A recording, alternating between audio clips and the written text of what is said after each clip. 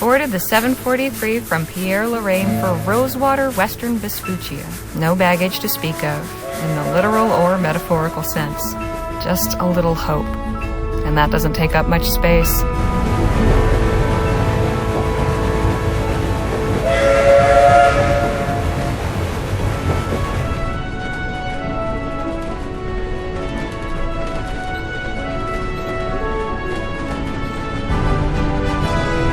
Much has been said about the Western frontier, the perilous wilderness, the lawless towns, and the tough, hardened folk who make their way out there, usually to get away from something worse. I suppose I'm about to become one of them myself.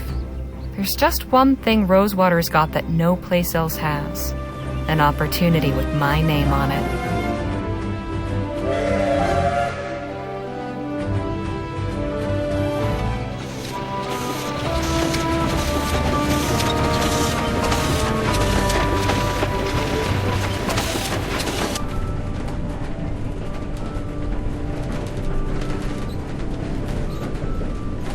The thoughts in my head are running together like the landscape outside the window. Excitement and trepidation and boredom mixing like the scrub and rocks and soil into one long blur.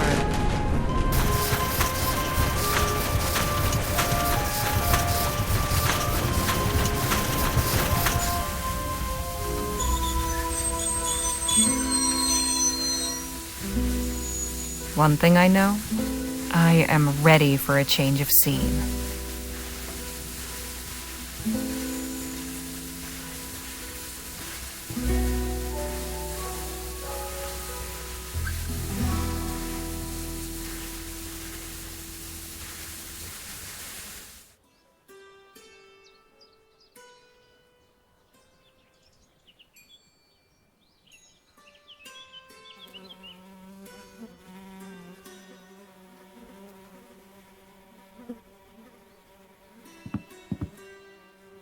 Huh.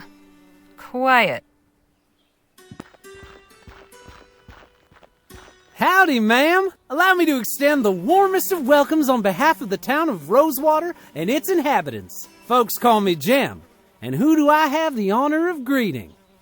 Harley Leger. Delighted to make your acquaintance. Might I assist you with your luggage? That is, if you've got any. I don't. Ah, right. Well, what brings you to our fair town, Mrs. Leger? Miss. And I'm here about a job. Planning on sticking around, huh? Say, what line of work are you in? If you must know, well, I write. There's an opening at the Rosewater Post. Well, best of luck with that. The editor at that place ain't somebody you want to cross. Then we ought to get along fine. I'm sure you will. But as official town greeter, allow me to offer a small caution. Rosewater ain't always such a sleepy little town. Hey! Say, I've just remembered another engagement. This how you welcome new arrivals? I have a mind to give you a thrashing. All right, enough of that. Look, I was no choir girl. But I had the good sense not to get caught. Word of advice, kid. Don't pick your mark in broad daylight, especially not at a lawman's doorstep. Go on, beat it, or I really will give you something to cry about. Now, where in the ether is that damn publisher's office?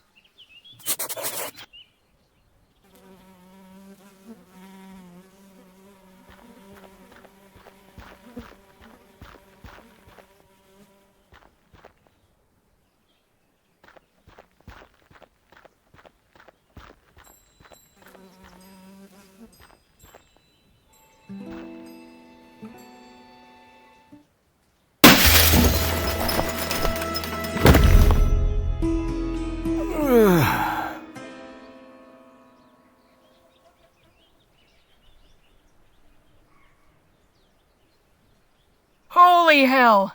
Are you all right, mister? Don't you move. I'll fetch the doctor to have a look at you.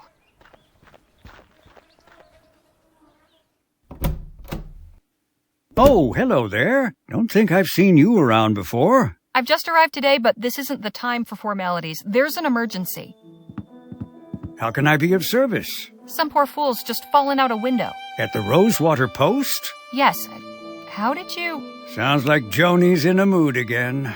Let's go. Here he is, poor bastard. Oh, dear. Hello? Can you hear me? I'm Dr. Sedgwick. I'm here to help you. Can you move your legs? Spine seems intact. No obvious fractures of the arms or legs. That, I would say, is nothing short of a miracle. Right. He's in a bad way, but he'll live. I'll get him back to my clinic and patch him up. You are truly a good Samaritan, Mrs. Leger. Miss. And it was nothing. If you'll excuse me, I have an appointment to keep. Of course. God bless.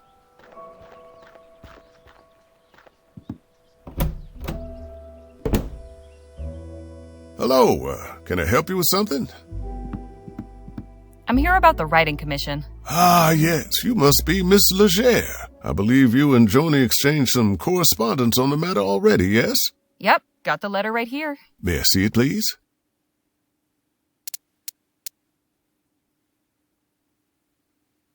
October 25th, 1850.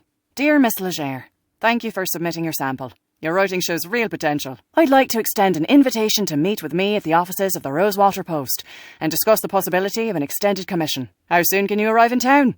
I await your reply and look forward to making your acquaintance. Yours, Joan Gallagher.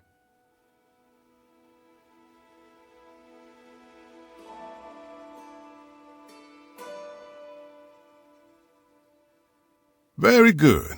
Oh, one more thing. Joni's not one for formalities. First names will do. Noted. Go up those stairs and knock. Thanks. What's your name? Henry Dixon, ma'am. Pleasure to make your acquaintance. Likewise.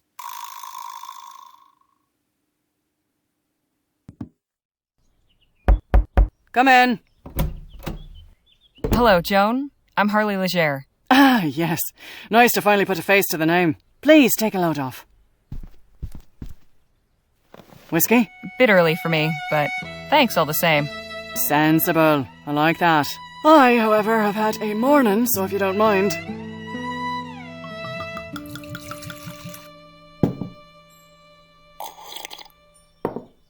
Say, have we met before? Something about you seems familiar. I don't believe so, no. Well, let's get down to the meat and potatoes, shall we? If you're going to join our little family here, I'd like to know more about you. Me? Well, I was born and raised in New Bretagne. Got out, made my way west, and started writing. I saw your ad while I was up in Pierre. Thought a change of scenery would do me good. Well, admittedly, Rosewater isn't as cosmopolitan as it used to be, but maybe you'll find it to your liking. There hasn't been a dull moment since I stepped off the train. Speaking of, your writing sample had me in stitches. I haven't spent much time in Lamplight City myself, but your descriptions of the toffs in Lyon, hilarious. That piece was inspired by my last visit a few years ago, actually. Oh? What brought that about? I had to go back and settle my late brother's affairs. Oh, I'm sorry. I hope it wasn't in connection with that awful business at the Lamplight City Expo. Oh, no, it was before that. The Expo disaster was a national tragedy, of course. But you know, I can't help remembering it as the week our paper sold more copies than it has before or since. Isn't that terrible? But enough about that. Let's get back to why we're here. I loved your sample, and I like you as well, Harley. So I'm going to go ahead and offer you a commission. I'll pay you 45 crowns for it. After that, we can talk about more regular opportunities. Hot damn. So, what's my assignment? A scathing commentary on Rosewater's decline? Or maybe a hard-hitting expose on the plight of the marginalized criminal youth? Oh, no. Nothing like that. I want you to interview Gentleman Jake Ackerman. Who? Pull the other one. You've been living under a rock. He's a true Western legend. The Achilles of our times. We've got a real opportunity here. A star like that landing in our little town. I'd like something in the vein of your sample. Acerbic and mordant. But maybe not quite so acerbic. So, a puff piece. Good, you're paying attention. I want you to make Rosewater look good too. Show me a real frontier hero in a real frontier town. Where can I find this Jake fellow? He's taken rooms at the Jack of Diamonds just down the road. And his show is opening today at the Opera House, so he should be around for an interview. I don't know how you're situated here, but you're welcome to use the typewriter in the office. I only write longhand, but I'd certainly be grateful for a quiet place to work. Longhand. How charming. Now, if you have any questions before you go, by all means, ask. So, who is the man that went out your window? Not another writer, I hope. Oh, God, no. You're the only applicant we've had. Don't worry about him. Just a rabble-rouser with an axe to grind. Thought he could burst in here railing about my journalistic integrity. Most folks stick to writing letters to the editor. I tried to calm him down, but... well, it didn't go that way. I see. The Rosewater Post reported on the Lamplight City Expo? It was only the biggest story that year. I still got copies of the article saved. Here, read it for yourself.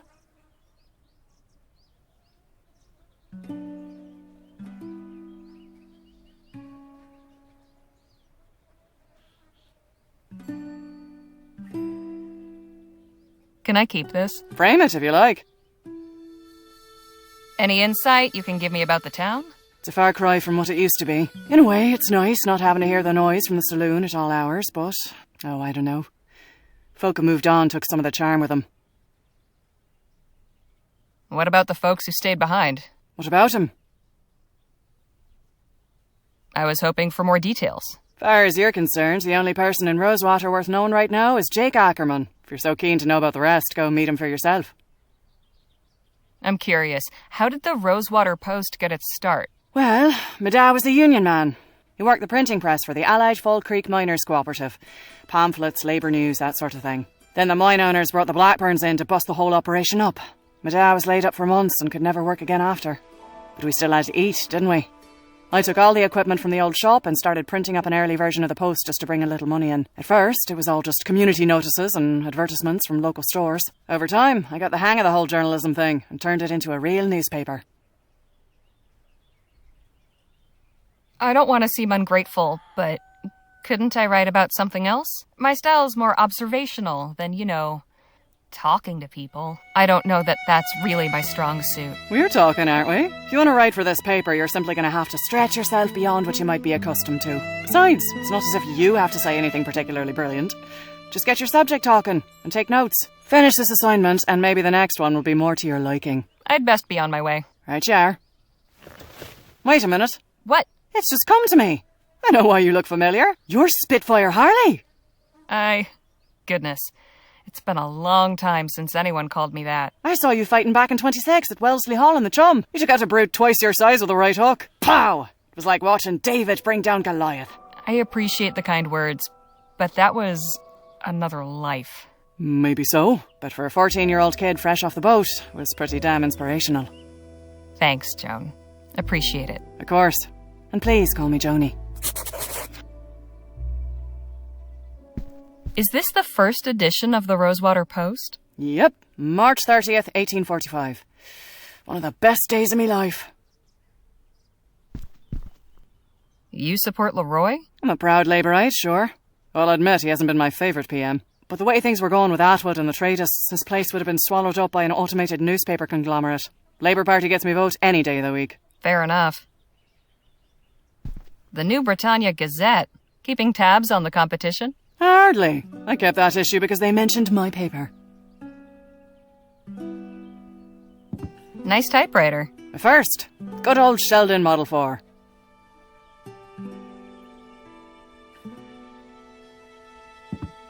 Fascinating device. Isn't it just? To think, I can send messages from here to Bright Bay with the press of a lever.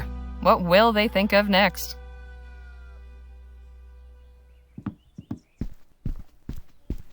I hope fixing that window won't be too expensive. I may just leave it for a while. I'm enjoying the breeze. See you later, Joni. Take care of yourself out there. Spitfire Harley, writing for my paper. Now don't that just beat all?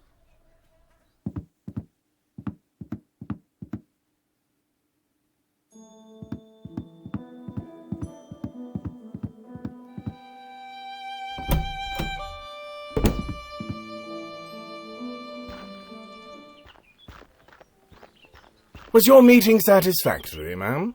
Quite so. Did you find any of those butterscotch sweets I asked for? Afraid not. Only taffy and some peppermints. Pity. This place seems to lack even the smallest of pleasures. Shall we?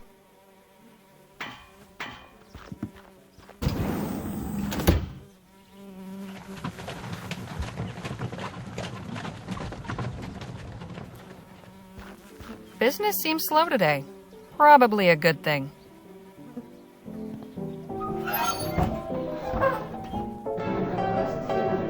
Excuse me, kid. I need to get upstairs. I'm really sorry, miss, but Mr. Ackerman's not taking any more meetings right now.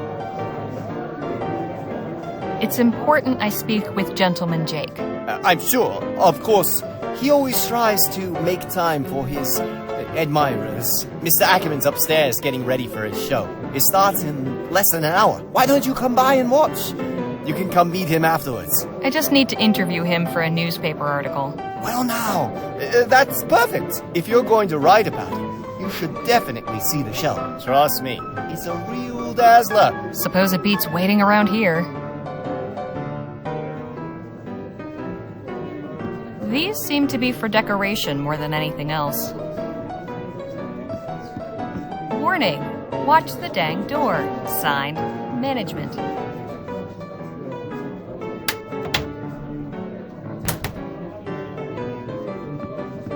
These seem to be for...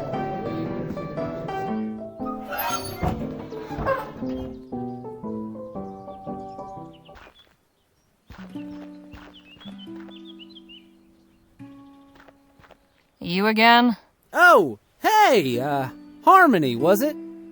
Harley. What in the ether are you doing here? Oh, you're not still sore about earlier. You bet your scrawny ass I am. Look, nothing personal. My brother and me are just doing our best to get by. Hang on.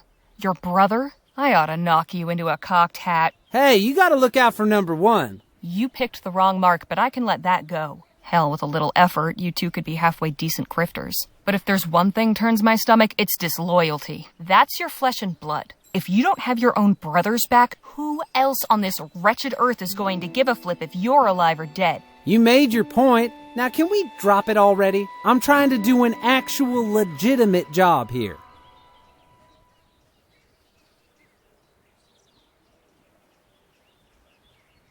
Legitimate job? So you're not selling snake oil or stock tips or fire insurance? Nah, nothing like that. I'm selling tickets to Gentleman Jake's legendary Wild West show. Only 20 coppers. I'll take one of those tickets. Swell! And when would you like to come see the show? Whenever it starts? Oh, you mean today? Ah, well, I'm afraid I gotta disappoint you there. Sold the last of today's tickets not 10 minutes before you walked up. Seriously? Seriously. This ain't exactly the Coliseum. It only fits so many, and folks around here are real excited to see Gentleman Jake in person. All right, look. I don't need to see some yahoo firing off his pea shooter. I just want to talk to this Jake fellow. And I'm sure Gentleman Jake would be happy to meet you if you had a ticket to get in. Course, I might be able to sneak you in quiet-like, but I'd be putting my job on the line, and I can't afford to lose it now. After all, I have my little brother to look after. Just tell me what you want. Only a small favor. Spit it out. Just help me retrieve something. A small item of great personal value.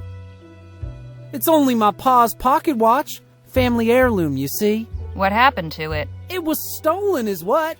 By that one-eyed scalawag Lola Johnson. Probably stashed it away in the old smithy. She's been squatting in there for weeks now.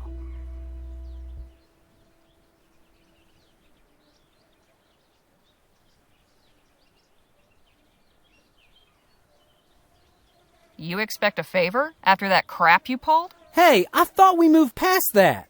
Think again. Let me in, or you're going to be sorry. Aw, come on. It's really not a big deal. It'll take you 2 seconds.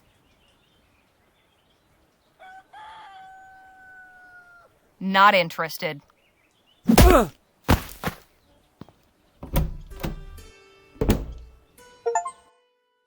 Ladies and gentlemen, boys and girls of all ages, are you ready for some thrills?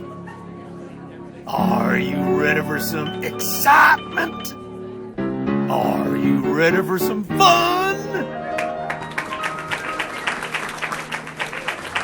Then without further ado, now present the star of our show, the last man standing at the Bleachbone Gulch Showdown. The only man to defeat bastard Billy Boakes in a duel. The man who discovered a gentleman, then gifted it to an orphanage. Gentleman Jake Ackerman!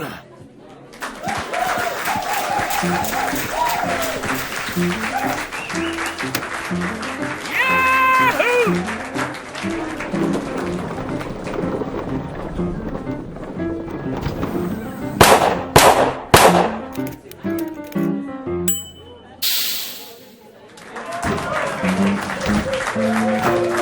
Thank you, Charlie, for that wonderful introduction. Hello, everybody. Welcome to Gentleman Jake's Wild West. We got a heck of a performance for you today, but first, allow me to introduce my brave and loyal assistant, Danny Luo.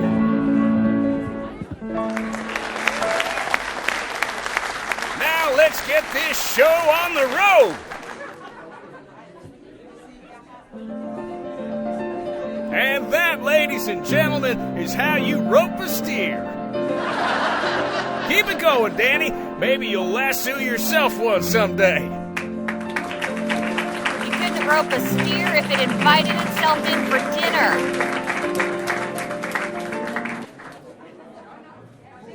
The sun beat down upon them as the duelists stood and stared. But Billy Boakes had never fought somebody so prepared. Jake drew his gun, and bang! The bastard crashed down with a thud. The legendary foe lay dead, defeated, in the mud. Yahoo! Get him!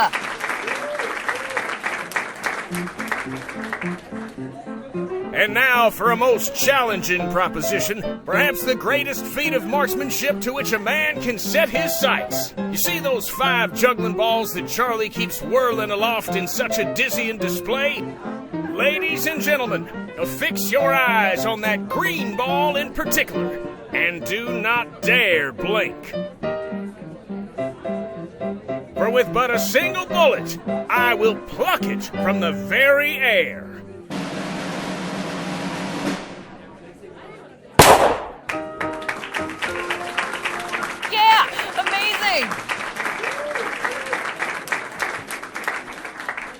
And that, ladies and gentlemen, is our show. Thank you all so much. You've been a truly magnanimous, magnificent, and majestic audience. And you can take home a piece of the legend. Come on down to the Jack of Diamonds to get an autograph or a souvenir ferrotype. We'll be there until last call. Stop by and shake hands with Gentleman Jake. Ladies and gentlemen, good night.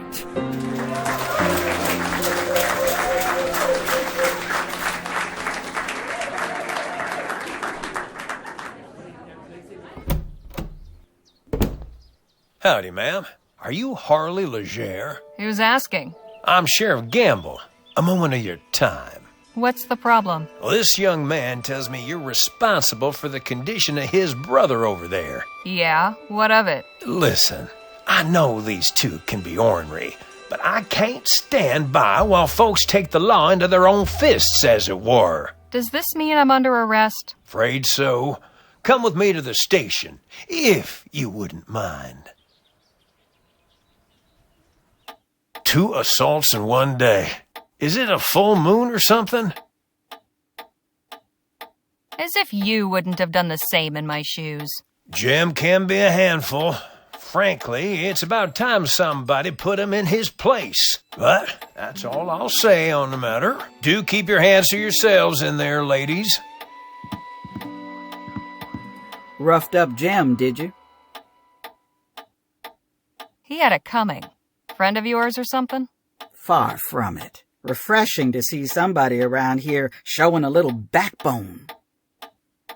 I'm Harley Leger. Lola Johnson. Well, how serendipitous. Jem wanted me to get his pocket watch back from you. His watch, huh? Yeah, I had a feeling he was trying to pull something. Seems like everybody in this damn town is. I'm making tracks soon as they let me out of here. Afternoon, Sheriff Gamble. Mr. Ackerman, to what do I owe the pleasure? I heard you got the lady who was raising Cain at my show. That's right. In the cell there. The one with both her eyes. Might I have a word with the prisoner? Go on, then. Miss Leger, I presume? Uh-huh. Way that kid told it, I was expecting you to be at least a foot taller. You're a lot shorter up close, too. Hey now, no need to be rude. I was merely hoping you'd indulge my curiosity. In all the time I've been performing, I've never seen somebody so hell-bent on a seat they knocked out the ticket taker. So, what compelled you to do it?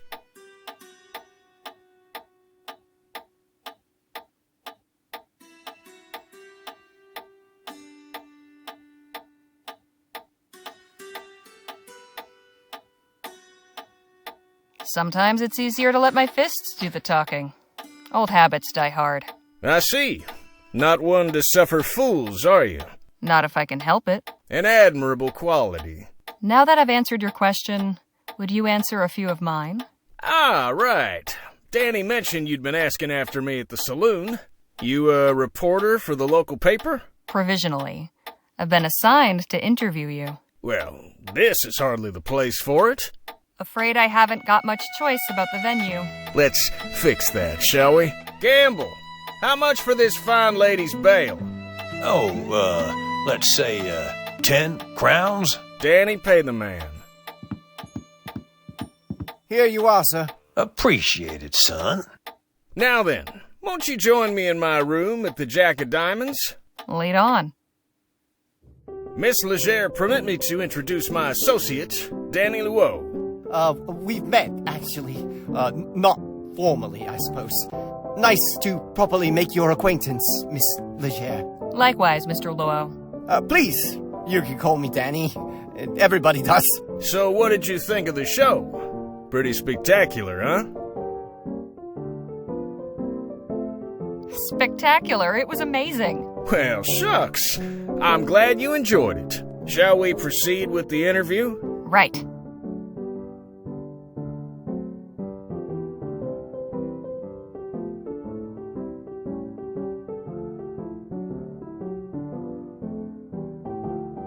So who is the real Gentleman Jake? Mercy me. That's a hell of a question. Now, I ain't much for philosophizing, Miss Leger, so I'll just say this. In my case, what you see is what you get. I see. Well, okay then. How did you come to pick Rosewater as your latest venue? Simple. Plenty of folk in this town are looking for a good show. I ain't so hoity-toity as to think El Presidio or Los Virgenes are the only places worth visiting. After spending all day bent double over a pan in a creek or working his keister off down in a mine, a man is entitled to some amusement, wouldn't you say?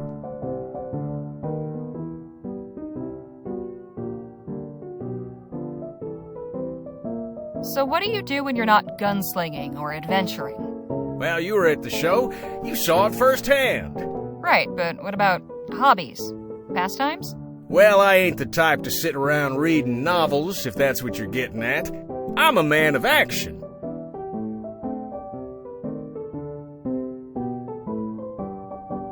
Danny, you're Gentleman Jake's closest associate. I'd like to hear your perspective. Me? But I thought this interview was with Mr. Ackerman. Oh, go on, Danny boy. Tell the lady what you think of old Jake. Well, Mr. Ackerman's been very kind to take me under his wing. He's taught me loads about showmanship and being brave. Really, I couldn't ask for a better mentor. Aw, hell. You're gonna make me blush. Hey, Jake, don't you have an appointment with Miss Sally this evening? Damn, you're right. Sorry to cut things short, Miss Leger. I've got another engagement I need to prepare for. I should have plenty for my article. I appreciate your time. Well, I look forward to reading your story in the next edition. Danny, see the lady out, would you? Thanks again for bailing me out, Danny. Guess I'll see you around. Not to worry, gents. Jake's all yours. Hey, you were in the show. Nice juggling. Thank you, ma'am. Jake! Get your ass out here right now, you four-flusher. Now, what's all the ruckus? Don't play the fool with me, Ackerman. You know damn well why I'm here. You might think you can give me the runaround, but I wonder if my friends here won't convince you to pay up. Charlie. Didn't anybody ever tell you only cowards get others to solve their problems for them? You slum-guzzling bastard. I'm gonna fix that wobbling jaw of yours. Come on up here, then. Are you sure you won't reconsider, Charlie? Shut the hell up and get out of my way. McGuire, take care of the kid.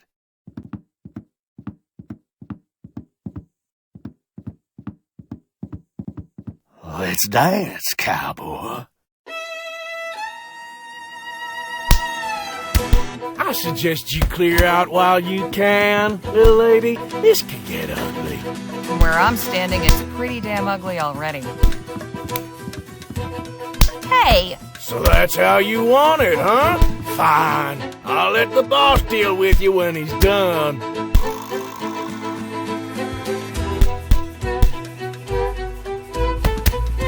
Hey! Don't start any trouble, lady.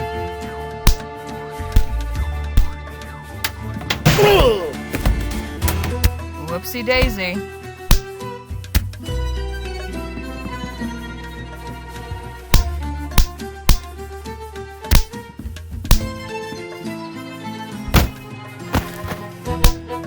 Hey, nice one. Not the most honorable way of winning a fight, but these boys were hardly playing fair. Hey, Charlie. Looks like your guys weren't as tough as you hoped.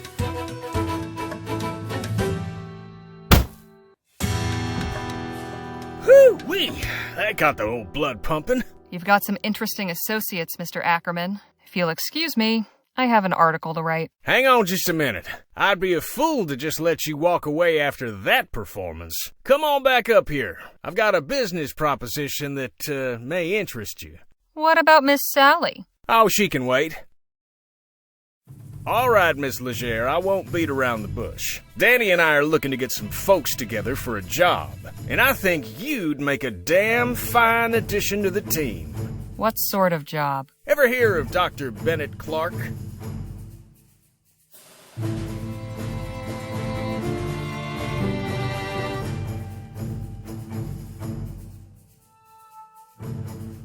Of course.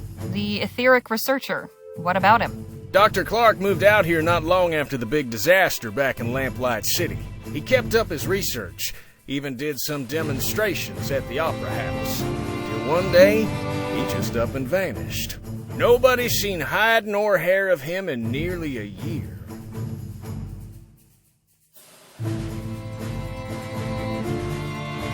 And you want to go looking for him? Oh, I want to go looking, all right. The thing is, we're going in search of Dr. Clark's fortune. Come again? The feller was loaded. Somehow he managed to talk a bunch of big money investors from back east into financing his research. All those gizmos and doodads don't come cheap, you know? We find his stash, we'll all be rolling in it for years to come. Stash? What stash? Surely it's all just numbers on a ledger somewhere. Nope. I'm telling you, he kept his assets in cold, hard cash. So you're looking to rob a man blind just because nobody knows where he is? Now, nothing so uncouth as that. Picture this. A swashbuckling pirate captain, his vessel freighted with treasure. The vast fleets of law and order circling him, closing in. He digs a hole in the sands of some sun-kissed tropical beach to conceal his ill-gotten loot and makes himself scarce. Circumstance conspires to deprive him of the opportunity to return. Now, he's the brave treasure hunter who seeks and unearths the bounty guilty of robbery? Or is he just returning to the world what would otherwise lie forgotten and worthless? See, we're not after Clark's personal wealth. The money in question was meant to bankroll his etheric research. Since that's been outlawed, he can't touch it. And it's a drop in the ocean for the investors. They'll never miss it. How many folks are you planning on bringing into this? That depends on what we find. But I promise you, we'll all get a fair split. Enough to make it all worthwhile. What's your plan? Clark had a lab nearby, a couple miles outside of town. Last place anybody saw him. We poke around there, retrace his steps, and it should lead us straight to the loot. Uh-huh. Now, call me crazy, but I get the impression you're not entirely convinced. Why on earth would you think that? Couple of folks I don't know from Adam asked me to help them hunt for some money that probably doesn't even exist. How could I not be convinced? I admit we're asking you to put a lot of faith in us. Hell, I'd probably be just as incredulous were I in your position. Mr. Ackerman's a good man, Miss Leger. He's never led me astray in all the time I've known him. I appreciate it, Danny, but I think Miss Leger's gonna need a little more than just your word. Look, I've known quite a few moneyed folk in my time. They all got one thing in common. You know what that is? They like buying things and showing off? Quite the contrary. If you don't hold on to your money, you can't stay rich. So what do they have in common? They're good at keeping their money safe. Clark's cash is out there. I just know it.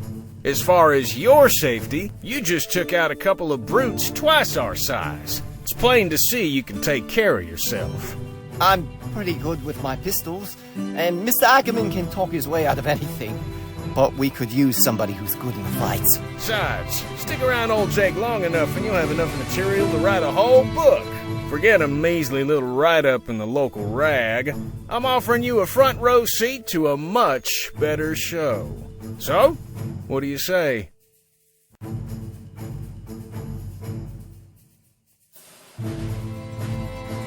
All right, Mr. Ackerman.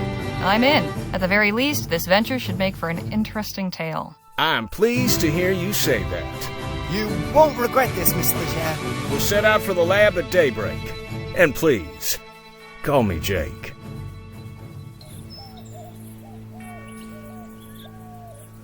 Dr. Clark's laboratory is a short hike from Rosewater. After getting run out of Lamplight City, this is where he went to ground. A secluded desert facility where he could get up to who knows what. Jake, Danny, and I head there at first light to see what secrets he left behind.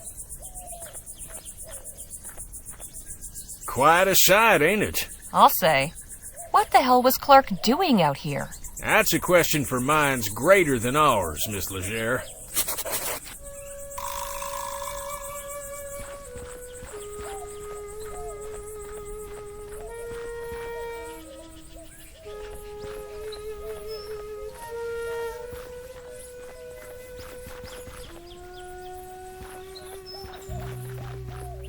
Guess it shouldn't come as a surprise that the front door is not wide open for us. That's a serious-looking lock. So, how are we supposed to get in? Some dynamite, maybe? Now that's not a bad idea. My old pal Captain Stokes is stationed nearby at Fort Beaumont. He owes me a favor, or two. Maybe he could give us some high-powered equipment to get inside. You read my mind, Danny boy. Wouldn't do any harm to take a look around out here first, though.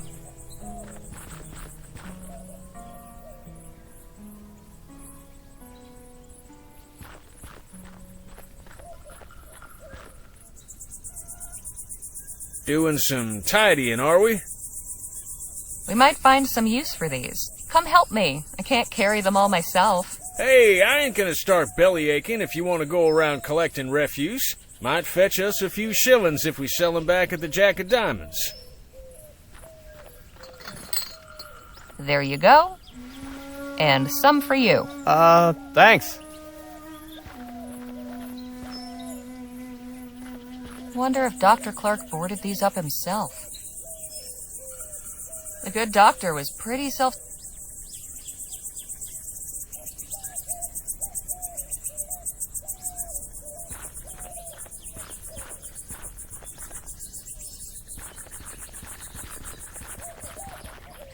What are you doing? This is no place for sightseers. And just who in the ether are you? Such disrespect. You toy with forces you do not understand. The lady asked you a question, sir. Heed my warning. Stay away from this place. Its mysteries are not for you. Hey, wait! You forgot your... hat? What was that all about? Good question.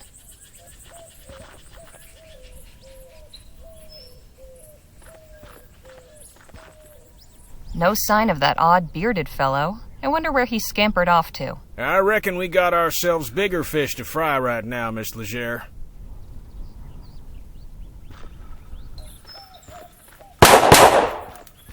Hey, look, a show! What a racket. She's pretty good, though. Anda!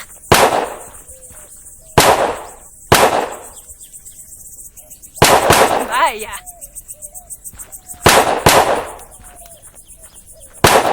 Hey, anybody in there? What is it? We'd like to come in, please. More unannounced visitors? Must be my lucky day. What country exiled you? None. We just want to speak with Captain Stokes. I'm afraid he's indisposed. Why don't you tell Stokes that Jake Ackerman needs a word? Gentleman Jake? At your service. We're not in the market for entertainment. It's like I said. Oh, dad blasted. Would you knock it off with the shooting already? I can't hear myself think! You call yourself a soldier when the sound of gunfire sets you quivering like a coward? Pathetic. Look, I can't help you. I'm sorry. I wouldn't be asking to see Captain Stokes if it wasn't important. I opened the gate for the last person who said that to me today. And what did I get as a reward? His 2 cronies raising hell for the past hour. No, ma'am, not again. Would you happen to know anything about the lab just over that way? No, and quite frankly, I don't care to. What do you all get up to in this place? I'm really not at liberty to say, ma'am. Carry on, soldier. Right. Caramba! Excuse me? I said, excuse me. Hey! Caramba, you made me miss. What do you want? Who are you, and what are you doing out here? I am Marisol de la Vega, Lieutenant General of the Constitutional Army of New Spain. My compadre is Corporal Eugenio Garcia. Pleasure.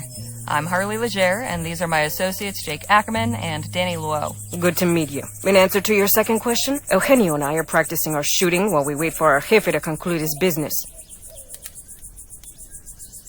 Do you know anything about the laboratory just over yonder? That abandoned wreck is a laboratory? It was at some point. Clearly you know more about it than I do. Who did you say you were waiting for? Our leader, General Filomeno Marquez. Surely you've heard of him.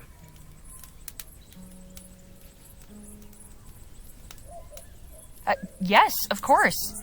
Who hasn't heard of the great General Marquez? Me, for one. Your companion would do well to educate himself. Perhaps General Marquez will see fit to honor you with his presence when he emerges from the belly of the beast. Say, do you think you could practice your shooting somewhere else? Why? The fort guard isn't happy about the noise. Well, then maybe he should choose another profession. What do you say I make it worth your while to go practice shooting somewhere else? You take me for some common bandit? Mira que cabrona. Keep your coins. And don't insult me again. You're pretty good, but I bet I can beat you at shooting. I am the best shot in New Spain. Care to prove it? Gladly. But a large stationary target such as this is not suitable for a contest. If you wish to challenge me, find some moving targets. Can we use these bottles as targets? Indeed, we can. Very well. Prepare to be humiliated. Say, Jake, could you give us a hand? My pleasure.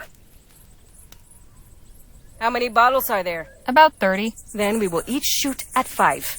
Whoever breaks the most wins. Sounds fair. I am feeling generous this morning. Would you like the opportunity to practice first?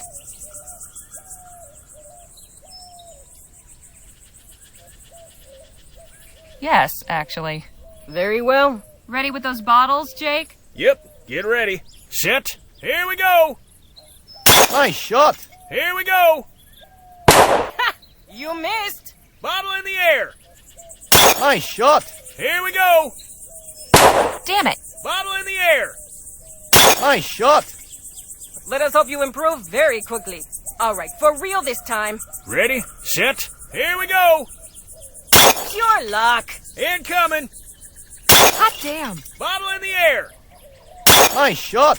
Bottle in the air. I'll get the next one. Incoming. I'll get the next one. My turn. Incoming. Dale. Here we go. Anda. Here we go. Take that. Incoming. Take that. Incoming. Híjole. I win. Better luck next time, sweetheart.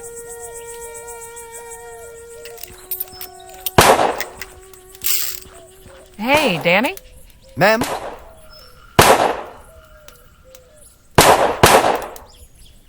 We should get a move on.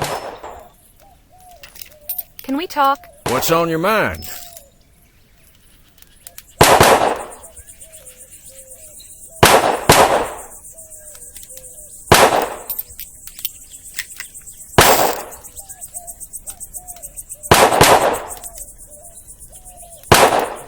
How about an encore of your juggling ball trick? Beat that lady at shooting, and we can get her to practice elsewhere. I see. Not a bad plan, but I make it a point never to perform without a crowd. Ask Danny. He's a good shot, but a little practice couldn't hurt him. You're good with your gun. What's the best way to hit a moving target? Oh, well, I find concentration is key. Just visualize hitting the target and you won't go wrong. How are we supposed to get into the fort? Good question.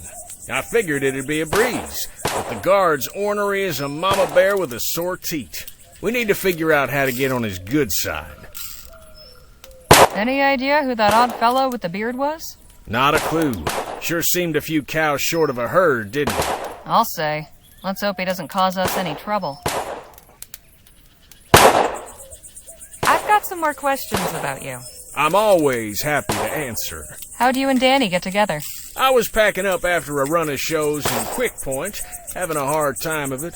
You see, my assistant had up and left a few days prior, so I was flying solo. Your assistant left? Why? The showman's life ain't for everybody. I don't fault him for it. Anyhow, Danny comes up and offers to help with the crates. You should have seen him. Eyes wide, hands shaking, downright charming. So, Danny gives me a hand and we get to talking. Turns out he's got experience roping and shooting. He even gave me a demonstration. I offered him the job as my assistant on the spot. The rest, as they say, is history. Just how did you come to learn about Clark's money? Not long ago, I got to talking with a feller at the saloon. The whiskey had loosened his lips and he blabbed all about the success of his Orem claim. But then he told me about how he'd invested most of that Orem in Clark's research and how he wasn't the only one. And you're certain these investors won't be wanting their money back? Can't speak for the rest, but this feller won't. See, his aforementioned loose lips got him into trouble with some other folk. Poor bastard was shot dead in the street. I see. Would you care to recount some of your previous adventures? I'd love to, but I'm afraid now just ain't the time. Soon as we have a respite, I'll be glad to regale you. I'm impressed, Miss Leger. Never thought I'd live to see the day Jake refused to tell his story. Enough jabber. Let's push on. Híjole! Hey, Danny? Ma'am?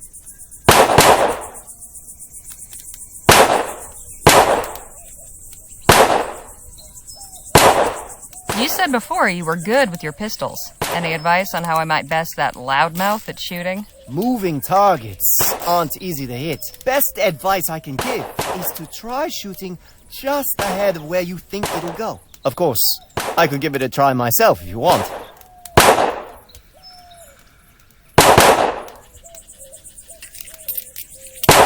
Okay, Danny.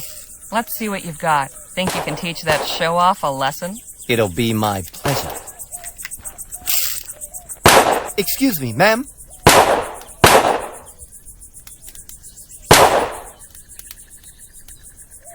What do you want, boy? I think I'd like to beat you at that bottle shooting. Oh, this is gonna be good. All right, kid, let's see what you got. Why don't you go first? Show me how it's done. My pleasure. Ready, set, incoming! Híjole! Bottle in the air! Take that! Bottle in the air! Dale! Incoming! Caramba! Bottle in the air! Take that! Let's see you beat that! Ready, Danny boy? Yep. Don't worry about the warnings. Just throw.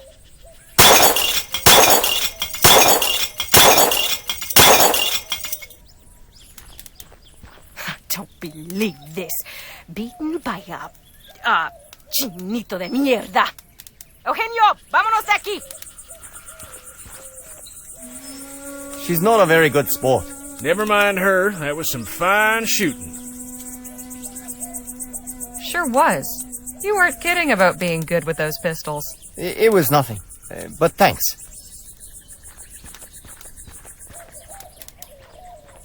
Hey, guard! What is it? Sure is a nice, peaceful morning, isn't it? What happened to those cacophonous varmints? They took their business elsewhere. Now, would you be so kind as to let us in? So long as you promise to keep it down. Deal.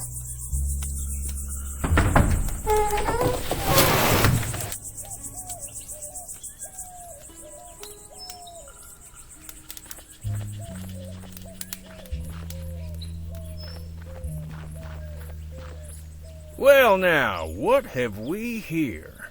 I appreciate your hospitality, Captain, but I must admit I am perplexed by the change in your position. It's not my position, General Marquez. It's the position of the government of the Commonwealth of Vespuccia. I have some discretion in the execution of my orders, but I'm sure you can appreciate that there's a chain of command. I am, of course, most grateful for the aid you have rendered in the past. I am sure that your recommendations carry weight with your superiors. If you would be willing to lend your influence in support of our cause. Perhaps we can speak of this at another time, Mr. Marquez. As I said, I have other concerns to deal with.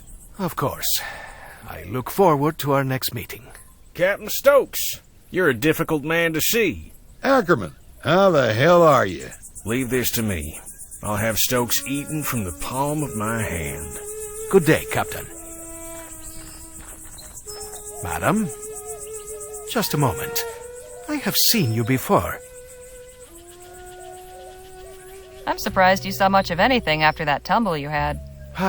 Of course. The newspaper office. I owe you my thanks. Happy to help. What's your name, anyway? Harley Leger. This is Danny Luo, and over there is Jake Ackerman. Sir? I am General Filomeno Marquez. Though Filomeno seems to be difficult for you Vespuccians, so you may call me Phil. Phil it is. Good to meet you. And you? What brings you to the fort? We're looking for help getting into the abandoned lab back there. And why might that old ruin interest you, eh? We were thinking it might make a nice hotel. Just need to spruce it up a bit. Then we can charge folks for rustic desert stays. A Vespuccian with a sense of humor. I suppose stranger things have happened. In any case, there may be something in there to interest me as well. In fact, I could get the laboratory open so we could both go in, if Stokes were not so stingy with his munitions. How do you mean? My specialty is demolitions and explosives. I just do not have any on hand right now. I thought perhaps the captain might once again be willing to assist a fellow warrior in a righteous cause, but... It's like I told Mr. Marquez, my hands are tied. Much as I'd like to help, I've got enough to worry about with my men missing. In fact, I was just heading out to search, so if you'll excuse me. Hold your horses, Captain. How about we come with? I'm sure you could use the extra eyes. It's mighty kind of you, Ackerman. Can't promise it'll be safe, though. We'll be going near native territory. Come on, Stokes. You forget who you're talking to? I laugh in the face of danger. We'll ride with you. Your friend is quite the braggadocio, no? That's Jake for you, as colorful as they come. You're all in, then? Apparently so. I will accompany you as well. Sorry, who are you? Y'all can get acquainted on the trail. Let's get going. Sun's almost up. Appreciate y'all coming out with me. Strength in numbers and all that. Our pleasure, Captain. Exactly who is it you're looking for? My first lieutenant, John Mulberry. So when did your man go missing? He left leading the patrol last evening and they never returned. I just hope the natives didn't get him. Things have been a bit tense of late. What makes you believe the natives are behind Mulberry's disappearance? Our patrol perimeter goes close to their village. Wouldn't be the first time we've come to blows over boundaries. They fall back once they see our superior firepower. Thankfully, they haven't got guns, but they've been getting mighty bold lately. So you're saying they've gotten aggressive when you've gone near their land? Sounds to me like they're just defending themselves. Mr. Leger, with all due respect, you've no idea what you're talking about. We've already given these folks an inch, but they have taken a mile. The government's tried appeasing them with treaties and such, but those ain't worth the paper they're written on. They'd sooner reason with a coyote. Well, I think...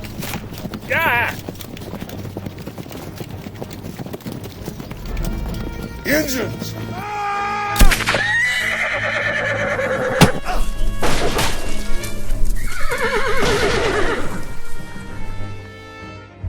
So far, we have been stymied in our efforts to search Clark's laboratory. Captain Stokes let out a search patrol, and he let all us supplicants tag along. But it wasn't enough to deter the native war party that ambushed us. Stokes slipped the trap laid for him, leaving us four to stand in his stead. Now we await intelligence of our captors and some sign of our fate. Well, isn't this a fine turn of events?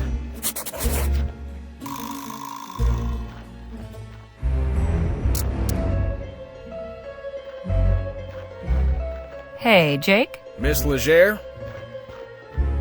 How are you doing, Jake? Been better, but you're a peach for asking. I'm just trying to come up with a way to get us out of here.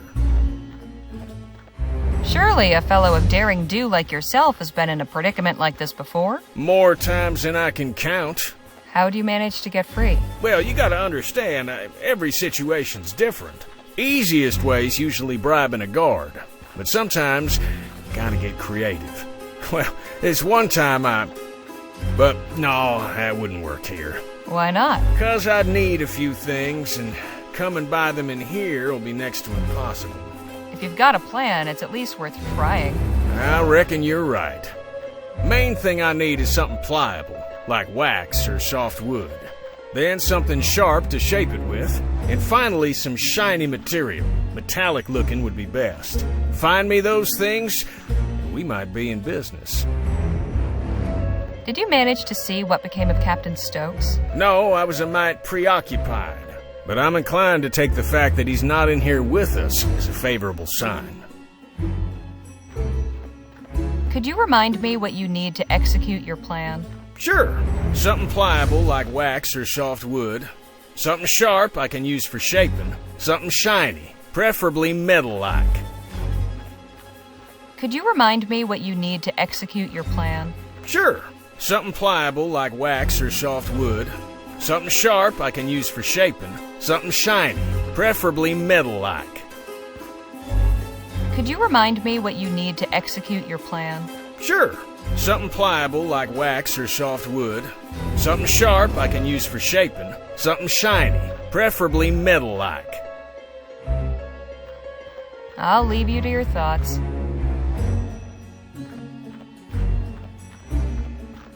Completely empty.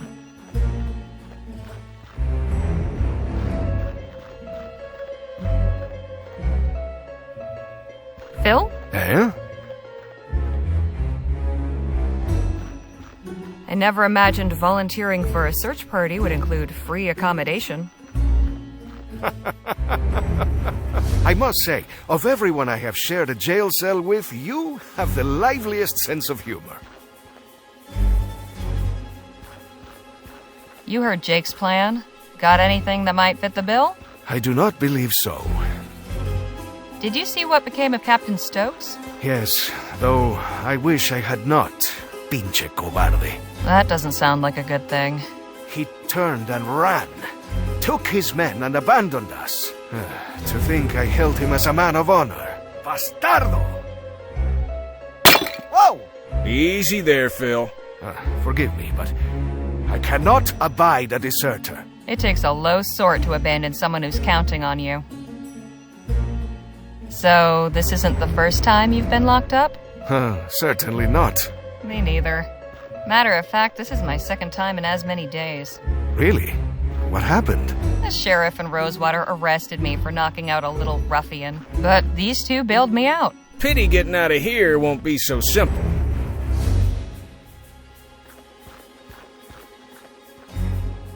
Got any suggestions for how we might get out of here? Not just yet.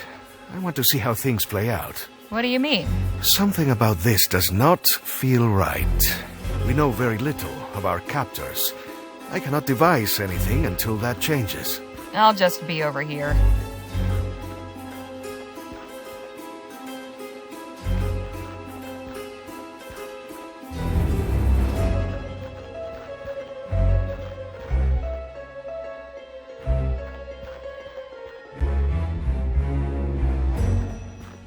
This isn't really my style.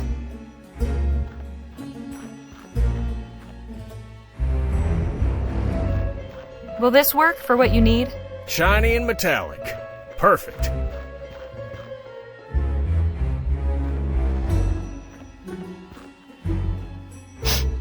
Smells like lye. Is this pliable enough for you? This'll do nicely.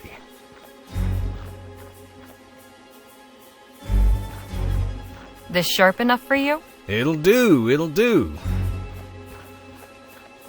Well, I'll be a monkey's uncle. You got everything. Sure did. Now, will you tell me about this plan of yours? I'm bluffing our way out of here. Give me a few minutes and you'll see what I mean.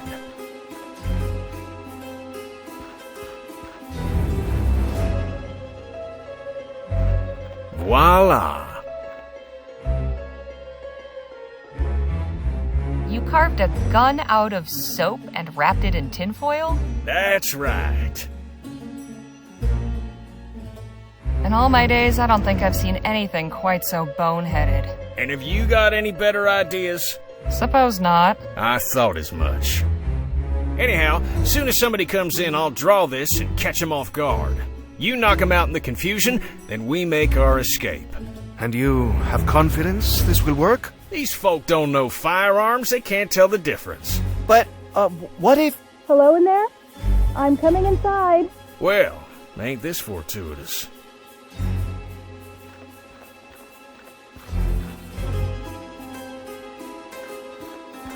Greetings. I'm Nadine. I've come to... Hands up! Is that a fake gun? Yes? Don't mind my friend here. Nadine, was it? Yes, Nadine Redbird. Harley Leger. So just what is it you want from us? The chief sent me to make sure none of you were hurt. She also wants to speak with whoever's in charge of your group. That would be me. All due respect, sir, but after that little trick you just pulled, you're out of the running. I'll go then. All right, come with me.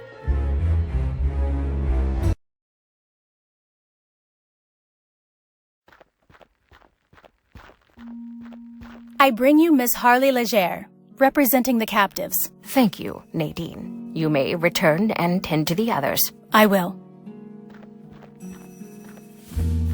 Enter and be welcome. You may call me Chief Lutzi. I am responsible for the people of this village. Pleasure's all mine. You have violated the borders of the Autumn Nation, duly established by recognized treaty with your government. Miss Leger, why are you here? Captain Stokes is missing some troops, and we were helping in the search. You serve Stokes. Curious. You do not dress like a soldier. We have nothing to do with the fort. Who are you, then? I'm a journalist for the Rosewater Post. My companions and I are researching Dr. Bennett Clark. We only came to Stokes to ask for help getting inside the abandoned laboratory on the other side of the valley. Thought maybe you could spare some dynamite or something. But first we had to ride with him to find First Lieutenant Mulberry and his missing men. I see. What did he tell you of us? Let's just say he didn't paint a very pretty picture. Unsurprising. Do you share his opinion? Well, you haven't killed me yet, so I'd like to take that as a good sign. The Autumn mean you no harm, Miss Leger. However, for months, the fort soldiers have routinely violated our borders and harassed our people. Just last night, a band of them came, led by this man, Mulberry. They attacked us in our fields and set fire to our crops. So what happened to the soldiers? One fled, another was killed. As for Mulberry, we captured him. He is under guard in one of our empty storehouses. Stokes has turned our village into a prison, and now he is recruiting civilians to come after us. I fear this will not end until everything we have has been turned to ash. But I cannot allow that. Something must be done. We need to show Stokes that it's in his best interest to leave you in peace. I agree, and I believe I know a way to do that, which will benefit us both. I'm listening. Our scouts have observed an army wagon making regular deliveries to the fort from Rosewater. It comes in the night, when few others are willing to travel, and always it arrives a day or two after the train stops in town.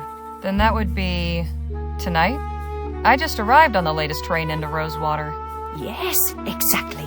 I cannot know for sure, but I believe this wagon carries supplies, along with weapons and munitions. The soldiers use these to strengthen themselves, then come and deprive us of what little we have. If you and your people were to obtain them, it would be to our mutual benefit.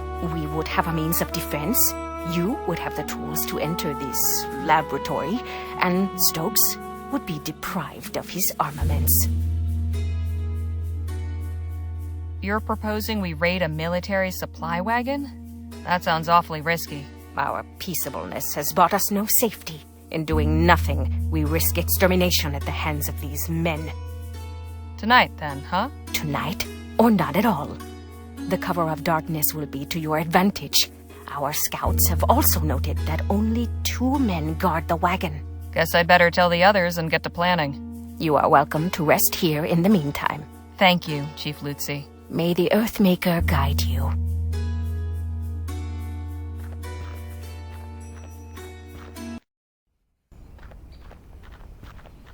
Everyone in good shape? Mr. Lua has some minor bruising, but your friends are otherwise healthy. Good to know. Hey, fellas, come on out here. We got some business to discuss. I take it your meeting with the chief went well? It did. These are good people who can help us if we help them. Helped them? With what? With Stokes and the fort. Turns out the reason Mulberry didn't come back is that he was taken prisoner while conducting an unprovoked raid on this village. A raid Stokes himself ordered. What? Army soldiers have been crossing into Autumn territory and attacking them without justification. It's true. I have treated many of the wounded myself. Hijo de la... We cannot let this injustice stand. That is troubling. But what can we do about it? Chief Lutzi suggested we hit him where it hurts, the fort's supply chain. So we'll be carrying out our own raid on a delivery wagon. And to think just yesterday you were having reservations about robbing folk. Reckon it's true what they say about the frontier changing people. It may be stealing, but we're doing it to help the Otham. I can live with that. Sometimes one must perform distasteful acts in service of a righteous cause. Now listen up, because we've got some preparations to make.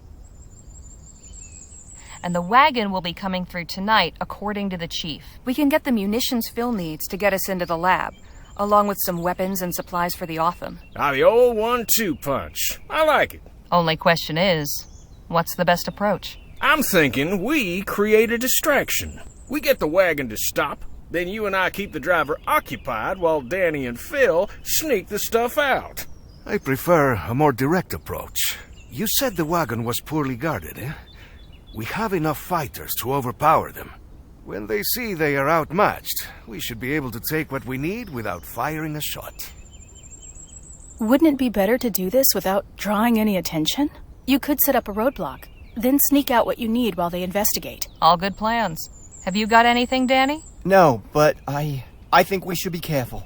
Something like this could so easily go wrong. So, what's it going to be? I think Phil's got the right idea. Excellent.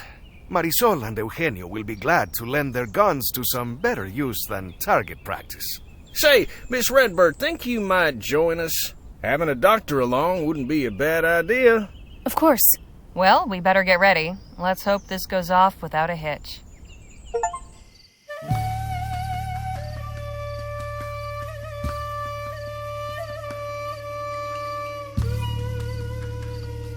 Oh! Hold still. It's just a graze. You're going to be fine. Cállate, Eugenio. No es para tanto. Poor kid. Alas, in battle, such things cannot always be avoided. At least we prevailed. I suggest we get what we came for. Let us see what we can find.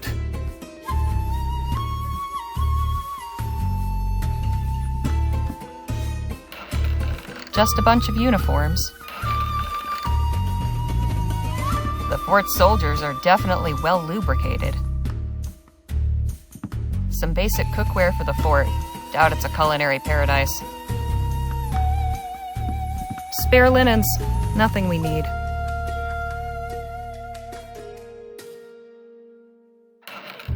Jackpot. Here's some dynamite. And a good cache of firearms. These should serve the Otham well. There's also a letter.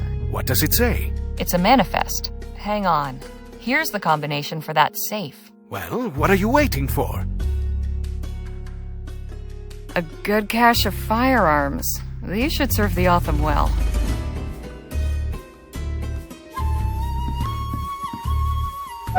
I'll be damned. What is it? Bars of Aurum. Lots of them. Excelente! Let's take them. They're marked. No good to us. What do you mean? If we tried exchanging them for money, the royals would know it was us who attacked this wagon. Caramba. It's always something, isn't it? There's some loose cash in here, though. I suppose that will have to do. Hey, did you see these crates over here? What about them? They're all marked Rosewater. Why would supplies for the town be sent to the fort? Excellent question. We have wasted enough time. Let us make our exit.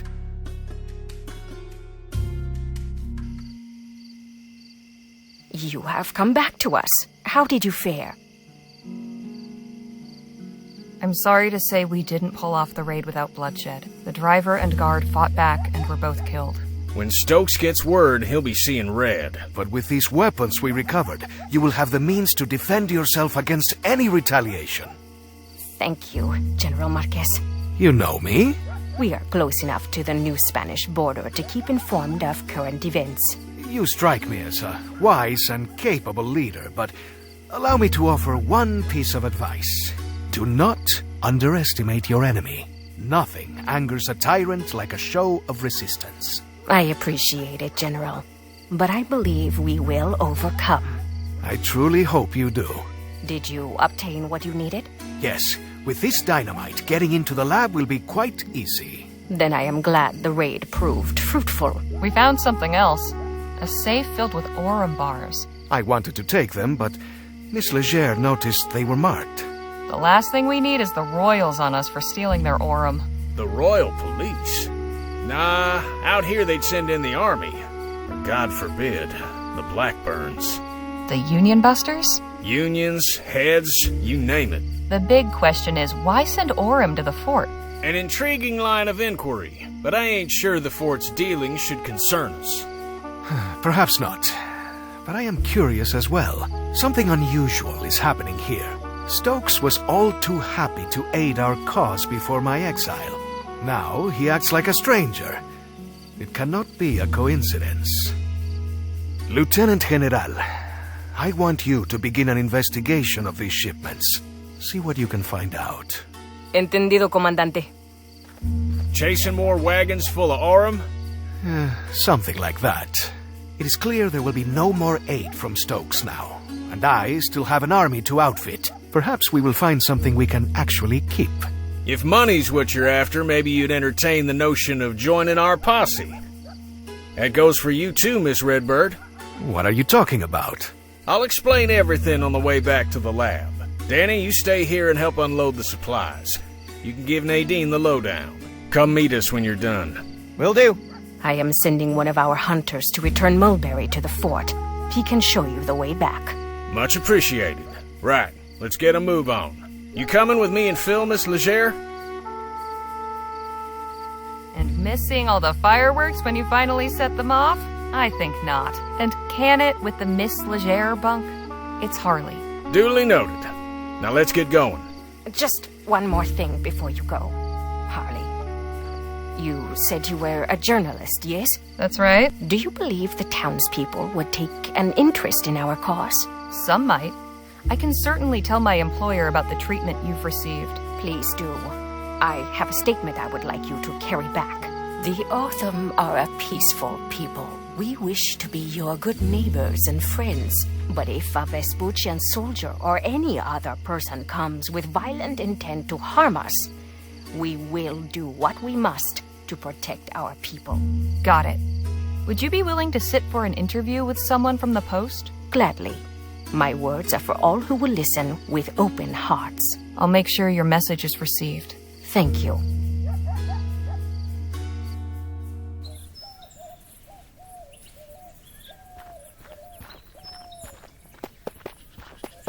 Thanks for showing us back, partner. We can take it from here. Well, would you look at that? Didn't think I'd be seeing old Jesse again. I'm keeping this arrowhead as a good luck charm. And who knows, maybe some collector out there would be interested in acquiring the arrowhead that nearly wiped out Gentleman Jake. Híjole, is he always like this?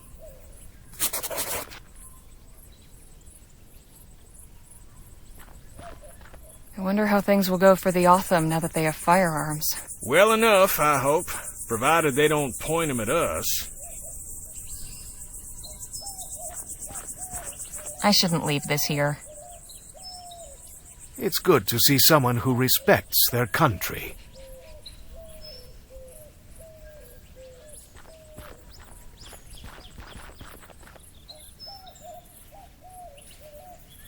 You're quite certain you know what you're doing? Just leave everything to me, and stand far, far back.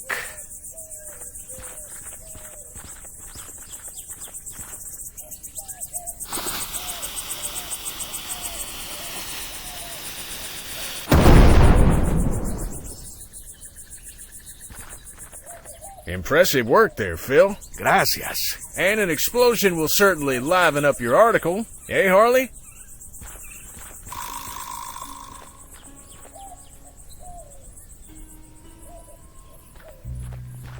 Looks like Clark missed his last mail delivery.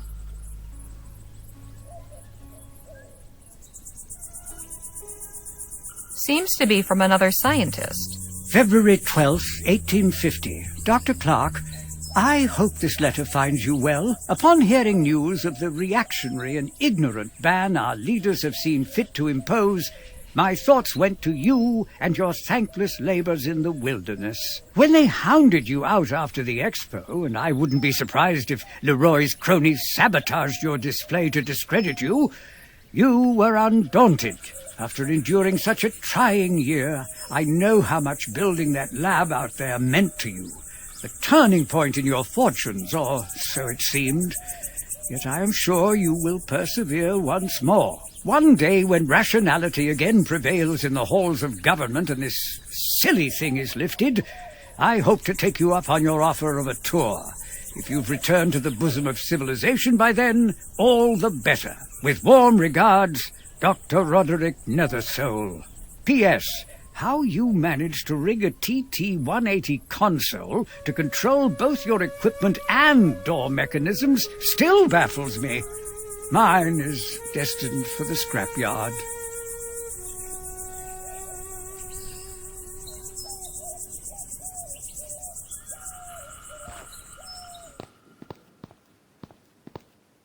Well, slap my behind and call me Betsy. Not sure what I was expecting to find, but it wasn't this. It has been completely ransacked. Still, there's got to be some indication of where Clark took his money. Let's take a look around. But watch yourselves. No telling what any of these doohickeys might be capable of. Can we talk? What's on your mind?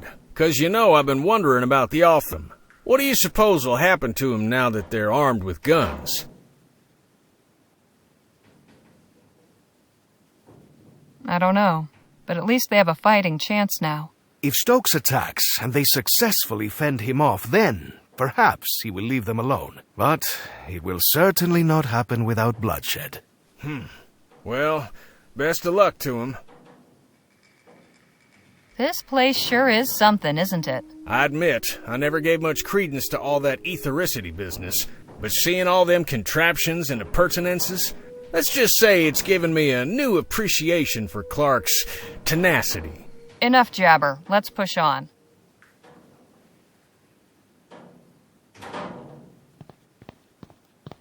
What in the ether is this thing? I wouldn't get too close. Is this some kind of combination or code? It won't turn any further that way. One of the dials is missing. Just my luck.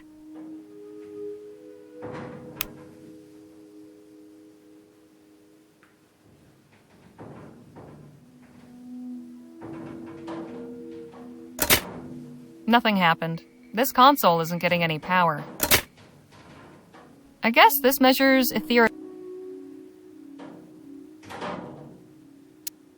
TT-180. Must be this contraption's model number. How are you holding up, Jay? Oh, just fine. How are you holding... Oh, Hey, Phil? What about?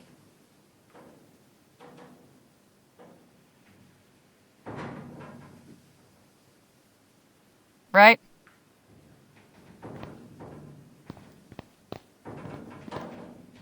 This Clark fellow was into some strange things, wasn't he? I'm starting to understand why he chose to do his work out in the middle of nowhere.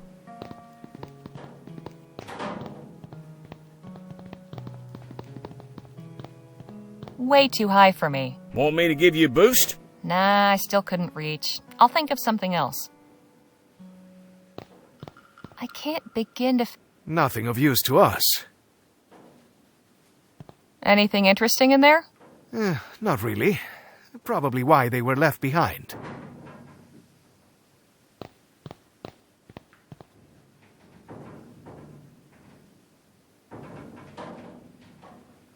I can't remove it with my hands.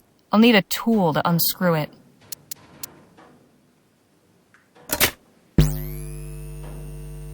No good. There's some power getting through, but it needs more.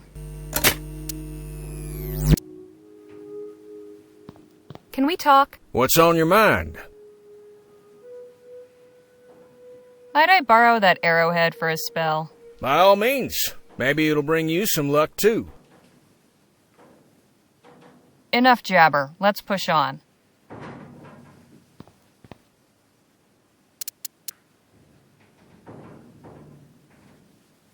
Let's see if this works.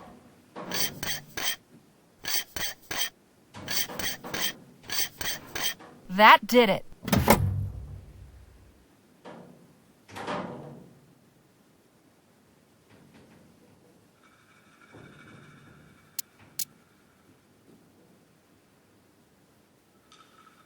I hope this isn't considered treason.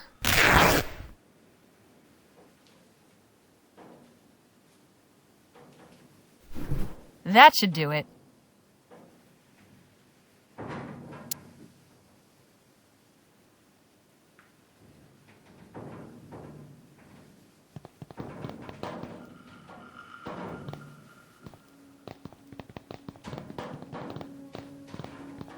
A wooden mannequin in a cage? I have so many questions. You sure you want them answered? I can't see through. The window is too grimy.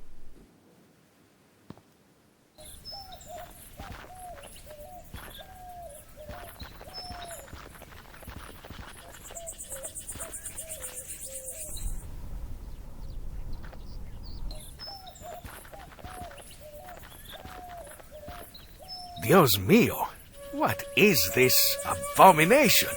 Howdy, folks. Interested in learning about Coltit's miracle elixir? Of course we are, little lady. Then step on over here.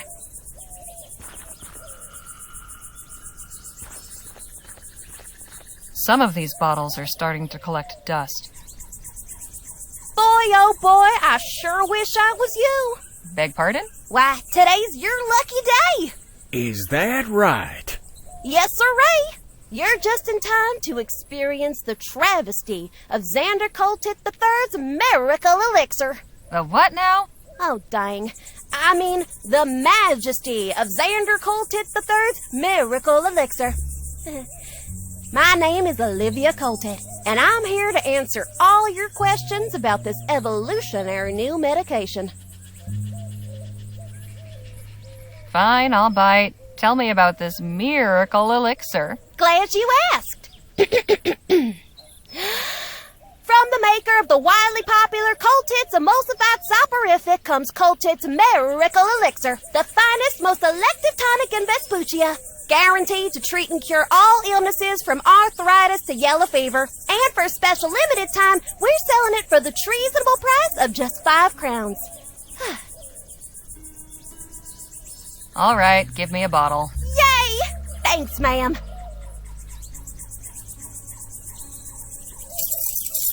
How about your friends? Want 2 more for them? We'll share. Oh, okay. If you change your mind, you know where to find me. And if we're gone by then, well, best of luck to you. I think I've heard enough for now. We'll just be going. It was a real pressure.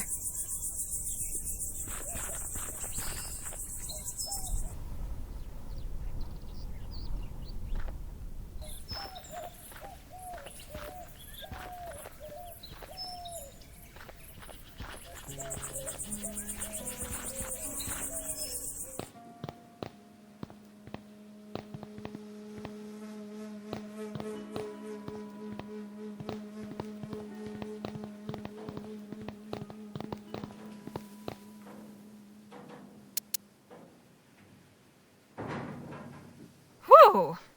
That'll put hairs on your chest. Let's put some of this elixir to good use.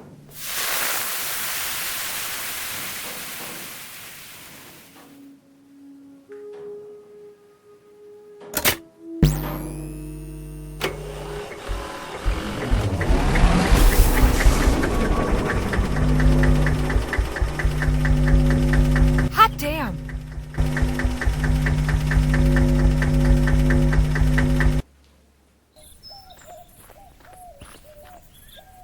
Looks like Phil managed to get the door open. I wonder if they found anything inside.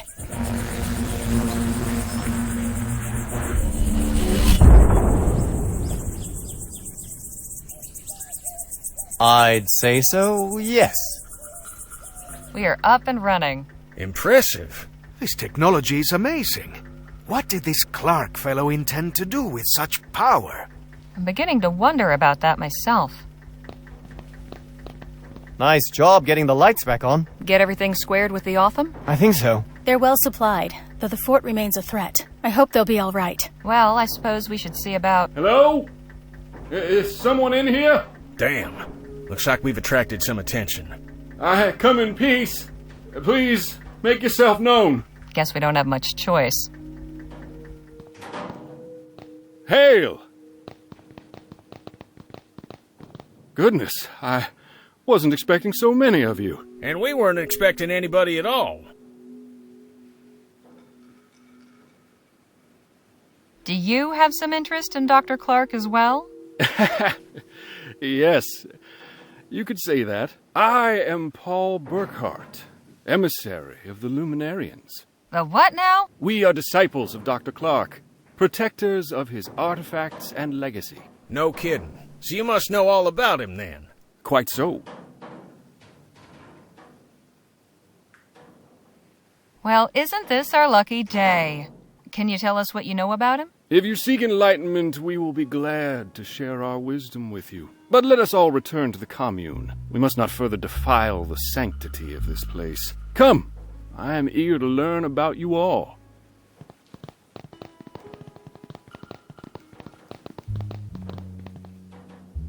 Welcome to Chrysalis, friends. Feel free to explore, converse with the residents. You'll find we have much to offer. We'll speak again soon. What an accommodating feller. This is all very strange. You all might be into this porqueria, but I want no part of it. I am going back to the lab. Suit yourself. All right, let's see what we can learn about where Clark's stash might be. But let's not overplay our hand, shall we? If anybody asks, our interest is purely academic.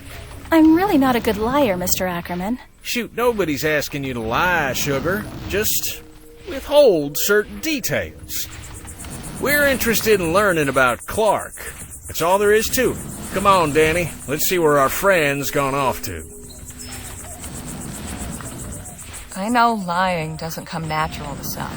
For others, it's like breathing. Don't take this amiss, but if you'd like some pointers, sometimes it's good to be able to keep certain things to yourself you don't want everybody and his uncle to know. Oh. All right. Above all else, be confident. If you sound like you believe what you're saying, they will too. You seem to have a lot of experience in these matters. Look, everybody lies. That's just the way it is. I don't. Really? Not even the tiniest little fib? Dishonesty is disrespect. For others, for God, for oneself. That's, quite the aphorism. Your advice is appreciated.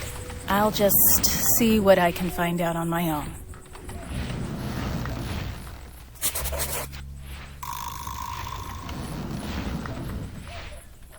If the smell's anything to go by, that crate's full of furt.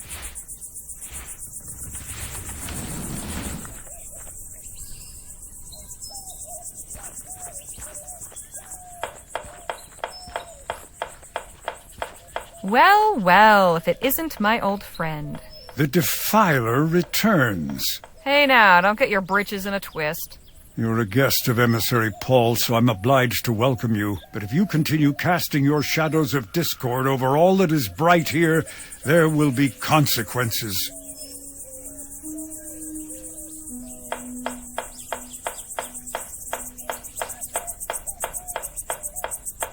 I'll leave you to your guarding. Try not to die of boredom. This isn't much use with a wheel missing. Handle still looks good, at least. Nadine, could we have a word? Of course. You enjoying yourself here? These are good people. I'm glad we met them. You don't find them a bit odd? I'll admit, I don't quite comprehend their philosophical ideas, but they've welcomed us with open arms. The least we can do is offer open minds. I'll leave you to your conversation.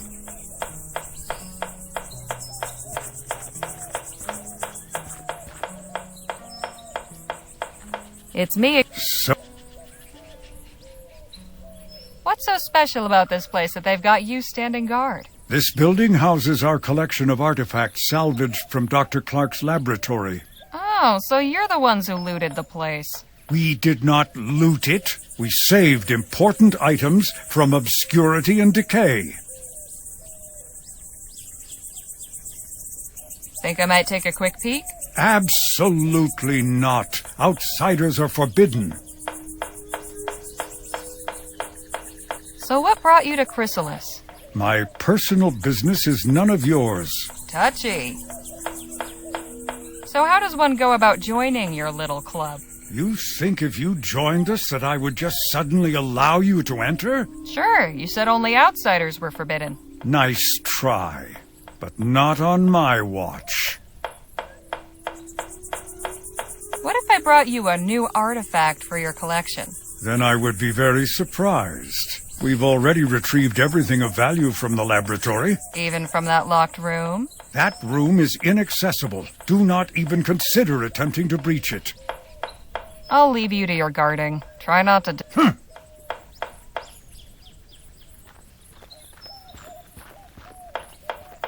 Excuse me? Ah, hello. You must be one of Miss Redbird's companions. That's right. My name's Evan. Evan Holbrook. Welcome to Chrysalis. Evan was just showing me the cookhouse. You know they grow or raise everything they eat here themselves? Well, mostly. Sometimes we need to resupply from town, but we aim to be fully self-reliant. Our dedication will be rewarded with bounty. Your friend over there refuses to let me in to see Clark's artifacts. Yes, Samuel is quite a stickler for the rules. Sometimes I think he lets his duties as the emissary's assistant get to his head. So, are you the biscuit roller for this community, or what? Not quite. Everyone in Chrysalis does their part. It's my day on the rota to fix breakfast. Do you have a doctor? We have a few skilled in healing, yes. I do wish we had more knowledge of agriculture. Our crops haven't been thriving like we hoped. It was good talking to you. Goodbye for now. See you later, Harley.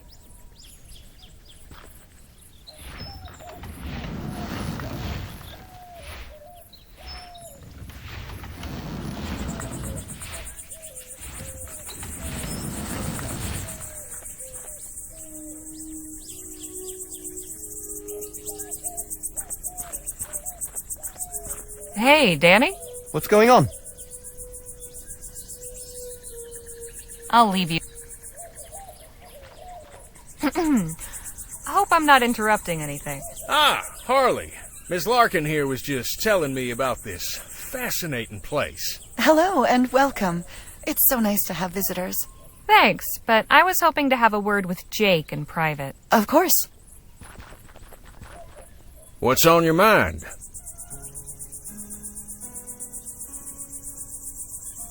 I'll just...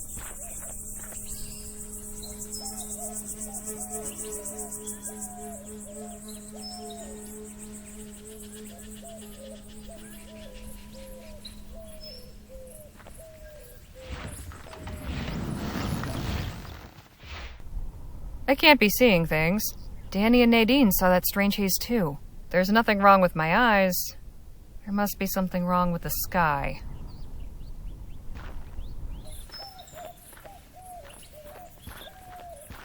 Whatever turning on that generator did, I hope it's not permanent.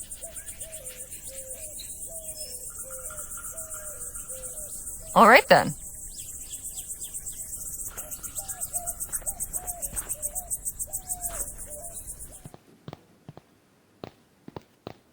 Hey, Phil, you in here? Had enough of those luminous lunatics too, did you? I don't know. They seem okay. Just a bit odd. More than a bit, if you ask me. Anyway, now that the power is restored, we can see about getting inside that locked room.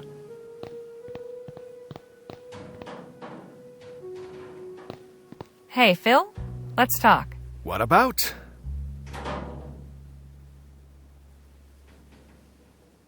A bunch of Clark's things are collected at the commune, but one of the Luminarians is guarding the place. Naturally. Are you seeking a distraction? If you have an idea, I'm all ears. It just so happens I do. I have had a look around, and this machinery is quite unstable. With a few more items, I could finish what we started with the door and send this whole place up in smoke. That would give you time to search, no? It would, but it seems a touch extreme. What would you need exactly? Well, mainly fertilizer and flammable liquid for accelerant. I can construct a detonator out of scrap I found, but I will need something to serve as the plunger to set it off. Well, I'll consider it. Right, carry on.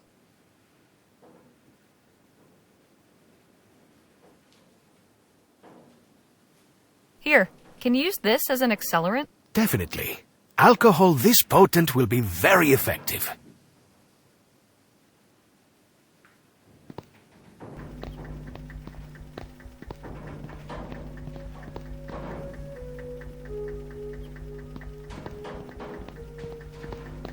Looks like a toolbox. Hey, Phil. What about?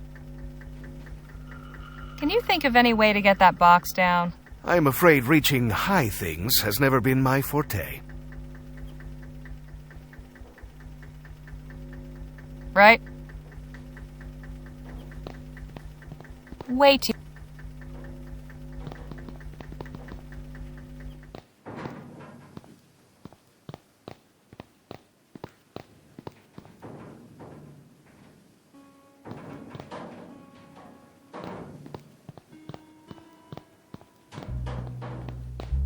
I will stay in here.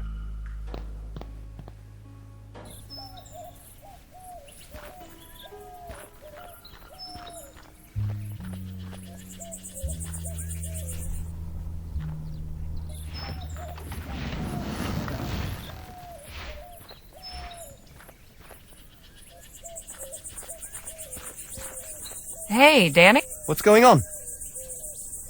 I was wondering if you might help me out with something. What? There's a toolbox inside Clark's lab that's out of reach, and I've had no luck getting it down. Think you might put your pistols to the task? I could do that. Yeah. You want to go right now? Yes, let's head over now. Sure thing. Just lead the way. That's it, up there. Right.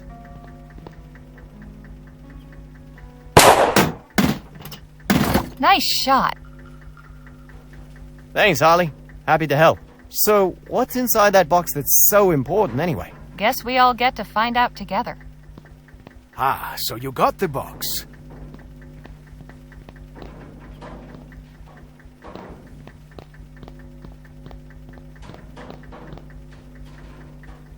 Well, anything good inside? Not really. Just a wrench and this odd dial thing. I hope it was worth the trouble, then. That was good practice, at least. I'm heading back to Chrysalis. See you both later.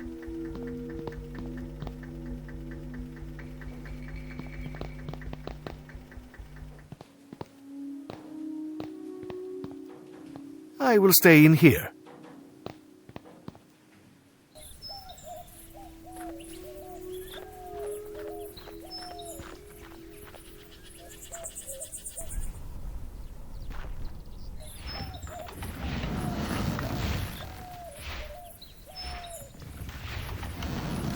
This had better work, Phil.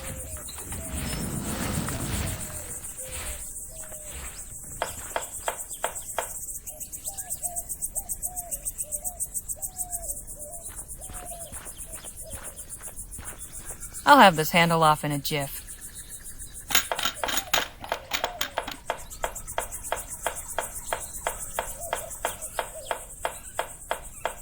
Formerly used to pull a wagon. A round dial with a small...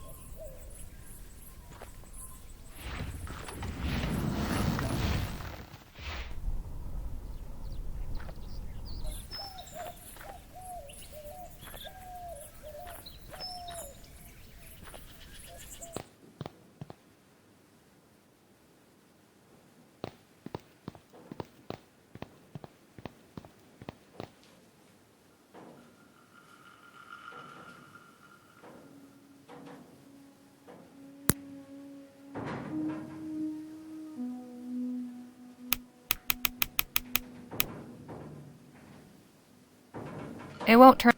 It won't...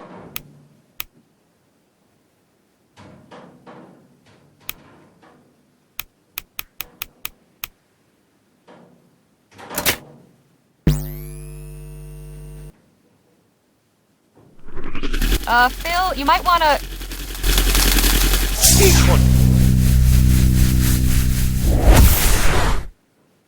Move. Are you alright? I think so. The cage seems to have absorbed all that energy. Just warn me before you try that again. So, this console operates equipment by setting the dials in a 4-digit sequence. And it looks like it's connected to the door as well. Which means I need to figure out the correct sequence to get it open. At least Clark did his... Looks like it's connected to the door somehow. And that wire runs to the console back there.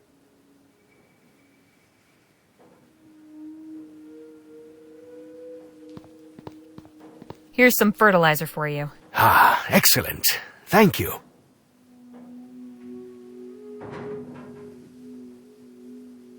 Will this work as a plunger? Why, yes, I think so.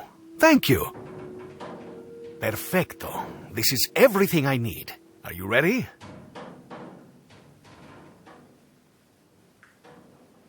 Absolutely. Meet me outside in a quarter of an hour, and prepare for a show that will make Jake envious. All right, everything is prepared. Take one last look. When you are ready, just say the word.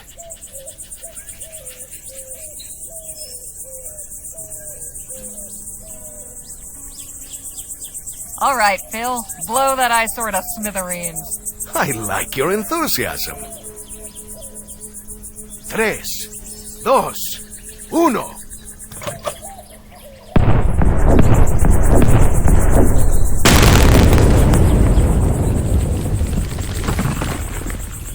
Carajo! That was beautiful! Now, I suggest you get back to the commune and find whatever it is you were looking for. I will meet you and the others by the railroad tracks when you are done. There's gotta be something in here that will tell me what happened to Dr. Clark's money.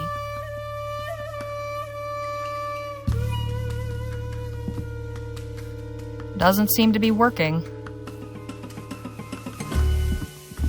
Let's see. Books on science, engineering, astronomy. I'm sure this is all fascinating, but it's not going to help me any.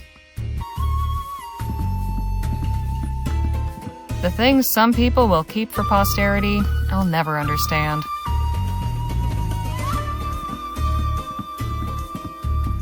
More scrawled nonsense. Why would they keep this?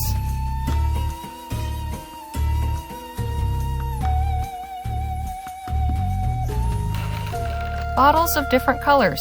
Nothing helpful.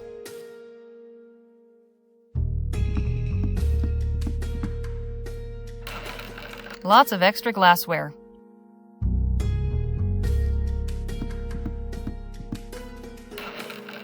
Lots more books. Mostly about technical subjects. Nothing that would help me locate Clark's stash, though.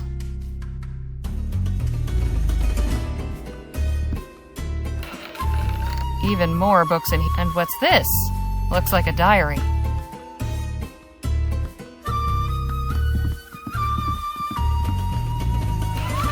Nothing but... Nice to know Clark...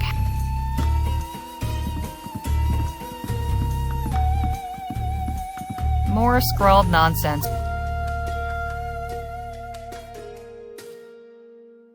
The final entry is bookmarked with a letter. Definitely worth a read. But first...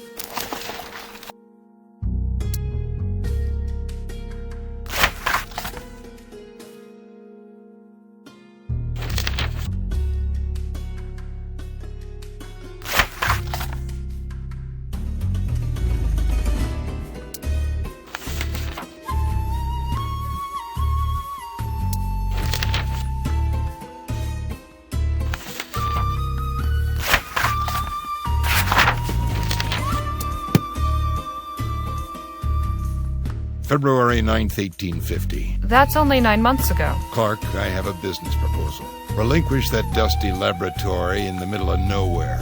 Come to El Presidio. You may stay in my suite at the Jolly Good Club.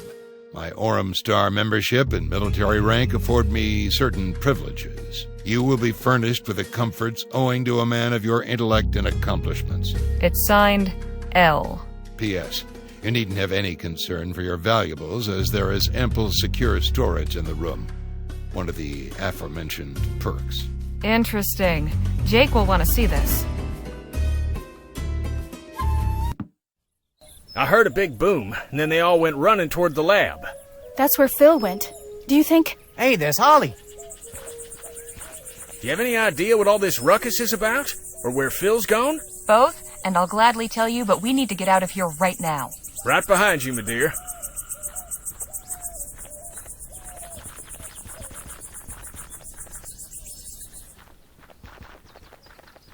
I'm glad to see you all made it out of there in one piece. Likewise. Would you two care to explain what that was all about? Phil devised a perfect distraction, blowing up Clark's lab so I could search the shrine uninterrupted. You should have seen it. Some of my finest work. I have to admit, that was resourceful of you. Although we probably shot whatever goodwill we had with the Luminarians. I should say, was that really necessary? If you ask me, we did the world a favor by raising that chamber of horrors. I assume you didn't come up empty-handed. I found Clark's journal. Have a look at this letter that was inside. An invitation to the Jolly Good Club in El Presidio? Yep. Check the date. 9 months ago. Wow. That's right about the time he disappeared, isn't it? It is indeed. I'd say it's obvious that the good doctor accepted the invitation. And took his money with him? Well, it wasn't in Chrysalis or his lab. And listen to this. You needn't have any concern for your valuables, as there is ample secure storage in the room. Don't get much clearer than that. Suppose we should start packing if El Presidio is our next destination. Now, let's not get ahead of ourselves. First and foremost, we need some transportation. You haven't got any? Don't you tour around? Sure, but our show wagon ain't gonna fit all of us. Plus, we'll need it to store all the show's props and equipment while we're gone. There's that lady in town with the wagon, though. Heard her talking at the saloon once. Said she hires it out to travelers. Sounds promising. Who is she? You've met, actually. She was your cellmate when we bailed you out. Lola? She did mention she was leaving town soon. Maybe we can hitch a ride. We should head back to Rosewater, no? Yeah, let's get a move on. Right. Harley, I'm putting you in charge of hiring us some transportation. Danny and I are going back to the theater to settle some business. Come get us once you've arranged a ride. And just how am I meant to arrange it? Financially speaking? Well, now that may get a mite tricky. Our contract was to pay out at the end of the show's run, but seeing as we'll be breaking that contract, I'm sad to say we'll be forfeiting those proceeds. Anybody else got funds to contribute to the kitty? Not unless this Johnson woman accepts pesos. And I've few enough of those at that. I'm afraid I haven't got anything either. Harley, my dear, I'm afraid we must then prevail upon you to furnish the petty cash needed to get our expedition aloft. Seeing as you're the only other one of our posse who's currently in the position of being gainfully employed. And it goes without saying, but you'll be fully reimbursed once we find what we're looking for. On top of your share. With interest. I certainly hope so. Wonderful. Well then, we'll be seeing you later. What about you two? I think I'll pay Dr. Sedgwick a visit. It's been ages. And I owe him proper thanks for his care. See you in a bit, Harley.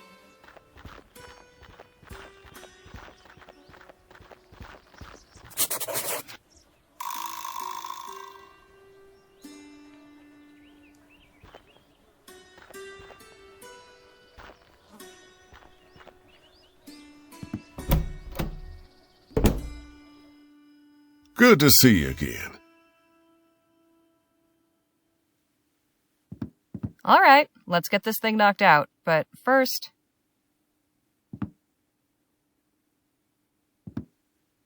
Okay, time to bring home the bacon. The big question, how to open?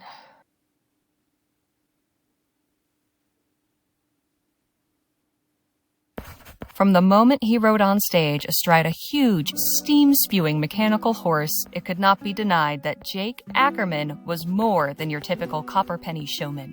Following that outstanding overture, Gentleman Jake's Wild West Spectacular proceeded in a similarly gobsmacking vein.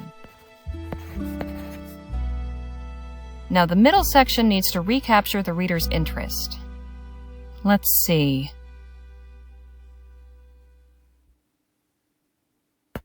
A man of many words to match his many deeds, Jake was gracious enough to sit for an interview, in which he revealed some fascinating and candid details about the life behind the legend. And now for an ending.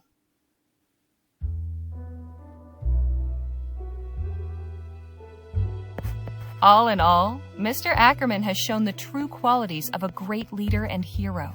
May his adventures persist and his tales continue to inspire and delight. All right, that should do it. Now, what should I title it?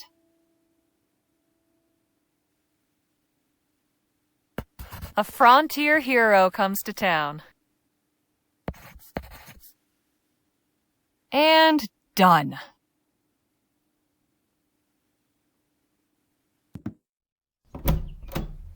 Good to see you again, Harley. Hope you're spinning me some aurum. Well, I've spent the past couple days following Jake around, gathering plenty of straw. Glad to hear it. I like writers who go above and beyond.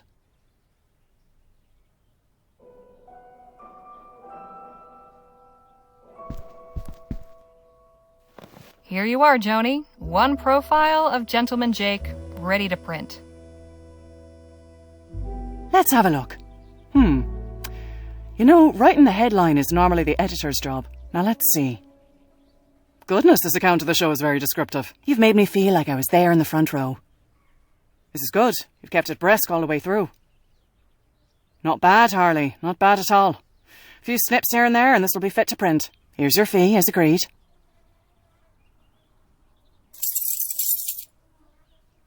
Now I know what I'm working with, I'll have a think about your next assignment. About that. I'm leaving for El Presidio with Gentleman Jake. We're after Bennett Clark's missing fortune. Whatever we find, I've got a feeling it'll make a hell of a story. You're right about that. Tales from the wild frontier are in vogue these days, and folk will be gumming to find out what happened to Clark. All right then, Clark's missing fortune it is. I've got something else. Oh? Do tell. While I was going around with Jake, we spent some time with the Otham. I learned that they've come under constant attack from the soldiers at Fort Beaumont. What? Why? That's the thing. There's no reason. They pose no threat, yet the soldiers harass them anyway. In one recent raid, all their crops were torched. That's atrocious. People need to know about this. I'm glad you think so, because their leader wants their story told. She's willing to be interviewed. She gave me this statement, too. Powerful stuff. I'll pay a visit as soon as I can and see for myself. Plenty of townsfolk could stand to learn about our neighbours in the valley. This could open their eyes. I hope so. Now, if you'll excuse me, I need to see about hiring a wagon. Godspeed, Harley. See you later, Joni. Take care of yourself out there.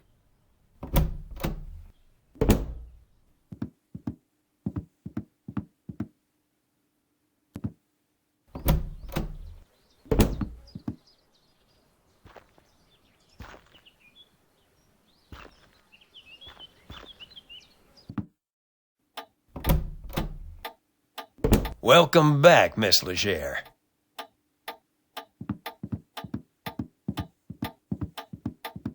I've got a proposition for you. Is that so? You said you were planning on leaving town? I did. And I've heard you have a wagon for hire. That's right. Interested in a job? Depends who's hiring. I'm asking on behalf of Gentleman Jake. He's leading our posse to El Presidio. The blowhard who bailed you out? That's the one. So it's you, him, how many more? We're 5 altogether. Well, I've got good news and bad news. Good news is, I was bound for El Presidio anyhow, and my wagon can fit 5. And the bad news? I'm sure you can figure that one for yourself. So if I get you out of here, you'll take us along? We can discuss my fee once I know you're serious.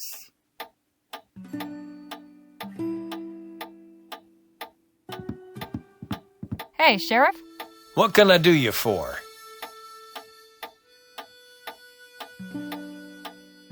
How much to get Miss Johnson out on bail? Let's see. For assault on a minor child, as well as unlawful occupancy of an uninhabited building, that'll be 15 crowns.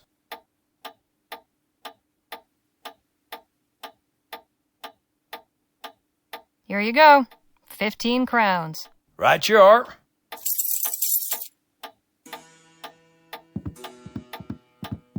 Miss Johnson, you're free to go. Don't let me see you in here again. All right, let's get down to brass tacks. Yes, let's. How much to get me and the rest to El Presidio? My fee is 40 crowns up front, but I'll cut you a break. In appreciation for the way you knocked out that little pest. 30 crowns, all up. It's a deal. Good. Get your posse together and meet me outside town at sundown. We'll head out then.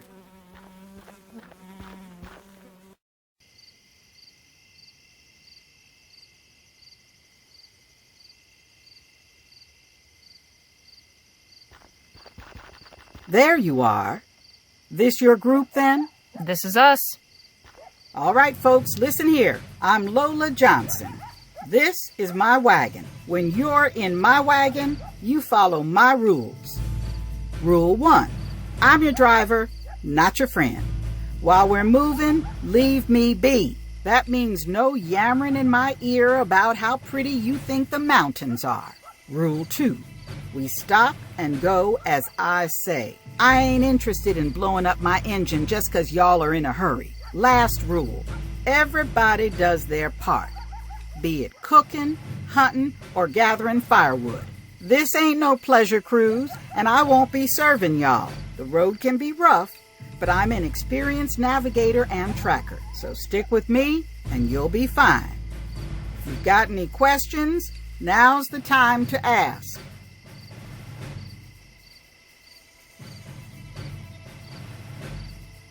We understand. You'll have no trouble from us. All right then. Let's get a move on. Time's wasted.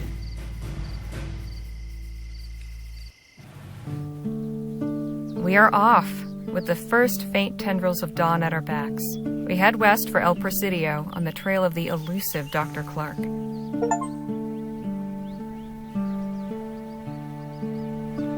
We have but a few days' travel before us, through the desert and mountains to reach the coast. I am rather looking forward to getting a better view of this part of the country.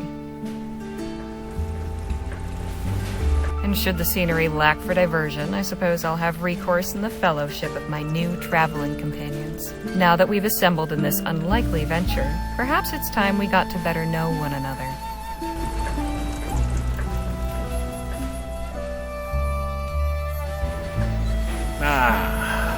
Feels good to be underway at last. Yes, though I must admit I tend to become restless on long trips.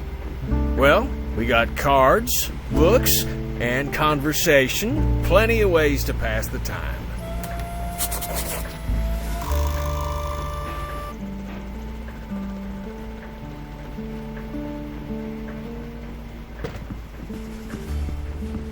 How about a few hands of poker, boys? Sounds good to me. What do you think, Danny boy? I don't have anything to bet with. We don't need to play for money. Only our honor at stake. What could be more valuable, huh? Let's do it then.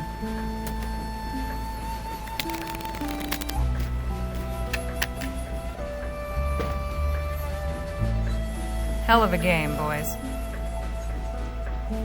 Hey, I see something up ahead, by the side of the road. Looks like somebody's been making lots of holes. Wagon's slowing down. Guess it caught Lola's eye, too. Let's have a look. Have you been stranded out here, ma'am? Oh, no, not at all. I can see how it might look that way, but I assure you, I am here with fierce and deliberate purpose.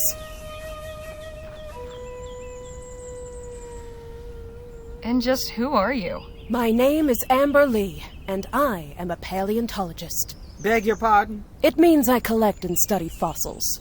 Fossils? You mean bones? Yes, that's right.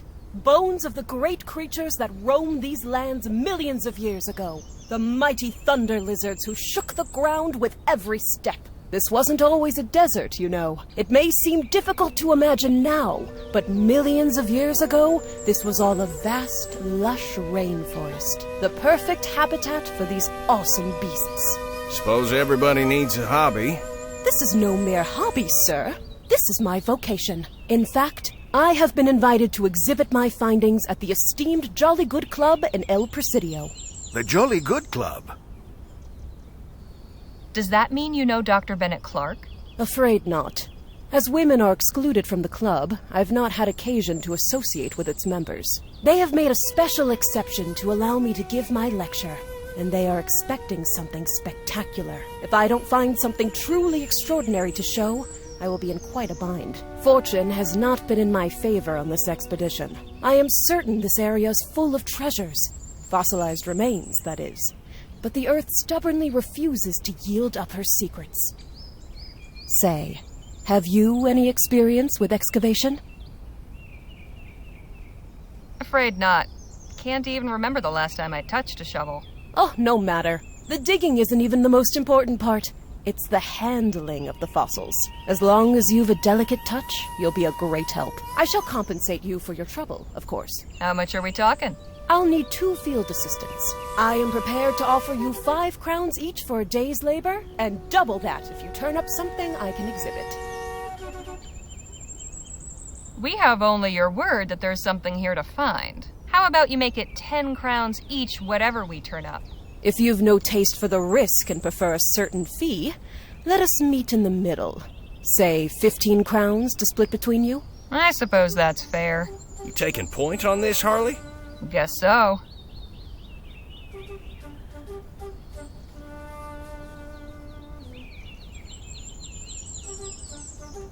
Jake, want to help me out? It'd be my pleasure. Now remember, we are searching for bones belonging to the great dinosaurs that I believe were once abundant here. They may be scattered in pieces. I aspire above all to discover and assemble a complete skeleton for display. My holy grail, if you will. If you uncover anything useful, be sure to tag it for classification. Don't waste too much time. We got to keep moving. We shall reconvene in an hour. All right, but not a minute more. May fortune favor our search.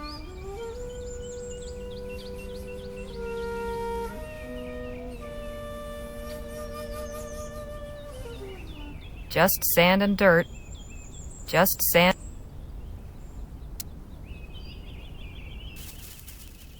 And what have we here?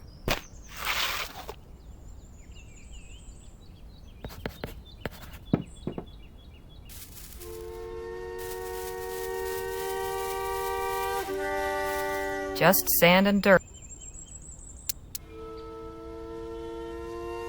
Oh, whoops. Sand's a...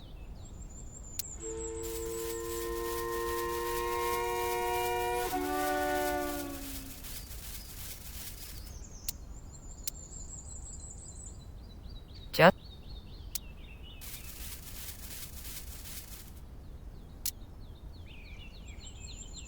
Oh, whoops.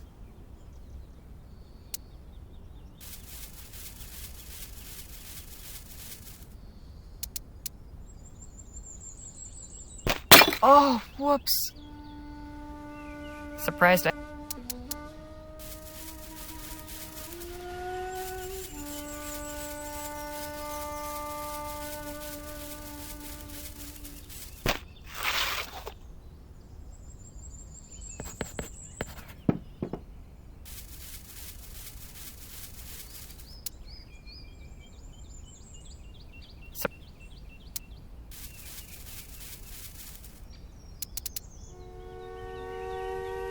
Just... Well now, what's this?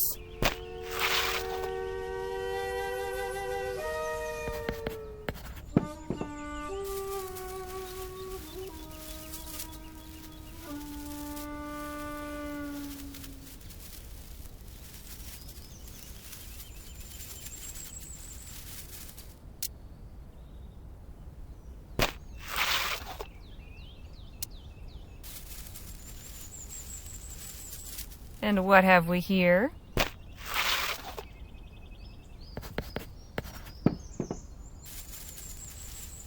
Well now, what's this?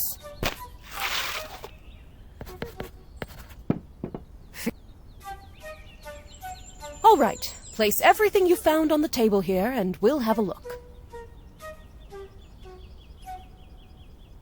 Not a bad yield. You found some quality fossils. These other items, while interesting, will not help me assemble a creature to display. I know you aren't trained in the science of paleontology, but surely you recognize refuse when you see it? One man's trash is another's treasure, as they say. Not in this instance, I'm afraid. As for your companion, you don't seem to have had any luck. Nope, couldn't find a thing. I appreciate your assistance, nonetheless. I admit this is not all I had hoped for, but something is better than nothing. Here is your fee, as we agreed. Thank you again for your assistance. Don't mention it. Good luck with your exhibition.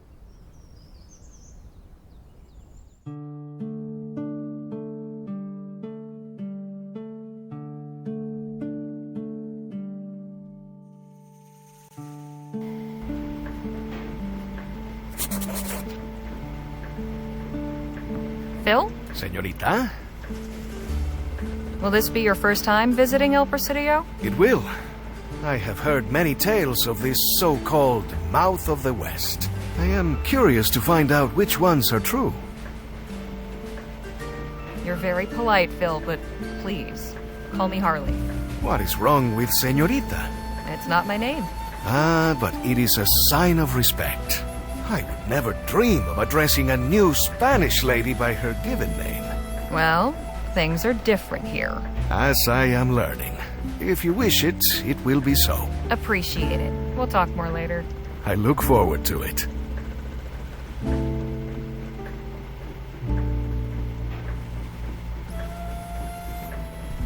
Hey, Nadine. Hello, Harley. Ever visited El Presidio before? I've never been beyond this valley. No kidding? I can't imagine staying in one place so long. But then I've been up and down most of this country. Not everyone has the luxury to travel so extensively. So how'd you become a healer? Did you go to school? No. I mean, I attended the missionary school for a few years as a child, but not to learn medicine. I was taught by Dr. Sedgwick, Rosewater's physician. I worked as his apprentice for nearly a decade. He was a wonderful guardian and mentor. I am grateful for all his care. You said Doc Sedgwick was your guardian? What about your parents? I never knew my mother. She died soon after I was born. My father worked for Dr. Sedgwick, which is how I came to his household. He took me in when my father died from an infected wound. I'm so sorry. How old were you? I don't remember exactly, but I couldn't have been more than 5. Did that have anything to do with you choosing to learn medicine? I suppose so. Yes.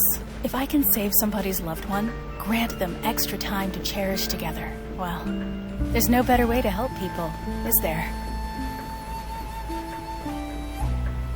When did you return to the Otham? I went to them in April of last year, but it wasn't a return.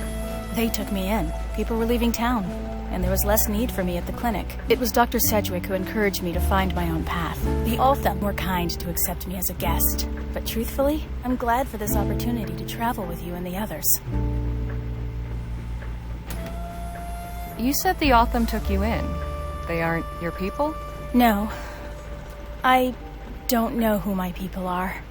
My father never told Dr. Sedgwick, and I have no memories of him talking about it. I think my parents came from somewhere to the east, but I'm not even sure of that. Have you ever tried tracking down where you came from? No. I've considered it, but it's complicated. Perhaps someday.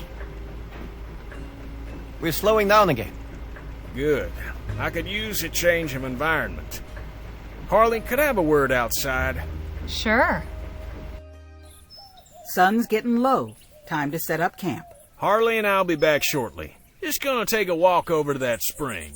Danny and the others can aid in the preparations. You better not be skipping out every time there's work to be done, you hear? Shall we? Lead on.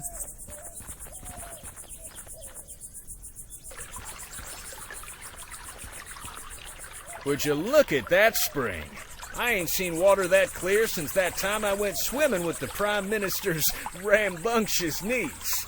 So, you wanted to talk to me about something? I did. I can tell you've got a cogitating mind, always assessing the situation, finding the risks and opportunities. Now that we've got a real posse assembled, I'm keen to hear your thoughts on our little venture. Everything seem hunky-dory so far, in your estimation? Yes, I think so. It's an odd bunch, all right, but all capable in their own way. If a treasure's out there to be found, I think this gang can do it. Delighted to hear it. You let me know if that changes, all right? You got it. Right, well, we should be heading back. Else Miss Johnson will... Oh, hey there. Howdy, friend. Welcome, welcome. Name's Aubrey Trout, but you're not here about me. I reckon you're here for the spring water. Something special about it? Something special about it? This here's an etheric spring. Best kept secret in the great western desert. Etheric spring? Sure. Y'all know about ethericity, don't you? We're familiar. Well, this water's got the same properties. Due to a confluence of etherically sensitive minerals deep in the earth, you see. This here's a hotbed. Taking a drink will cure whatever ails you and grant you the strength of 10 men. No kidding. If what you say is true, people would be lined up from here back to Rosewater. So where is everyone? I told you, it's a secret. Oh, for now. Once word gets out, I'll be up to my eyes in folks wanting a sip of the stuff. I can see by your face you're not convinced. Maybe this'll change your mind. Observe. Jumping Jehoshaphat. Daily sips of this water have conferred upon me a practically superhuman strength. Now, tell me, how old do you think I am? I imagine a spry young feller like yourself can't be more than 25?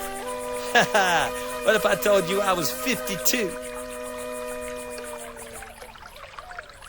Then I'd say you're definitely lying. I swear on my mother's grave. If only she'd lived long enough to discover this place. And she'd still be right here with me. And looking so young and vital, you'd take the pair of us for brother and sister. Okay, look. I'll take a drink now. Watch me.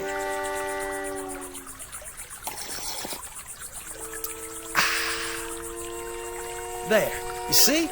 Tastes like springtime and sunlight. Now, if the water was no good, would I have done that?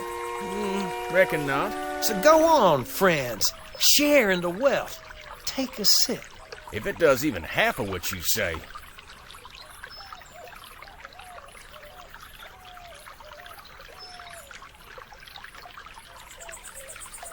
Wait. I want to see Mr. Trout take another drink. Beg pardon? If this water's so safe, there's no harm in another sip, right? Of course not. It'll only do me more good. Divine nectar. Not so fast. Something is off. I'm sure you won't mind if I have a look around, Mr. Trout. Be my guest.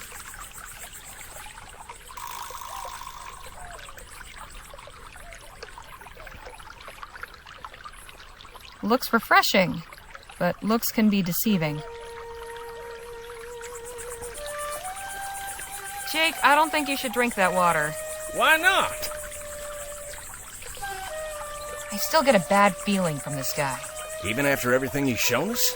I had my reservations, but I'll be goddamned if I ain't convinced. Forget it.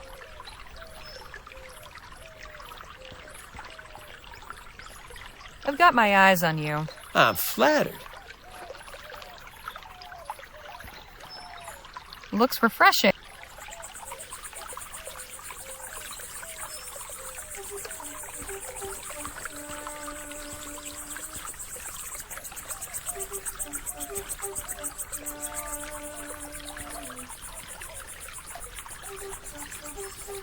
Was there a sign here at one point? I wonder what it said. Was there a sign? Water of life, huh?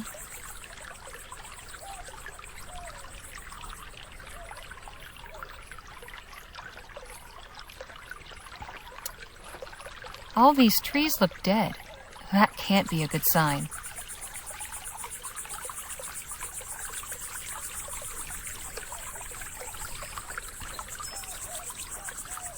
Looks refreshed.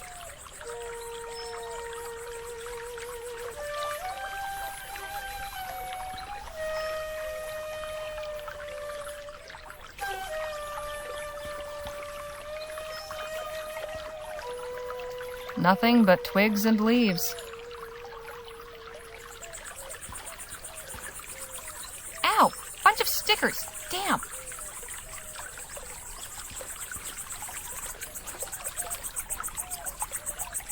What's this? A money pouch. There's 10 crowns in here.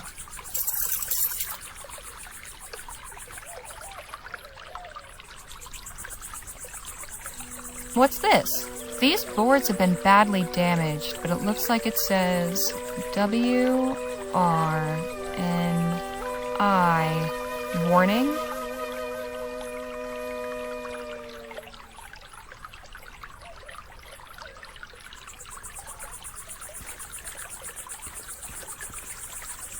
What have we here? Magic Spring didn't do much for this beast's health. Did this They're circling low. That's not reassuring.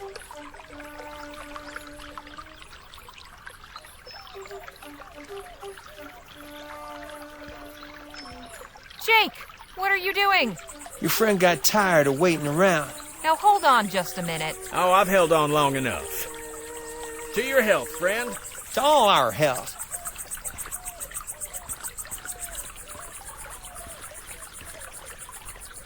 Well, how do you feel?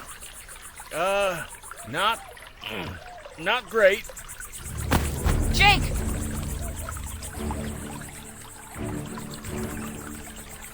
Now, no sudden moves. Empty your pockets. I want every last copper.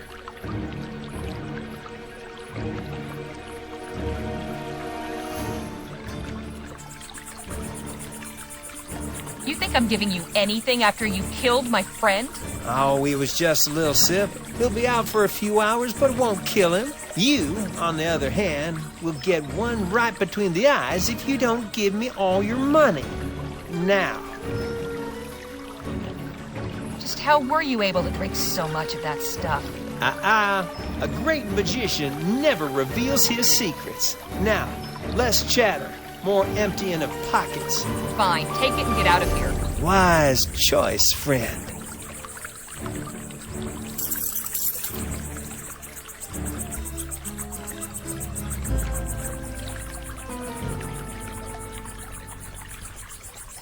Jake, can you hear me? What happened? That no good Mr. Trout tricked us, that's what. He took all my money. He took it? All except the crown stuck in my boot for emergencies. Oh, hell. Sit tight. I'll fetch Nadine to have a look at you.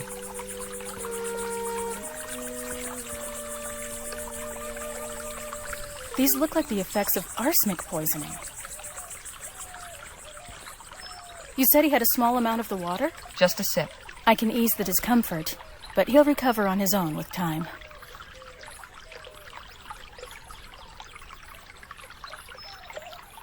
All right, treat him.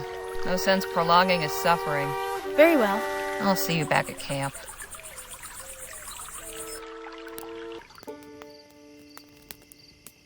How are you feeling, Mr. Ackerman? Much better, my dear, much better. You have the healing touch in those hands of yours. I'm glad to hear it. Maybe now you'll think twice before drinking from random puddles of water. I think Jake's learned a valuable lesson about trusting strangers. Let's hope so. There's no town sheriff to go crying to out here on the road. Everybody's in it for themselves, for better or worse. The chili's almost ready. Harley, can you come help me and Phil serve? Sure thing.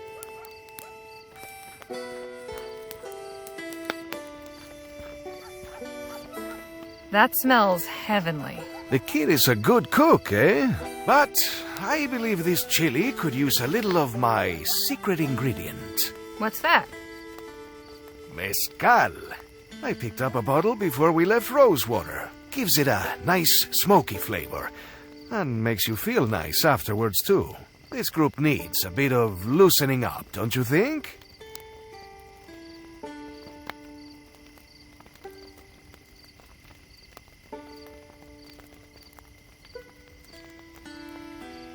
I don't think that's the best idea.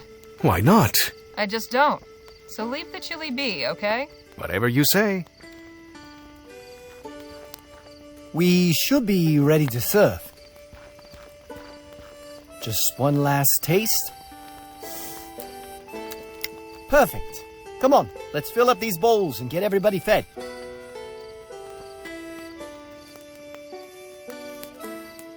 That was some mighty fine chili, Danny boy. Glad you liked it. I'd say it was the best damn chili I've ever tasted. You ever decide to give up gunslinging? Maybe you could open up a restaurant. You really think so? I'd be a regular. Gosh, thank you. It's a nice night. Perfect for relaxing and enjoying the company of one's comrades. The best part of the day. I have always said that the battle is won or lost around the campfire the night before.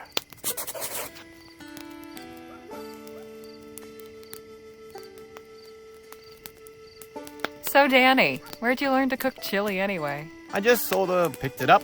Can't really remember where. If you'll excuse me, it's been a long day. I need to rest up for tomorrow's drive. Night all.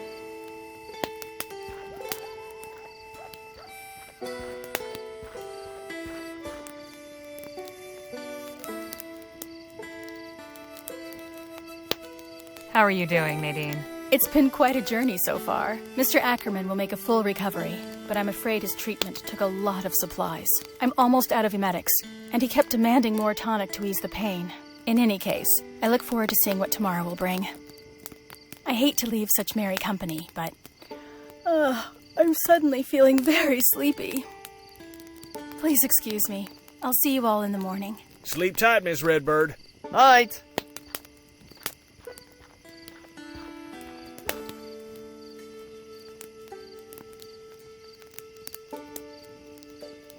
Hanging in there, Danny? Yes, ma'am. You look like you're enjoying yourself. And why should I not be? We have fine weather, good food, good company. Are you not? Well, sure. I mean, this is great and all, but... But nothing. Here, take a drink. Celebrate. I'm happy just to soak in the festive mood. Thanks. You go on, though. Oh, I shall.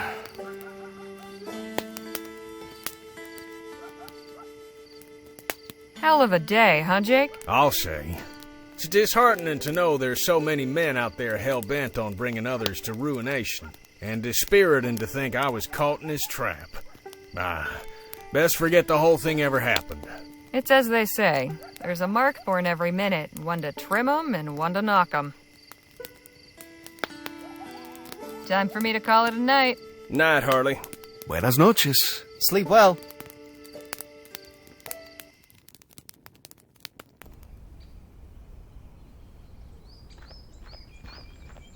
We leave within the hour. Don't leave anything behind. Morning, ladies. Sleep well? Somehow, despite Phil snoring up a storm. Sounded like he was right there in the tent with Nadine and me. Feller works hard, plays hard, and sleeps hard. Nothing wrong with that. Is Danny still sleeping? Nah, he was up at the crack this morning and wandered off someplace. Oh, you don't know where he went? Now, this ain't unusual for him. Reckon he needs some alone time every so often, so I'll leave him to it. He wandered off into the desert hours ago, and you've just left him to it? He bends over backwards to do whatever you need, so you should have his back too. Fair point, Miss Leger. Why don't you go look for him while Miss Redbird and I pack up the tents? I'd ask Miss Johnson, but I don't want an earful. All right, I'll go.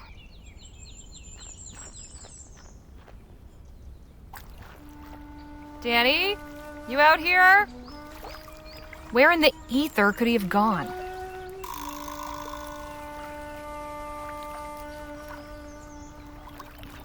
No idea what these are, but they're pretty.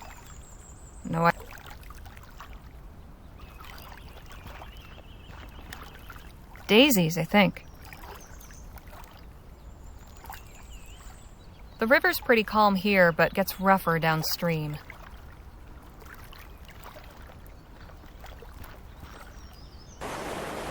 Danny, there you are. Oh. Hi, Harley. Didn't you hear me calling? Oh, sorry. No. Sound of the river drowned it out, I guess. Is everything all right with you? Sure. I'm fine. Come on, Danny. You can tell me.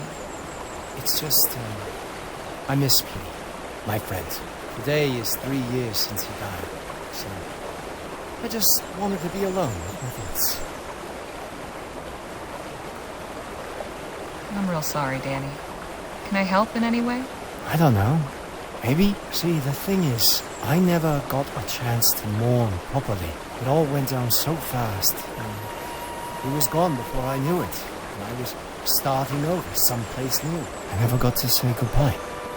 Well, here's a thought. How about we make a kind of memorial for your friend? Maybe you can say a few words or something? Might help. It's a great idea. We'll need something to serve as a marker. What do you have in mind? How about a cross? Nice and traditional. For you, maybe. Not for Petey. I think a rock would do the job. Let's see what we can find.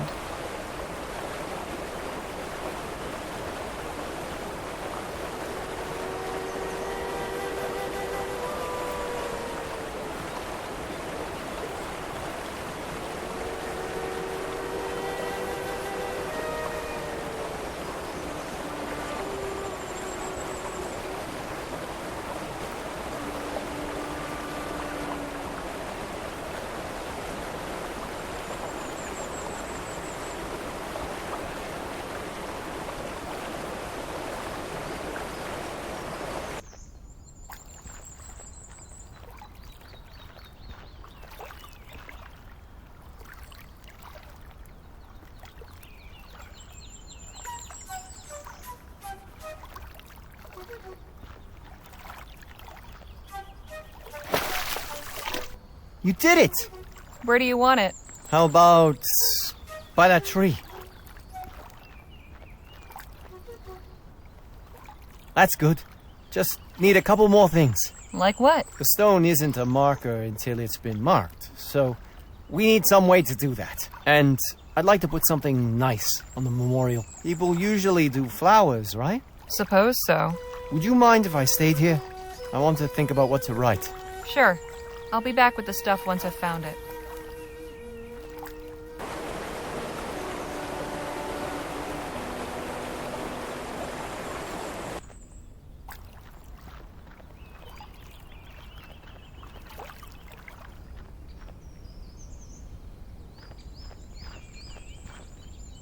This should work to mark the stone. Nothing but ashes and a few charred bits of...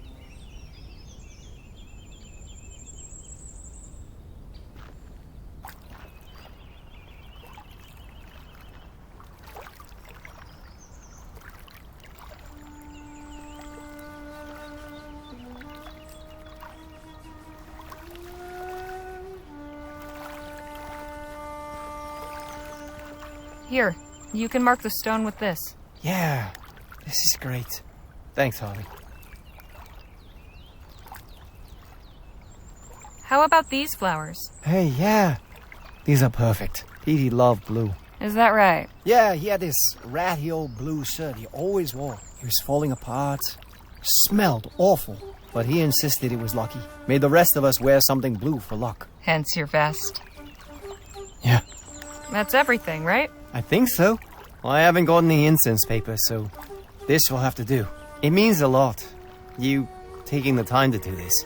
I'm sure you had better ways to spend the morning. Can't think of any. Would you mind telling me what happened to your friend? Well, Petey and I left El Presidio along with 5 of our friends. We were looking for new lives out on the frontier. I told my parents we were pooling our money together to buy a farm, which was true.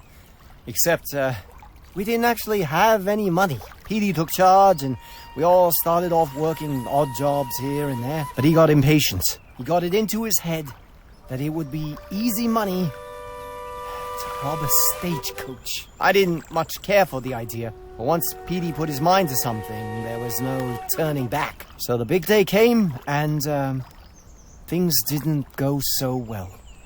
Petey didn't make it. I was the only one who did. I'm sorry. Me too. I just wish I'd said something more. Push back harder on the whole idea. But, honestly, talking about it helps. So, thanks, I guess.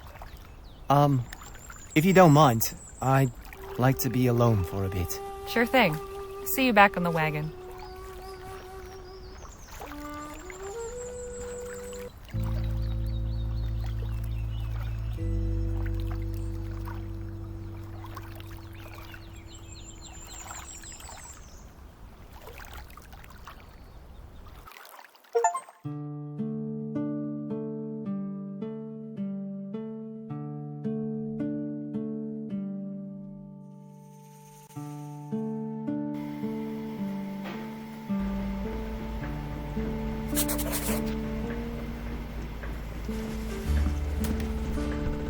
Hey, Jake? Yeah, Harley? Feeling any better?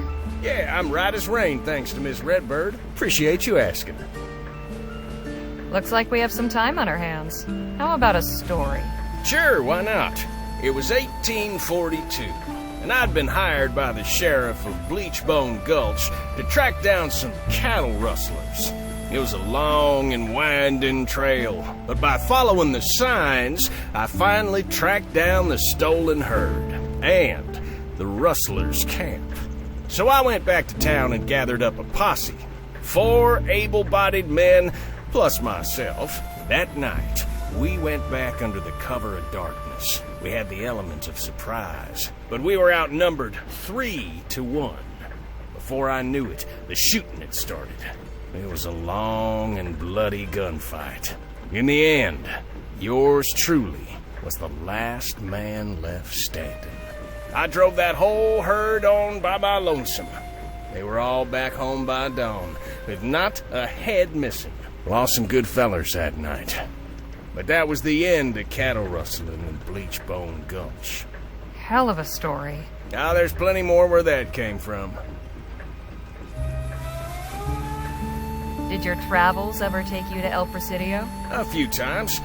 Can't say I much care for it. But that city's for you. Too crowded, too impersonal. I'll take the wide open countryside any day. I appreciate the chat. Anytime, Harley.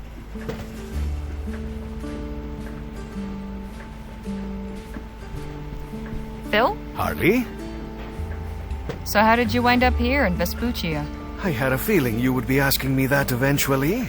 I can appreciate your curiosity, although it is painful to relate. But you may as well know. I had assembled Lieutenant General de la Vega and several of my men in Jicotea, a small village on the Loyola River. We were preparing an operation to liberate the nearby town of Caballo Viejo. The Spanish army had it under occupation for some weeks, seeking intelligence on our movements. But before we could act, they struck without warning, but without mercy. They did not confine themselves to fighting armed revolutionary soldiers. Old men, women, children, all were valid targets in their eyes. All held collectively responsible for resisting imperial rule.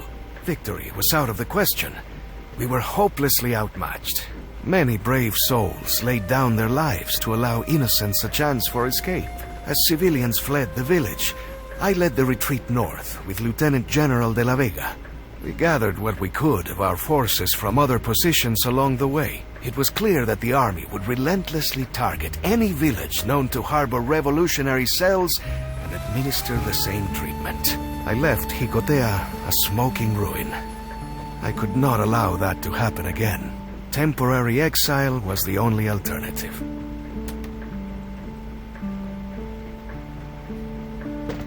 So your soldiers stood their ground and died, but you ran away? I did not run away. I stood my ground and fought until it was clear that there was nothing more to be saved. Only a fool who knows nothing of battle confuses a tactical retreat for cowardice. A revolution needs living leaders to serve her, not martyrs. So, this revolution, what exactly is it you're fighting for? What does any man who is oppressed fight for? Freedom. Simple as that. The imperial government has grown fat on the labor of the masses. They torture and imprison anyone who dares speak out against their abuses. My people and I are straining to throw off the yoke of colonialism. We'll talk more later. I look forward to it. Folks, we're making a brief stop. My legs could use a stretch. Same here.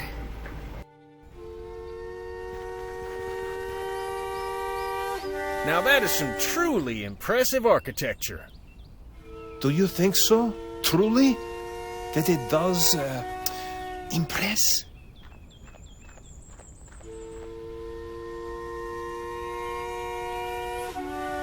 What are you talking about, Jake? This thing's an eyesore. To each their own. Are you the architect of this structure, sir? I am indeed visionary, architect, and sole laborer. My name is Villius Circus. What you see before you is a monument to love. How do you mean? This is my marriage proposal to my darling Martha. Every stone you see has been placed by my hand with utmost care. Soon it shall be completed, and my castle will have its queen. Damn, feller. You're making the rest of us menfolk look bad.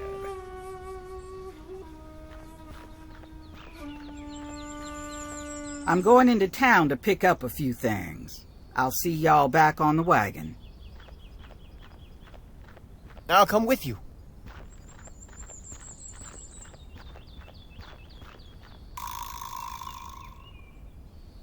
Pardon me, Mr. Circus? Yes, ma'am? There's plenty of ways to profess your love. Why a castle? I am architect and engineer by trade.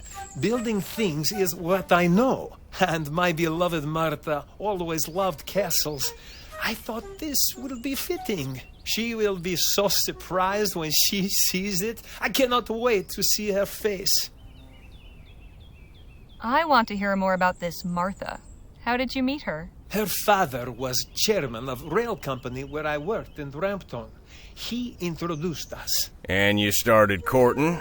For a time, yes. Then my work brought me to Western Vespuccia, but we have corresponded. I send letter every month. Hang on. When was the last time you saw Martha? Just before I came here. 7 years. You're telling me you haven't seen Martha in 7 years, and you've built her this castle hoping she'll marry you? What if she says no? She will not refuse me. Not when she sees what I can give her. But perhaps you will see for yourself. I sent her telegram to invite her here, and she sent a response. Today she will be here. I'll just be off for now. Thanks for the talk. Goodbye.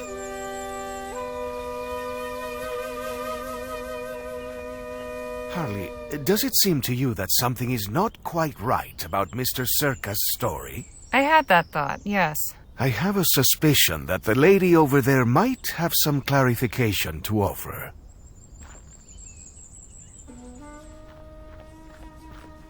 Ma'am? Yes? Your name wouldn't happen to be Martha, would it? Why, yes it is. Martha Ward. Do I know you? No, but I've heard lots about you. Mr. Villius Circus told me all about you. Oh, did he? Is he now enlisting strangers to assist him courting a married woman? Wait, you're married? Quite happily, 6 years last June. Santa Maria. Does Mr. Circus know that? No. That's why I'm here. Is your husband aware that you've come here? Oh, heavens, no. He'd be furious. I left him a note saying I was going to visit my sister. Naturally, he has no idea Circus even exists. But he's very protective. How did you and Mr. Circus meet? He worked for my father's company.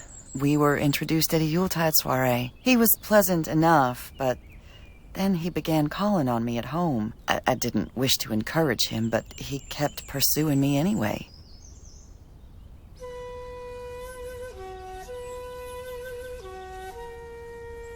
Mr. Circus told me you've been corresponding all this time. Is that what he said? He claims to have sent you a letter every month. And they've each gone straight into the fire. I would have thought he'd get the message after years with no reply. But he's left me no choice except to come here and spell it out for him. Did you ever actually tell Mr. Circus you weren't interested? I gave him no favorable sign. Eventually, I stopped receiving him with my father's blessing. He imagined a better match for me than some associate engineer. Thankfully, Mr. Circus was reassigned to Western Vespuccia after a few months. Enjoy your day, ma'am. You as well. And if you see Mr. Circus again, please don't tell him I'm staying here. I'll go and speak with him when I'm ready.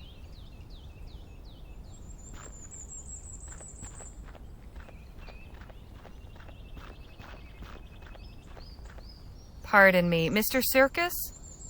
Yes, ma'am? Mr. Circus, there's something you should know about Martha.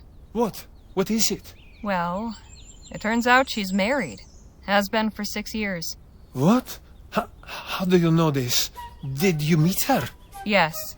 She said she would come speak to you when she was ready. Ah, this explains everything. When I did not hear from her, I blamed this country's ineffectual postal service. But clearly this brute has kept her from writing. Or even hidden my letters from her. No, you don't understand. Oh, I understand. I understand very well. She would not have agreed to come if she did not want to escape unhappy marriage. Ah, right. I'll just be off for now. Thanks for the talk. Goodbye.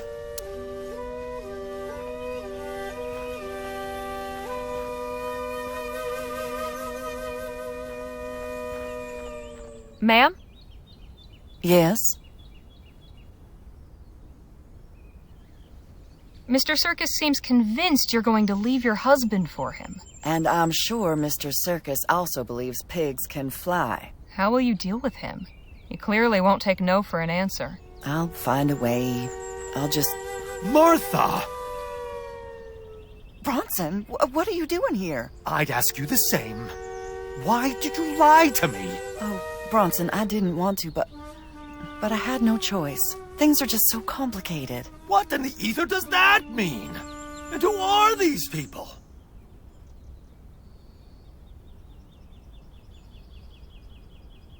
Mr. Ward, I presume? We're just passing through, but we'd like to help your wife. What are you talking about? Please, Bronson, I can explain everything. Damn fine idea. Start by telling me what you're really doing here. I came to deal with some personal business. Personal business? What personal business could you have? Your husband has quite the temper. Maybe you should give Mr. Circus another shot after all. He seems downright charming by comparison. Who in God's name is Mr. Circus? I have an unwanted suitor. I've come here to tell him to leave me alone once and for all. You what? Where is he? I'll kill him. No, you will not. I will so. Tell me where to find the bastard.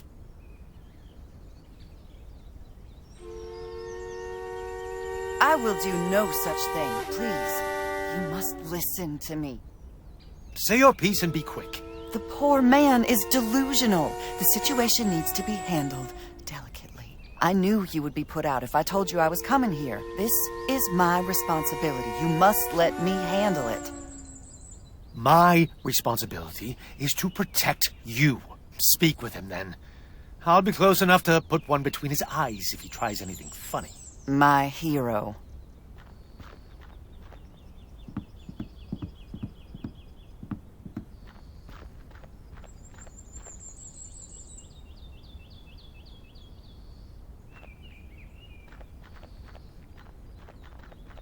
Mr. Circus, please. I have a husband and 2 lovely children. As flattered as I am, you must understand that we are not meant to be.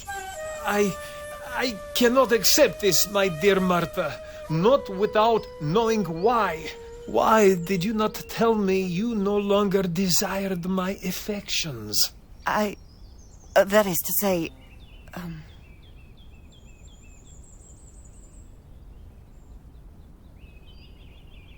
I didn't know how. Martha, I am here now. Tell me what you feel. I feel nothing for you. I never did. I don't know why I never said anything. I think I was afraid of your reaction. But I hoped you would take my silence as a clear indication of my disinterest. I cannot believe what I am hearing. I spent 7 years building this castle for you. All my money, everything I own was spent to fund the construction. And now, this.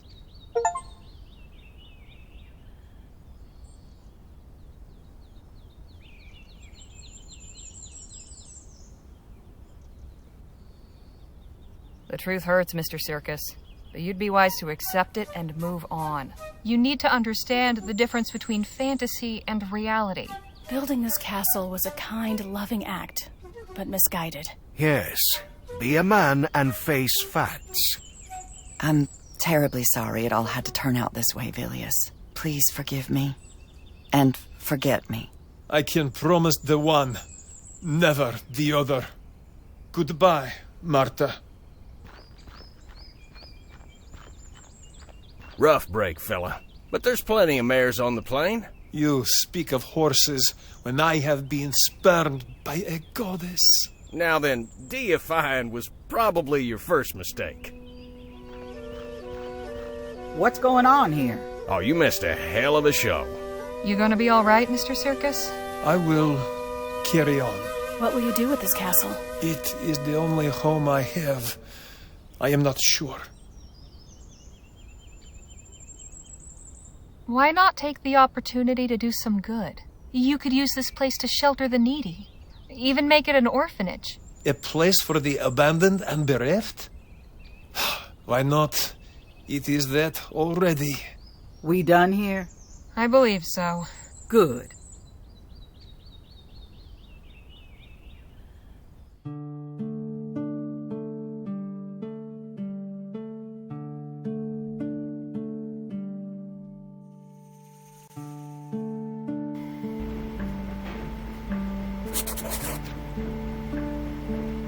Can't think of anything to ask. Hey, Nadine. Hello, Harley. Something I'd like to ask you. You seem quite well traveled. What's it like in a big city? Well, everywhere's different. I've never been to El Presidio before. It's big, but from what I hear, not as crowded as cities back east. Doubt it's anything you can't handle. Stick with us and you'll be fine. That is something of a comfort. Good book? I'm not much of a literary critic, but it helps pass the time. Danny told me you're a writer. Have you published any books? Me? No, books are way beyond my reach. I stick to articles and essays, and have trouble enough with those. You shouldn't underestimate yourself. It wouldn't surprise me to see a book with your name on the cover someday. Well, that's kind of you to say. Guess we'll see. Hey, Jake? Yeah, Harley? How about another story? Sure. Here's one about the time I lassoed a rabid coyote. And that's how I ended up with this scar. Leger, get up here a minute, would you? What's going on? I don't much care for the looks of that sky. No? Looks fine to me. Give it half an hour and it won't. There's a dust storm coming. We need to seek shelter fast. We can't just stop and wait it out on the wagon? Even secured, there's a chance it could blow over. I'm not risking it. There's a house up ahead a ways. We'll stop and see if we can shelter there. All right. I'll let the others know.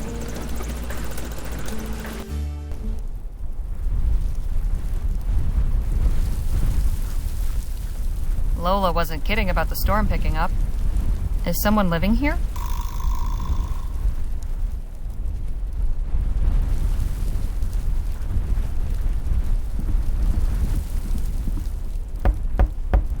Hello? Anybody home? No answer. And wouldn't you know it, it's locked. There's got to be a way inside. Was that you making all that racket? Oh! What in God's green earth are you doing out here in this squall, young lady? My companions and I need a place to ride out the storm. We thought this house was abandoned. Well, it's not. But how many are ye? There's 6 of us. That's our wagon back there on the road. Well then, go fetch 'em. You're sure? I won't have ye blow away on me porch. And you'll be keeping an old man company. So long as you're not bandits or thieves, are ye? No, sir. We're fortune seekers. Of an honest sort. Then we'll be getting along just fine. Now, get your folk in here quick, before we all get whisked to Kingdom Come. Appreciate you letting us ride out the storm in here, sir. Mighty good of you. Ah, of course. As I told your mate, I'm glad for the company. Welcome to me home. I'm Captain Philip Boylan. Pleasure's all ours. I'm Jake Ackerman. And this is Miss Leger, Mr. Luo, Mr. Marquez, Ms. Redbird, and Miss Johnson. Fine-looking crew, sure. And not to worry, there's plenty of space here. I've a spare room upstairs and a settee in the library. So, Captain Boylan, would that be a sea captain? Aye. We're a long way from water. What brought you out here? There'll be time for trading tales soon enough. For now, I'll be needing some assistance. I was about to start supper. Seeing as I'm setting extra places, I could use a couple more hands. I'd be glad to help. As would I. Ah, grand. Could you use another? Sure. All right, shall we? The rest of ye, make yourselves at home. I'll sound the gong when supper's ready.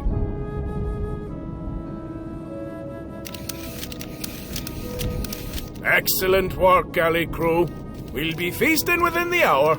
You're fortunate to be so well provisioned. We recently visited a community that was having trouble with their crops. I hope they have enough stored to last the winter. So, Captain? Aye? What are we helping you prepare, anyway? I'll give you a clue. It's got potatoes in. But seriously, why ruin the mystique? You'll find out soon enough. Captain, I was wondering... Aye? Where did you get that gong? Oh, that were a gift from an old friend who spent a few years sailing out of Shanghai. Is that from whereabouts ye hail yourself, Mr. Luo? Me? Oh, no. That is, my parents came over from China, though I'm not sure where exactly. They never talk much about it. But my brother and I were both born in El Presidio. Ah. So have you ever been to China? No. I hope to go someday, though. Maybe I can convince Jake to take his show overseas once this trip's over. Maybe. Stranger things have happened.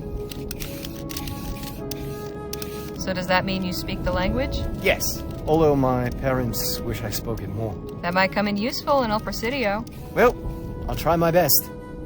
Well, this should be plenty, thank ye. Why not go rest up? I'll sound the gong when supper's ready. That was lovely. What an interesting life he's led. I bet he's got as many stories as Jake. Now, speaking of which, I better go find him. I'm going to look in the library. See you at dinner.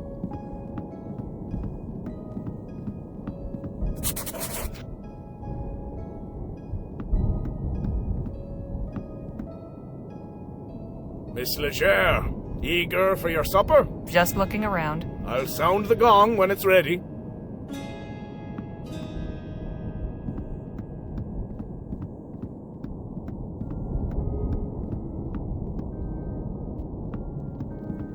It seems the good captain is an avid reader. No kidding. The label says Barbados rum. That's a nice instrument. Isn't she? Very finely crafted. I wonder how the captain came by her.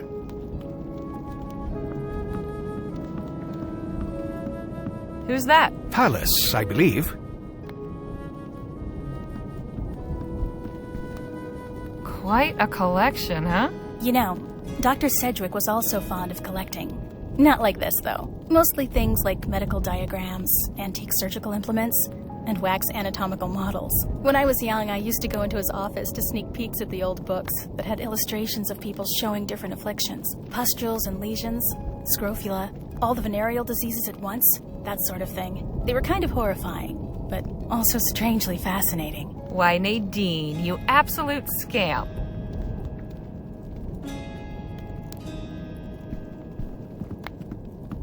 Admiring the captain's collection? I am. Such curious objects.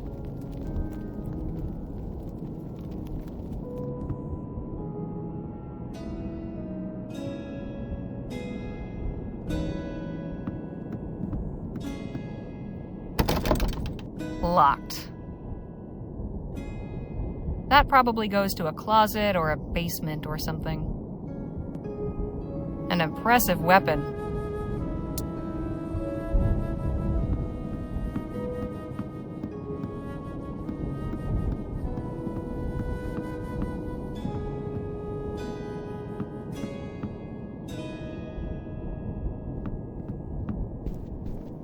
I shouldn't be snooping around. Not without a good reason, anyway.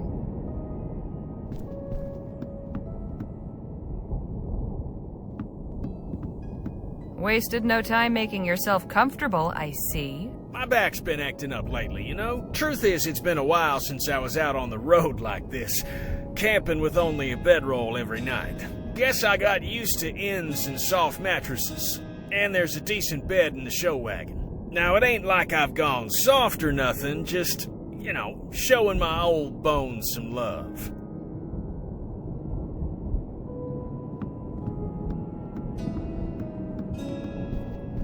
Hey, Danny. Hi, Harley. Do you mind if we talk later? I'm feeling a little white. Sure, not a problem. Hey now, don't go snooping around in there. We don't want to get on our host's bad side.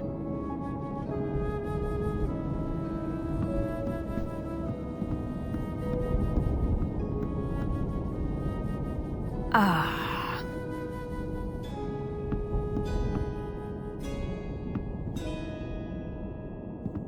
The plaque says the Corunna. Oh, that's interesting. There's a little model sailor that looks kind of like Captain Boylan.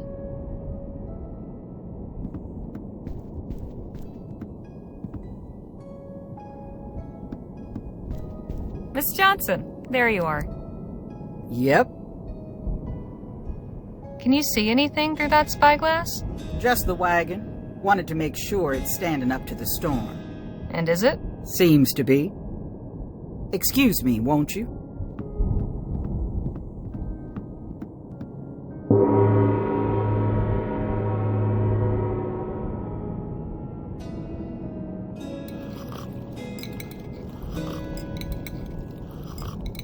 I can't remember the last time this table was so full. How are ye finding the fare? Not bad. Most satisfactory. The very soul of rustic simplicity. Quite simple and, unadorned. And no adornment needed. My compliments to the kitchen. But then I'm not exactly impartial. In any case, it's been a real pleasure having a proper meal at a table. Been roughing it, then? And how? The campfire don't compare to this. Where are ye folks headed? El Presidio. Ah, I used to sail out of there. Have you by chance heard of Dr. Bennett Clark? I can't say the name rings a bell. Is he a friend of yours? No, he's really of no relevance. Can't imagine why Miss Leger would bring him up. You said you sailed from El Presidio, Captain Boylan? Aye, For many a year, I used to captain a whaler. No kidding. You must have some stories. A fair few. I could tell ye about the largest beast we ever snared. The one what took me leg. Go on then, tell us. It was back in 25. We was circling a lagoon off the coast of New Spain. We were on the point of giving up, when suddenly, a great monster breaches off the port bow. She was the biggest I'd ever seen. I shouted the order to launch the whaleboats in pursuit. Me men put all their backs and all their hearts into rowing, and soon we was on her. All around, the water was churning white with foam. The beast surfaced again so close, we nearly capsized. But the harpooner had steady legs, and a steadier aim on him, and he struck true. Then the battle began. Oh, how she thrashed and reared. Somehow, the rope got wrapped round me leg and pulled and tore almost clean through. I thought I was a goner for sure, but it wasn't over yet. At last, the beast tired out. We hauled her in just as it was getting dark. Cutting her up was no easy job. She was 50 foot if she was an inch. Got a good sum for all that oil and blubber. But it wasn't only the whale went under the knife that night. Doc cut me up too, taking care of what little was left of me leg by that point. Saved me life. Quite a tale. That poor creature. I doubt you'd feel that way if you met one yourself, Missy. How about we just finish our dinner? If anybody has an appetite left after that story. Aye, fair enough.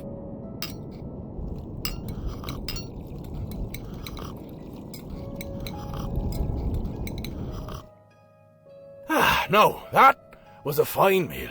And a fine meal should be followed by some fine rum and conversation. Would ye care to join me in the library? That sounds like a perfect way to pass the evening. I'm going to retire. Sounds like the storm's died down, so I'm bunking in the wagon. You sure that's a good idea, Miss Johnson? I'm sure. See y'all bright and early. Harley, a word? What is it? Captain Boylan's a friendly feller, but you were a mite loose-lipped at dinner, if I may say. We don't need every Tom, Dick, and Harry knowing about our search for Clark's money. I only asked Boylan if he'd heard of Clark, not a word about the money. Still, you're treading on thin ice.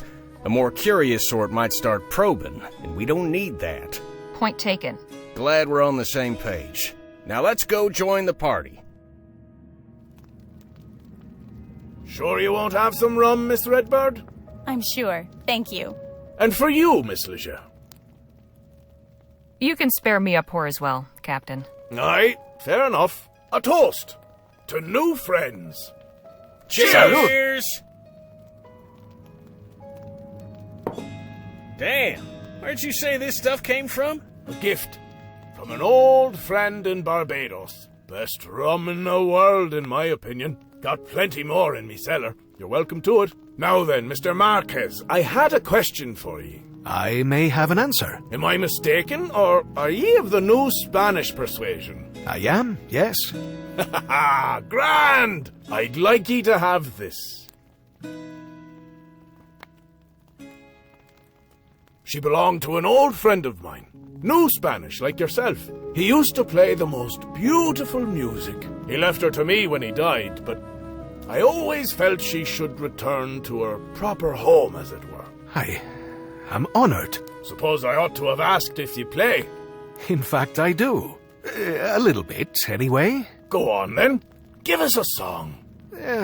Very well, but let me tune her first.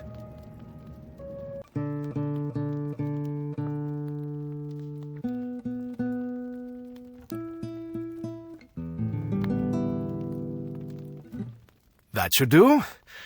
Now, let's see if I remember.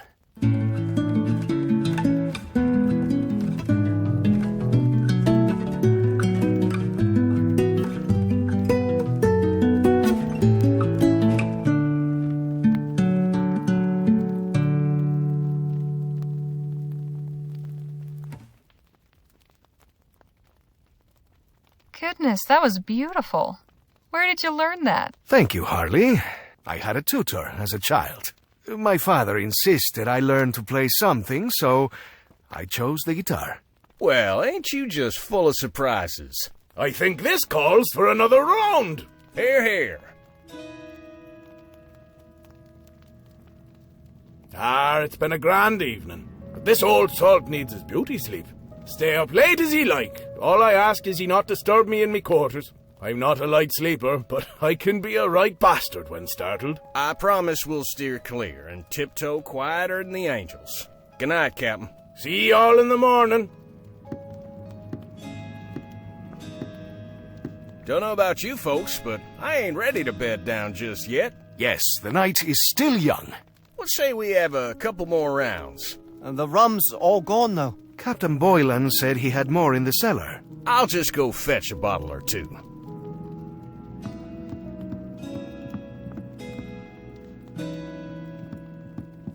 Oh, bad news. Cellar's locked.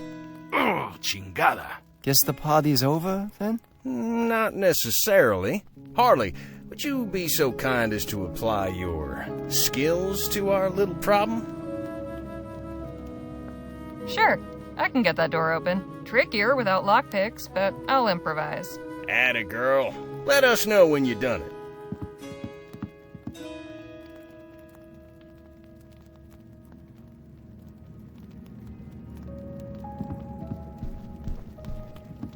This could be useful.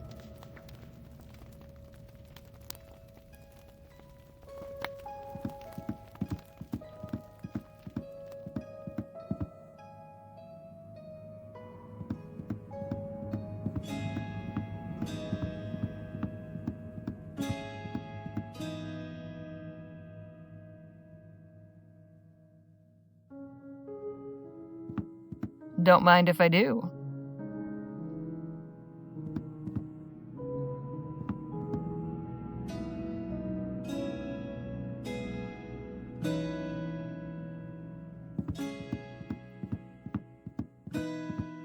I could try prying the door open.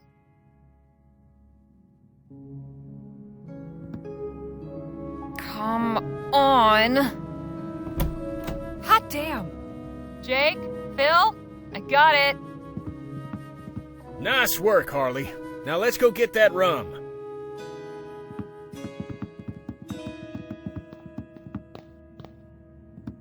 I cannot see a thing down here. How about we light that wall lamp?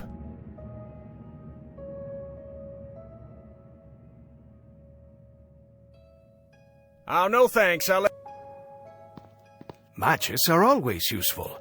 I have some on the wagon.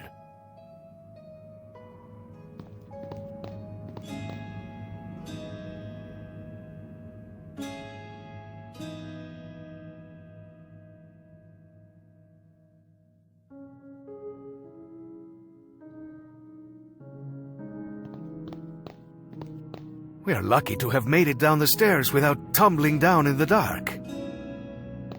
Gotta be matches around here somewhere. I believe these are the... Oh, no thanks. I left my ciggies on the wagon. Matches?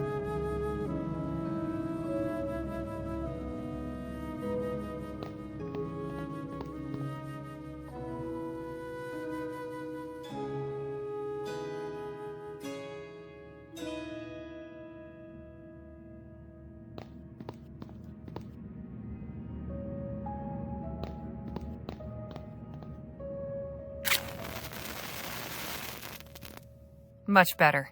Now, about that rum. What was that? Sounded like the captain's voice. Come on. You heard it too, huh? Yes. It came from upstairs, I think. It sounded like Captain Boylan, but aren't his quarters on this floor? I thought the same. Perhaps we should go see if he's all right. Yep, you and Miss Redbird check the spare room. Danny and I'll check the bedroom. Harley, you look in the captain's quarters. We ain't got time to lose.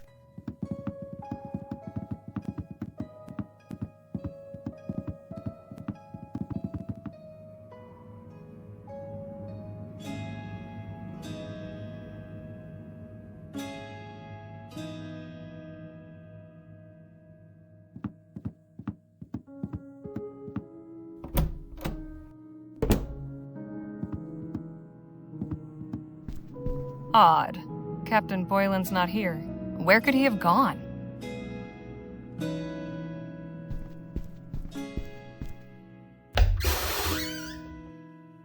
Can't really see anything in here. An old oak wardrobe. Looks like a sea bunk. Guess old habits die hard. There's an old book in here. A journal. Better take it. The captain won't miss this for now. There's not much in here. I guess Captain Boylan didn't care much for writing. Here's an interesting passage. Fisher landed another whale today on his first shot. I asked him how he managed it. Turns out he's been tying his wife's kerchief to the harpoon handle. Swears it brings luck and improves his aim. Ah, to be young and in love.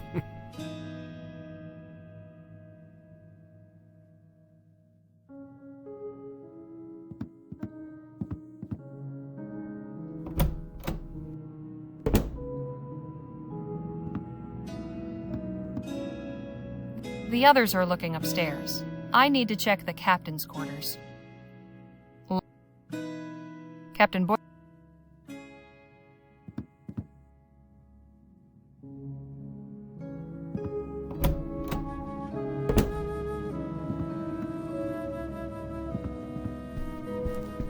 The storm has eased up some.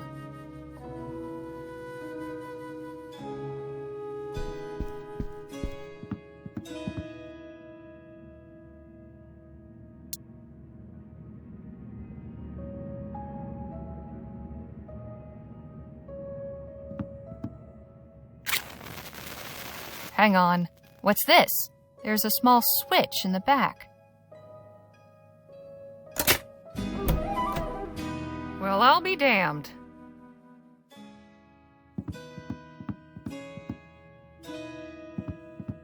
Captain!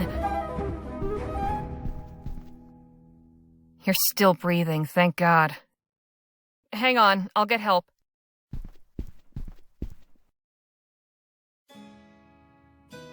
He appears to be fine physically, but he seems to be in some sort of trance. A trance? How do you mean? His eyes are open, but he's not really awake. He's gone within himself. I've seen people do this voluntarily, to meditate or relive certain memories, but Captain Boylan seems trapped. Is there anything we can do? I'm not entirely sure. Did he say anything when you found him, Harley? Not a word. I'm at a loss. Something brought this on, but what? Maybe it was something at dinner? We all had the same food. No one else had this reaction. You said this room was hidden, right, Harley? That's right. So, does it maybe have some special meaning for Captain Boylan? That's a very good point. I would say this place is a sanctuary. But from what? The man lives alone in the desert already. What's he need a secret sanctuary for? Look, on the wall there.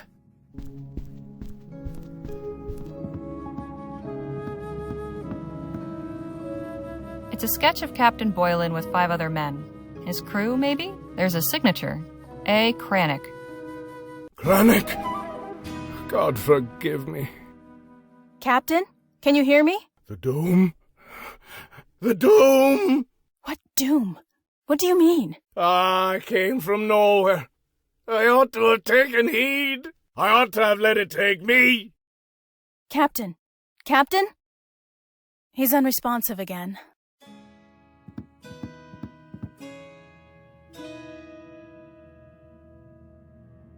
Poor man. It's clear he's suffering. I only wish I could diagnose the cause. I think I have an idea. Yes? That chair, the way it's positioned, facing that sketch, this room being hidden, I think something happened to those men. Something bad. And I think the captain blames himself for it. He probably comes in here to punish himself. Oh, how you figure that? Because, well, call it a hunch. I don't know. Seems kind of far-fetched, don't it? Not entirely. I've read some of the new theories about the study of the mind. A particularly traumatic event may have shaken Captain Boylan's sanity. So, he has gone mad? Yes, but he may not be beyond help. We could try to reach him. I could try a form of hypnosis. Oh, sure. That's where you get him to cluck like a chicken, right? Not at all. It means he would be calmed and put into a receptive state. Then we could speak directly with his unconscious mind. But to have the best chance, we would have to recreate the environment he's experiencing as accurately as possible. You sure we shouldn't just leave Captain Boylan alone? Look at him. Would you wish to be let alone in a state like that? Suppose not. So what do we do? We must each take on a role. Oh, you mean like play acting?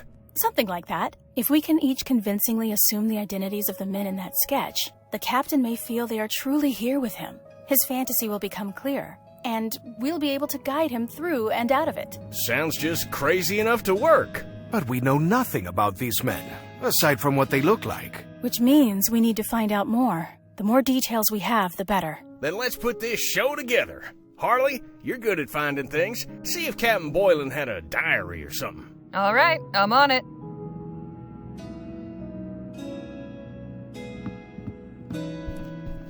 There's gotta be something we can do for him.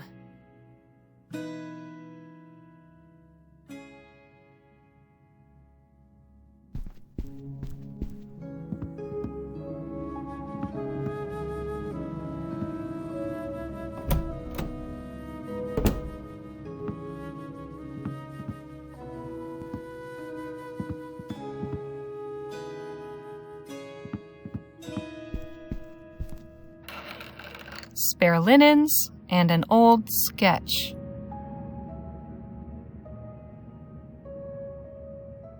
A sketch of a ship, the Derwent. There's a note. Captain Boylan, looking forward to our first voyage together. Signed A. Cranach. Cranach? That's the same name on the sketch in the attic.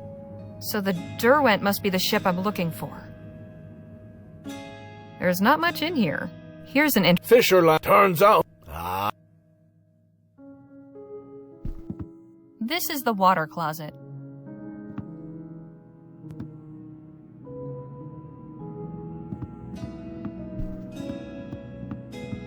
I'll take this hat.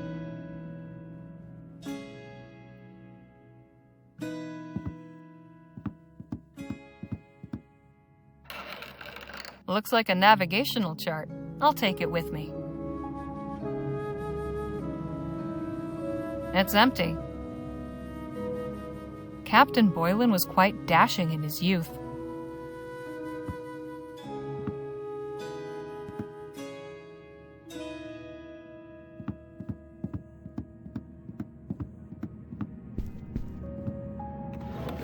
There's an empty bottle and a note in here. I'll take the note. Captain Boylan, I recommend taking 1 nitroglycerin tablet per day and avoiding overexcitement. Dr. Francois. There's a path drawn around an island that says Detour. The name of the island's been crossed out.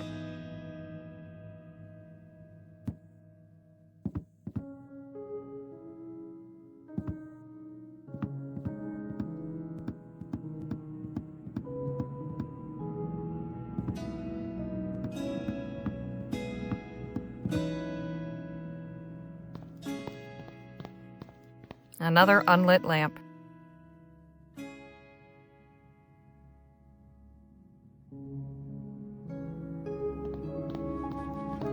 A crate chock full of rum bottles.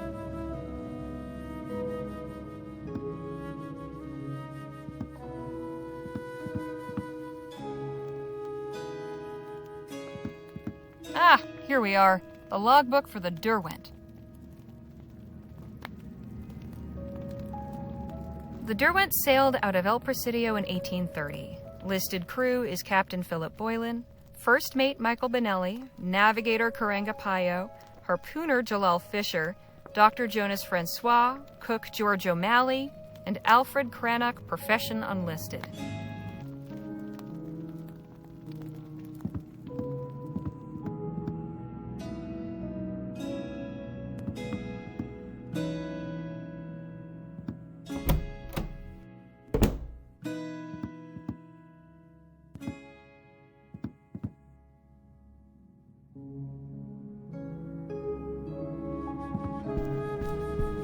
found the ship's log for the crew in the sketch.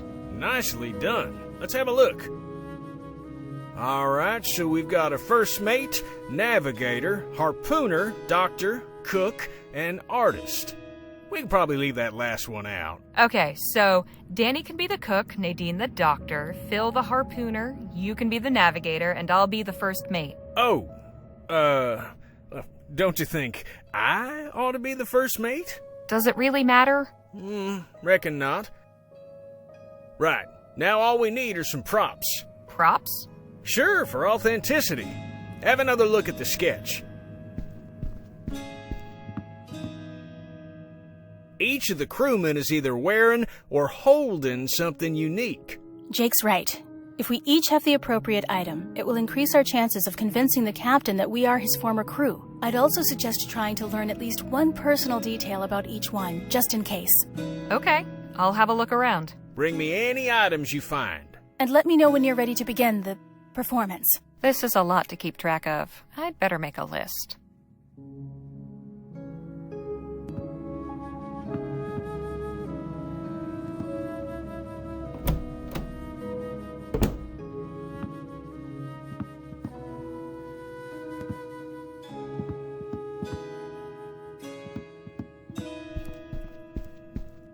The plaque says the Corunna. Oh, that's interesting. There's a little model sailor that looks kind of like Captain Boylan. And that looks like First Mate Vanelli. They must have been shipmates.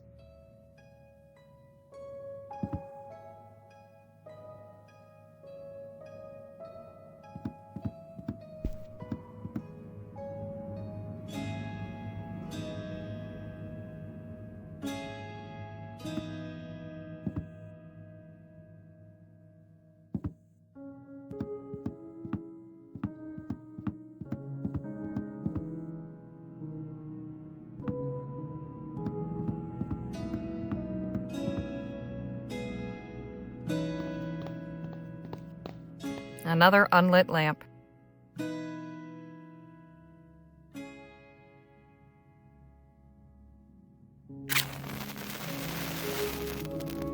There we are. An old navigational chart. Looks awfully familiar. These two charts show the same land masses. The island crossed out on my chart is called Hastram Scary.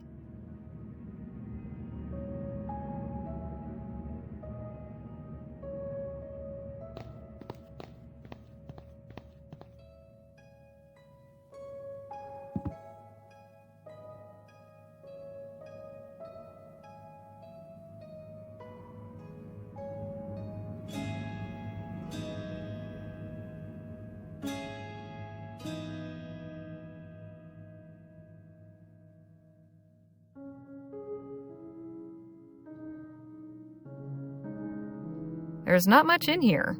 Here's an... Fisher landed another. Turns...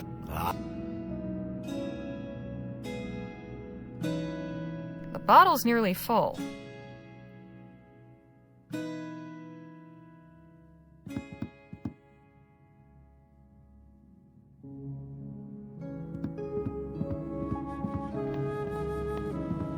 Well stocked, but not with anything I need.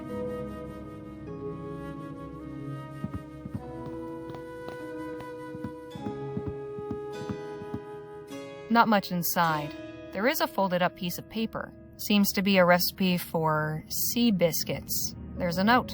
Your favorites. Told you they were simple to make. Perhaps someday you can whip some up for me. It's initialed GOM.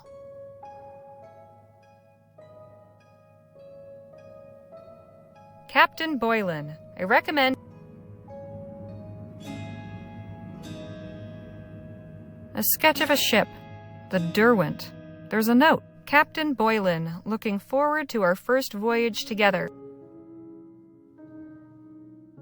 It's in surprisingly good shape for being so old.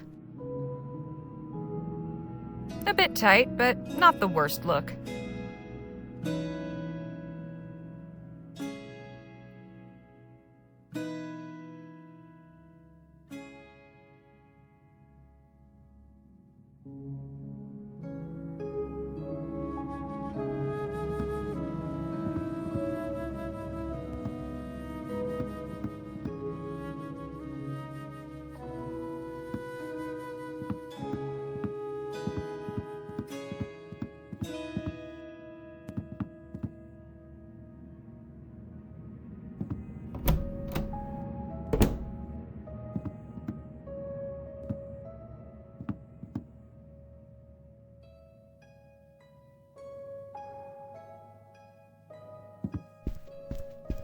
Here's a harpoon for Mr. Fisher. All right, this one's yours, Phil. I do hope this works. A spyglass for Navigator Pio. Great. Here, this is the hat First Mate Benelli wore. Perfect. I'll hang on to it.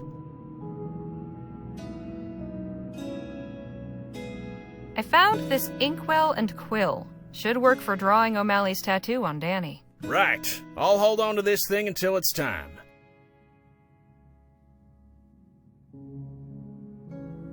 Interesting find. I'm sure this information will be pertinent. Seems like handy information to know. Thanks, but no thanks. Thanks.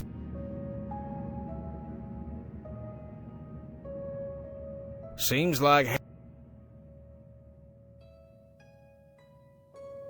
Is everything ready to go? Keep in mind, we'll likely only get one chance at this. I think so. I've found everything I can. Excellent. Let's gather everything together and get started. I'll begin. Then we can each say who we are. Captain Boylan, hear the voices of your former crew. Me crew? Go ahead, Harley. You start. First Mate Michael Benelli reporting for duty, Captain Boylan. Michael! Can it be? Captain Boylan, it's Karenga Pio, your navigator. Pio! You're alive? Captain Boylan, it's me, George O'Malley. Supper is almost ready. Ah, yes, I can smell it. Delicious. Captain Boylan, I am Jalal Fisher, harpooner. Of course, Fisher! I knew you'd made it. And I am Dr. Jonas Francois. But Doc, you haven't got your lucky scrimshaw on ye. I don't understand. What's the meaning of this? Some of me men have returned, but the rest? Imposters. Away with ye. Leave me in peace. Captain, we're only trying to help you. Help? There's no help for me. Me torment is mine alone, until the day the devil sees fit to drag me down to perdition. I'm afraid this ship is run aground. What, that's it? There's nothing else to be done? This was a risky attempt, and we were unsuccessful. We should leave before we make things worse. But what's going to happen to the captain? We can't give him the help he needs. He'll have to come out of it eventually. The best we can do now is leave him alone. We've disturbed him enough. Damn shame the plan didn't work. But at least we tried. Come, we should get some sleep. And let's refrain from mentioning this to the captain in the morning. Appreciate your hospitality, Captain. Think nothing of it. I hope you all slept well. Very much so. And yourself? Well, truth be told, it was a rough night. But your company was most appreciated. Before ye go, I'd like ye to have this tea caddy, Miss Leger, as a memento. I carved the inlay myself. It's beautiful. Best of luck on your journey. Thank you, Captain. We'll be on our way. Our stay at Captain Boylan's farmhouse was anything but dull. I hope we did no lasting harm by our intervention. But he seemed himself again when he saw us off this morning. I do believe he was truly lonely in his self-imposed exile and grateful for even the brief company we offered. After traveling half the day, we've stopped for a brief rest, and Nadine has asked me to accompany her on an excursion into the desert. For what purpose, I shall soon learn. Thank you for accompanying me, Harley. Not a problem. What are we doing, exactly? Gathering firewood. There's probably plenty of petrified wood, but we should be able to find some useful scrub. You sure? Seems awful barren. At first glance, yes, but the desert is good at concealing. Just look closely and you'll find what you're seeking. Over here looks promising.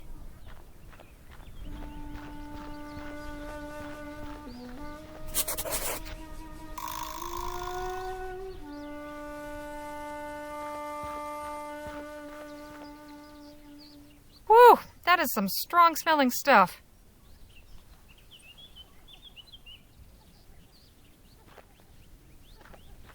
There, over by that flintstone. That branch is perfect. I'll let you do the honors.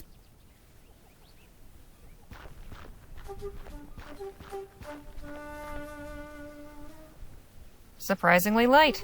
Suppose there's more around here? Undoubtedly. It probably came from that tree over there. Let's split up. I'll check beyond the tree. You search the area to the south. Once you've gathered enough, we can meet back here and sort it. Okay. Good luck, I guess. And to you.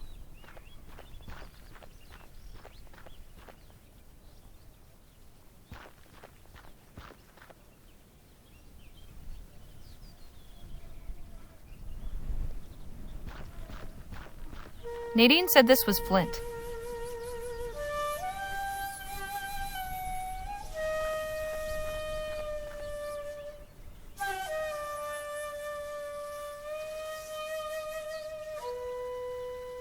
There's some tea in here.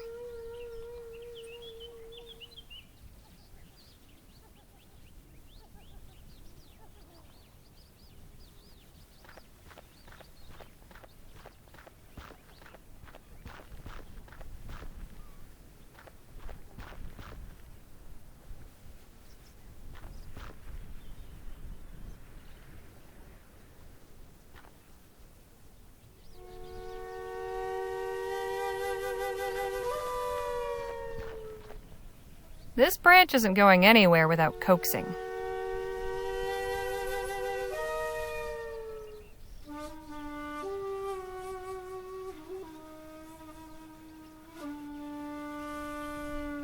It's got a nice fruity aroma. Kind of sweet.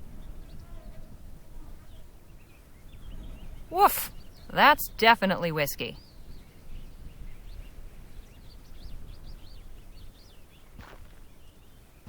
That's not going to get the wood out.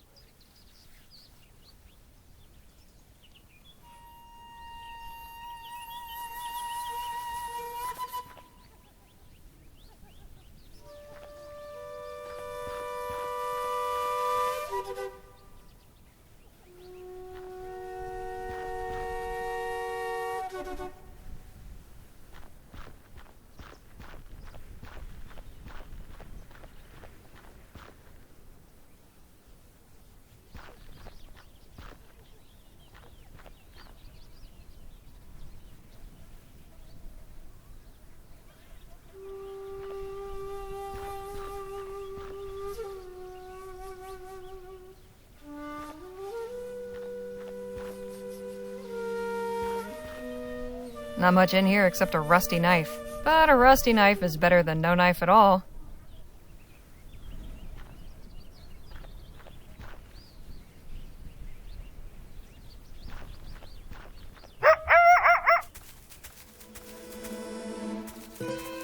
Damn it! Fast, little son of a gun.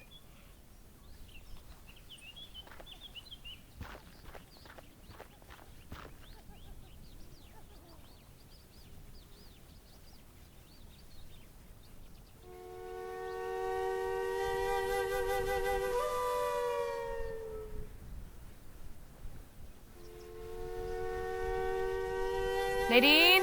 Can you hear me? Could use some help. Damn it! Where did that varmint get to?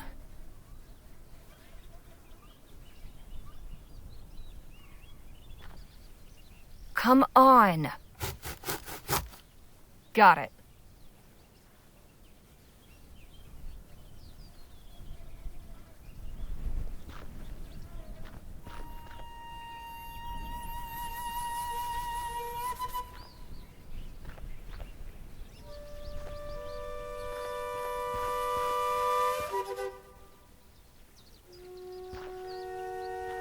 Well, well, look who it is.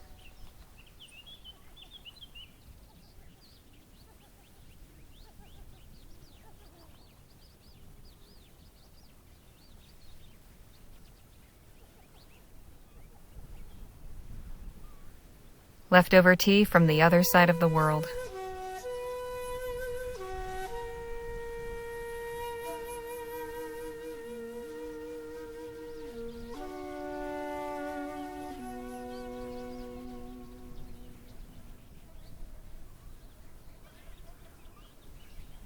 Not a bad idea, but I don't want to waste this firewood.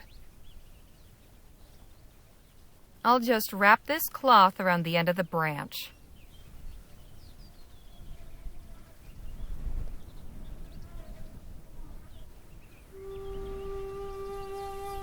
I can't light the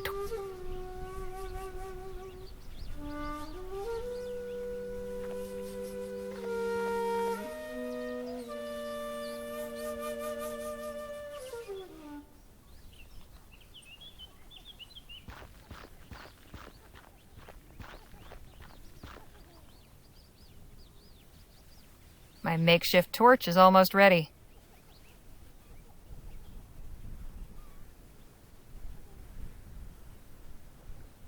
There.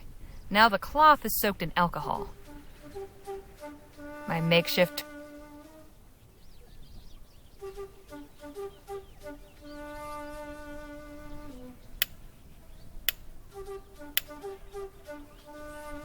Hot damn!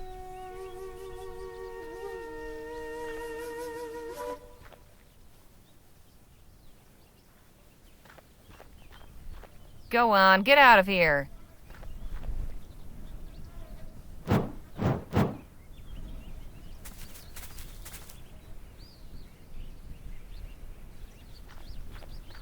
Nadine's never going to believe what I went through to get this.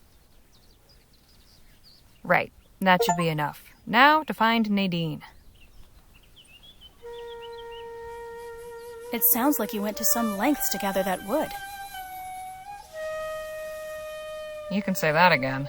Nothing's ever easy, is it? Nothing worthwhile, in my experience. You said a coyote ran off with one of the branches? Yeah, sneaky little thing. I improvised a torch and scared it off with fire. Clever. You outsmarted the trickster. You know, Vespuccian natives tell many stories about Coyote the Trickster. He's never quite either good or bad, but he's always getting into scrapes and causing trouble. Would you like to hear one? Please. I'd like that. Okay, but first... What are you doing? You'll see.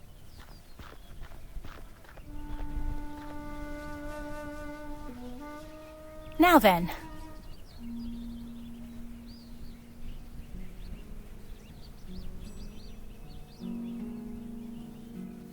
Coyote went to visit Kingfisher because he was out of food.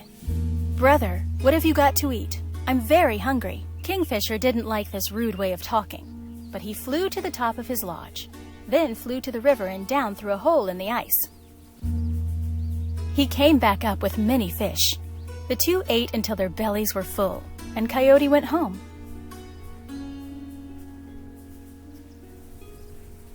The next day, Coyote climbed up onto the roof of his lodge. "What are you doing up there?" asked his wife. "Why, you know I've done this before. I'm getting food for our supper."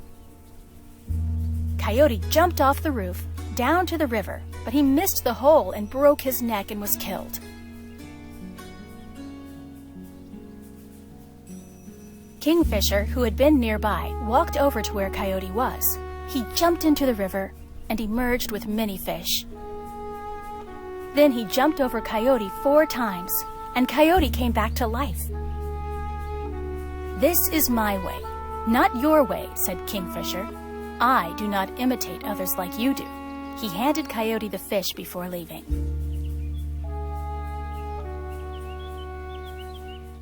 Coyote went back to his wife and showed her the fish. "Look at these big fish. I caught them the way Kingfisher does. Kingfisher is afraid of my power. He told me not to do this again. He knows my medicine is strong." Coyote's wife cooked the fish.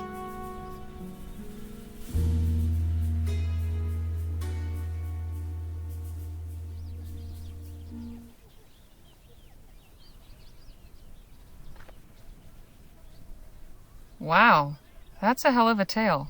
I always found it rather compelling. Is that a myth among your tribe? No. At least, I don't think so. If my parents told me any of their people's traditional stories, it was when I was too young to remember. So where did you hear the story? Actually, I read it in a book. Myths and Legends of the Native Vespuccians. Dr. Sedgwick bought it from a traveling bookseller. I think he was of two minds about giving it to me. On the one hand, I know he considered it frivolous heathen claptrap. But on the other hand, he thought it might be meaningful to me, having something connected to my origins. He was right. I cherished that book. Devoured it. It was written by a white man who was supposed to have traveled all around the country collecting native folk tales. Sometimes I wonder if he ever left the publishing office in Bright Bay. Maybe he just made them all up.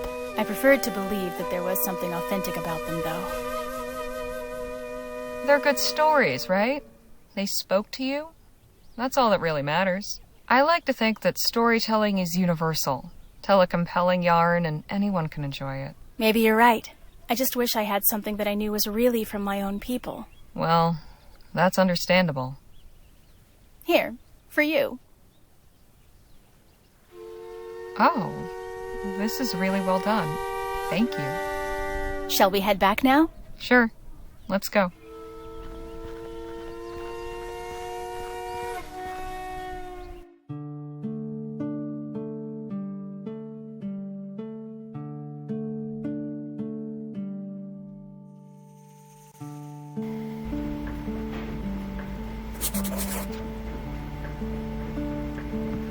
Phil? Harley? How are you liking the guitar? It is a fine instrument. I have not had the opportunity to play in some time. Favor us with a performance soon? The music of Vespuccia is not to my taste, but I will play for you some songs from my country. They warm the heart and stir the soul. Can't wait. Do you think Captain Boylan will be all right? Hui, that poor man. I do not think he will be, no. There is great torment within him. Whatever help he needs, we could not offer it. We'll talk more later. I look forward to it. Hey, Nadine. Hello, Harley. I've still got old Captain Boylan on my mind. Think he'll be all right? It's hard to say. I don't think that kind of torment can be set to rest so easily. I just hope our intervention didn't do more harm than good. I have to say, I've learned quite a bit about coyotes lately. They are fascinating creatures, aren't they? I'm sure you can understand why there are so many stories and legends about them. Hey, Leger, I need a word. Yes? There's a stopped wagon up ahead. Freighters from the look of it. I'll pull over. Go see if they've got anything worthwhile for sale. Will do.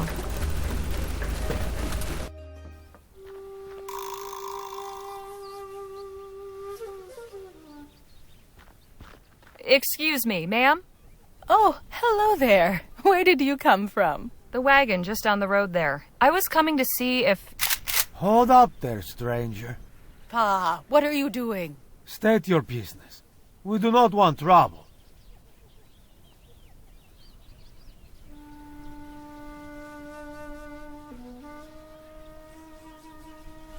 Easy there. Trouble's the last thing I'm looking for. Then what are you looking for? I've been sent to inquire if you were traders. Thought we might do business. Ah, well, there you are then. You can put the gun down, Pa. She's clearly not a highway woman. No? You know how sneaky they are, Ma. And this road is infested with them. You've got nothing to worry about from me or my friends. We're just travelers. Friends, eh? And where are these friends? She said they were down the road, in that wagon. Oh, yes? Waiting in ambush, perhaps? Now it can hardly be an ambush if she told us where they are. Pa, please. If she did have any wicked intent, I'm sure she's given it up now that she sees how well protected we are. Please put the gun away, and let's talk like civilized Christian folk. Very well. I swear, if you attempt anything... She'll regret it sorely, I'm sure. There now. Well, you asked if we were traders, and indeed we are. We're bound for Rosewater to sell our stock. We were about to make camp for the evening, but we'd be glad to show you what we have, provided you can pay or trade. Rosewater, you say? We've just come from there ourselves. Is that right? We've made the trek many times. It is never dull. It's been eventful for us as well. Oh, I'd enjoy hearing about your journey. How about your folk camp with us tonight? Make an evening of it. A chance to trade stories as well as wares. Now, Ma, is that a good idea? Ria has been fussy all day. It will be fine. She loves meeting new people. We do not have extra food, so we cannot feed you. That's all right. We have some. We can pool what we've got. Very good. A potluck. Great. I'll let my companions know to prepare for company. By the way, my name's Harley Leger. Pleasure to make your acquaintance. We are the Fortine family. I'm Sarah Little Owl, and my husband is Carl. We've also got 3 children in the wagon. Beth, Bram, and baby Ria. You'll meet them later this evening. I look forward to it.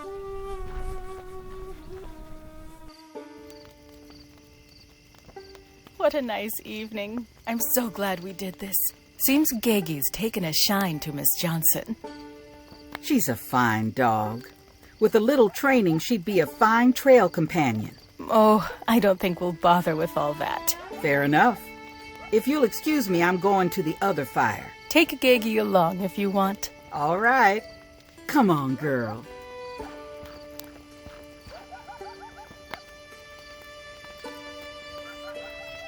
That was a good meal. Hey, Mrs. Fortine? Yes, Miss Leger. I'm curious to know how you and your husband met. We both worked for the Gold River Trading Company. I'd already been at the lodge for a few years with my brothers when he first came through. We courted for a while, and eventually decided to elope. Love at first sight, huh? It took a while to get to know him, but I could see he was different from the other trappers. Brutes and wild men, but not Carl. After we were married, we both left the company and came west to work independently. You folks been to Rosewater often? Several times, yes. We usually spend the winter there. Ever since they extended the rail line, we can go there and sell to traders who ship our pelts back east. Actually, Ria was born in Rosewater. You don't say. Have you had your dog long? Only a few days. We adopted Gegi from a traveling carnival we passed some miles back. Pa wasn't too enthusiastic about it. But I thought it would do the children good to have a companion. Although I have noticed that Bram starts to sneeze something awful when she's around. I hope he gets over it. Are you from Western Vespuccia originally? No, I'm Cheyenne. We come from the southern part of the province you call Rotterdam. Your friend, Miss Redbird. Who are her people? I asked, but she doesn't know herself. We met her at an Otham village, where she was staying as a guest. I see. Well, send her my way when she has a moment. I'd love a chat. How did you come up with the name Gegi? Oh, that was Ria's doing. Gegi is her way of saying doggy. We all thought it was adorable, and the name stuck. So, what's the trapper's life like? It can be rough, but I like the freedom. We can go where we want, when we want, without any boss telling us otherwise. It's not too dangerous for a young family? The children are born to it. They can hunt and trap with their eyes closed. Besides, we don't go after anything dangerous. Mainly deer, elk, and beavers. Your children seem very capable. How old are they? Beth is 14, Bram is 9, and Ria is 18 months.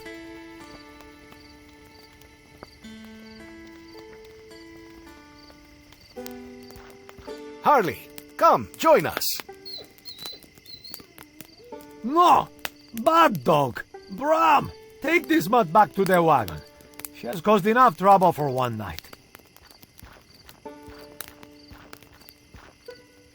She's just a pup. You can't expect her to be a perfect angel without being trained to it. Trained? I would like to know how we will find the time for that. Honestly, I do not know what Sarah was thinking taking her in. Hey now, let's lighten the mood. How about that song you were going to play us, Phil? Ah, yes. This is a tune I have always enjoyed.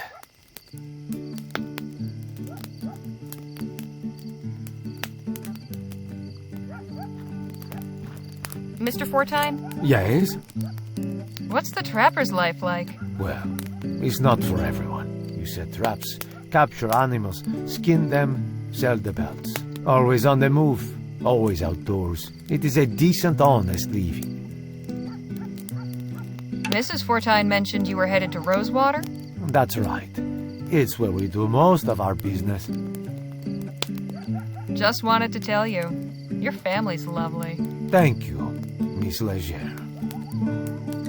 Pardon my frankness, but I get the impression you don't much care for your dog. That's because I don't. Ma got her off those yokels we met without asking. She'll be nothing but a drain on this family. Just another mouth to feed. And I especially do not care to have her around the baby. I'd like to know more about your children. Bram and Beth, they're good kids.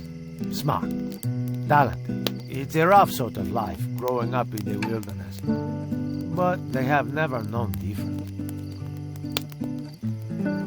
How did you come to meet Mrs. Fortine? We met when I was at the Gold River Trading Company. I was a company trapper, and she came in to work at the lodge.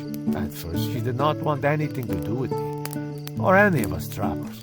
Wild beasts of the woods, she called us. But I won her over in time. We eventually decided to elope and make it out here on our own. He's in the middle of playing.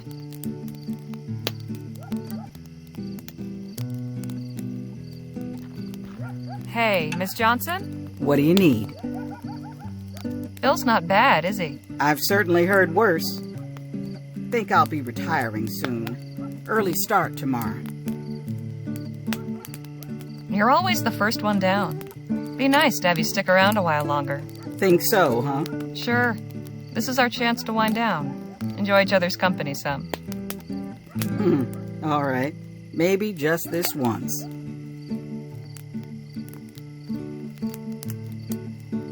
I noticed you and the dog were getting on well. She's sweet. This family don't appreciate what they've got. Been thinking about getting a dog myself. Ain't found the time. Excuse me, but it's getting late. I should put Rhea to bed. Very well. It was nice talking to you, Beth. And you. Good night.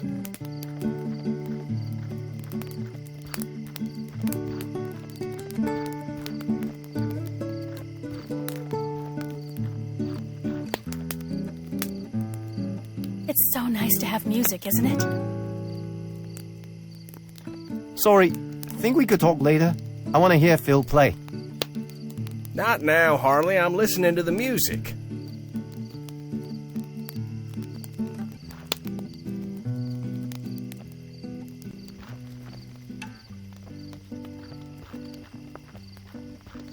Having a good evening, Mrs. Fortine? I am, Miss Leger. I'm so glad we did this.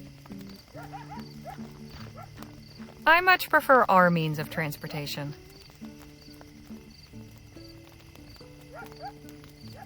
I much prefer...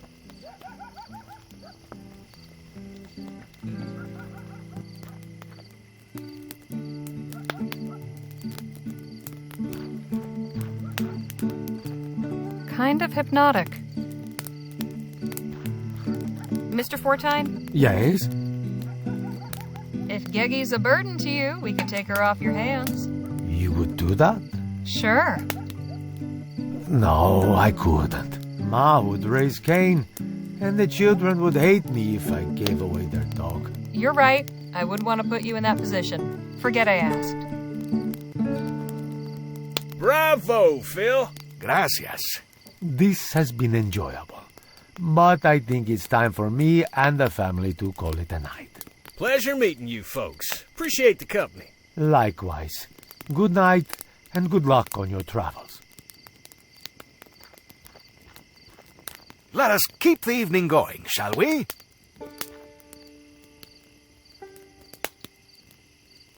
Got any more songs for us, Phil? Only sad ones.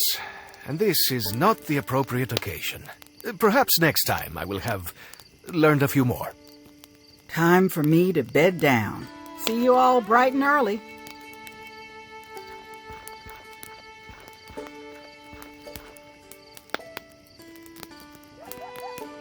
Hey, Nadine, how's it going? I enjoyed speaking with the Fortines. I hope they fare well in Rosewater. So many people just come and go through town. It's not really a home for many. Kind of sad if you think about it. Hey, Danny. How's your evening been? I really enjoyed meeting the Fortines. It's nice to see a family that's so close. All that time on the road and in the mountains, with only each other to rely on. It can't be easy, but they clearly make it work. I think maybe I'll ride my parents next chance I get. What'd you think of our dinner guests? Mr. Fortine seems a hard-working man. Nothing but respect for that. Mrs. Fortine's a lovely lady. Them two make a real nice couple, and the kids seem like good eggs. Real glad we met them. Real glad. Time for me to call it a night. Night, Harley. Good night, Harley. Buenas noches. Sleep well.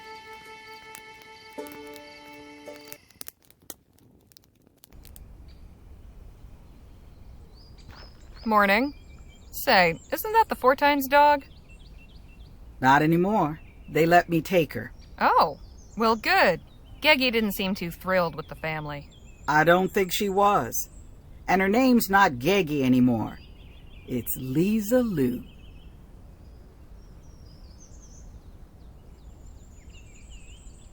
Could I perhaps suggest another name? No, but I appreciate you asking first. Now come on, let's head out.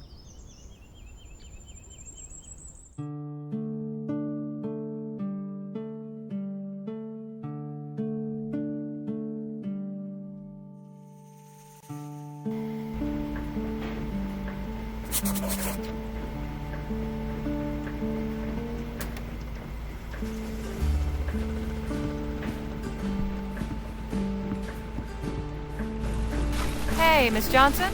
What is it? That Trapper family was nice, wouldn't you say? Sure. Didn't rob or kill us. Suppose that does pass for nice out here. How's our newest traveling companion? Lisa Lou's doing just fine. Likes the wind on her face. I'll let you get back to driving. Good.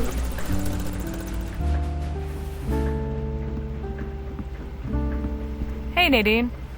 Hello, Harley. The Fortine family was nice, weren't they? It was incredible to see such a strong family bond. They depend on each other completely for their livelihood and survival. The wagon is slowing down again. See anything out there, Danny? Yeah, this is a small building. Let's go take a look. Oh, thank God you're here. I was starting to think no one would ever turn up.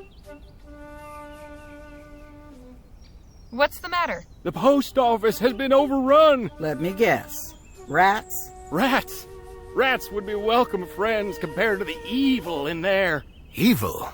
What evil? The deceiver. The father of lies. You're saying the devil is in your post office? Yes, just like in that story. He lives in there. Wonderful. Another maniac. Frontier's lousy with them.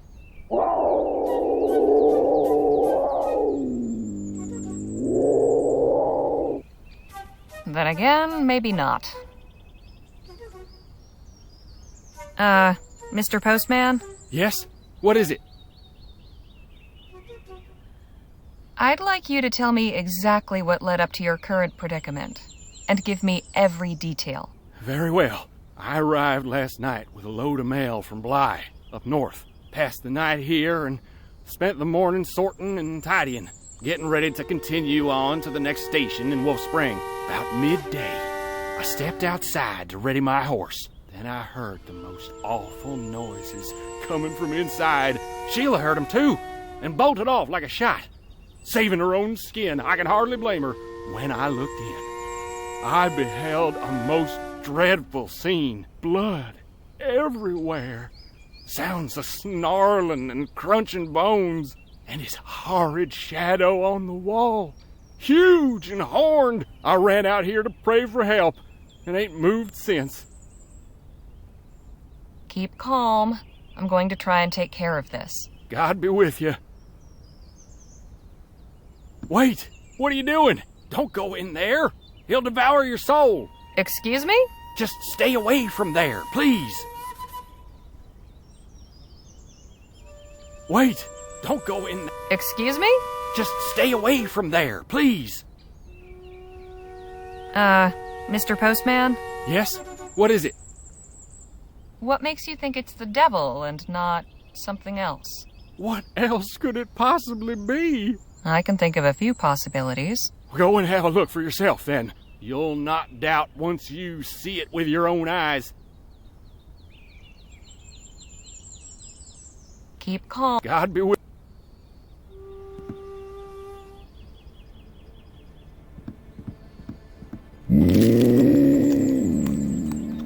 Whoa, that's close enough. What in the ether?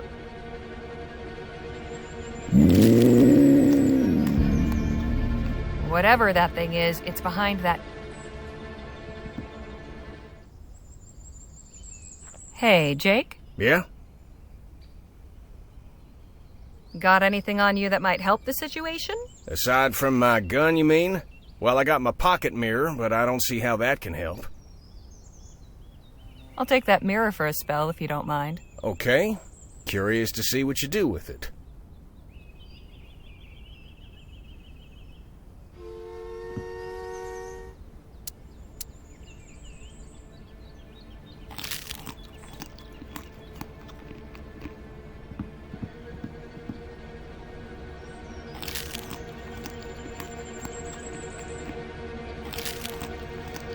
How about that? Seems our devil is just a hungry wildcat. Got some good news for you. Oh? It's not the devil in there, it's a wildcat. I knew it! Jumped in through the window, looks like. Right now, he's having a fine time feasting on a fresh rabbit. Oh. Are you certain? The devil takes many forms. I'd stake my life on it. So what do we do about it? I'm open to suggestions. Easiest thing to do would be to scare it off. I could fire a warning shot. That ought to spook it. I'm not sure. It seems dangerous. I don't think I could lasso it safely. I do have some firecrackers the trapper's son gave me. I could scare it off with those. The poor creature's probably frightened to death. It sure didn't seem that way. Animals often act vicious to mask their fear. Not that different to humans. True enough.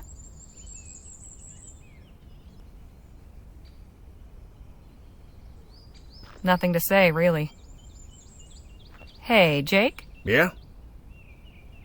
All right. I think you've got the right idea. Right you are.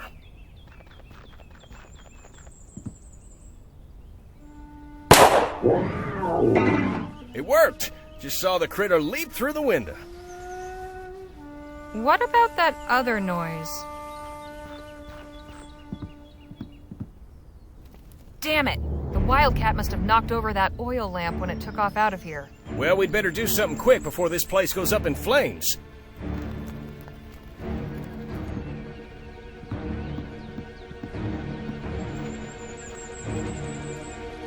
What's this jug for? It's my supply of drinking water. Someone give me a hand with this?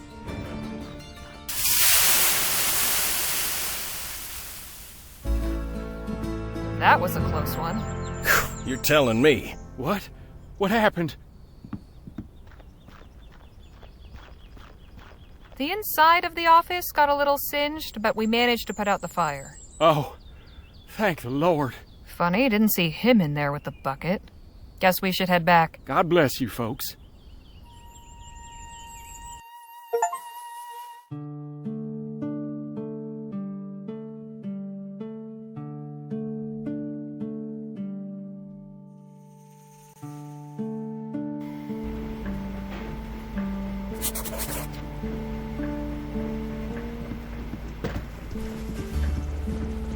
Hey, Danny, let's talk. Sure. Actually, I was wondering about something. Where'd you learn how to fight? For a while, it was how I put food on the table. No kidding. You were a brawler? I was. Used to call me Spitfire Harley. Wow. Were you any good? I took my licks, but usually held my own. In that world, being good is mostly about how much punishment you can take and keep coming back. Same as anywhere, really. Hell, if you want, maybe you and I can go a couple of rounds later. Really? Of course not, Danny. She's just pulling your leg. I was being perfectly sincere. Oh, shoot. In that case, I'm sitting ringside. So have you been to El Presidio before? Yeah, I was born there. No kidding. I left when I was 16. Haven't been back in ages. So did you get PD's memorial sorted out? Yeah, I think so. It was hard saying goodbye, but I needed to do it. Goodbyes aren't easy. Never quite got the hang of them myself. No? I don't like to stick around in one place too long, so eventually I just move on. Figure I'll be back around again sometime later. But you don't always get another chance for a proper farewell. Well, I hope you're not planning on leaving us just yet. Nah, I like to finish what I start. How about that trapper family, huh? It's nice to see good people like that out here in the wilderness. Pretty easy to get jaded and expect nothing but bandits and mountebanks, you know?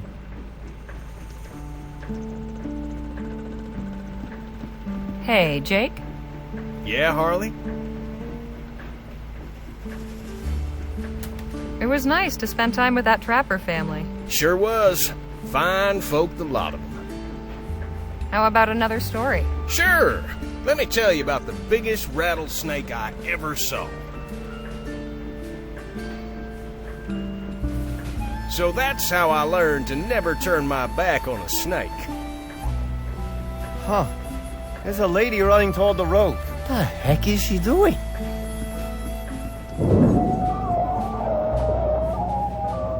Madre de Dios! I'd better see what's going on. What is it? Bandits? Highwaymen? Worse. Performers. Good day to you, travelers. What's so good about it then? And what are you thinking, running out in front of the wagon like that? I apologize for the theatrics.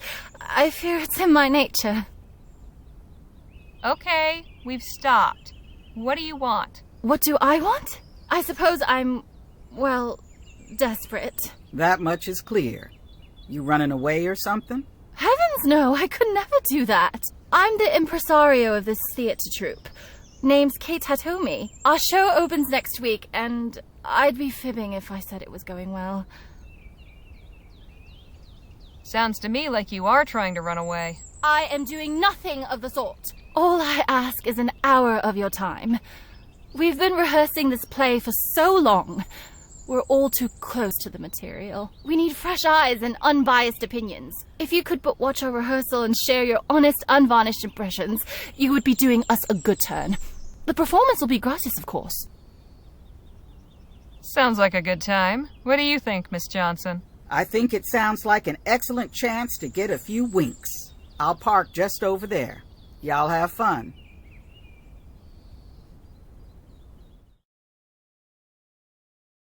Ladies and gentlemen, on behalf of myself and all the Queen's Mid-Atlantic players, welcome! This is a peek behind the curtain, if you will, at a work in progress. I thank you most humbly for your indulgence, and warmly invite you to share your impressions following the rehearsal. And now, please enjoy the show.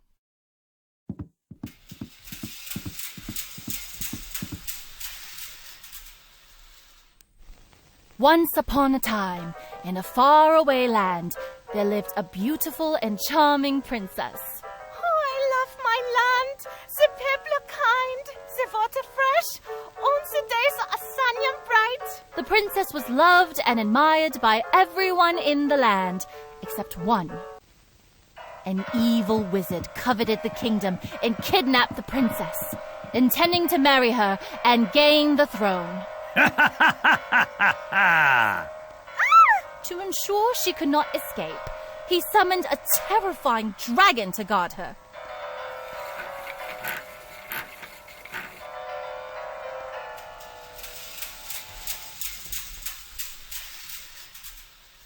However, all was not lost.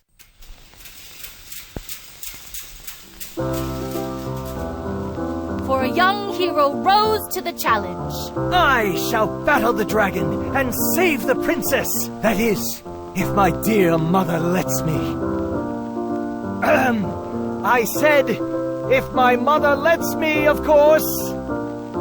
Faye, that's your cue. Faye?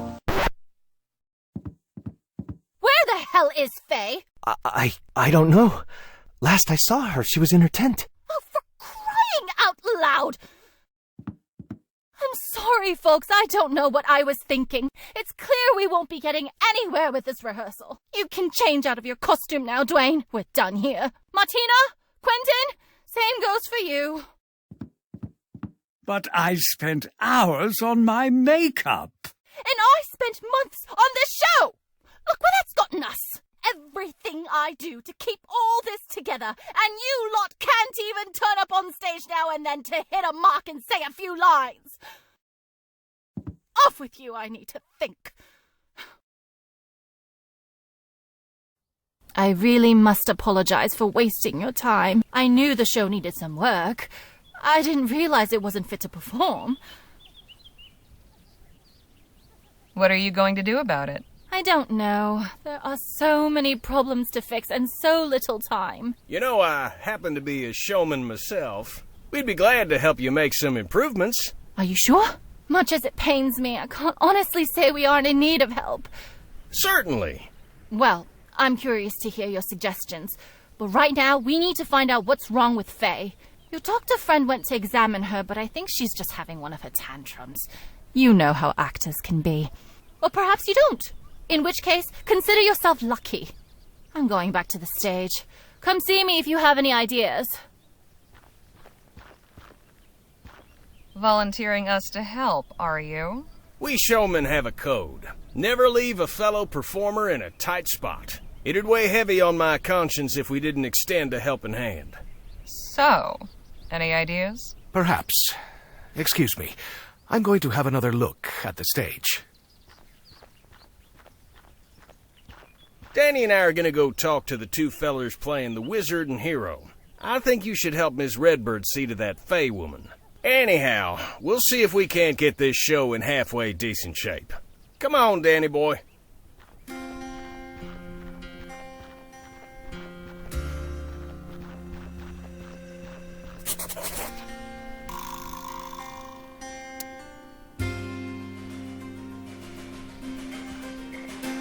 Hello, Miss Martina, was it? Yeah, Martina Holder. I am sorry we could not finish the show for you. No worries.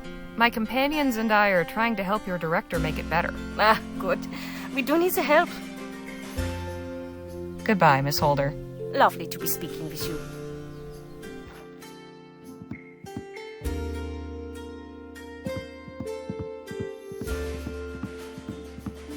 Miss Hitomi? Yes? What do you think would make the show better? God, where do I begin? Faye's in a black mood. Quentin thinks his character lacks depth. Martina's unintelligible. And Dwayne's swordplay doesn't even rise to the level of farce. And naturally, theater's all about imagination. But with the quality of our set and props, I fear we are asking rather too much of our audience in that department. I'm this close to packing it all in. What's the problem with Martina? Weren't you listening? She doesn't so much say her lines as chew on them and cough them out. She's a sweet girl, and her physical performance is outstanding. The things she can do with just her eyes. I'm loath to cut her part or take away the few lines she already has, but unless she finds some way to magically rid herself of that blasted Teutonic accent, I may have to. What's got Faye in a bad mood? God only knows. Quentin took the last of the stew at supper without asking. Or Martina washed the linens the wrong way. Or a storm brewing 100 miles off is making her hair curl. She gets like this from time to time, usually whenever it will cause the maximum inconvenience to the rest of us. I haven't got time to deal with her right now. Maybe you can get through to her? What's wrong with Quentin's character? Not a thing! Everyone loves to hate the evil wizard. He's a guaranteed crowd pleaser. But Quentin thinks the role lacks depth, that his talents as an actor, and they are considerable, are going to waste. And yes, perhaps he has a point, but for God's sake, this is not the Royal Arcadium! We performers have a saying. There are no small roles, only small-minded, puffed-up thespians who suppose that entertaining the common man is somehow beneath them. I love Quentin, really I do, but I've had it up to here with his carping and grousing. He doesn't listen to me, but you're welcome to try bringing him down to earth if you'd like. What's got Faye in a bad mood? God only knows. Quentin took the last of the stew at supper without asking. Or Martina washed the linens in the wrong way. Or Storm brewing 100 miles off is making her hair curl. She gets like this from time to time, usually whenever it will cause the maximum inconvenience to the rest of us. I haven't got time to deal with her right now. Maybe you can get through to her? What can we do to make your set and props better? The best thing we've got is the dragon head, but it's not exactly intimidating, is it? Your friend over there said he might have an idea to make it better. Honestly, at this point, I'm all ears.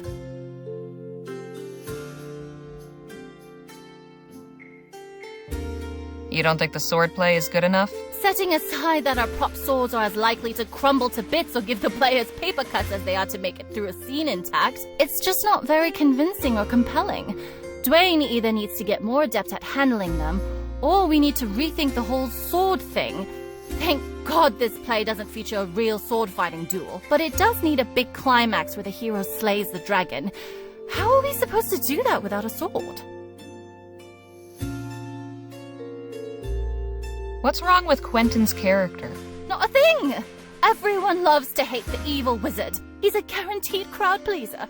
But Quentin thinks the role lacks depth, that his talents as an actor, and they are considerable, are going to waste. And yes, perhaps he has a point, but for God's sake, this is not the Royal Arcadium! We performers have a saying. There are no small roles, only small-minded, puffed-up thespians who suppose that entertaining the common man is somehow beneath them. I love Quentin, really I do, but I've had it up to here with his carping and grousing. He doesn't listen to me, but you're welcome to try bringing him down to earth if you'd like. When did you put this troupe together? As it exists now? Oh, it's been about 5 years, I should say. That's when Quentin and I came over to Vespuccia. What were you doing before starting this troupe? I spent some time in London, then went traveling around Europe doing this and that, until I met Quentin. Have you performed yourself, or do you stay out of the spotlight? Me? Oh no, I haven't been on stage since Paris. Quentin and I used to do a little magic show, if you can believe it. No fooling? It was a very long time ago. Not worth remembering, honestly. I want to hear about your cast. Oh, they all have their talents. They wouldn't be in my troupe otherwise. But I don't hold with talking about people behind their backs. Why don't you get to know them yourself? What's got Faye in a bad mood? God only knows. Quentin took the last of the stew at supper without asking. Or Martina washed the linens in the wrong way. Or Storm brewing 100 miles off is making her hair curl. She gets like this from time to time, usually whenever it will cause the maximum inconvenience to the rest of us. I haven't got time to deal with her right now. Maybe you can get through to her? You don't think the swordplay is good enough? Setting aside that our prop swords are as likely to crumble to bits or give the players paper cuts as they are to make it through a scene intact, it's just not very convincing or compelling. Dwayne either needs to get more adept at handling them, or we need to rethink the whole sword thing. Thank God this play doesn't feature a real sword-fighting duel, but it does need a big climax where the hero slays the dragon. How are we supposed to do that without a sword?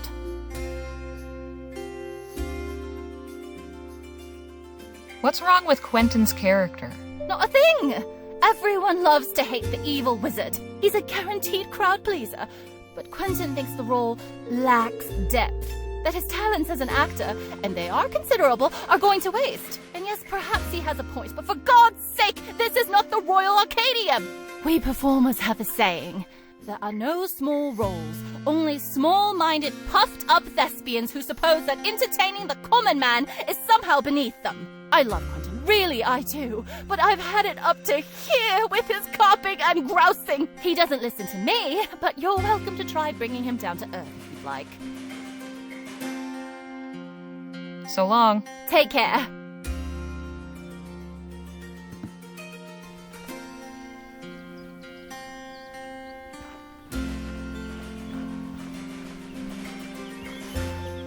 Someone kept a copy of a local newspaper.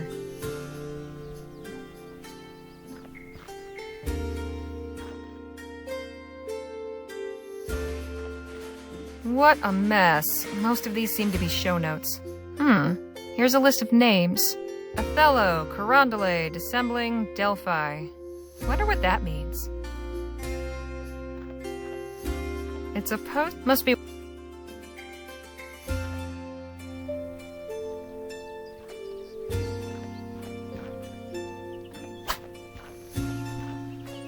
Hey there. Oh, hello. Thanks. Thanks, ma'am.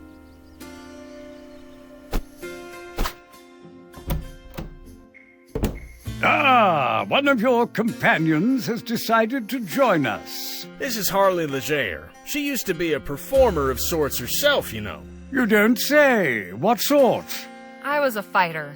Not sure that really counts. My dear, if an audience paid money to come see you, that counts as performing in my book. I'm Quentin Ellis, by the by. Delighted to make your acquaintance. Likewise. Could I have a moment, Mr. Ellis? Of course, my dear.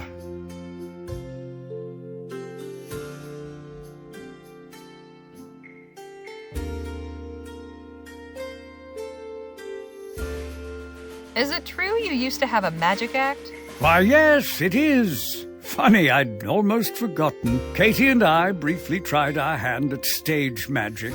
She was quite adept at sleight of hand, but in the end it wasn't our true métier.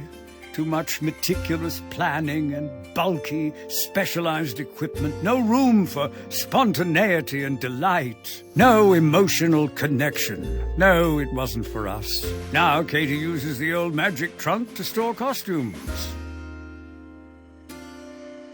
Miss Hitomi said something about you being unhappy with your character? Oh, don't get me started. The evil wizard is a stock villain, paper thin, a cipher. All I do is tromp on stage and glower at the audience. He wants to rule the kingdom and kidnaps the princess, all right, but why? What motivates him to do it? Drama comes from a rich depth of character, complexity, not caricature. I need something I can work with, something to sink my teeth into. What if Jake and I came up with a better history for your character? Do you think you could? Sure.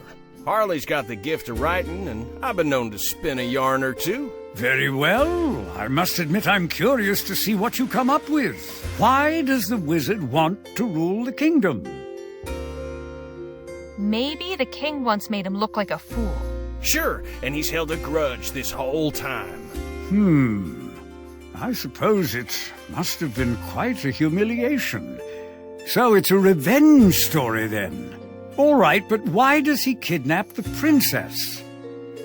He's smitten with her and wants to make her his bride. Yes, that's usually the case, isn't it? And how does the dragon fit into all this? It's the wizard's pet, or familiar or something. Yes, I suppose that does make sense.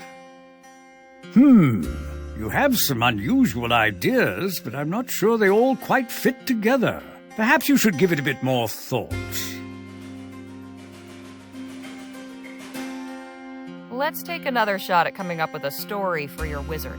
All right, let's hear it. Why does the wizard want to rule the kingdom? He has humble origins, but always felt he was meant for greater things. Yeah, it's been his ambition since childhood, but he's never been given a fair shake. Ah, yes, destiny, ambition, greed, classic stuff. All right, but why does he kidnap the princess? He needs money, so he hopes to get a ransom for her. A wizard needing money? Couldn't he just magic some up? Well, he's a wizard, not an alchemist. I reckon he has to go to the bank like everybody else. And how does the dragon fit into all this? The dragon is the wizard's mother, transformed by a spell he can't break. Unless he feeds the princess to her. Oh my, this certainly took a turn. You have some unusual ideas, but I'm not sure they all quite fit together. Perhaps you should give it a bit more thought.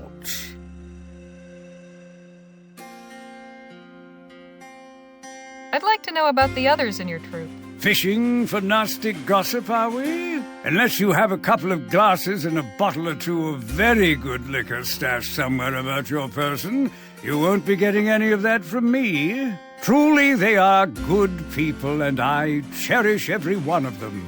We rely on one another. Granted, we have our occasional quarrels, but what family doesn't? It's true that none of them have my training and decades of stage experience, so naturally they look to me for guidance and mentorship. Just how long have you been a part of this troupe? Why, since before its inception. That is to say, Kate and I have known each other since well before this incarnation of the troupe was formed. We met in Paris, you see, back in 27. Paris, you say? What was that like? Ah, those were the days, wild and carefree. We found welcome from a public receptive to our more experimental forays. Nothing like the audiences you find here, mind. Dusty farmers and unlettered cowpokes, the lot of them. What did you do before joining the troupe? I was classically trained at the York Theatrical Academy. I performed all over England before decamping for the continent. When I met Katie, I was touring Europe playing before the crowned heads. Why, my performance as Othello received a standing ovation from Archduke Hubert of Austria. What drew you to the stage? Ah, the eternal question. What drew you to the ring? Money. Found out my tolerance for pain was higher than my tolerance for hunger.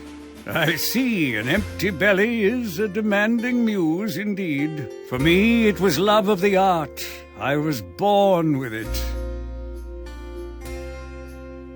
Let's take another shot at coming up with a story for your wizard. All right, let's hear it. Why does the wizard want to rule the kingdom? Maybe the king once made him look like a fool. Sure, and he's held a grudge this whole time.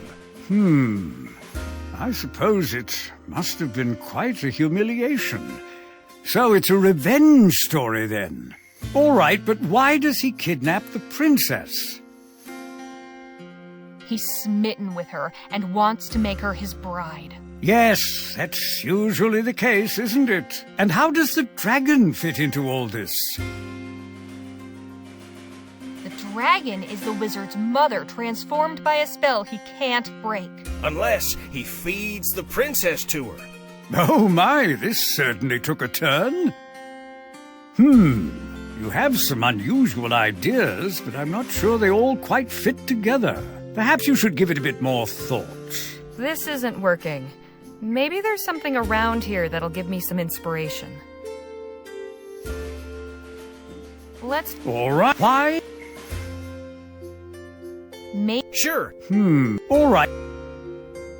He's... Yes, and how do... It's the wizard's main weapon.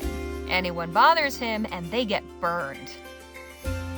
You have some unusual ideas. Perhaps you should... This isn't... The Could I have a... Of... Or why? He is humble... Yeah. Or... He's... Yeah, and how... You have... Perhaps you... This isn't... All right. Why... He's just plain... All right, but why does he kidnap the princess?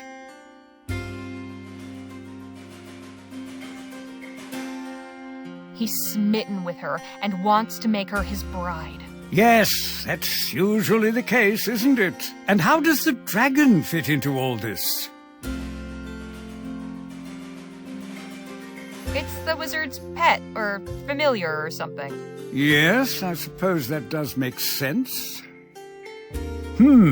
It's all a bit conventional, isn't it? Just the usual tropes. Where's the depth? Perhaps you should give it a bit more thought. This isn't working. Maybe there's something around here that'll give me some inspiration. The pleasure.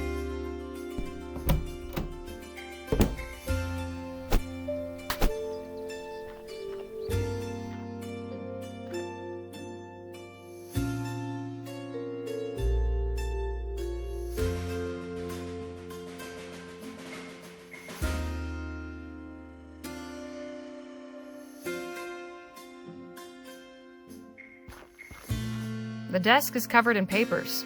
Lots of notes. What a mess. Most of these seem to be show notes. Here's a list of names. Othello, Carondelet. It's a poster for a musical show called Carondelet. It opened on June 2nd. A poster for The Mystery at Delphi. Opened on November 6th. A traveling trunk. Looks like it's been quite a few places.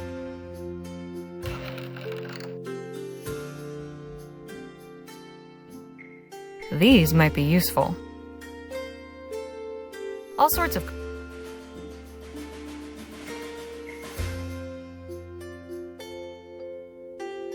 If my eyes don't just need to figure... No way I can force it open.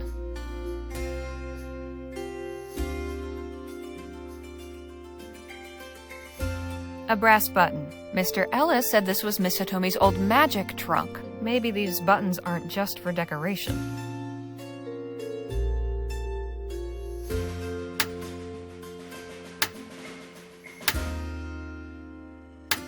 Damn.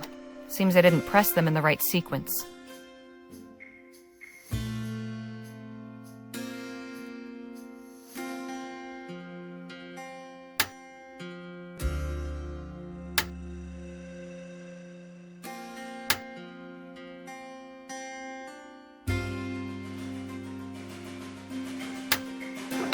Hot damn! Seems to be some kind of diary or ledger. Quite a bit of cash in here. I'd better take a look at this.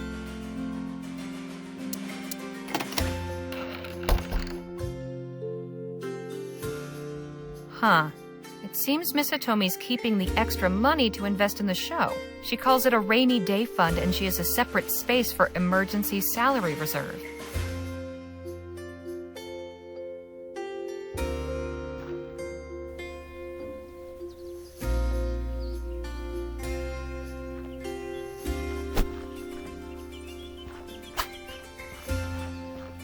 Hey there. Oh, hello. What do you think of your fellow troop members? Some days I hate them. Most days I love them. And any day I would die for them. We're a strange little family, you know. Mr. Ellis and Miss Hitomi are a squabbling ma and pa. Dear boy, you must make more time for yourself. There are too few hours in the day as it is. Oh, leave the boy alone, Quentin. He can decide how to spend his time. And Miss Davies is our busybody aunt. Are you comfortable? Have you got everything you need? Is that costume too itchy? So that would make Martina like your sister? No, not quite.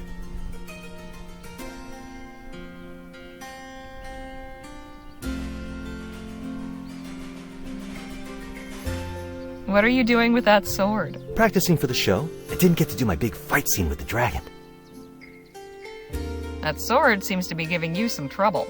Yeah, I'm having a tough time getting the hang of it. The balance on this thing is terrible, and I'm always afraid of breaking it. I never liked working with prop weapons. But as long as we're doing medieval romances, I guess I'm stuck with this sword. How do you feel about boxing? I'd be happier doing any kind of unarmed fighting style, really. But how am I supposed to box a dragon? With style and panache, that's how. It's all about confidence. And I have a feeling you'd look much more confident without that sword. You don't think the audience would be confused? It's your job to make them believe it. They just want a good show. I don't know. We've never done a boxing scene. I don't really know a lot about the form. I used to do some boxing back in the day. Could show you some moves if you like. Heck, sure. Why not? Now, this whole sword thing clearly isn't working for me. But I'd rather not do it bare knuckle. Not really into the whole suffering for my art thing. Right. I'll see what I can come up with. Say, you're good at imitating other people. Oh, thanks. It's always been kind of a specialty of mine. Used to get me in a lot of trouble back home. So I only do it for laughs nowadays. Are you sweet on Martina? With all due respect, that's none of your concern, ma'am. How did you end up on board with this crew? Oh, I met Miss Hitomi and Mr. Ellis back east when they passed through my town in Appalachia. Snuck out of the house to see the show. I went backstage after to ask if I could audition to join. Miss Hitomi said no. So, after they packed up for the night, I stowed away in the wagon. Rode halfway to La Roche before they found me. That was when my real audition happened. Mr. Ellis spoke up for me. He said, "Now, Katie, my dear, you would be a bloody fool to leave the lad behind after a performance like that." How did you know you wanted to act? I always liked listening to other people, hearing how they talked. Used to practice in front of a mirror and try to imitate them. Sometimes I'd dress up to get the look just right. Ma didn't like that much. What were you doing before joining this troupe? Working on my parents' farm. It was a rough life. Wasn't much to my liking. No glamour, no surprise, no fun, no opportunity to meet anyone interesting. And my father was very strict. All he wanted was for me to marry our neighbor's daughter so I would inherit his land and grow our family's holdings. Eventually, I realized I would die if I stayed any longer. My soul would die anyway, so I left. Thanks. You can get back to your training. Thanks, ma'am.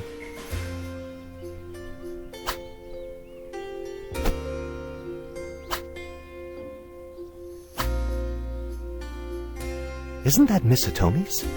Does she know you've got it?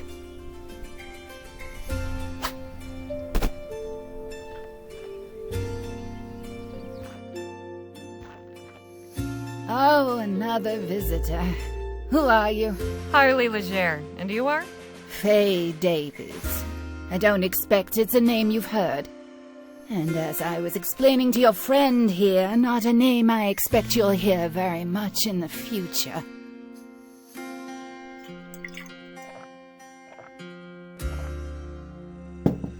Mrs. Davies, I would advise moderation in regards to that brandy.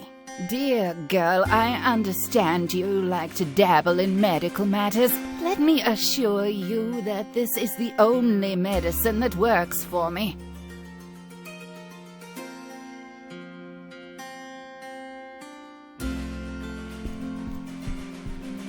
Unhand that brandy. I need it for my nerves.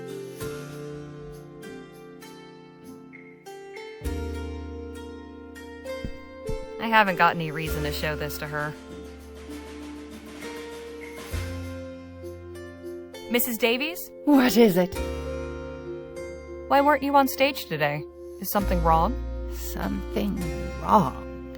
Something wrong? Exactly what aspect of my current condition would suggest to you that anything is right? What's got you so upset? I'm about to lose my place here, that's what. Turned out on the dusty road to fend for myself.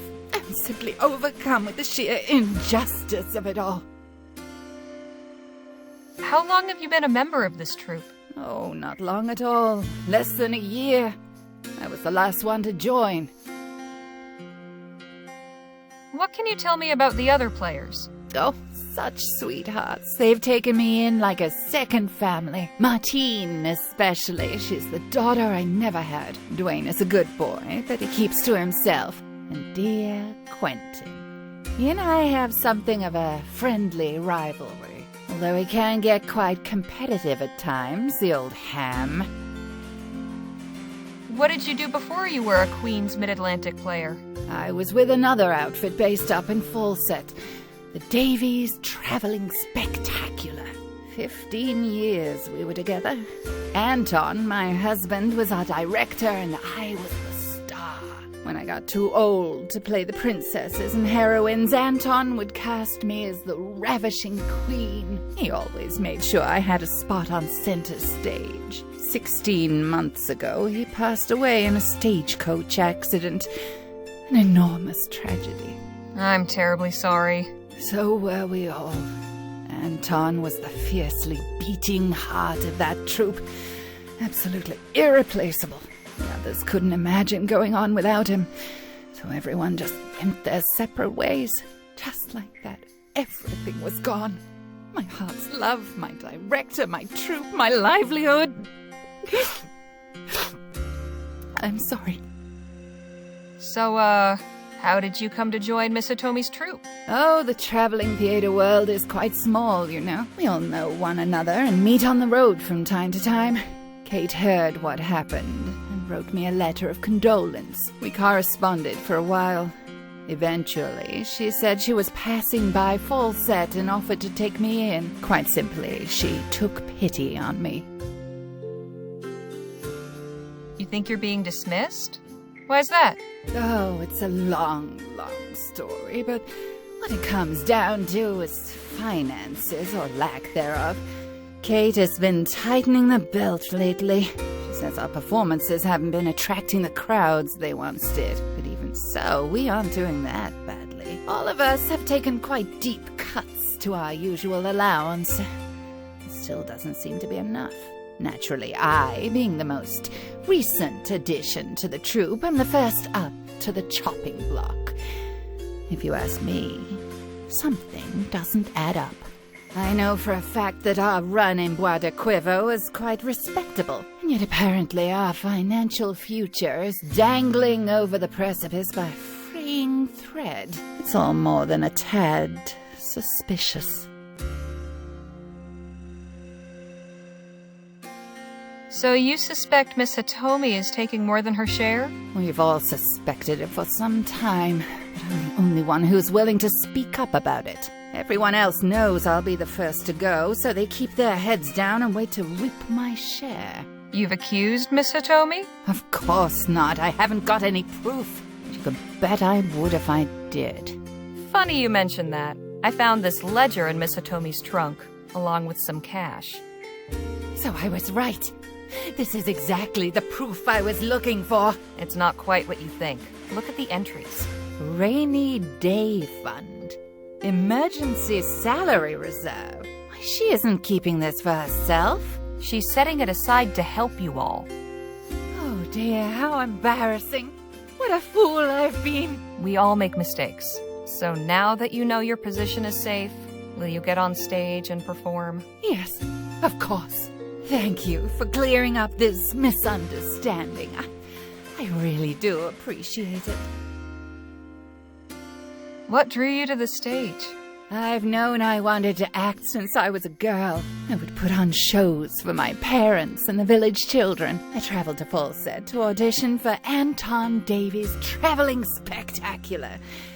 He had just formed the troupe then. First, I became his star actress, and soon enough, his wife. I'll just leave you to it.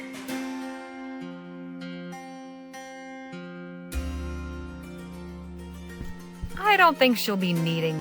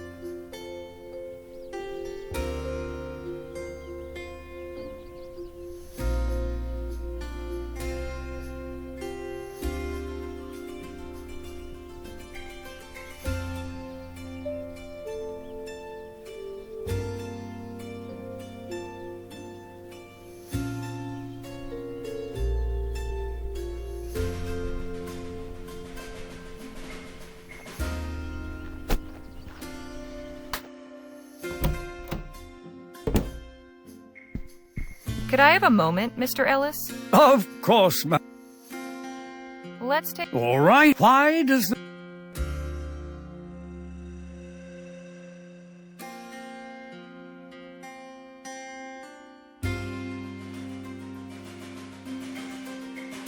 He doesn't want to rule. He wants to save the kingdom. Yeah, in his mind, he's the real hero. Oh, intriguing. A subversion of our expectations. All right, but why does he kidnap the princess? He's actually keeping her safe from the dragon. Unexpected. I like it. And how does the dragon fit into all this?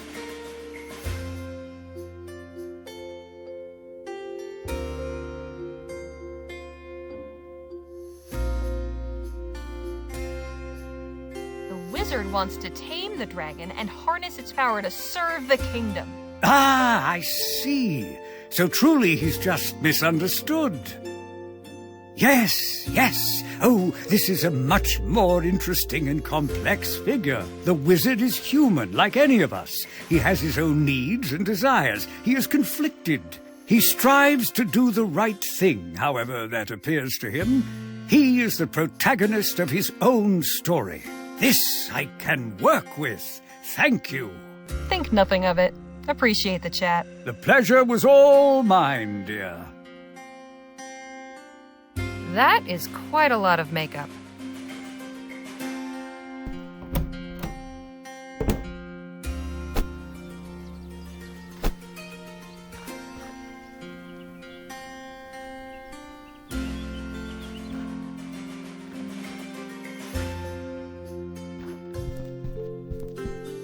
Let's see. There are a few wax cylinders here.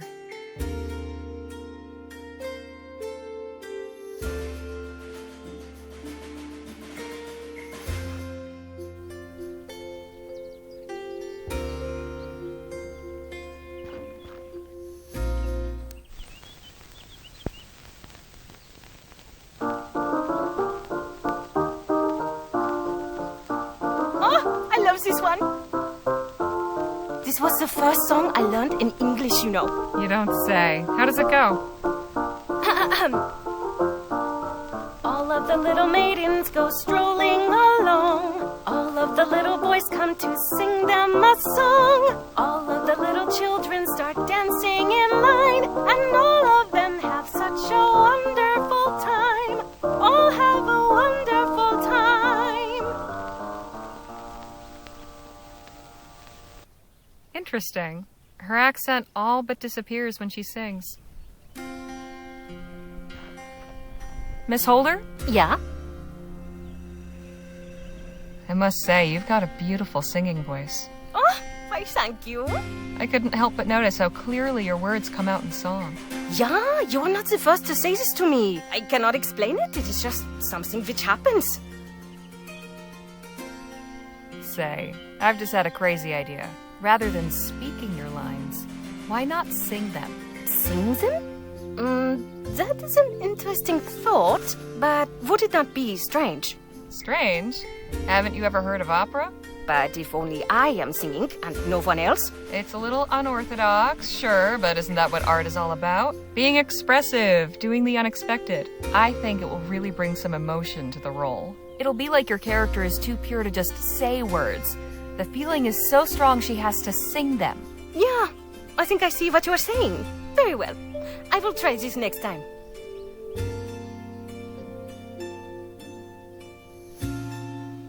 Goodbye, Miss. Lovely to be speaking.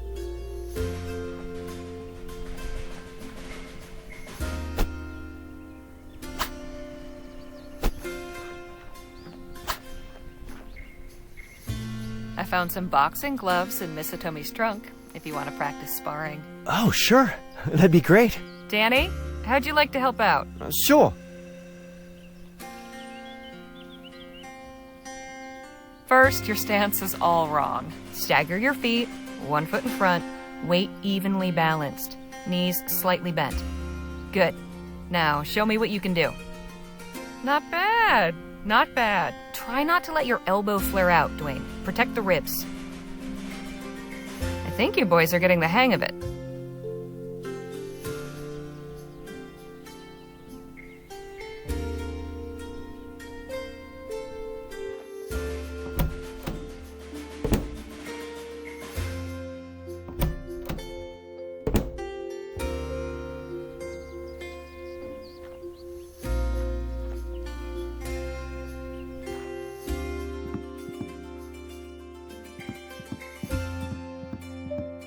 Phil?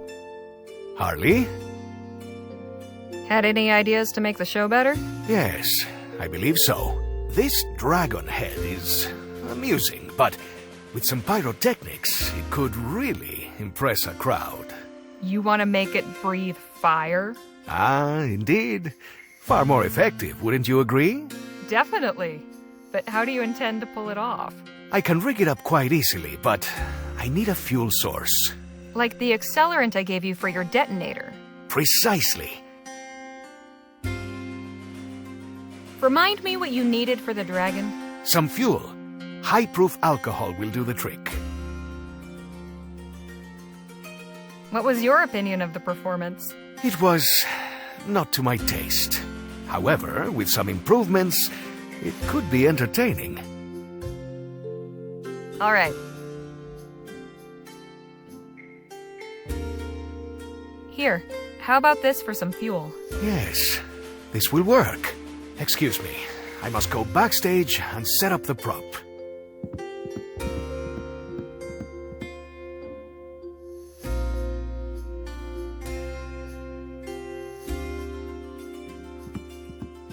Miss Hitomi? Yes? I think you can try a second rehearsal now. Really? You sure? Positive. Let's get this show going.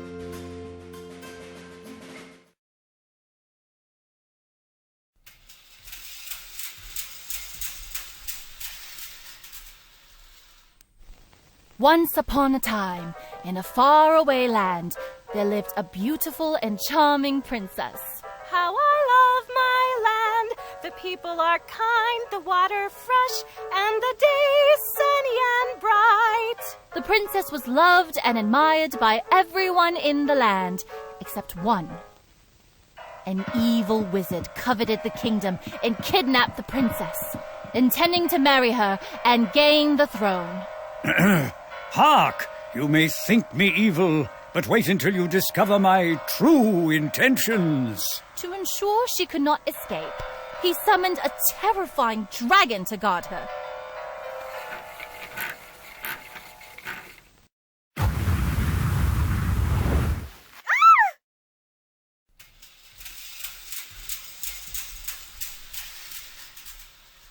However, all was not lost.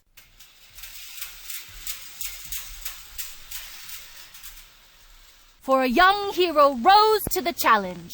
I shall battle the dragon and save the princess. That is, if my dear mother lets me. My dearest boy, proud as I am of your bravery, I worry so for your safety. Fear not, mother, for I shall return victorious from battle.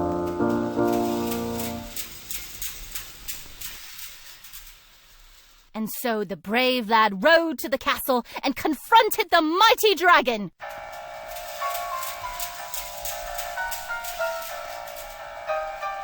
Foul beast! Your end is nigh!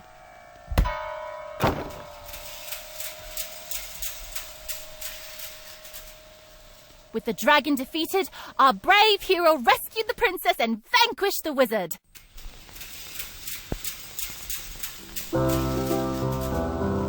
Curses! My plans have been foiled! Oh, my brave son has returned.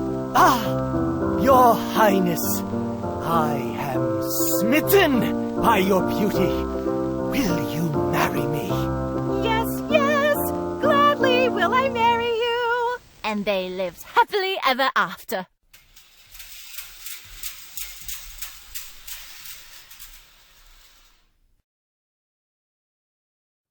Well, at least we made it through to the end that time. Your fix has made a big difference. It's given me a lot to consider. Quentin has offered to do some rewrites. I'm sure he'll get us in good shape by next week. Glad to be of service. I'm curious to know how it all turns out. Send me a note at the Rosewater Post after you premiere. Gladly. We should be on our way. Miss Johnson has surely awoken from her nap by now. True enough. Break a leg next week, Miss Hitomi. Thank you. Safe travels.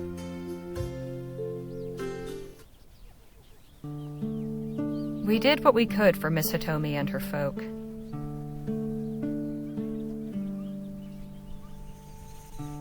In the end, they formed a strange kind of family, and they seemed determined to keep on going.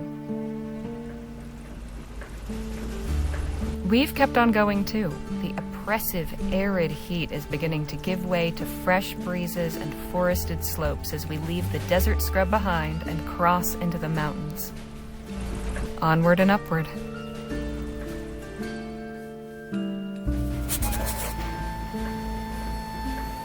Phil? Harley?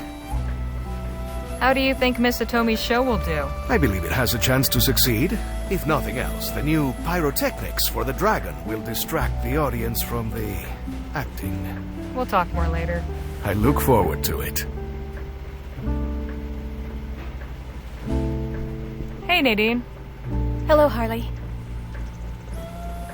Think Miss Hitomi's show will be a success? I'd like to think so. We certainly left it better than when we found it. No, it cannot be.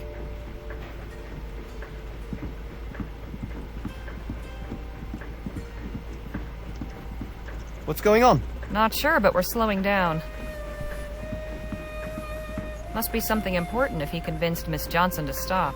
I'll go have a look.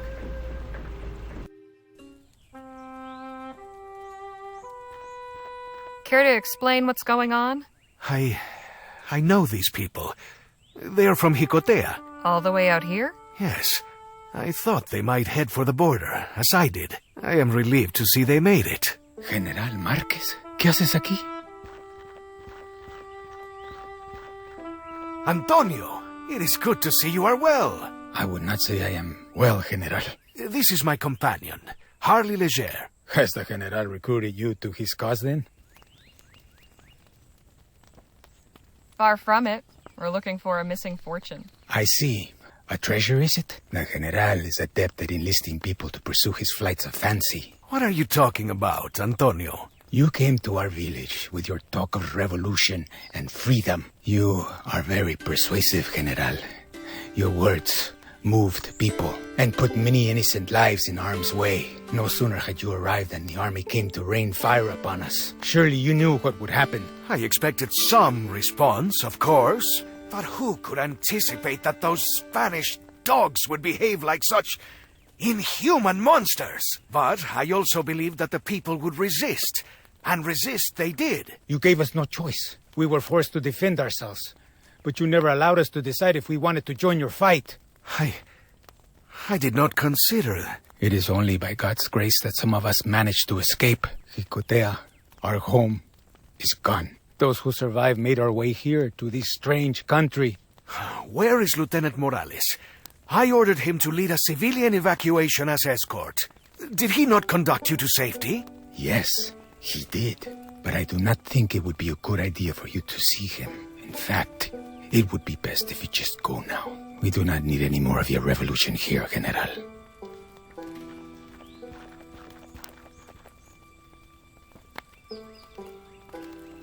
That fellow really isn't a fan of yours, is he? Maybe we can do something to get these folks on your side again. Like what? Let's poke around. Something might come to us.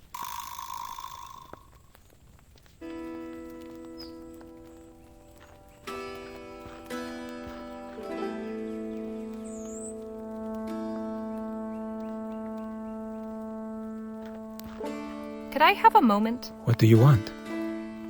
I'd like to hear more about you. My name is Antonio Ruiz. Like my family for generations before me, I used to be a baker in our village, Jicotea. But everything changed when General Márquez came to us. Now my family is gone, and I am a refugee in a foreign land. I'm so sorry. Better to be alive somewhere strange than dead at home. We'd like to see Lieutenant Morales. As I said before, that is not a good idea. Lieutenant Morales has been through enough already. I do not want to torment him further by allowing General Márquez an audience. How did you wind up in this camp? Lieutenant Morales got us away from our village and helped us across the border. We decided to head west, out of the desert. 3 weeks ago, we found this abandoned church and set up our camp. It has not been easy. We have sick and injured, and we have already lost some along the way. We cannot stay here forever. We need to find a more permanent home. Thank you, sir. Adios, señorita. It keeps the chill of the forest at bay. The pot hanging above it is empty. There's quite a few people. Doesn't look like they've been camped here very long.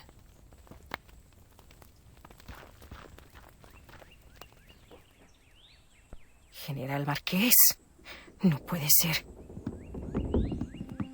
Isabel, I am glad to see you. What are you doing here? And who is this? Good to meet you. I'm Harley Leger. We'd like to help you if we can. Is that so? Will you be helping us the way General Marqués did when he abandoned us to the Spanish army? Isabel, you are not being fair. You dare talk to me about fairness? Fairness would be seeing you executed for cowardice. What? After drawing the army into a battle, you fled, leaving us to be massacred. I did no such thing. You should have stayed and fought with us, first into battle and last to retreat. Instead, you withdrew as Icotea crumbled. How do you expect to achieve victory if you do not stay to claim it? I thought... It was only the brave leadership of Lieutenant Morales that kept us alive. Now, we are stuck here, unable to return and take back what's rightfully ours. I don't want to speak about this anymore. Leave me in peace, General.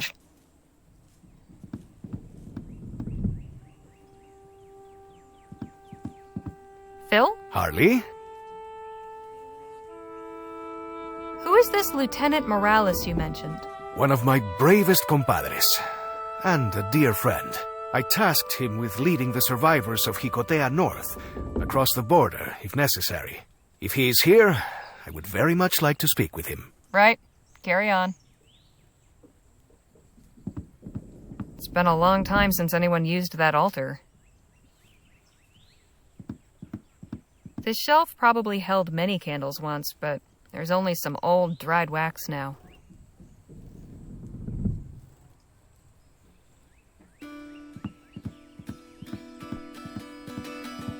They've turned a pew over to serve as a table, and it seems the collection plate's been turned into a serving plate. Someone left their knife behind.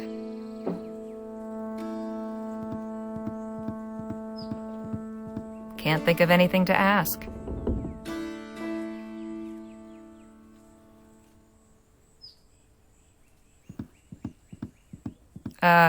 Ma'am?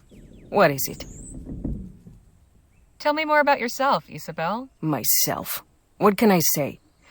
My life has been completely destroyed. I used to take care of my grandchildren, while my son and his wife worked their farm. Now, I am stuck in a strange country with no hope of return. And to complete my torment, the man responsible for it all turns up as if nothing happened. Is your family here? Did they escape with you? No. My son stood up to the Spanish tyrants and died defending his home. Last I saw his wife, she was fleeing with the children. I do not know where they went. Lieutenant Morales and his men ushered a group of us out. There was no time to gather anything or find our loved ones. I'm so sorry. As am I. Sorry I cannot return to punish those who robbed us of our freedom. How did you come to shelter in this church? After crossing into Vespuccia, we soon realized that we could not survive in the open desert. The forest proved just as dangerous. At last, we happened upon this abandoned church. It may not be much, but at least it has walls and a roof. Can you tell me about Antonio? That poor old fool. He has completely given up. He thinks we should abandon our home, start over in Vespuccia, rather than return to the fight. The man I once knew would not just roll over and admit defeat. It is sad to see how age has enfeebled him. Would it be possible for us to speak with Lieutenant Morales? That is out of the question. We'll talk again later.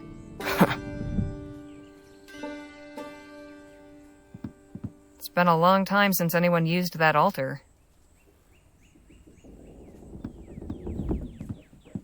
They've turned a pew over to serve as a table, and it seems the collection plate's been turned into a serving plate. Someone left their knife behind. Can't think of...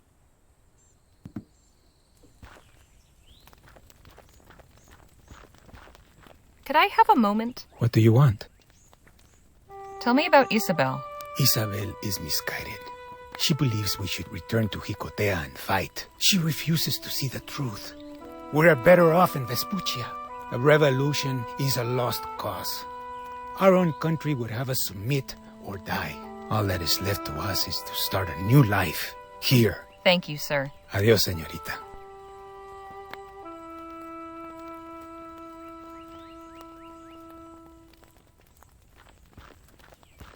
Phil? Harley?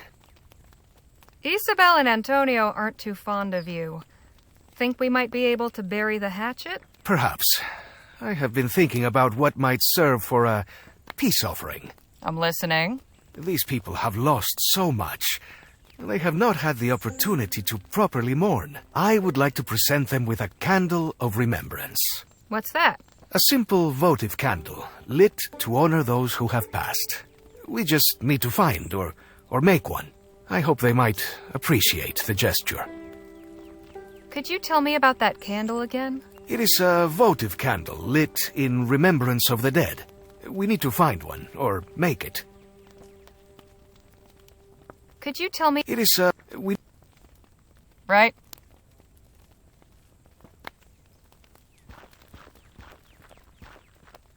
Don't mind if I do.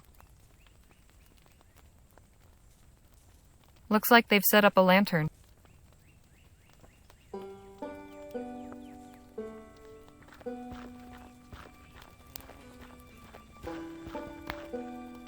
It's tied on really tight. Can't just rip it off.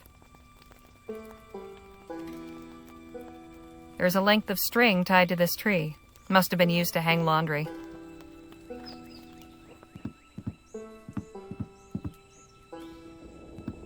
I'll just borrow this for a spell.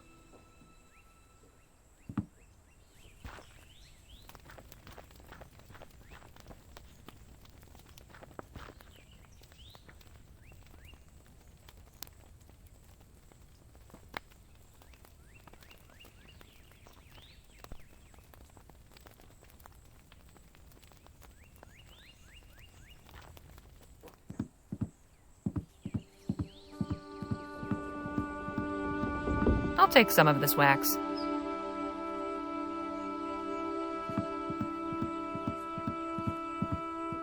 They've turned a pew over to serve as a table, and it seems the collection plate's been turned into a serving plate.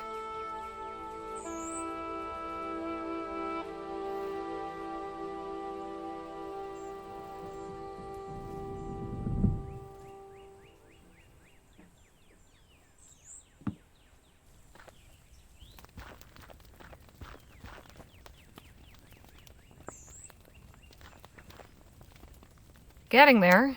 Could still use some more. There's not enough wax to make a decent candle. The wax I threw in the pot is melted.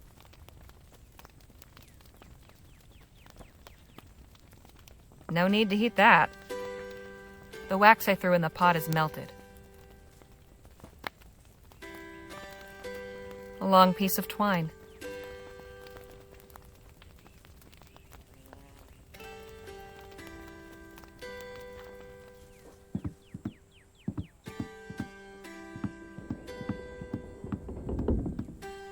This is stuck fast.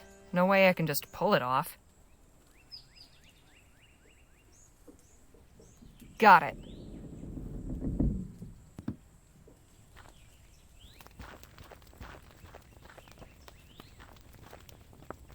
That should be enough wax. How about that? Harley Leger, chandler extraordinaire.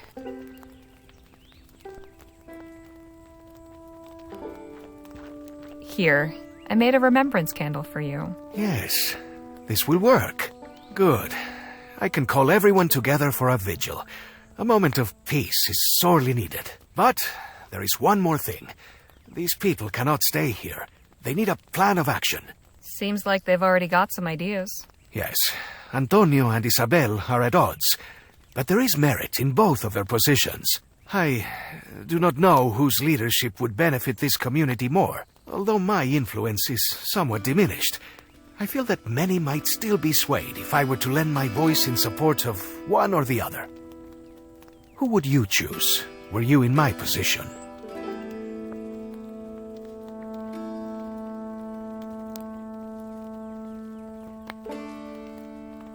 These people have suffered enough.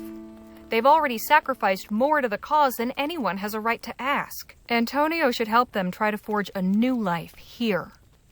Yes, I suppose that is the wisest course. I will go speak with Antonio. Gather the villagers and meet me in the church. All right.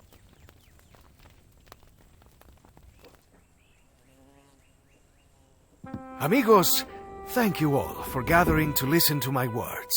You all have suffered tremendously.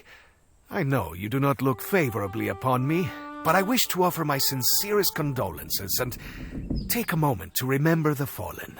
Whether or not they would have chosen this fight, it came to them unasked and claimed their lives. Eusebio Lopez, Gloria Hernandez, Abel Martinez. Let us cherish their memory and ensure that their names are never forgotten. Now that we have honored the past, let us speak of the future. Antonio has made me realize how unfair I have been. When I came to Jicotea, I hoped you would all voluntarily take arms and fight. Many of you did, and for that I will always be grateful. But I did not realize that I was also forcing the battle upon you. In not giving you a choice, I became no better than our oppressors. For this, I am sorry. Nonsense, General. We knew we had to fight. No, Isabel. You knew you had to fight. Others may have chosen differently, but they were denied the option to live peacefully. The revolution must serve the people, not the other way around. Freedom is useless if no one is alive to be free. Those of you who wish to return and continue the fight have my blessing, but I will not order any of you back into battle. This country has shown me compassion and support. I am sure it will do the same for you. Antonio will lead you on to find some place new to live and work, where you may continue your lives in peace. New Spain will always be your home, but Vespuccia will be your sanctuary. Thank you, General. I'm glad you spoke reason. It was the least I could do. I hope you can forgive me for my prior oversights. I think I can. Before you leave us, you wanted to see Lieutenant Morales? I can take you to him if you like. Please. Come with me.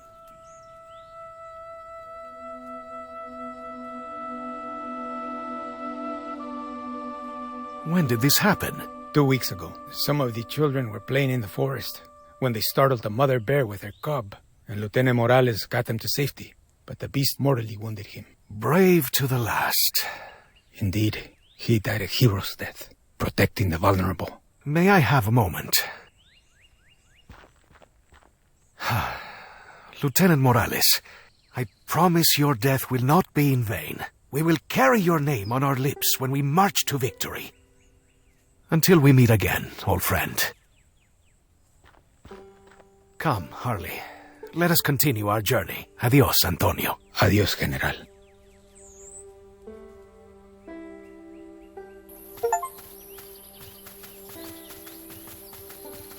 Why don't you go on ahead? I'd like a minute to collect my thoughts. Very well.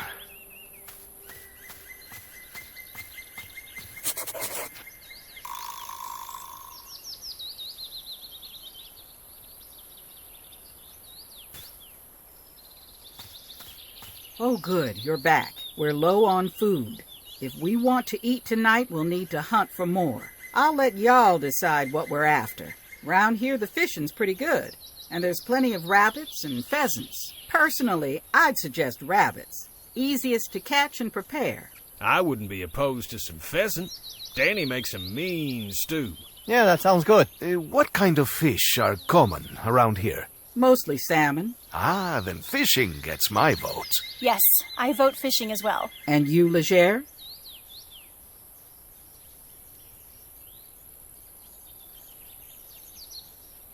Salmon gets my vote too. Then it's decided.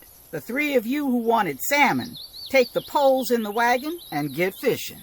Rest of us will start making camp.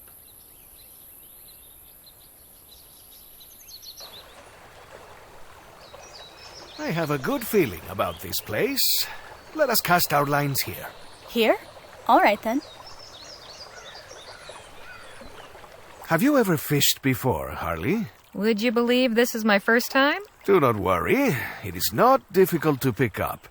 Just cast your line and wait for a tug. When you feel the bite, secure the line. You want to reel the fish in as quickly as possible. If it puts up a fight, pull your rod in the opposite direction to where the fish is going. Once you've got it back in the center, you can start reeling it in again. All right, here goes nothing.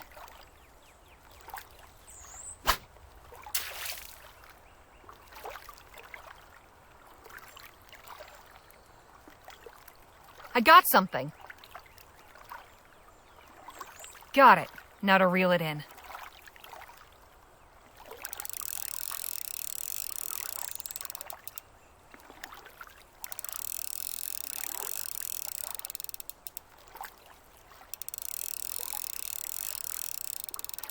Hot damn!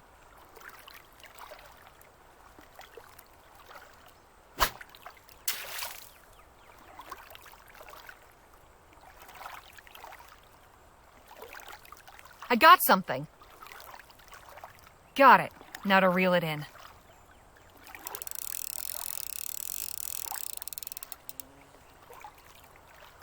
Putting up a fight, are we? Shoot! Slippery little devil.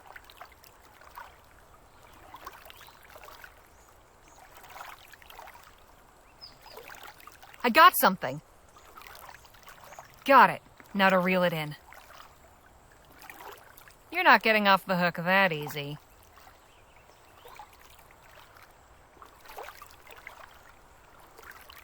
Ooh, feisty little sucker.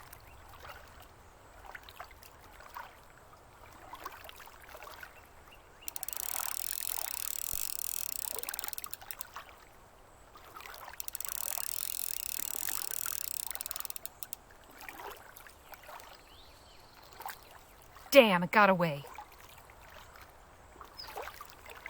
So how did you two fare? I caught 2 fish. I only one. I only got 1 as well. Perhaps this was not as favorable a location as it seemed.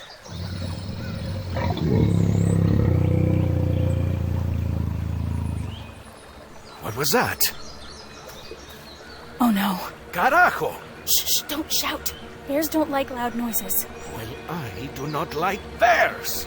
What are we supposed to do? Stay quiet. Move away very slowly. I think we should run while we still can. I'm backing away some more. Good idea.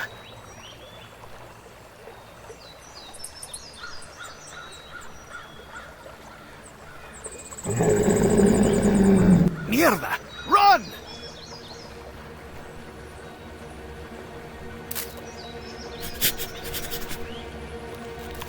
It seems to be working. Come, keep moving away.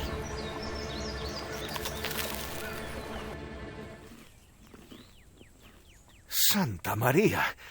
I do not think my heart has ever beat so fast. We should be thankful that we escaped. The others will not be happy when they learn we have returned with nothing. I'm sure they'll understand, given the circumstances. Let's go back to camp.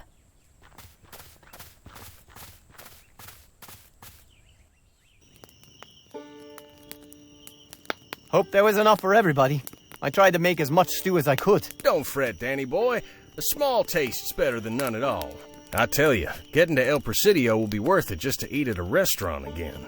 We're lucky the Fortines left us some of their spare jerky, at least. Don't know if lucky is the word. So, I've been meaning to ask, what's everybody planning on doing with their share of Clark's stash? Jake, is that something we should really be talking about? Look, I ain't deaf. I've known about your little treasure hunt for a while. Far as I'm concerned, that's your business, and I want no part of it. You paid me to get you to El Presidio, and that's what I'm doing. That's noble of you, Miss Johnson. Most folk would demand a cut. I ain't most folk. I was taught to earn an honest living, and that's what I intend to do. Anyhow, the question stands. I think I'd like to buy a new pair of six-shooters. Maybe a horse. It'd be nice to travel the countryside, too. Have we not been doing that? Well, sure, but I meant for pleasure. What about you, Phil? My share will go to the revolution, of course. With full coffers, we will more readily find willing allies. And, of course, I will send something to assist the refugees here in Vespuccia. That's good of you, Phil. I think I'd like to open my own clinic. Dr. Redbird, eh? Well, no, I can't practice as a doctor without a medical license. But I could continue as an herbalist, or maybe a midwife. So get your medical license. You're already worth 10 of those frontier quacks out there. They're all practicing with some scrap of parchment they paid some fancy school for. You could just write in for one. You'd never have to attend a class or show your face. Perhaps that's something to consider. You sure you aren't interested in joining us, Miss Johnson? The extra money could let you stay in one place for a while. An interesting thought. But I don't mind moving around. At least until I find something worth staying put for. What about you, Harley? I'm still thinking. Let's hear your answer. All right. Well, so far, the money I've earned from appearances and touring the shows kept me quite comfortable. Not to mention the gifts from my adoring public. So I'm thinking I'll probably donate my share to orphans. Right. Orphans. Suppose you've got a reputation for generosity to uphold, considering that gent of mine you already gave them. Why, yes, that's right. You donated a mine to children? For what purpose? To work in it? No, obviously they can use the profits for their own upkeep. Clothing and whatnot. Yes, but how? Who is doing the mining? Look, I answered the question already. It's your turn now, Harley.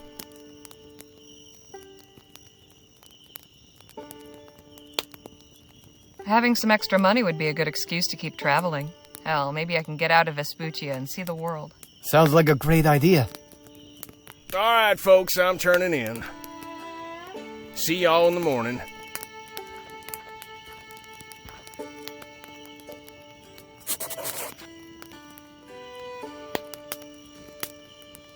You okay, Nadine? You seem lost in thought. Oh, I was just contemplating what Miss Johnson said about me getting a license. I never really thought about it before. On one hand, it's exciting to think about all the possibilities, but it's also just as terrifying to consider the unknown. Well, I think Miss Johnson has a point. You should try for your license. Anyway, isn't considering the unknown all part of being a doctor? That's an interesting way of looking at it. I'll give it some more thought. It seems I'm sleepier than I thought. I should get to bed. Fair enough. Get some rest. Good night, Harley. Please excuse me. I'll see you all in the morning.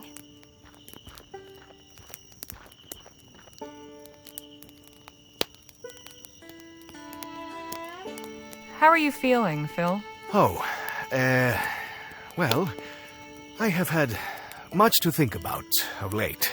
Learning the fate of Lieutenant Morales and the refugees has left me uneasy. I ask myself whether we did the right thing. Will they be able to begin a new life here? And what of the revolution? Or the mystery of the fort's Aurum shipments? I have yet to hear from Lieutenant General de la Vega regarding either. So many questions and so few answers. Sounds like you really do have a lot on your mind. Indeed. Would you like to join me in a toast to the fallen? I'll pass on the drink, but I'll join you in saluting their memory. A curious custom you follow. But, all right. A los caídos. Salud! I have been meaning to ask. More than once now, you have refused to imbibe during a toast. Now, where I am from, this could be considered anything from a social misstep to a downright insult. Why do you do this, Is this a common thing among Vespuccians?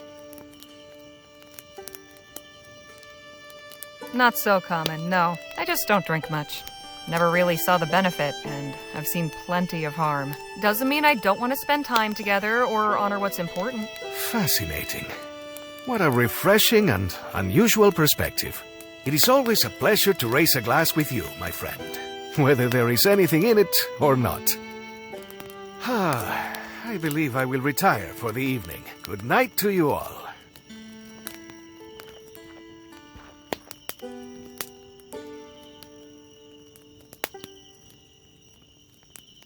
Glad to see you and Lisa Lou getting along so well. She's a great pup. Suddenly the road feels a little less lonely. Ain't that right, girl? Doing all right, Danny? I think so, yeah. You talking about traveling got me thinking. There's so many places I'd love to see. Europe, for instance. Or even China. It'd be great to see where my parents came from. Suppose you'd have to convince Jake to take his show international? Yeah, I guess that's probably the only way I'd ever make it to those places. I'm feeling pretty tired. Think I'll hit the hay.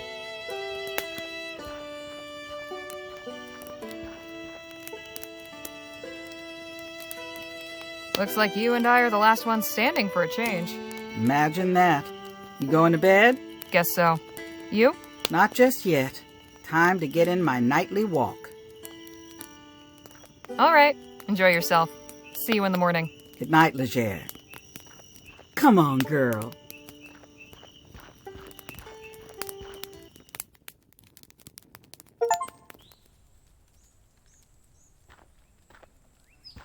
Morning.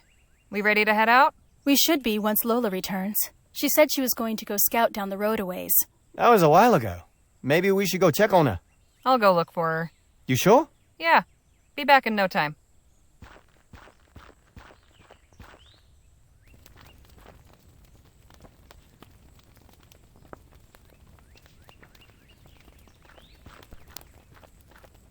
The breakfast fire's still going.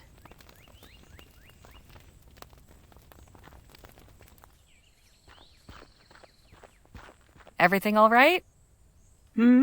Oh, yeah. Just some damn vandals making trouble.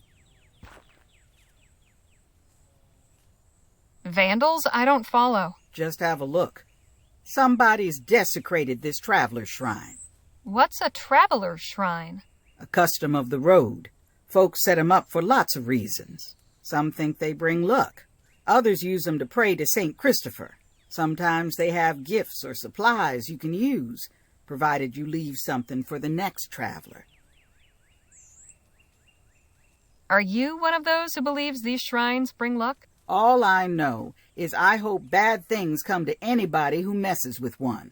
We gotta fix this. Whoever did this probably just scattered everything around. We can search the area for what's missing. What exactly are we looking for? Well, the icon of St. Christopher, for one. See all that writing on the boulder next to the shrine? There was probably something people used to make those marks, but that's also gone. And the offering box is empty, so we should put something in before we go. All right, let's get to work.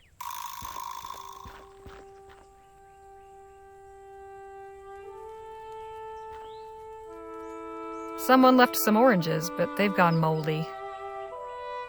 Looks like this is where the writing tool is supposed to go. It's covered in writing. Mostly place names, but a few messages here and there. What's all this writing mean? Folk usually write the name of their destination on a nearby surface.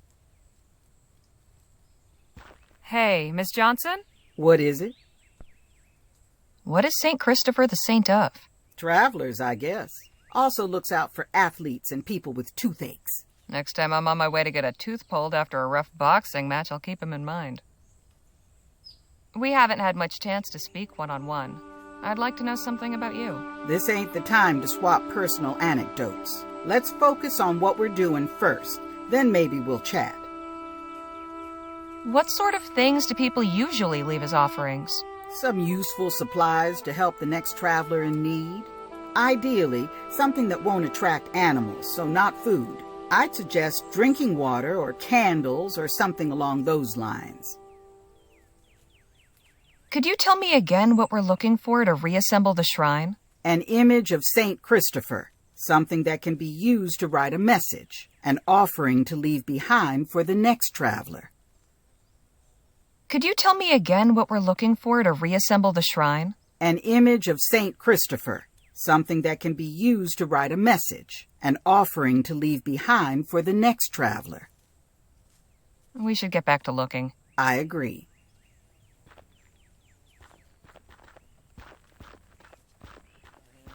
Watch out for the broken glass there. People have no regard.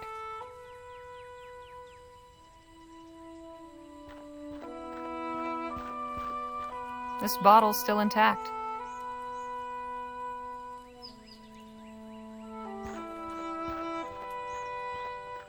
What's this? Looks like I found St. Christopher. Good.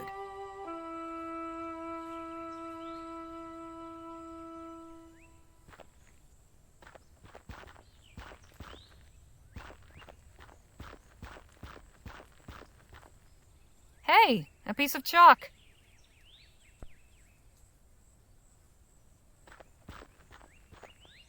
Nothing inside but dead leaves and insects.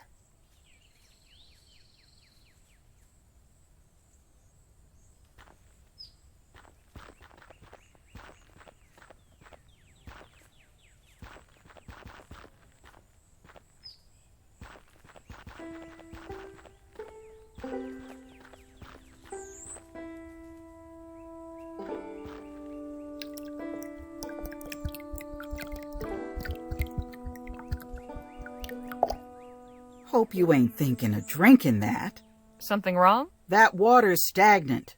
Unless you want to be running out both ends, you better boil it first.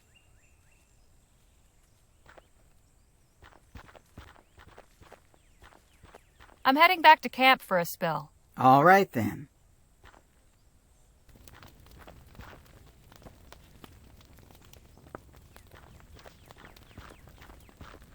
This shouldn't take long.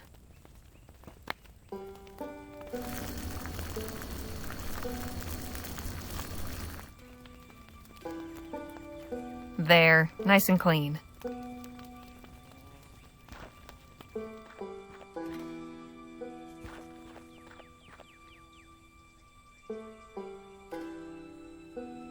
Nope, that doesn't go there.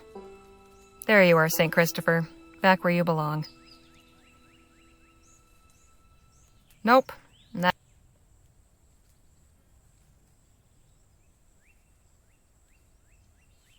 Someone left...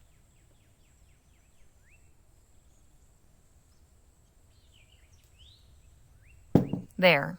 Now the next thirsty traveler can have some clean drinking water. Right? I think that's everything. Not quite. You're going to write something? Yep.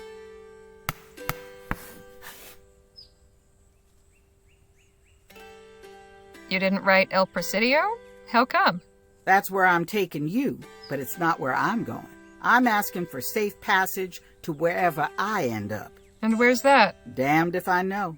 Right now, the only way I'm going is forward. We all got our paths in this life. I'm just trying to forge mine. I know what you mean. I've never stayed in one place too long either. That's so? I'd only been in Rosewater a day before we started this trip. Before that, I lived in Pierre a few years after moving from Rampton. But I grew up in New Bretagne. Lamplight City? So you're one of them tough gals, huh? Well, there was a time I boxed under the name Spitfire Harley. No kidding. Guess that explains a few things. We should head back to camp and get a move on. Sun's already higher than I'd like. After you, Miss Johnson.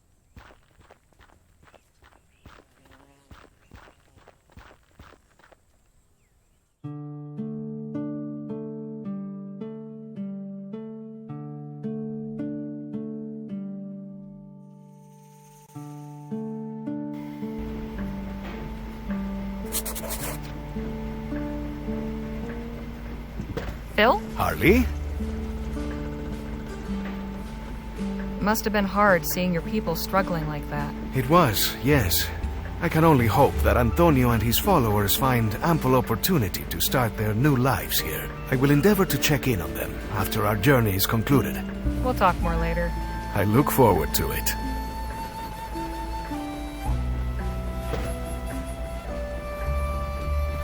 Hey, Nadine. Hello, Harley. How have you been liking our journey so far? Nice change of scene for you? I feel as though I've seen and done more in the past few days than I have in my whole life. We're slowing down. Oh, good. I was thinking we were about due for a stop. I could use a walk. Me too. Let's go have a look around. Engine's running hot. I'm giving it a rest. We set off again in half an hour. I'm going to see what's happening over at that shack. You want to come, Jake? Oh, you go on, Danny. I wanted to have a word with Miss Johnson.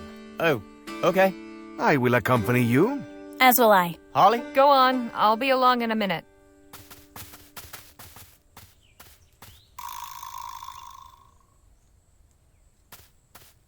They're having a private conversation. They're having a private conversation.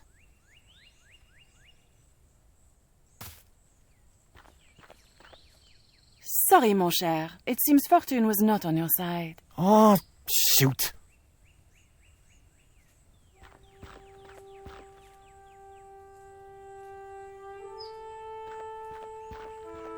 Hi there.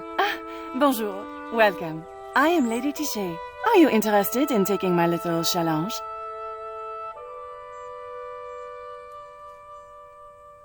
So what's the challenge exactly? But it is quite simple. I bet you 1 crown I can read your mind. Okay. How does it work? I shall lay 9 cards out on the table, then avert my gaze. You pick one of the cards, then place the rest into the box over there. Once that is done, I will tell you which card you are holding. If I am wrong, which I sometimes am, you win double your money. Interested? Let's be honest here. You aren't really a mind reader. What's the trick? No trick, madame. I have been blessed with a gift. Oh, yeah? Then what number am I thinking of right now? Those without the sight are so quick to mock and doubt. If you wish to see my gift in action, you need only accept my challenge. Mind running through those rules once more? Of course not. I shall lay 9 cards out on the table, then avert my gaze. You pick one of the cards, then place the rest into the box over there. Once that is done, I will tell you which card you are holding. If I am wrong, which I sometimes am, you win double your money. Right. I want to see this. Let's play. 1 crown, please.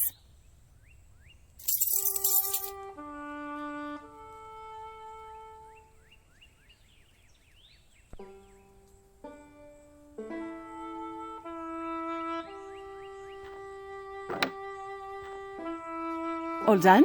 Yup. All right. Give me 1 moment. I sense that you have drawn the ship. Ha! You're wrong. Impossible. Show me your card. I see. No matter.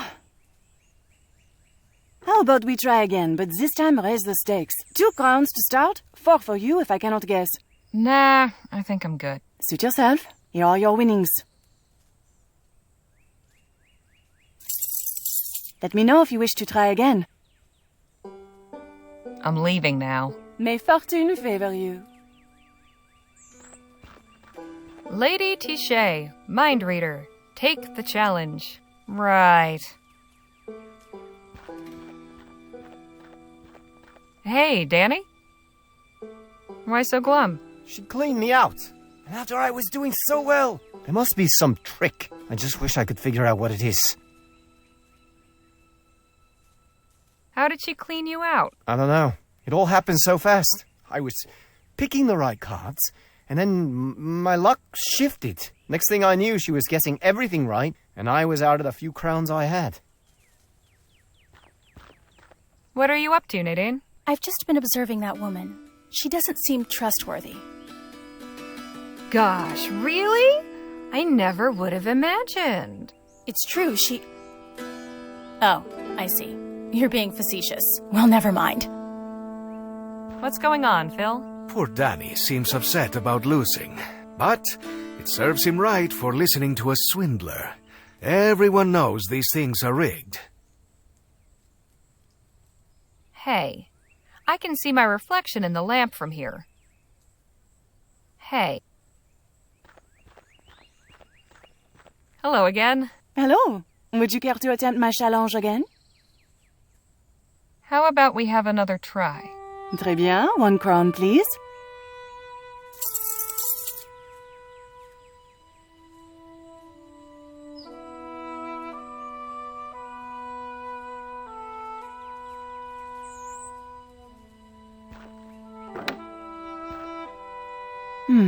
Let's see. I sense that you have drawn the mirror.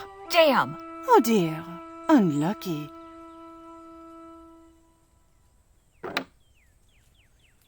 I'm leaving. Mais first... It's a small wooden box with an ornately carved design on the side. There doesn't seem to be anything out of the ordinary about it. Wait a minute. From this angle, I can see the tabletop reflected in the glass. So that's how she does it. Hello again. Hello. You can drop the act, sister. I know you're cheating. That is a very serious accusation. You may think you have discovered some chicanery, but I assure you there is none. The truth is, my results speak for themselves. Mais first... Wait a minute. So that's how she does. It's a small wooden... There doesn't seem... Hey, Dave. I know how that fraud is guessing everything correctly. Really? How? She can see the cards reflected in that lamp when she turns away. Of course! So what do we do now? Let's beat her at her own game. Shoot out the lamp. Ah, I get it. Okay, sure.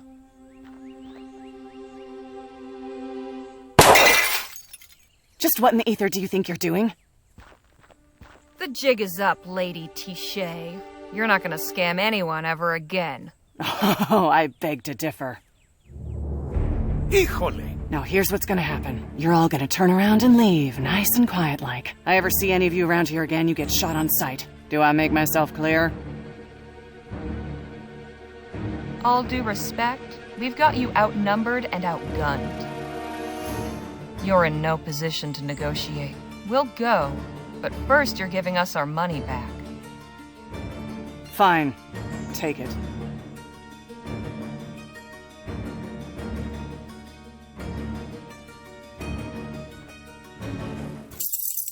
Pleasure doing business.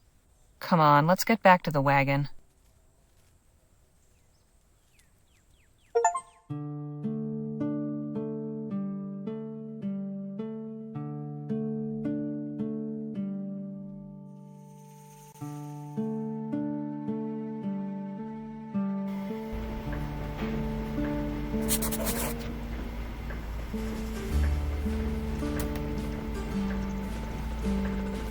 I don't think I've read most of these. Scooch over a touch, would you, Phil?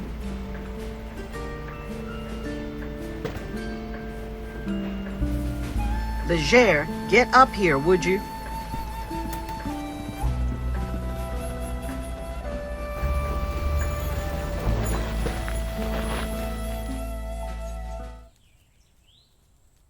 What's the matter? Bridge is out. We'll need to take the detour north through the mountains. Hey, you there. What happened to the bridge? Just fell down the other day, damnedest thing. Heard a big boom, and next thing I know, no bridge. You know, if I was you, I'd just turn right back around. Oh, yeah? What's wrong with the detour? That road's haunted or cursed or something. Nobody who goes that way ever comes back. You can't be serious. That's what the last person who came through here said. And wouldn't you know it, I ain't seen him since. The bridge mysteriously collapses and you just happen to come along and warn people about a haunted road? Seems to me you know more than you're letting on. Oh, I'm just trying to be helpful. Look, if folks take that road and never come back, it means they made it where they were going. Now, if everyone who went that way did come back, then you'd know there was something wrong. Huh. Never thought of it that way. If you'll excuse us, we've wasted enough time. What was that all about? The bridge over the canyon's collapsed, so we're taking a detour through the mountains. Who was the old guy? Just some nut. Tried to convince us the road was cursed. You really do meet all kinds out here, huh? We seem to be blessed in that regard. Santa Maria! What the hell was that? Are you okay, Harley? Yeah, I'm fine. We'd better go see what happened. How bad is it? Bad. One of the front wheels caught a big hole in the road. Front axle's completely split. It's gonna take some time to fix. I suggest y'all find a good camping spot. We might be here a couple days. Well, this is just fantastic. Guess we should have listened to that old man after all. Wouldn't surprise me if he dug that hole himself. Hey, folks! Hold it there. Who the hell are you? Hey, easy now. I mean you no harm. My name is Jerome Hawkins. I come from the settlement just up the mountain. I saw your predicament. Came down to see if we could lend a hand. Awful kind of you, sir. Guess we could use it. I'll be glad to assist. I can repair the axle. I just need time. Oh, nonsense. We'll send somebody down to see to your wagon. In the meantime, I invite you to come up and be our guest for supper. We can offer you a safe and comfortable place to rest tonight. Much appreciated, Mr. Hawkins. Wonderful. Follow me, then.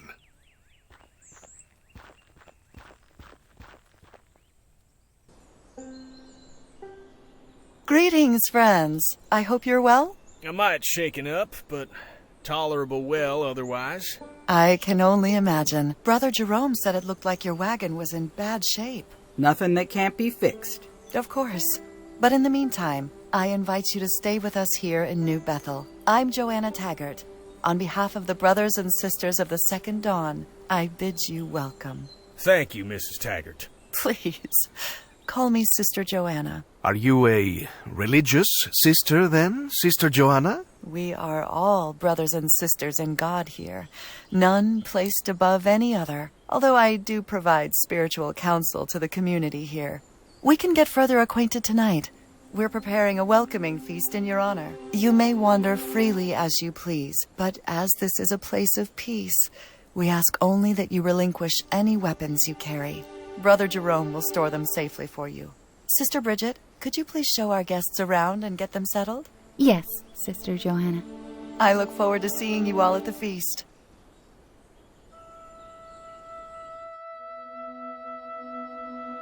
Brothers and sisters of the Second Dawn, may I introduce our honored guests. At this table, we have Miss Harley Leger and Mr. Jake Ackerman. With the Rangers, Mr. Danny Lowe and Mr. Phil Marquez. And with Sister Bridget, Miss Lola Johnson and Miss Nadine Redbird. Please join me now in prayer. O Lord, we give thanks for sending these fine people here for safety in their time of need, and for this food prepared by loving hands. We give thanks to you for blessing New Bethel by raising it up on this mountain, above the troubles of the world below. For as we know from Psalms, the mountains will bring peace to the people, and the little hills by righteousness. As we partake of this food, we pray for health and strength to carry on, and try to live as you would have us. This we ask in the name of God, our Heavenly Father. Amen. Amen. And now let us feast and celebrate the arrival of our new friends.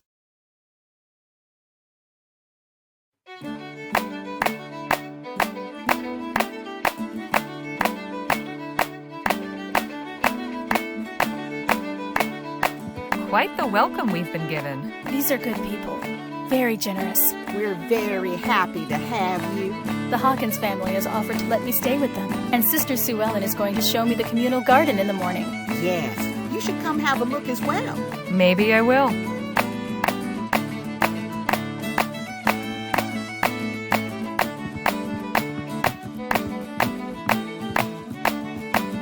there. Hello, Sister Harley. I'm Bridget Doran. I hope you're having a nice time. I am. Thank you. So where they got you staying?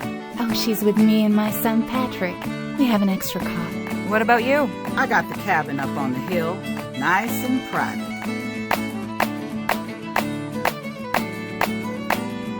It's so good to have. I truly hope you're enjoying the feast, Miss Leger. I am. Thank you. Allow me to present my husband, Captain Perry Cloud Smith. Good to meet you. Likewise. I'm so delighted that God saw fit to bring us together. Already you and your friends have given us so much joy. I was wondering... You must have many questions, I'm certain. But tonight is for celebration. Questions and their answers can wait until tomorrow.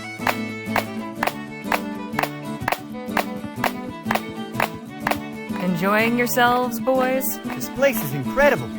Jerome was just telling me. It's Brother Jerome, if you don't mind. Oh, right. Brother Jerome was just telling me all about the Rangers and what they do. And what do you do?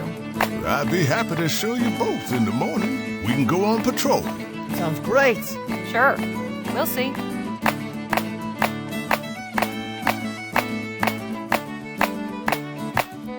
He's really having a good time.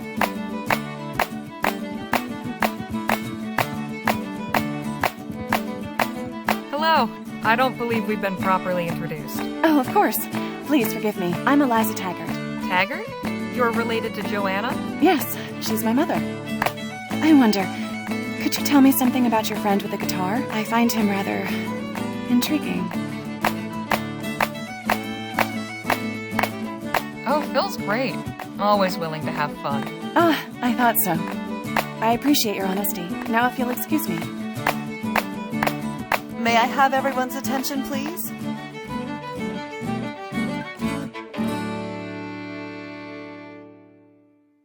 What a feast we have had! What joyous celebration! Alas, the hour grows late, and we must retire. God bless you all. I shall see you all bright and early for our morning sermon.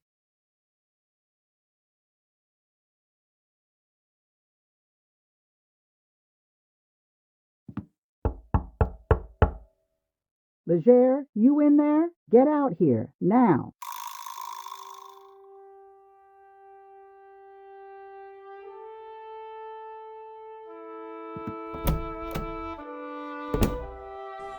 What's going on? We got a problem. I tried going down to see about fixing the wagon this morning, but the path's guarded. Guarded? By who? The boy, Patrick.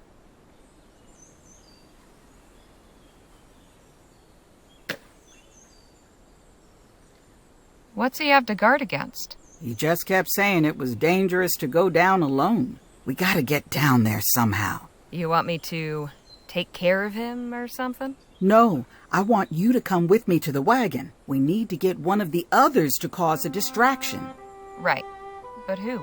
I'll leave that for you to decide. Let's get moving.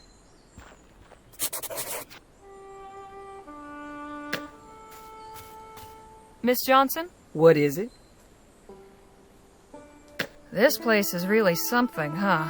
It's something, all right. They're very hospitable, but everybody's too much in everybody else's business. Creeps me out. Where's Lisa Lou? Around here somewhere. She was raring to explore the woods around the cabin.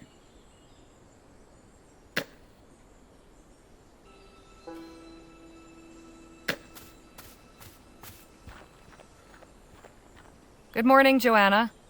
Oh, good morning, Sister Harley. I hope you slept well. Well enough. I was wondering if I could ask you a few questions. Of course. Tell me what's on your mind.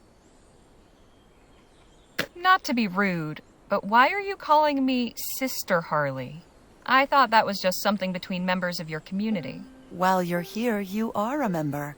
We're all children of God, after all. Just how long have you folks been living up here anyway? This is our 12th year in New Bethel, but the brothers and sisters of the Second Dawn came together before that. I founded this community back in Bright Bay. Tell me about your husband. I love him. What more is there to tell? What can you tell me about Eliza? My dear daughter, her life has not been easy. I can only hope that New Bethel has brought her the peace and happiness she deserves. Why hasn't her life been easy? Our life in Bright Bay was turbulent. You'll forgive me if I don't elaborate further. I'm curious about Bridget and her son. Ah, yes, Sister Bridget. I pray for her and little brother Patrick every day. Losing brother James was very hard on them both. But brother Patrick will be a great ranger one day, and Sister Bridget has blossomed into a pillar of the community. I want to know about the Hawkins family. Brother Jerome is one of our best rangers, and Sister Sue Ellen is a gifted healer. I thank God every day for the blessings of their fellowship. I'd like to know more about you. Me? Well, I have been chosen to lead the community. It is a sacred responsibility. I see to it that every single person here is safe and well cared for. So how did you get from Bright Bay to this mountain? It was God's will. When Eliza was a small child, he sent her a vision. She saw a distant shore, the sun rising over the hills and shining on the water of a new ocean. It was clearly a sign to journey west, to the coast. I chartered an airship for Las Virgenes, but God had other plans for us. Our ship suffered mechanical problems en route. We were forced to make an emergency landing on this mountaintop. It was by the grace of God that we all reached the ground again safely. The ship had done its duty delivering us here. It would never fly again. So we salvaged it and built our new homes from the wreckage. So you just decided to stay here and not finish the journey? But you see, we did reach the end. Eliza later told me she'd had another vision. This time she saw great cities on the shore belching smoke and noise, the ground cracking open and the hills spitting fire. Her first vision had been a clue to go west, just not to the coast as we had thought. Our promised home was east of the sea, where the sun rose over the mountaintop. When did Eliza have this second vision? Midway through the voyage. She was on her way to tell me when the airship malfunctioned. It couldn't be clearer that this was God's plan for us all along. Thanks for the chat. God bless. Hello. Hello. Any updates on the wagon repairs? I'm afraid I wouldn't know. Eliza has been tasked with handling that. But don't worry. However long it takes, you're always welcome here. Why is Patrick guarding the mountain path? A ranger, or ranger in training, is always posted there. This is to prevent anyone from going down into the valley alone. It's quite dangerous down there, as you well know. Thanks for the chat. God bless.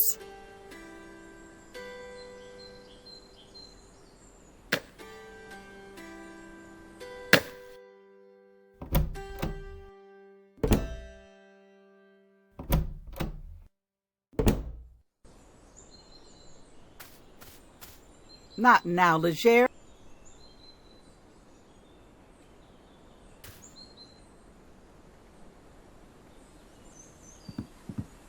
Hello, Sue Ellen. Hello, Harley. Are you in charge of the garden? It's beautiful. Thank you. It's everybody's garden, but I spend more time here than most. I find tending the plants very soothing. Plus, I have my special plot of medicinal herbs. You've got quite a collection. Some of these I've never even seen. Be glad to tell you all about them sometime. Could you tell me about the Taggarts and Captain Perry? What can I say? Sister Joanna is our fearless leader. She keeps this place running, even if she can be severe sometimes. Eliza is a lot like her mama that way. Brother Perry is the friendliest of the bunch. He's always good for a chin wag. Sometimes I wonder how somebody like him ended up with Sister Joanna. Of course, that's really none of my business. I'd like to know about you and Jerome. I'm the healer here, and Jerome is a ranger. We do our part to make sure everyone is healthy and safe. Can you tell me about the Dorans? Oh, well, they ain't had it easy. A few years back, James got a nasty gash in his leg while he was out hunting. The wound got infected. I did all I could, but he didn't make it. Poor Sister Bridget has been so strong through all of it. Brother Patrick's adjusted about as well as can be expected. I'm just thankful Jerome's been such a good mentor to him. I'll let you get back to your garden. Come enjoy it any time. Hey, Nadine. Hello, Harley. What do you think of New Bethel? This place, it's so welcoming. Everyone is from someplace different, but they've all come together into a whole. I could see myself being happy here. Perhaps I'll ask Sister Joanna if I might come back after we've completed our journey. We'll talk later. I look forward to it.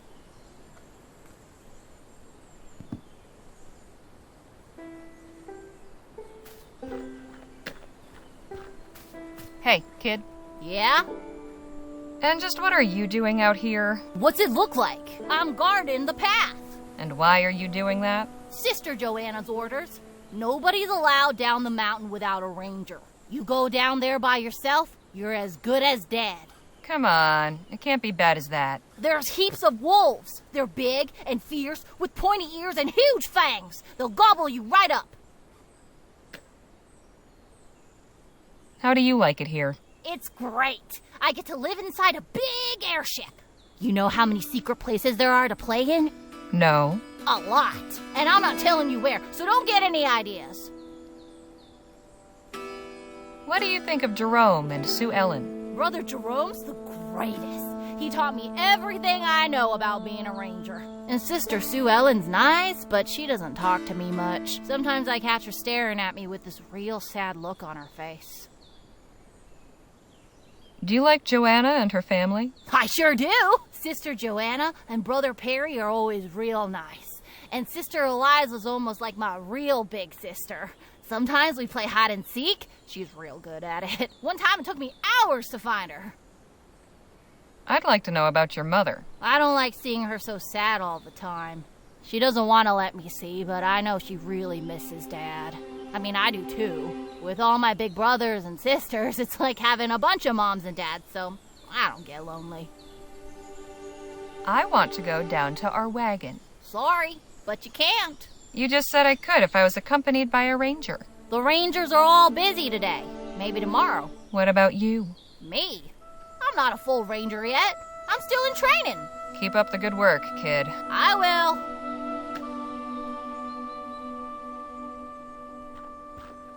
It's full of rainwater.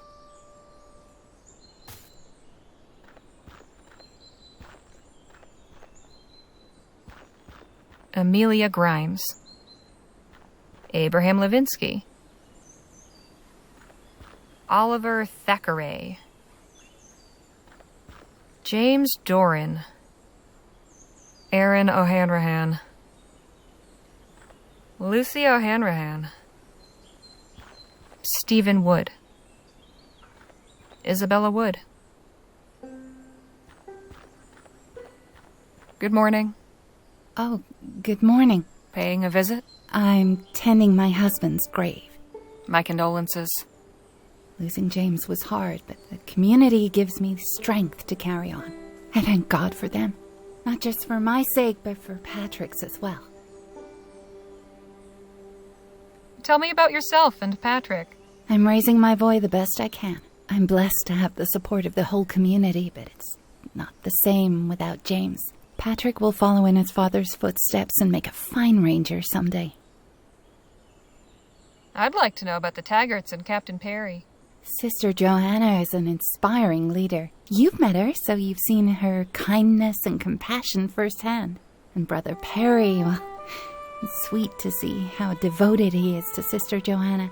He was just an outsider in the beginning, but they hit it off early on. What can you tell me about the Hawkins family? Brother Jerome and Sister Sue Ellen are good people.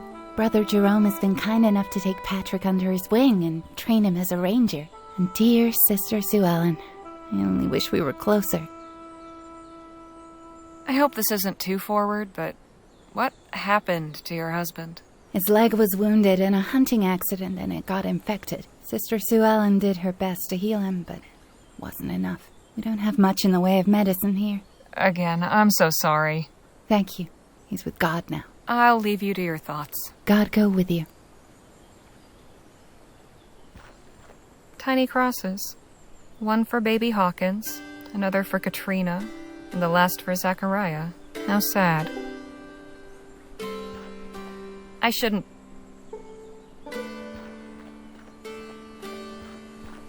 Not now.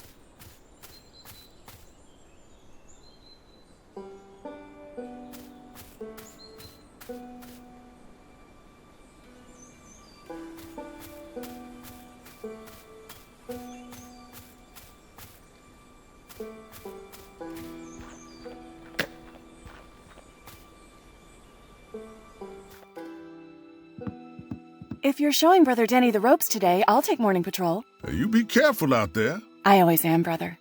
Good morning, Sister Harley. So nice to see you up. We missed you at this morning's sermon. We've had a long journey. It was nice to catch up on my sleep. Of course. Well, there's always tomorrow. Maybe, although I hope we're long gone by then. No offense, of course. None taken. I'm sure you're eager to get back on the road, but I urge you to take some time and appreciate the little respites God gives us. May I share a story with you?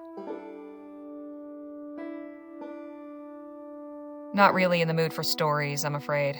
Very well, then. You remind me of a childhood friend back in Bright Bay. She was also very focused. No nonsense. It's a good quality to have. If you'll excuse me, I need to start my patrol. But please, make yourself at home. Help yourself to some tea. And don't worry about your wagon. Today is the Sabbath, but I'll put my best rangers to the task first thing tomorrow. Speak to you soon, Sister Harley.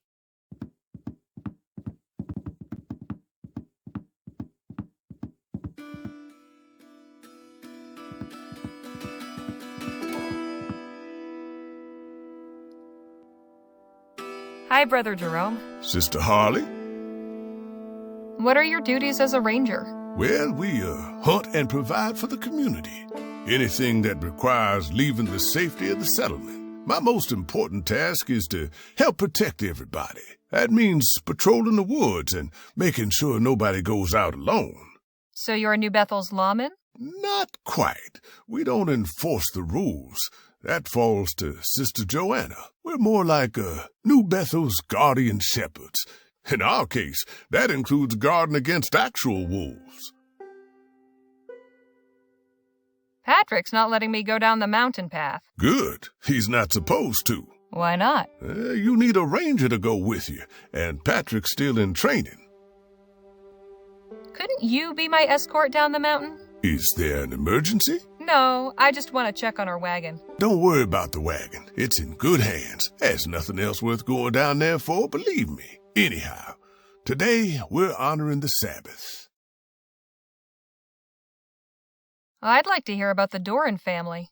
Now there's a couple of iron souls. Brother James taught me all I know about being a ranger. He was a good man. After his passing, it seemed only right that I should pass that knowledge on to his son. Sister Bridget don't much show it, but James's death hit her hard. Brother Patrick's a good kid, smart and eager to learn. He'll make a fine ranger.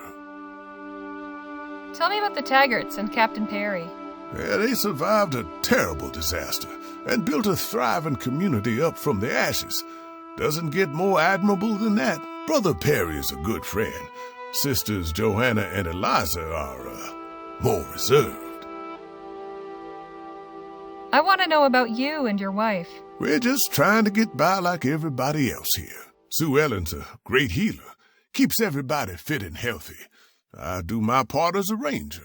We came to New Bethel later, but nobody bothers about those distinctions. We're just as much a part of this place as our brothers and sisters from the airship. If you weren't part of the original voyage, when did you arrive? Oh, around 10 years ago. We were one of the first new families. 6 other groups came after us. You folks are the first new faces we've seen in nearly 5 years. Appreciate your time. Be well.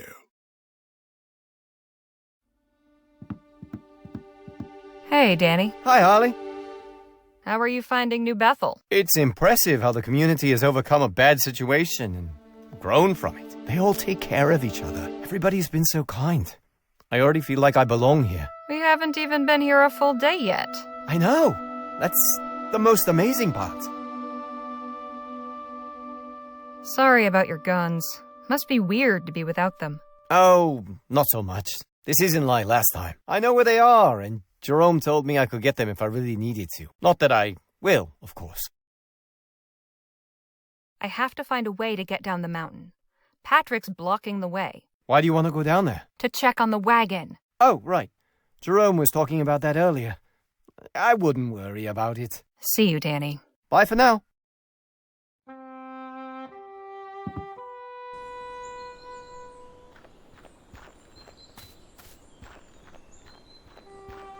Hello there. How are you?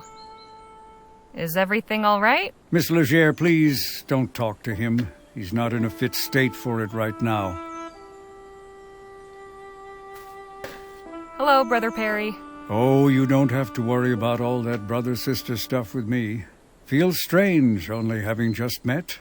Be nice for someone to call me Captain Perry again.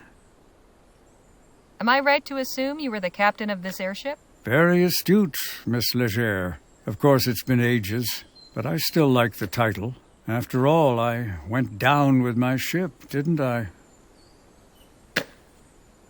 Can you tell me about the brothers and sisters of the Second Dawn? Fine folks, all of them. You'll get to know everybody yourself in time. But I want to know your thoughts. I'm not much for gossip, especially with folks I'm barely acquainted with. Do you miss captaining an airship? Sailing the open skies? Every day. Please understand I'm quite happy here. But watching the sun rise over the same horizon for 12 years, let's just say I wouldn't mind getting a glimpse of another part of the world now and then. How exactly did the airship go down? Oh, I'd rather not dredge that up. Especially not with someone I barely know. That man chopping wood, is he all right? Yes, he's fine. He's just being disciplined. Maybe we should attend to his example. See you later, Captain. Goodbye, Miss Leger.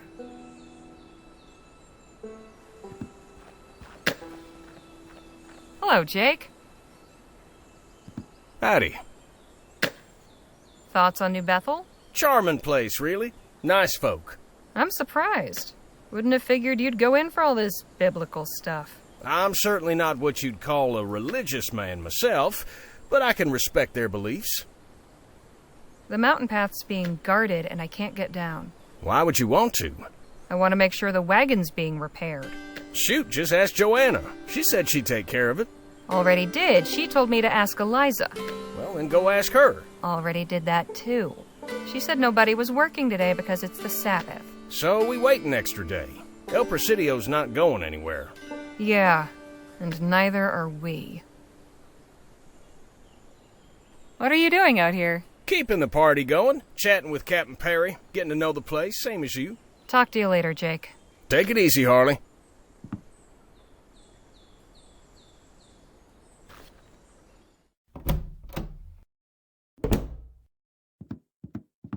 It's full of curios.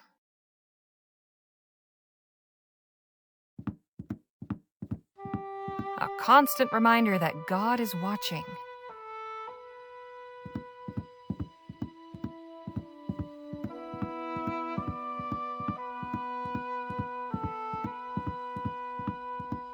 There's a box on the wall with a small hexagonal hole in it.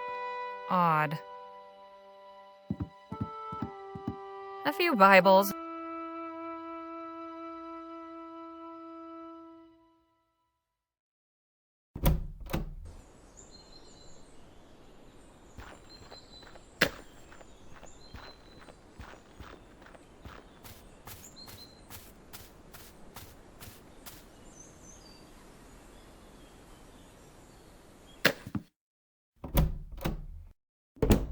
Oh, I hope I'm not interrupting anything. Not at all. I was just writing a song for Eliza. You two hit it off, then? Indeed. She is a remarkable woman. What do you think of this place? I admit I have not had much of a chance to explore. Eliza has kept me occupied. Right. I should have realized. I'd like to hear more about Eliza. Please, I do not kiss and tell. I didn't mean it like that. I just wanted to know if she told you anything about this place. Ah, certainly. We had a very stimulating conversation after the party. This community was founded upon the ideals of independence and freedom. There is much to admire. How about a preview of your song? Well, all right. I only have the chorus so far. Eliza, Eliza, brown hair and green eyes, your smile can light up the room. Eliza, Eliza, you make my heart rise. Your radiance chases the gloom. What do you think? Good start, but honestly, I think it could use some work. I thought as much. Rhyming in English is not my strong suit. Thank you for your advice. That boy Patrick is guarding the path down the mountain. And? Why would you want to go? To check on the wagon, for starters. Jerome said he would take care of the repairs. More hands do not always make for faster work. I'll let you get back to your writing. Try not to get into any trouble, eh?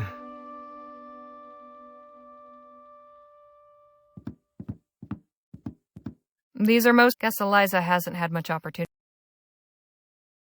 Hey, what are you doing? Have you no respect for privacy? Okay, sorry. Phil's shirt, jacket, and hat. Seems they came off rather quickly.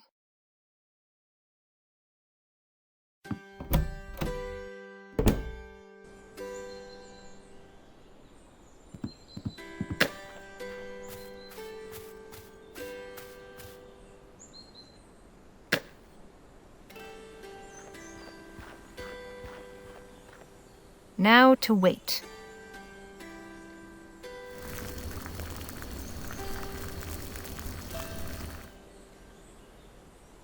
One cup of hot water, all mine.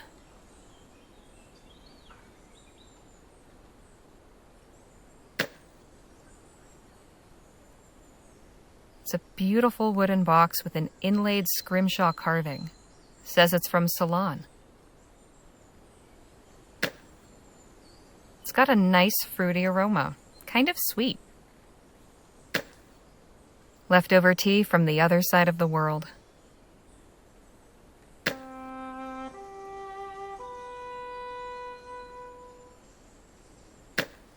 I can't just dump tea leaves into hot water. I'll need a way to brew it. Smells kind of bitter. I can't just dump tea leaves into hot water. I'll need a way to brew it.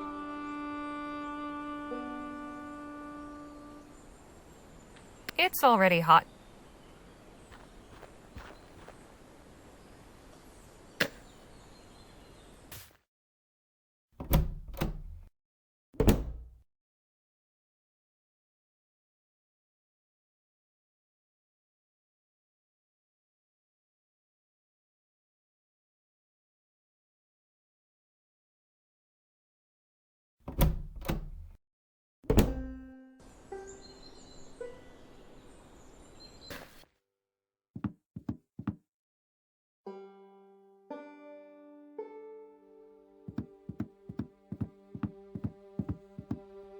There. Just need some hot water now.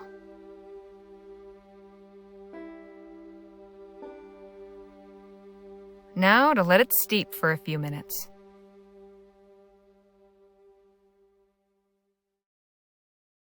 There, a nice hot cup of tea.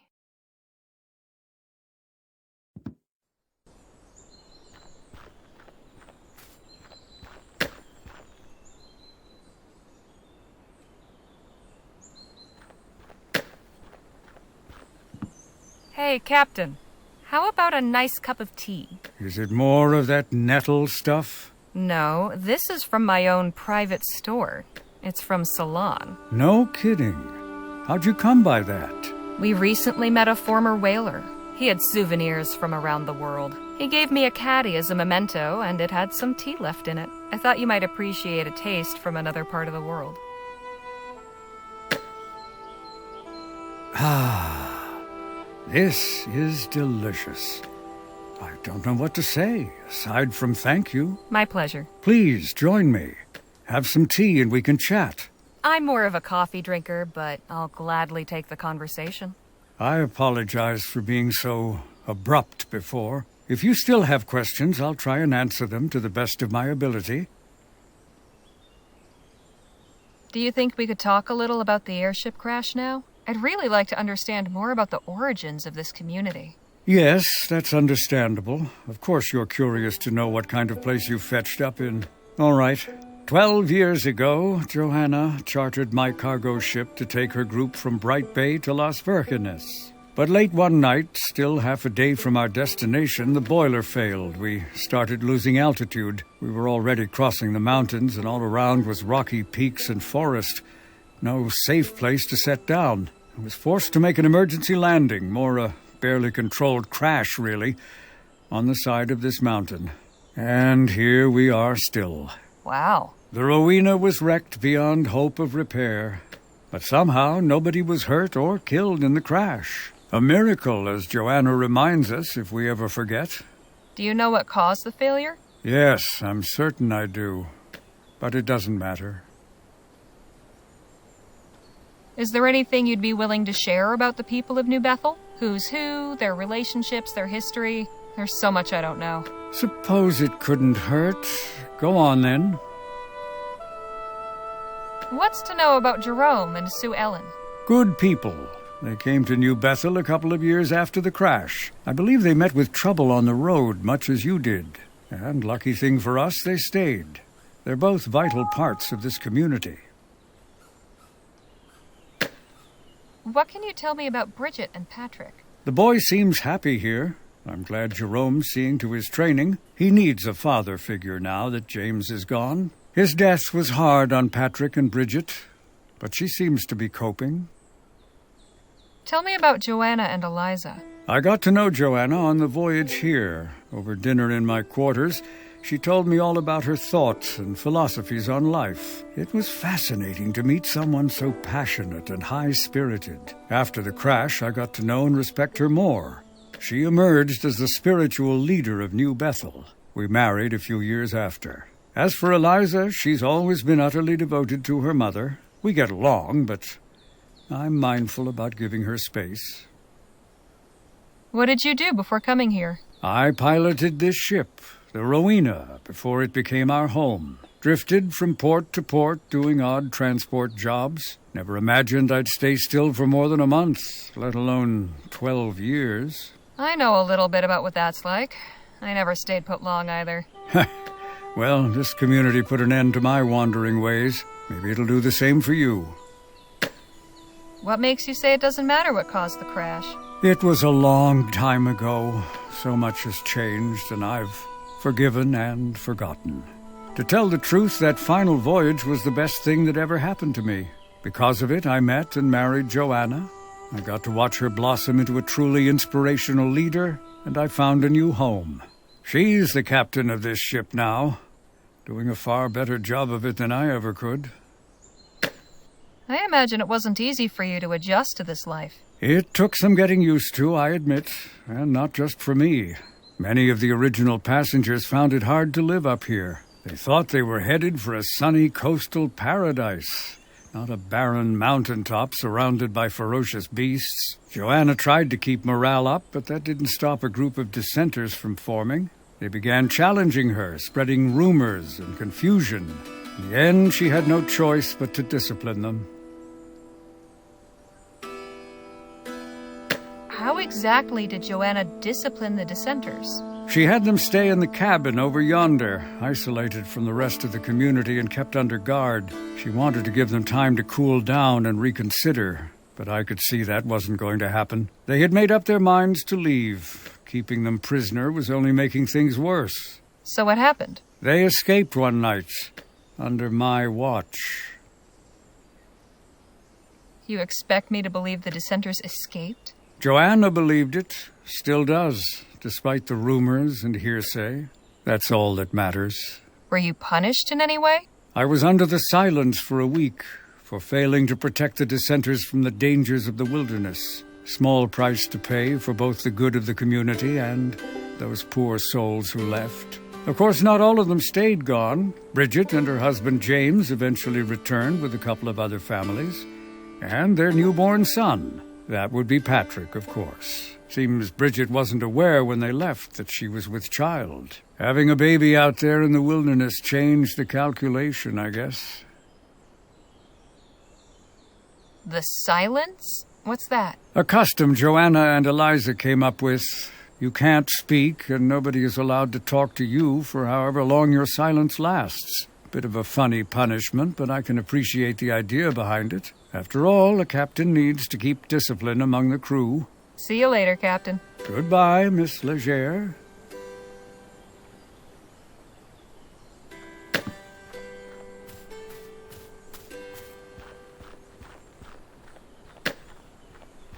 Hello again, Joanna. Hello to you. I've heard about something called the silence. What is that? It is a method to discipline those who fall into error. When one undergoes the silence, they are prohibited from speaking with anyone except God. That way, they are encouraged to reflect on their actions and to seek His forgiveness. Once they have done so, they're welcomed back to the community as stronger, better people. Thanks for the chat. God bless.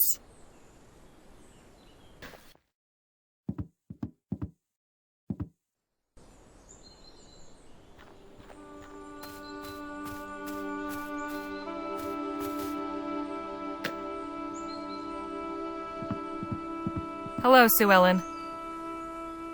Hello, Harley.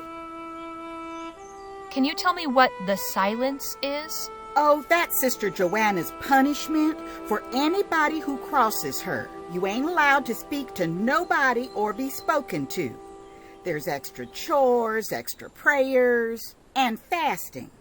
That means you get cut to 1 meal a day. Sounds harsh. Have you been under the silence? Plenty of times. Sister Joanna and I don't always see eye to eye, and she don't appreciate back talk. Jerome tells me I ought to keep my thoughts to myself, but that ain't how I do. I spoke with Jerome, and he told me you two came after the original Voyagers. Yes, that's right. We don't much talk about that. Sister Joanna likes to say that everybody here has always been part of New Bethel, even if they didn't know it yet. Some of our brothers and sisters are still on their way to us, even now. We got here about 2 years after this whole thing started. Other families came after, but we were about the first newcomers. What exactly were the circumstances that led to your arrival? Jerome and I were coming down from Shivering Pines, heading for the coast in search of a new life. But our wagon broke down on the road through the mountains. You didn't take the canyon bridge? Is there a bridge now? Wasn't one when we came through.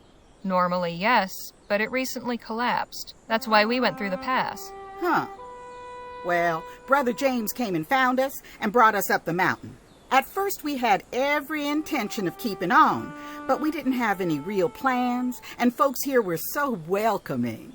We never really made the decision to stay. We just never left. What about the other families? Same story, more or less. I'll let you get back to your garden. Come enjoy it any time.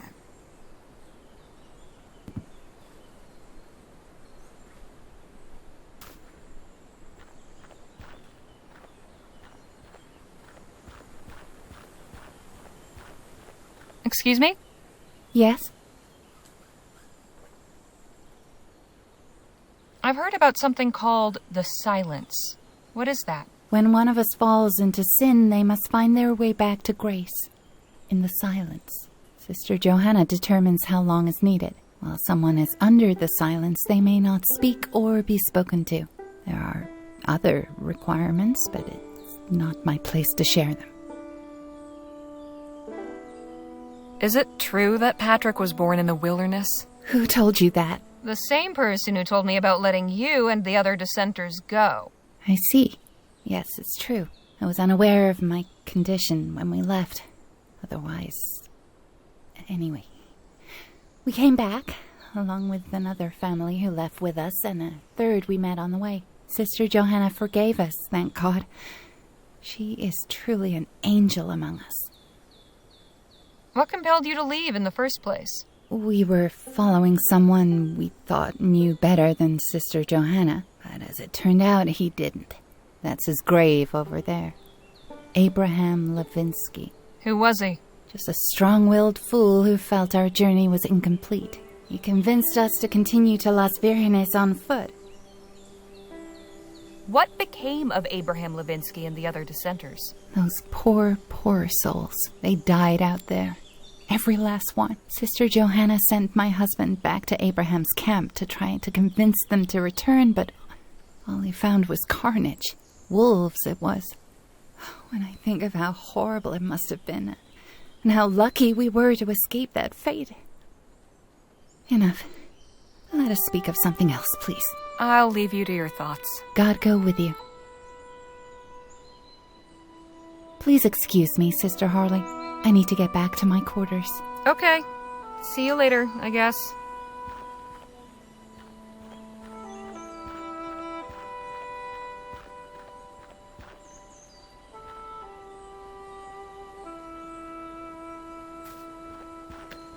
Sorry, can't talk. I gotta do my job.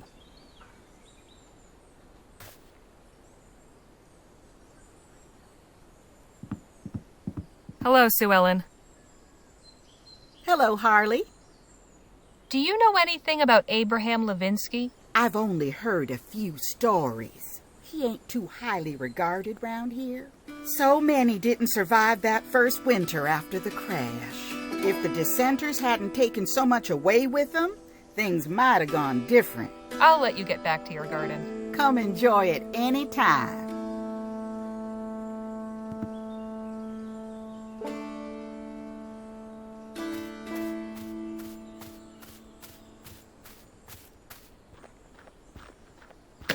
Hello again, Joanna. Hello to you, Sister Harley. Exactly what happened to Abraham Levinsky? Oh, poor brother Abraham. He was tragically led astray. He and several others began to question God's plan for us. They ended up leaving New Bethel. Some saw the light and returned, but the rest were not so fortunate. God punished them for their lack of faith. The wilds claimed them. Brother Abraham was the only one whose remains we could recover. Brother James brought his mangled body back to New Bethel. We laid him to rest among our dead, praying God would grant him forgiveness. Thanks for the chat. God bless.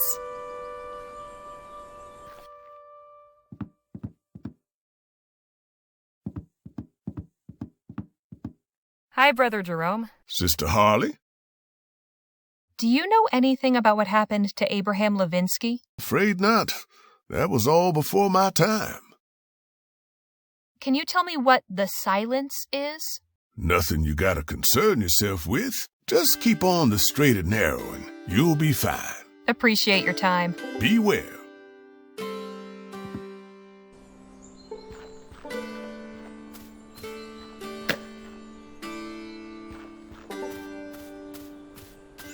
No point. He's under the silence.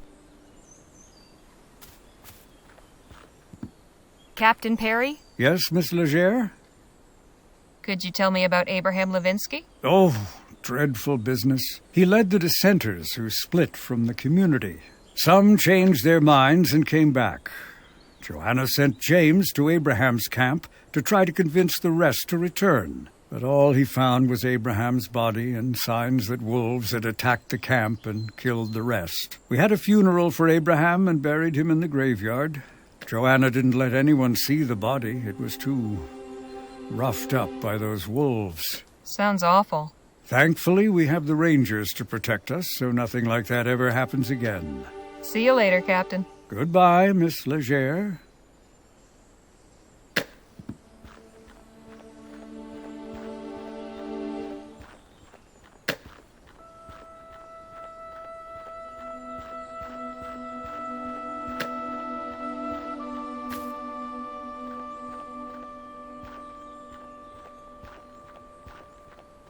Stephen Wood. Isabella Wood. Lucia. Aaron O'Hare. James. Tiny crosses. How sad. Oliver Abraham Levinsky. Wait, haven't I seen that name somewhere recently?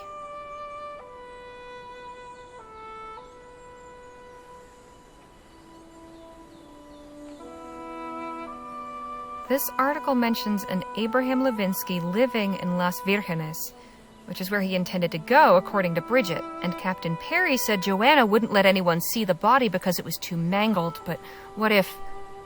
Suppose there's only one way to find out.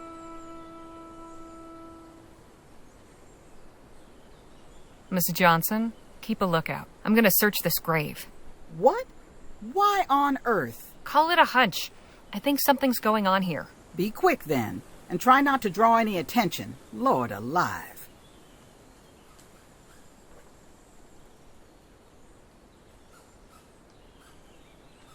I knew it! There's nothing here. Excuse me? This grave is a fake. The whole story about Abraham Levinsky is probably fake too.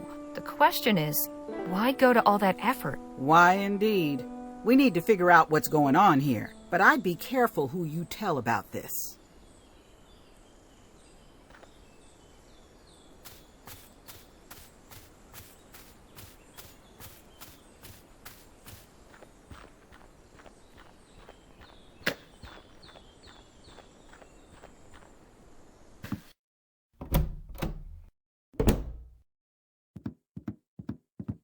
Phil? Harley? Listen to me, Phil. There's something off about this place. How do you mean? Joanna and the others told me a story about Abraham Levinsky, the leader of a group of deserters. He was supposedly killed by wolves and buried in the graveyard, but the grave is empty. Slow down a moment. You dug up one of the graves? Not so much dug as moved the rocks. Enough to see there was nothing underneath. I see. I suppose you had your reasons. And you say there was no body? That's right.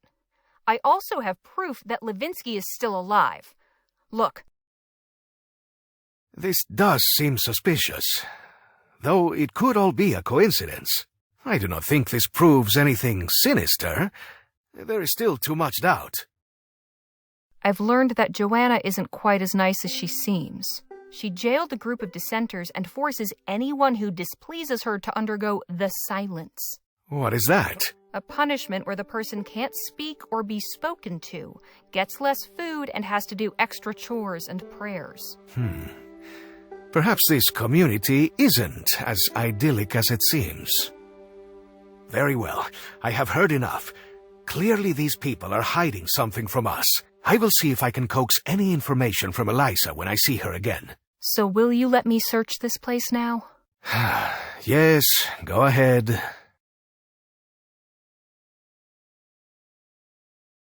Can't think of anything to add?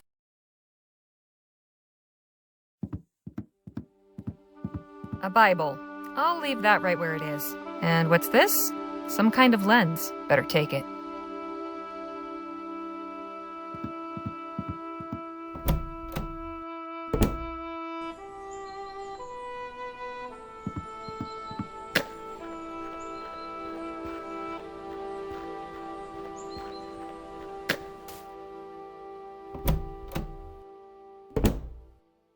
This must be Patrick's. It's full of all sorts of wooden toys.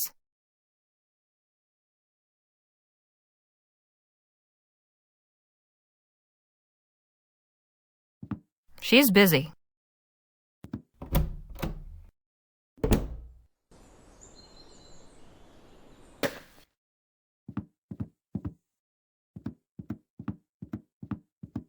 Good to see you, Brother Jerome. Likewise.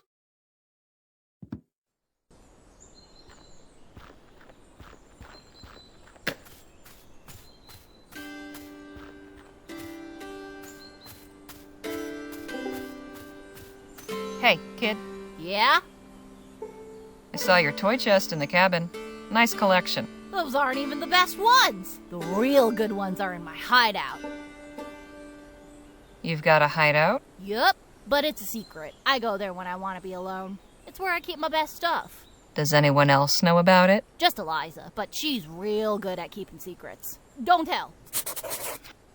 Keep up the good work, kid. I will.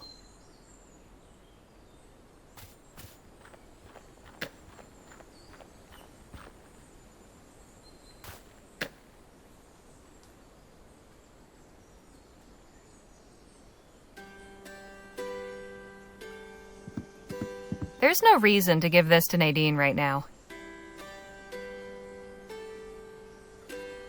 Hey, Nadine. Hello, Harley. I've tried going down to check on the wagon, but I'm not allowed. Why not?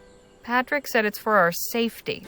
Wolves in the forest or something. These people have lived here a long time. I think we should listen to them. I have the feeling something's not right here. Why would you think that? You heard what Sue Ellen said about the other families arriving here the same way we did. Doesn't that seem suspicious to you? Yes, I suppose it does. I hate jumping to conclusions, though. If there really is something amiss, I want to be certain. Joanna isn't quite so benevolent. Captain Perry told me about a group of dissenters who were kept under lock and key. And you heard what Sue Ellen told me about the silence. That sounds like how it was at my old school. The nuns were quite strict as well. Every religious community has its methods of discipline. There's a fake grave in the graveyard. It supposedly belongs to the leader of a group of deserters, but it's empty. You dug up someone's grave? I looked under the rocks. Why would you do such a thing? But I told you, there's nothing underneath. Still, it's just wrong. I haven't got anything else, but I'll keep looking. All right. We'll talk later. I look forward to it.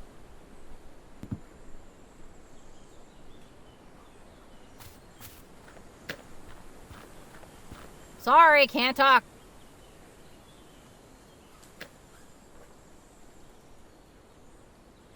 Just a regular piece of firewood.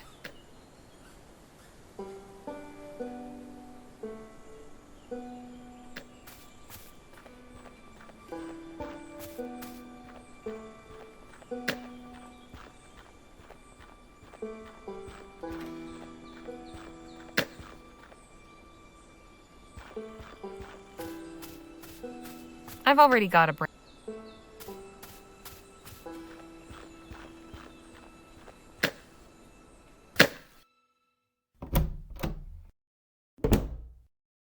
This must be Patrick's. It's full of all sorts of wooden toys.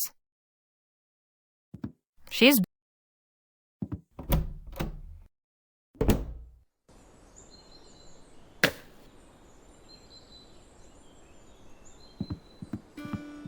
tending the garden.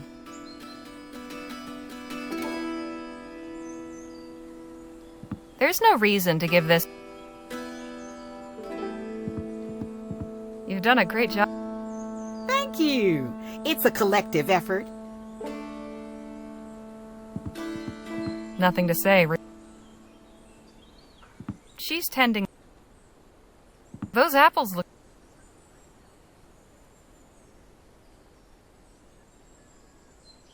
They are. Hopefully Sister Bridget will make us one of her delicious apple.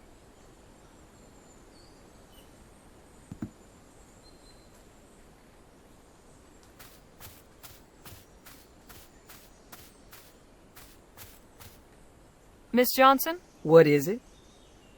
Something's just not right around here. Yes, I've had the same feeling. But we ought to tread lightly. Stay alert.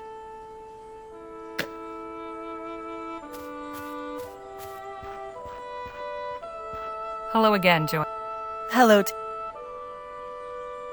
Know anything about Patrick's hideout? Youth is so fleeting. He will have to set aside childish things and assume the responsibilities of an adult member of this community soon enough. Thanks for the chat. God bless.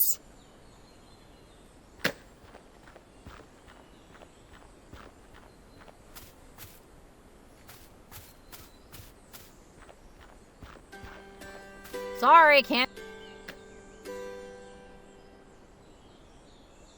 You sure?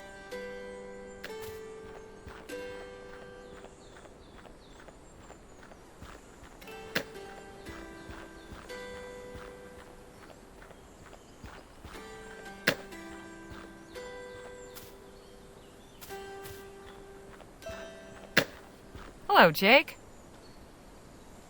Howdy. I think there's something strange going on here. What do you figure? There's a fake grave in the graveyard. It supposedly belongs to the leader of a group of deserters, but it's empty. What you mean, fake? A memorial? No, a fake. A man's supposed to be buried there, but he's not. Why would someone go to the trouble of making a fake grave? Exactly what I want to know. I admit it's suspicious, but that's not enough to start stirring up the pot. Joanna isn't quite so benevolent. Captain Perry told me about a group of dissenters who were kept under lock and key.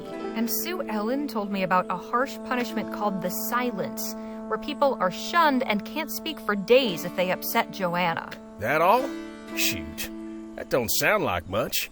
She's the leader here. And if that's what it takes to keep the peace, so be it. It's hardly cause to think we're in any danger. I spoke to Jerome and Sue Ellen. They told me their wagon broke down just like ours. What's more, several other families who came after them experienced similar breakdowns. So you think there's some sort of conspiracy? It's happened too many times to be a coincidence. I can't say I agree with you there, Harley. If it was intentional, and these folks were sabotaging wagons and trapping people, they'd have lots more captives, don't you think? Maybe, but... But nothing. We'll be on our way soon enough. Enjoy this little rest while it lasts. That's all I know right now, but I'll tell you if I learn more. I have no doubt you will. Talk to you later, Jake. Take it easy, Harley.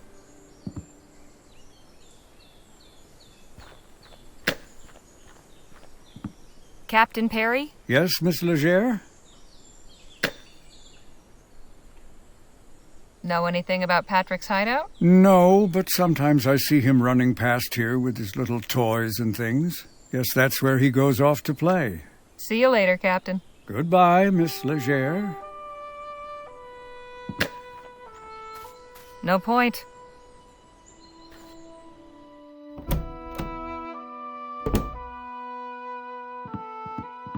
It's full of curios. The big man himself.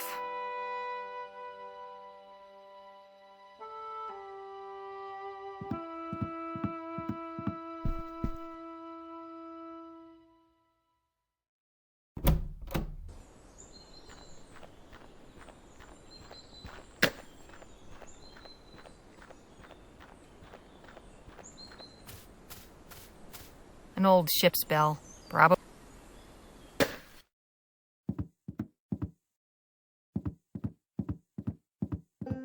Hi, Brother Jerome. Sister Har...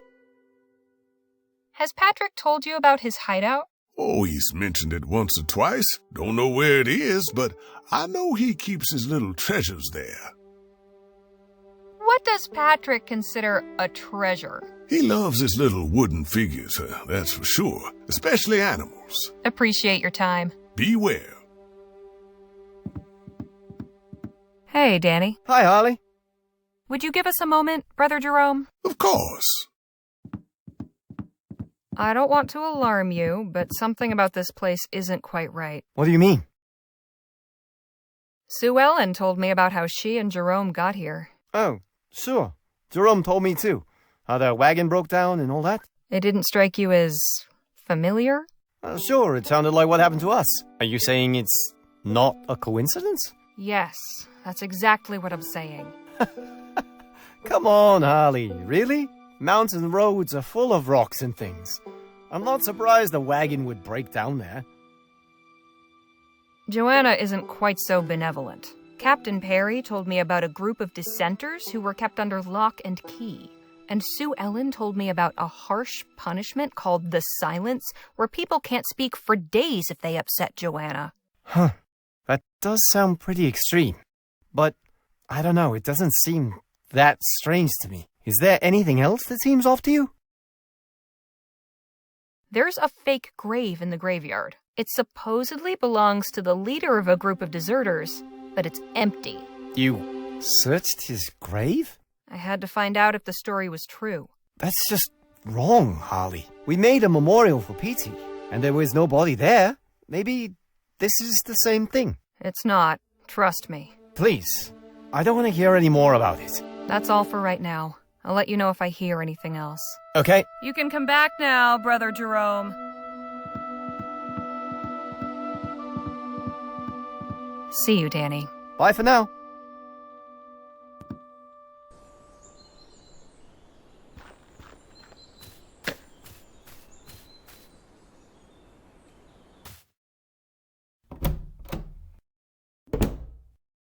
This must be Patrick's. It's full of all sorts of wooden toys. She's busy.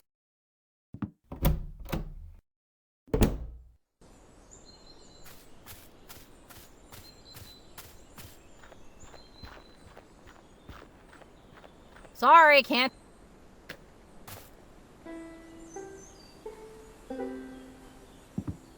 Hey, Nadine. Hello, Harley. Would you be so kind as to carve me something? I'd be glad to. Just bring me something to carve. We'll talk. I look forward to.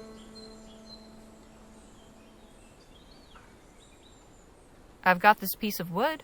Think you could carve something for me? What did you have in mind? I think I'd like a wolf. Very well. I'll have it ready in just a while.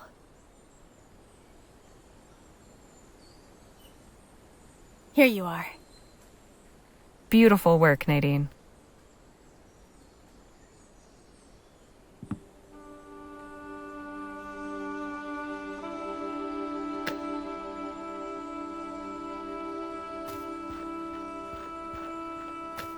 Here, I thought you might like something for your collection. Oh, wow, a wolf! And look at those fangs! This is great! I'll be back in just a minute. Don't get any ideas about going down the path. I'll know if you do. Better not try calling his bluff, but let's just see where he goes.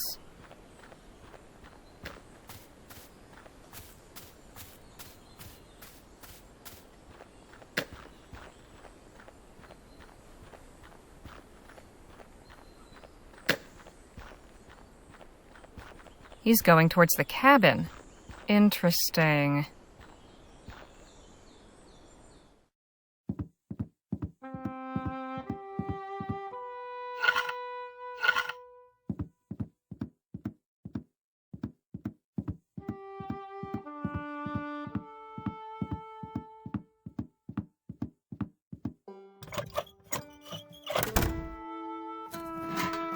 Looks like I found your secret hideout.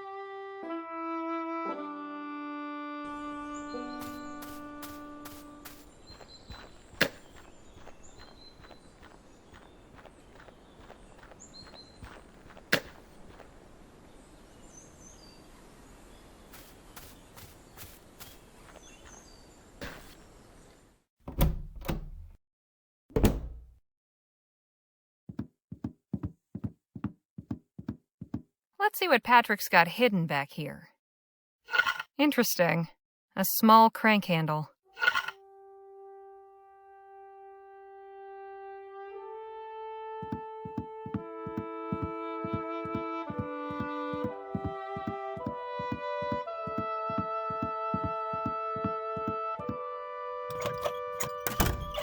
Open sesame.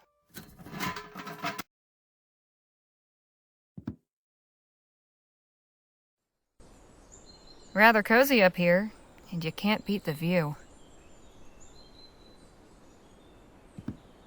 Can't see a thing. I think it's missing a lens.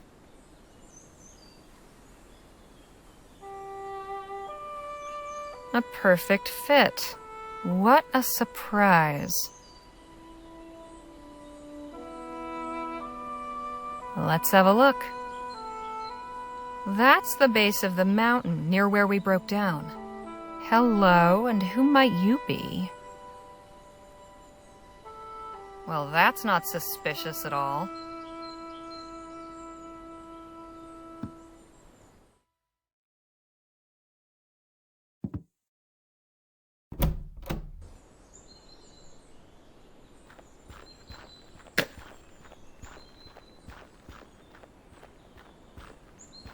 Hello, Jake. Howdy. I still think something's rotten in New Bethel. What's got you riled? Speak up. I caught a glimpse of a cloaked figure sneaking into a secret cave down on the mountain road. I have a feeling there's something important in there. A secret cave, huh? You might be onto something there. We can't just sit around then. Time for action. What do you suggest? Miss Johnson and I are trying to get down to the wagon. We need you to help us distract Patrick. Easy. Lead on.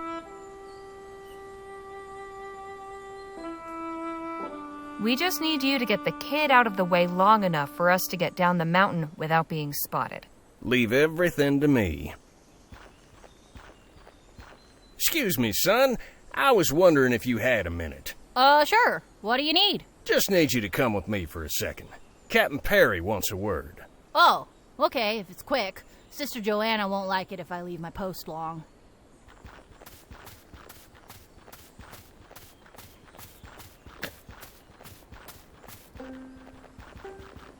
Now's our chance. Let's go.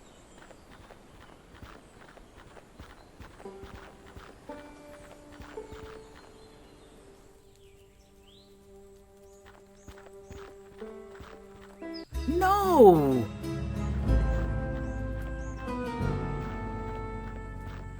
What have these people done to my wagon? It's clear they don't want us leaving New Bethel. You said there was a cave down here? Looked like. Then see if you can find it. We need to figure out what we're up against.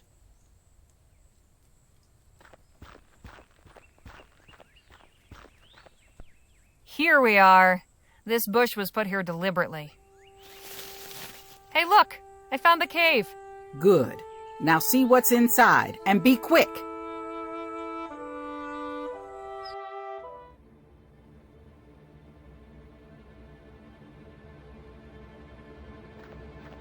What's this?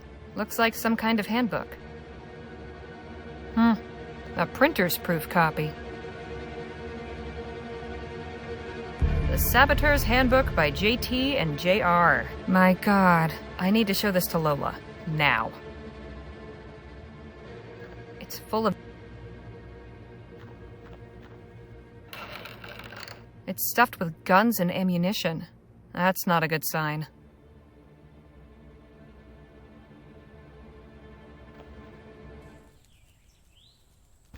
No time for chatter. You won't believe what I found in the cave. Try me. A printer's proof of something called the Saboteur's Handbook. Have a look. Written by J.T. Joanna Taggart. Must be, but who is J.R.? Jonathan Red? Who's Jonathan Red? Seriously? You never heard of the Redites? They're a bunch of anti-steam tech thugs who went around sabotaging machines and factories a few years back. They were mostly active in New Bretagne, but they got their start in Bright Bay. So you think Joanna knew Jonathan Red? Not just knew him. I think they worked together. Maybe more than that. You get a good look at that Eliza girl? She's got a certain resemblance to that Mr. Red. I wouldn't know. I've never seen him. I'm surprised. Was a time when you couldn't go a day without seeing his picture in the paper. All that aside, look at the contents. These are all instructions. Sabotaging vehicles and laying road traps. Low-grade bombs for controlled explosions. Creating concealed hiding spots in the wilderness. Remind you of anything? Well, one thing's for certain. The wagon breakdown wasn't just coincidence. Someone planned it to get us here. Yes, but who? That's what we need to find out. Lots of pages have notes scribbled in the margins. Some are from JT, others from JR. Looks like they had some ideological differences. Oh? Joanna thought things were going too far. She objected to giving instructions for explicitly violent stuff. Here's a note on the bombs page where she says, "Too dangerous to print." Same time, Red's written things like, "This information is a tool for a righteous cause," or "No revisions, too late for cold feet." But there's another set of notes in somebody else's handwriting. Here, on this recipe for an acid compound, Joanna crossed out some ingredients. This other person tried to fill in the missing information. So this third person is probably our saboteur. I'd put money on it.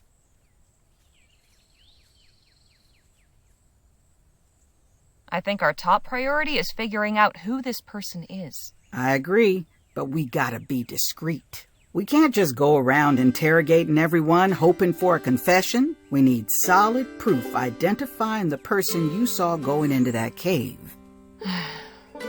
My brother was the detective in the family. Let's hope some of his skills rubbed off on you. So what should our next move be? Round up the others and come to my cabin. We need to talk. Come on, let's get back up the mountain before anybody notices us missing.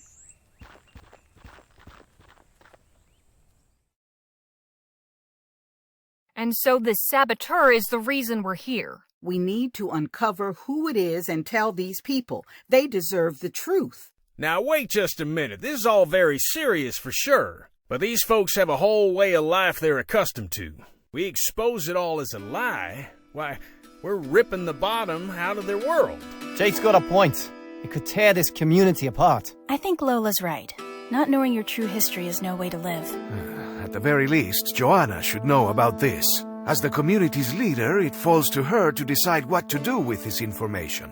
We gotta be able to prove who the saboteur is first. Could be the rot goes all the way to the top. I have a strong suspicion, but I'll see if I can confirm it. Once you do, you can tell Joanna the truth, assuming she's not the one behind it all. Or you could try talking to the saboteur. Maybe get him to lay off without having to upset the whole community. I'll see what I can find out.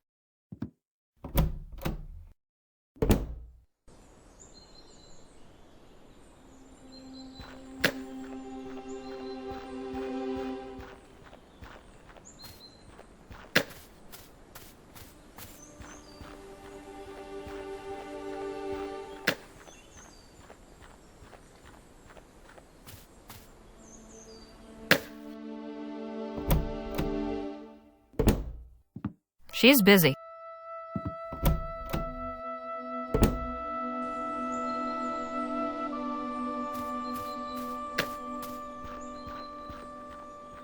I've got nothing to say to her right now.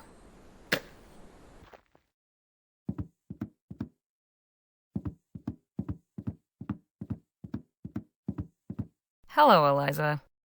Hello, Sister Harley. It's good to see you.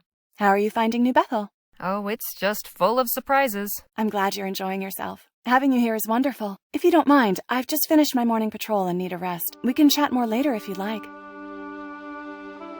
She doesn't want to...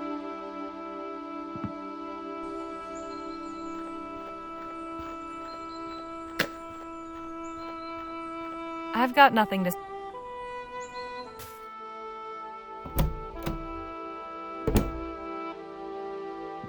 She's...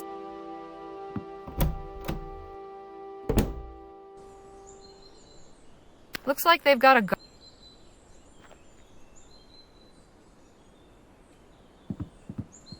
She's tending the...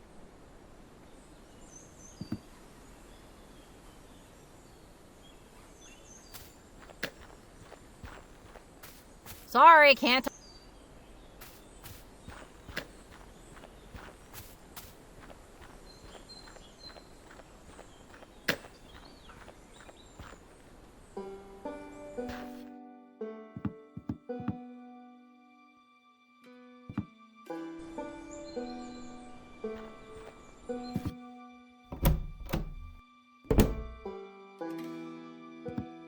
Wait a minute, this is the same cloak I saw through the spyglass. Got you now, Eliza.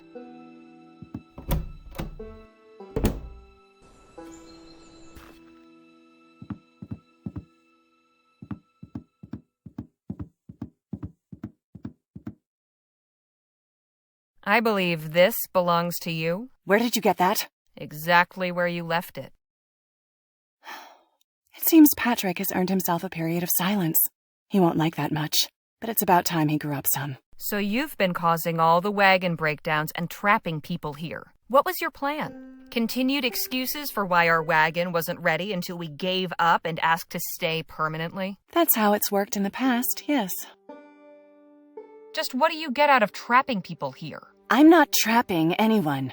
I'm offering a better life, and what we all get out of it is a larger, stronger community, just as God intended. He sent me a vision when I was a girl, of my mother leading a thriving community on a mountaintop. All I've done is ensure this vision comes to pass. Members have lost faith and abandoned us before, to the detriment of all. We've suffered harsh winters and disease. Keeping our numbers up hasn't been easy. But I wasn't about to stand by and let the community wither, so I took measures to cultivate it. You've built your community on lies. If I'm not mistaken, lying's not on God's approval list. God forbids harmful deceit. I'm shepherding people to a better life in His name. How convenient. It's clear to me you've no intention of joining us. God must have other plans for you. I can have your wagon repaired and let you and your companions go on your way. All I ask in return is that you spare a thought for the people of this community. Do not speak of what you've learned. It would destroy them. And just how will you explain our departure? Simple. I'll say you all insisted on breaking curfew to go down to your wagon. Tragically, you were all eaten by wolves as a result. I can set up a memorial in the graveyard if you'd like. It will make a powerful deterrent. All right, fine. It's no business of ours what you tell these people. Just get our wagon fixed so we can be on our way. I'm glad you've chosen to see reason, Miss Leger. Your wagon will be ready by sunrise. On that you have my word. Now go on. Enjoy the rest of today in our company. A taste of what you're giving up. You won't find anything like this in the corrupt world out there. And if you'd be so kind as to return my book, I would appreciate it.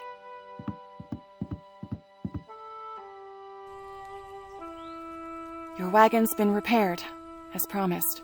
You're sure nobody saw us leave? Positive. Everyone's focused on morning sermon. Now be on your way. May God guide you. Thanks.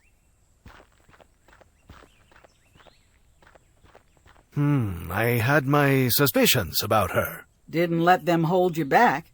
Come on, we've lost enough time here.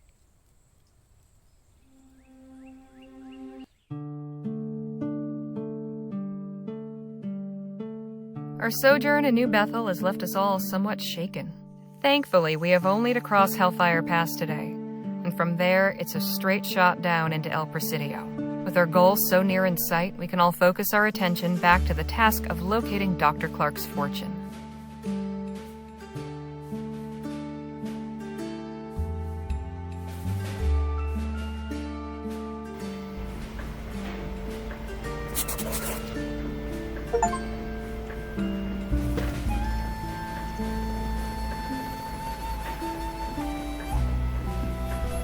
Pardon me, friends.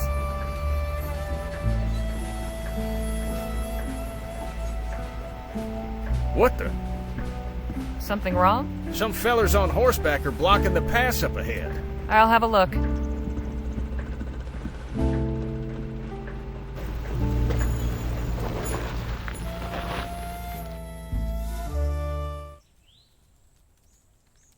Is there some trouble? No trouble at all. Let us keep it that way, huh? I'm Agent Carson of the Blackburn Investigation Bureau. I'd like to ask you a few questions. What's this about? I will explain everything. First, I must ask that you and everyone inside the wagon kindly step outside. Come out quickly, please. No fuss. I appreciate your cooperation. I will be brief. How can we be of service? As I told your driver, this won't take long. I have a few questions. First off, where are you folks headed? We're going to El Presidio. I see. For what purpose? Just looking to conduct some business. Where did you set out from? We're coming from Rosewater. I see. You've had a long journey. You must have encountered quite a number of people on your trip, yes? A few? Why do you ask? We're looking for some folks, and I wonder if you might have seen them. Easy now, pup. No need for all that. Control your animal, would you? Tell us who you're looking for. Gladly. Shh, Lisa Lou. There's a good girl. We are tracking a couple of men. They must be dangerous fellers if you Blackburns were called in. Quite. These men are ruthless bandits who raided an army supply wagon. They also murdered the wagon's driver and guard. The attack happened near Rosewater, and as it happens, you folks are coming from there. So naturally, I must ask if you know anything about the incident.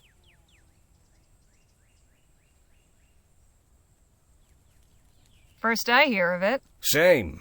Can't help you there. Then I wonder if you might have seen these men on the road. See, a trapper family reported they camped a few days ago with some folks fitting our description.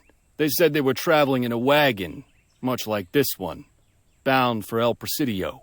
And what is the description of these men? One's a tall white man with brown hair and a well-trimmed mustache. The other's a short, swarthy New Spanish fellow with a beard. Look, I don't know what to tell you, gents. Oh, I believe you do, Mr. Ackerman. In fact, I would be very interested in hearing your account. That goes for Mr. Marquez and the rest of your party as well. Will you quiet that mongrel? Lisa, shh, girl. Now, if you'll all kindly step away from the wagon, hands where I can see them. We will start our questioning with Mr. Ackerman. And then what? Jail? No, Mr. Marquez. Do you take us for the provincial sheriff? Besides, the jails are much too crowded with lowlifes these days, don't you think? Countries full of vagrants and foreigners.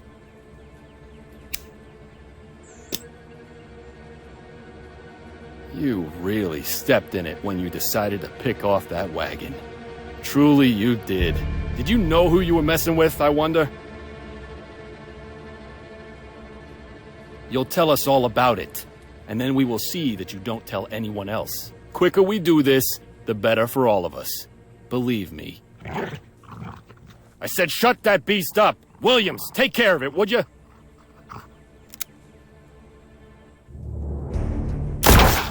Take cover!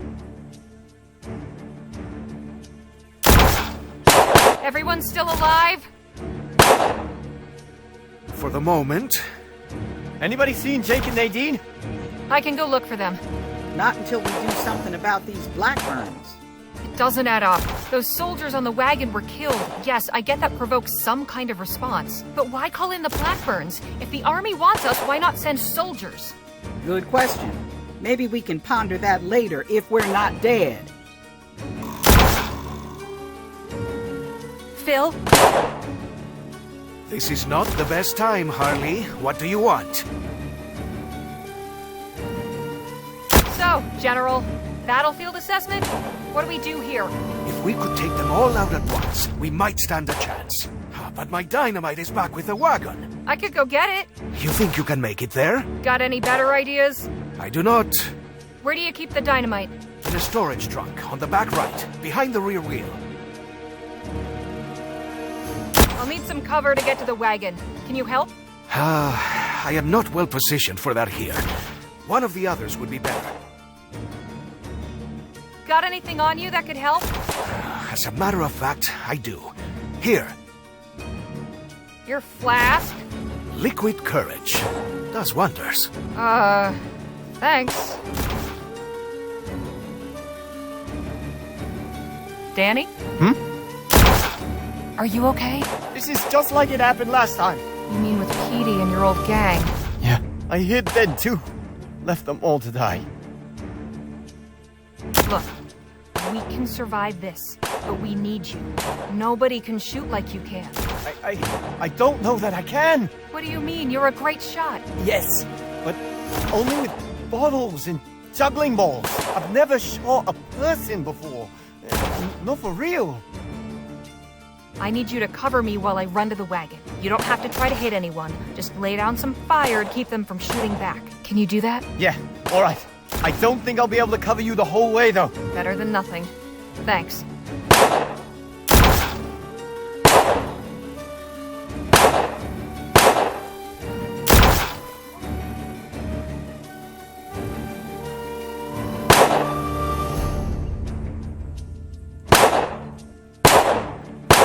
Thanks for the cover, Danny.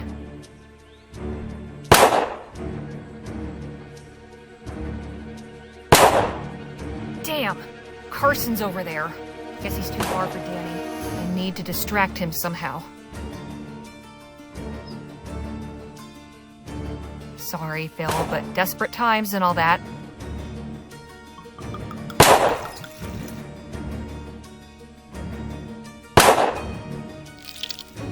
Yuck.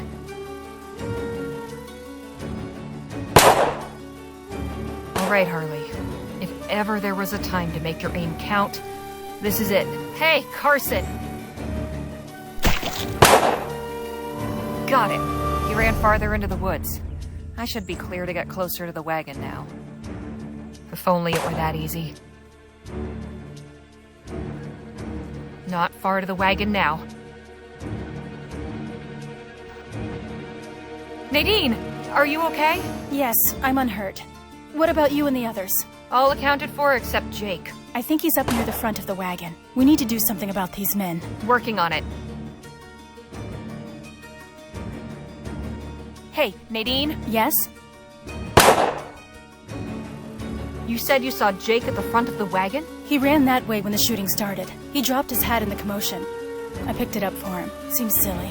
I just did it without thinking. Think I could hold on to Jake's hat for a spell? Of course. Here it is. You haven't been hit or anything. Still okay. The others? Well, Danny's having something of a crisis. Poor Danny. None of us were prepared for this. Phil's had an idea to get rid of the Blackburns. He needs some dynamite from that trunk behind the rear wheel. How will you get over there? Still trying to figure that out.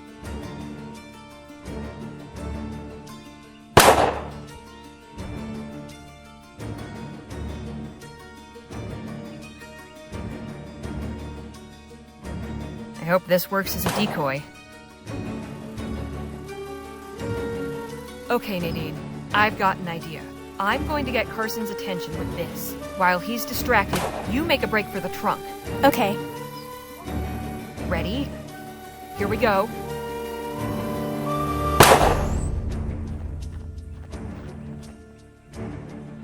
Nice going. Now toss me a stick of dynamite, would you? Thanks. Sit tight and keep your head low. I'll get this back to Phil. All right. Good luck, Harley.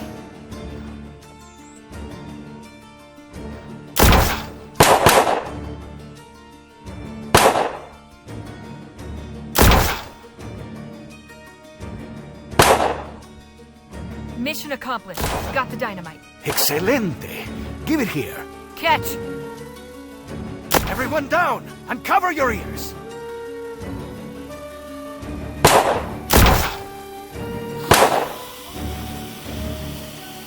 Dynamite! Run! Anda! That has taken care of them. Nice work, Mr. Marquez. Gracias. That's all of them? All the ones I saw.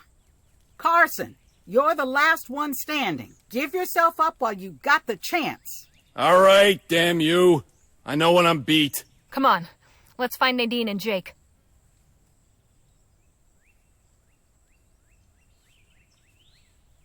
No sudden moves. You're outgunned. I am well aware of the situation, ma'am. I hope you all realize just how much trouble you're in. You've killed 4 good men. My client will be very displeased to learn of this. You talk big, but we're not scared of you or your client. I suspect that would change if you knew who my client was. Alas, I'll be taking that information to the grave. Enough, Leger. We need to end this. Yes, make an example of him. Send a message to his client. We don't have to kill him. The Blackburns aren't well liked in El Presidio. We could turn them into the police there. Whoever sent them, it wasn't lawful. They tried to murder us. Do what you like. It won't make a lick of difference.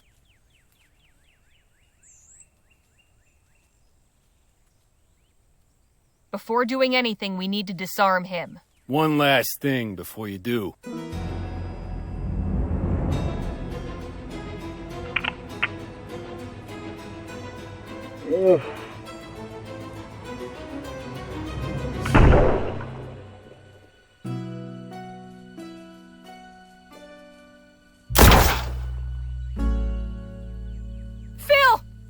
Are you all right? Say something.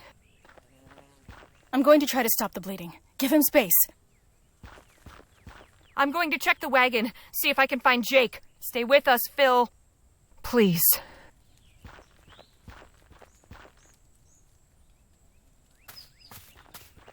Jake! Oh, Harley. Glad to see you in one piece. Things got real rough back there, but we made it out all right. Everyone is all right, right?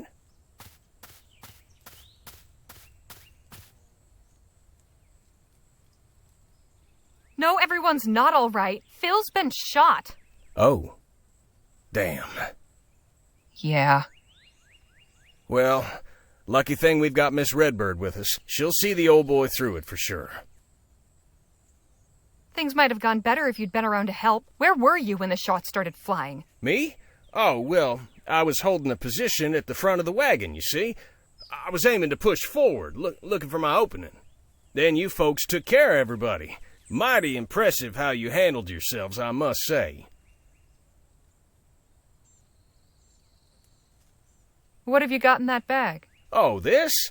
Nothing, just some supplies. Supplies? For what? Well, you can never be too prepared, you know? Are you running away? What?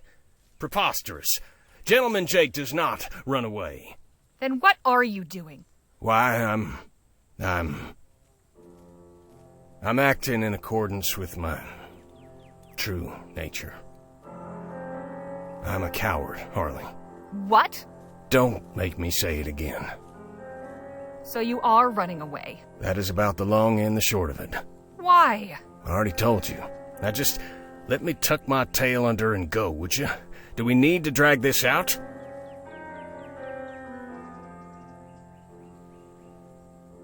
If all of this has been a lie, why the sudden honesty? This little tete-a-tete didn't leave me much choice but to tell the truth. And what is the truth? This was meant to be a simple job. Find out where Clark went, get paid. Nobody said nothing about crossing the army or getting shot at by goddamn Blackburns. So the great gentleman Jake turns tail as soon as things get rough? As a great man once said, he who fights and runs away lives to fight another day. Hope there's no hard feelings.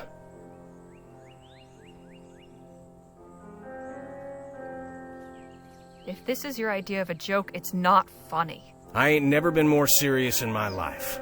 Besides, I'm sure you're relieved to see the back of me. What about Danny? You're gonna walk away and leave him behind like this? The kid deserves a better life than following an old fool like me around. A chance to bolster his confidence and make something of himself. Hell, just knowing you folks these past few days has given him that much. Well, I'd best be off. Good luck getting to El Presidio.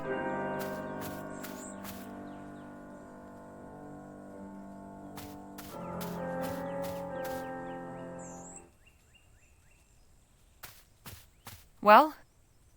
He's gone. Nadine tried everything, but she couldn't save him. Oh, God. No. We'll have to mourn later. First, we gotta hide these Blackburns so more don't come after us. Where's Ackerman? He left. Turns out he was no hero after all. He what? Can't say I'm surprised. Come on, we have work to do.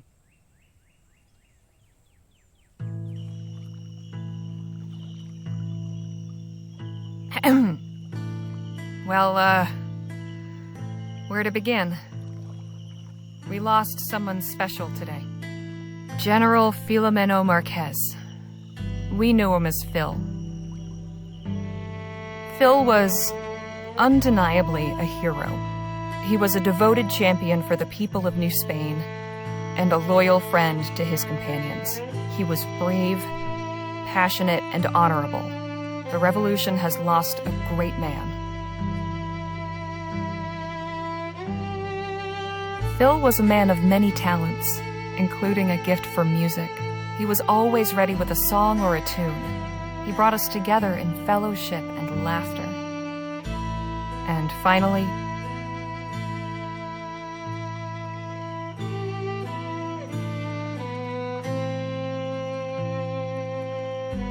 Phil was an idealist. Now, ordinarily that might not sound like a compliment, but in his case, it absolutely is. Phil fought for a better world because he believed that things could really be better. He had principles and he lived by them, and died by them. Above all else, he was selfless. Phil took a bullet for me.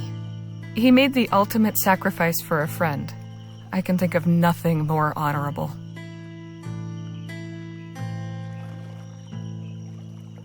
Though he was taken from us far too soon, we were lucky to know him the brief time we did. Farewell, friend.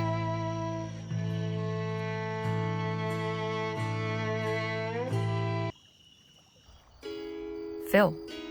We lost Phil. He was always ready to lay down his life for a worthy cause. Guess saving the lives of your friends qualifies. He was a good man, and a fighter to the end. Jake's gone too. Damn him. Anyway, we finally made it. El Presidio.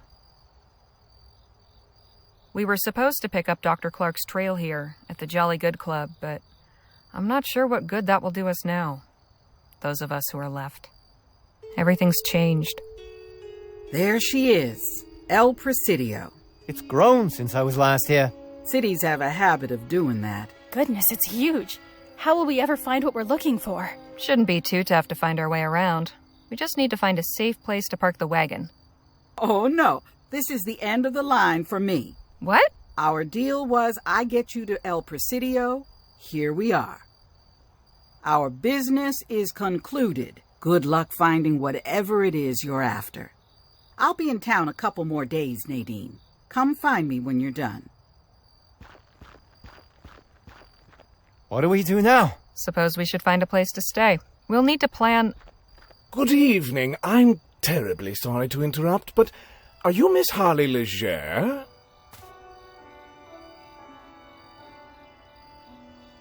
Depends who's asking. My name is Timothy King. I've been sent to welcome you to our fair city. Thanks? My employer is quite keen to meet you and your associates. There's a carriage waiting to take us to the offices of Vespuccia Petrol. Please, follow me if you would. Lead the way, Mr. King. Splendid.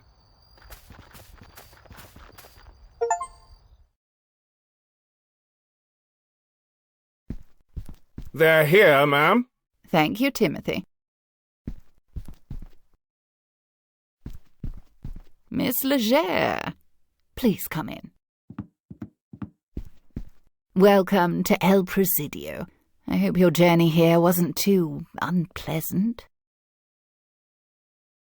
Just who in the ether are you? I appreciate you must have many questions, Miss Leger. I shall gladly answer them, but first permit me to ask one of my own. Where is Mr. Ackerman?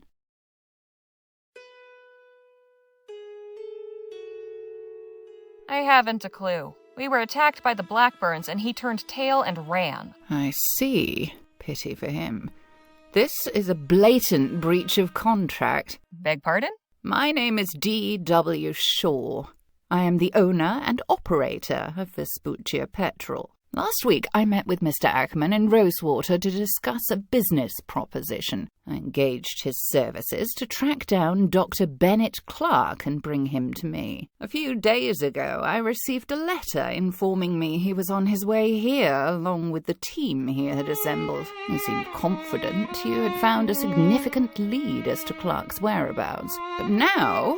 you tell me he has abandoned your group and the assignment. This puts me in a rather awkward position. But perhaps all is not lost. You've come this far.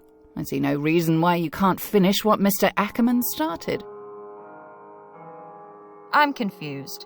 You asked Jake to look for Dr. Clark? Correct. Then why did he tell us we were searching for Clark's missing fortune? Missing fortune? What missing fortune? Jake said Dr. Clark left behind a bunch of money when he disappeared. I see. I haven't a clue why he chose to mislead you. Perhaps he felt a treasure hunt would be more enticing. He certainly did have a flair for the dramatic. A risk of hiring a stage entertainer. But the truth would have had to come out eventually. My agreement with him was quite clear. 25,000 crowns in exchange for bringing me Dr. Clark. The same agreement applies to the three of you. So you're telling me Clark's still alive? Alive, and ironically, somewhere in El Presidio. What exactly was this lead you found? Right before he disappeared, Dr. Clark was invited to stay at the Jolly Good Club. Ah, yes, I know it. Quite exclusive. I myself have never set foot inside. You intend to search for him there? Seems the best option. Very good. You'll find the club on Cedar Avenue between Gull and Hare Street. In the meantime, I will ensure your stay here is comfortable. I've reserved rooms at the Presidio Hotel on the other side of town. You must be exhausted.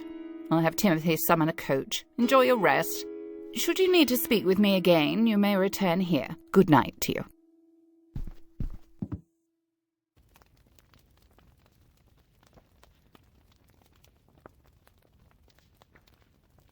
I can't remember the last time I slept in such a comfortable bed. Neither can I. So what's our plan for tonight? To see what we can find out at the Jolly Good Club.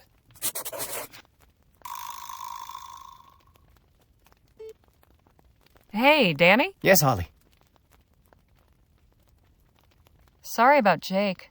You must be real busted up about it. I was, at first. The more I thought about it, the more I realized how obvious it should have been he was full of hot air. Having me do all the shooting, never a shred of proof to back up his stories. I thought working for him was the first stepping stone on some longer path. I thought I had so much to learn from him. Guess he taught me a lesson in the end, all right. Miss Johnson really went through it with us. Hope she'll be okay. I think she will be, at the very least. She's got a new dog friend to keep her company. What do you suppose Shaw's interest in Dr. Clark is? Could be anything, really. But I'm guessing it has to do with making her money. Poor Phil. I really miss the guy. Me too. It's not the same without him. I really hope things don't fall apart for his revolution. Me too. But that's not really up to us. Hey, Nadine. I can't understand how Jake could just run off like that. I can't either. I thought he was supposed to be a legendary hero. That's what he wanted everyone to believe. It's kind of sad. I wonder if he believed it himself. What do you suppose Shaw's reason for wanting Clark is? An excellent question. My guess would be to hire him, though I've no idea for what. Do you suppose Miss Johnson will be okay? She's a very strong person, but she is quite expert at hiding her feelings. More gets to her than she lets on. You think? I know. You don't think she's really cold and heartless, do you? She's just careful about who she lets in. It's hard to trust when you've been burned too many times. I suppose I can relate. I can't believe Phil is gone. I know. I miss him too. I feel awful that I couldn't save him. I truly tried everything I could. I know you did.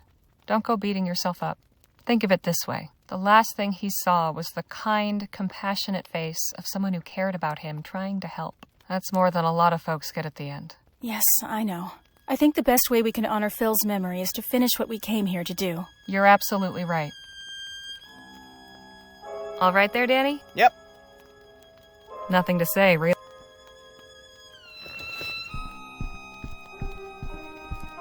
It's not that cold out, but a fire is still...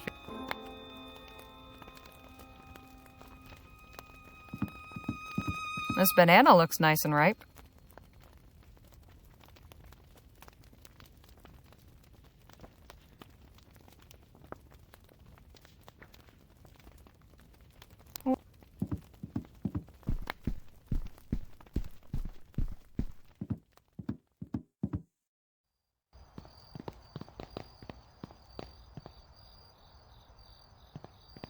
It's full of tools. Good evening, sir. Hello. What can I do for you? Are you familiar with the Jolly Good Club? Sure. I've heard of it. Real fancy place in the north part of town. Never been inside.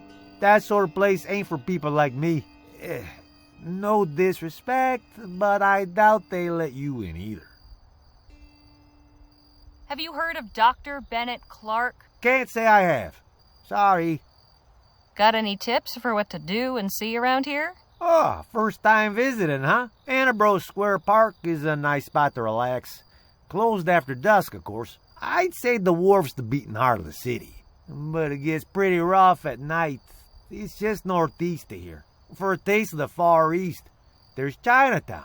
That's on Annabro Square Road between Finch and Gull. Communicating with the folks there can be a challenge. Although, I suppose your friend could help. Thanks. That's very helpful. What are you working on up there? Just fixing the hotel sign. New management's looking to spruce the place up. Promised me a new tool set, too. Can't complain. Remind me what we should see in town? The wharf, just to the northeast, and Chinatown. Something wrong with your current tools? They're old and rusty. Need a replacing years ago. But hey, better late than never, huh? I'm most looking forward to a new drill. Old one could hardly make a hole in a bar of soap. Thanks for the chat. Evening to you.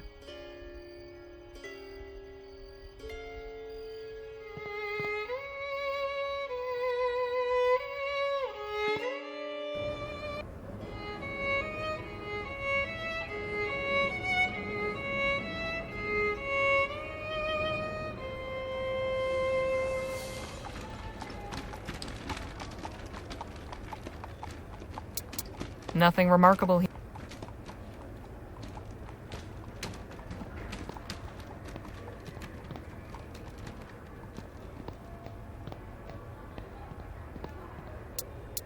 Nothing remarkable here.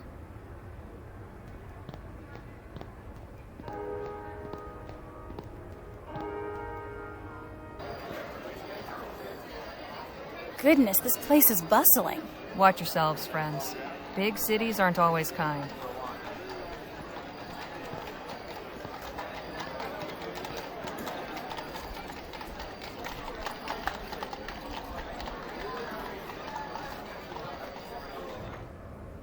Nothing remarkable here.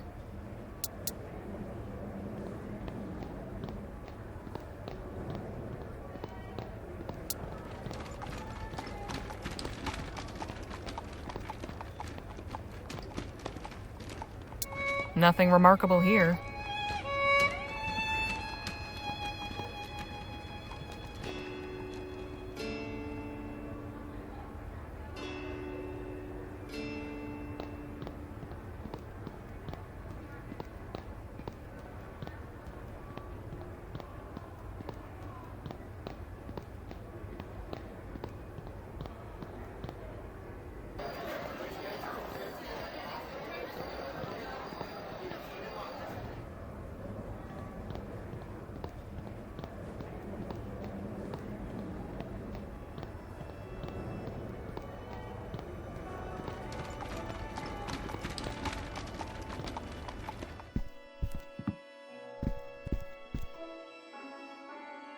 Welcome back, Miss Leger.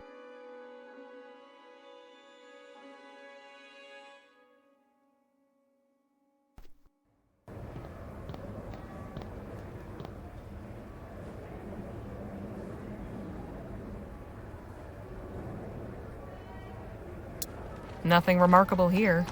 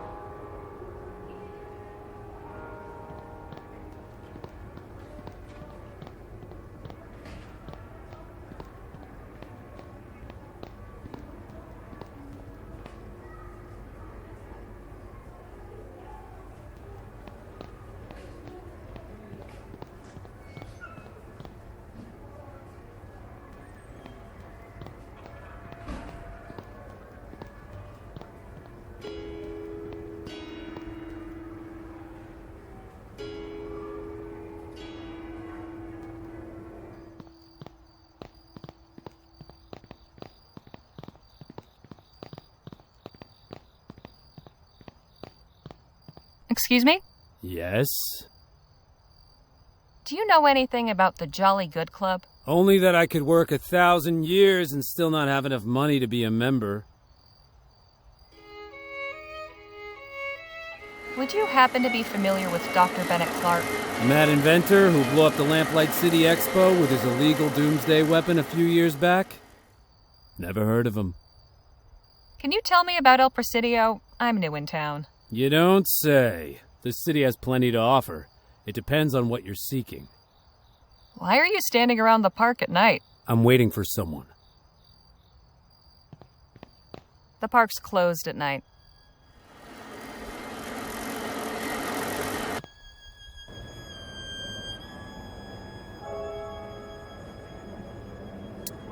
Nothing remarkable here.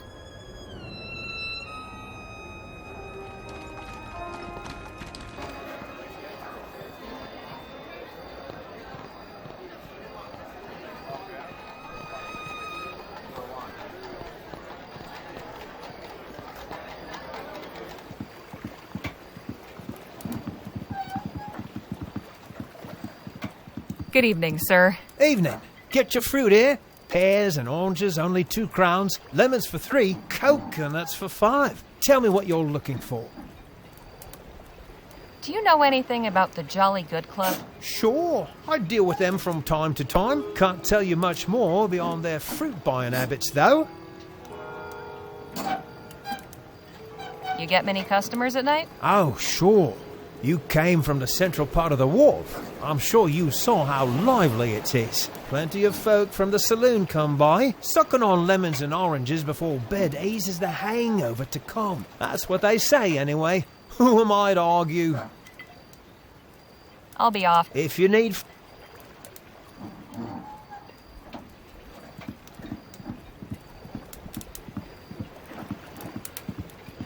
Good evening. Evening to you. Know anything about the Jolly Good Club? Never heard of it. Sounds like it's for fancy types. Thanks for the chat. See you around.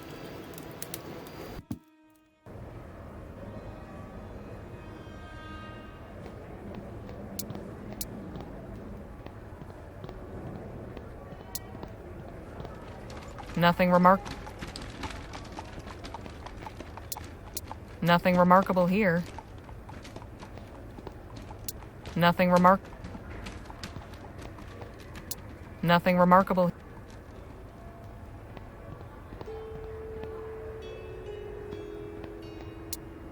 Nothing remarkable. Nothing remark. Nothing remark.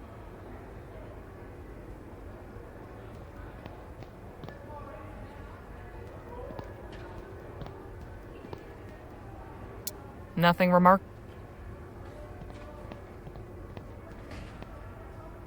Nothing rem. Nothing rem. Nothing rem. Nothing rem. Nothing. This.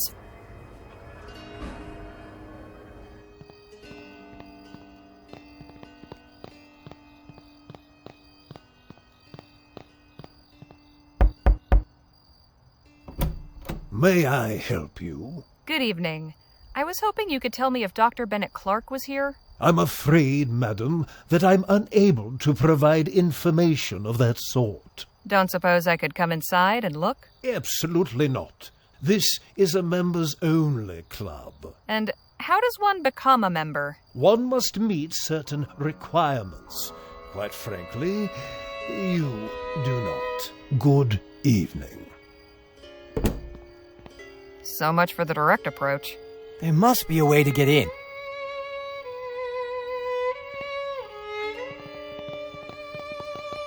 Lots going on back here. All the work is kept tucked away, out of sight of the members. One of these people might know a way to get inside the club.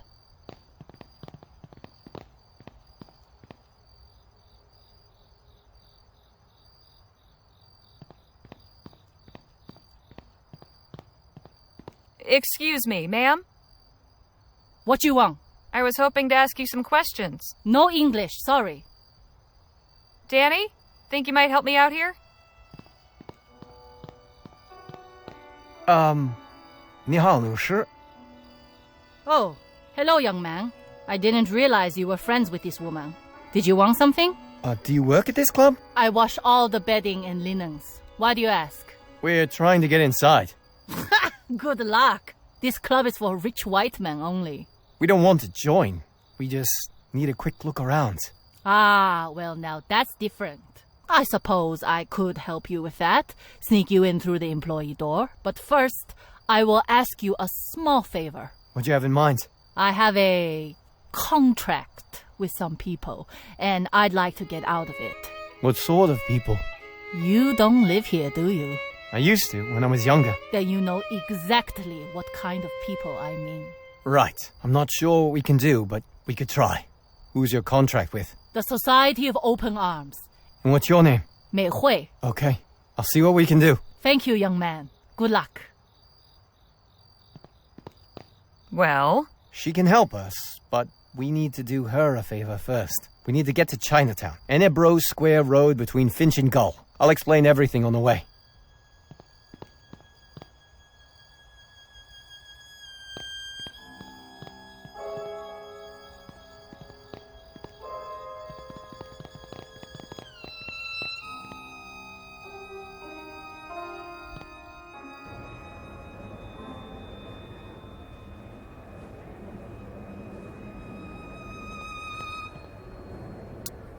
Nothing remarkable.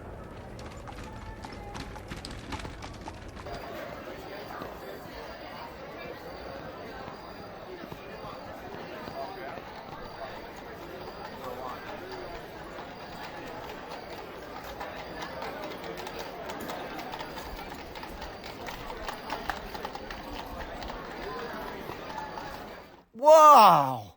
This place is packed with stuff.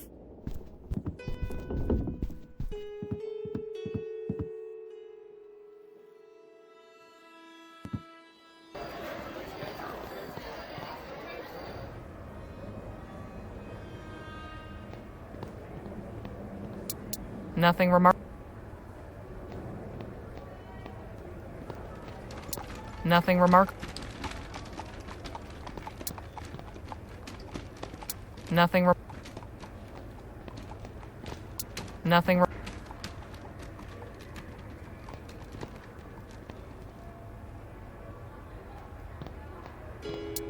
Nothing remar-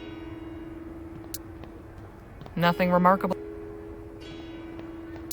Nothing remar- Nothing rem- Nothing rem- Nothing rem- Nothing rem- Nothing rem- Nothing rem- Nothing rem-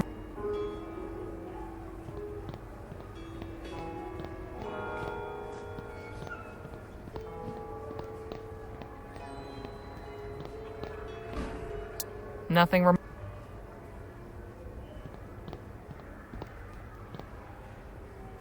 Nothing remark-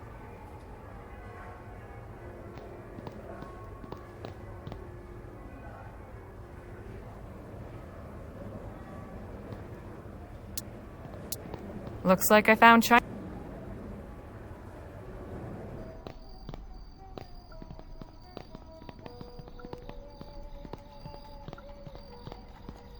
Excuse me? Wait your turn! Can't you see I'm helping someone already? Geez, sorry. He seems to have a very complicated order. Hey, Danny? Yes, Harley. How's it feel to be back here? Hard to say. I'm glad to be back, but I'm also reminded why I left. Kind of an odd feeling.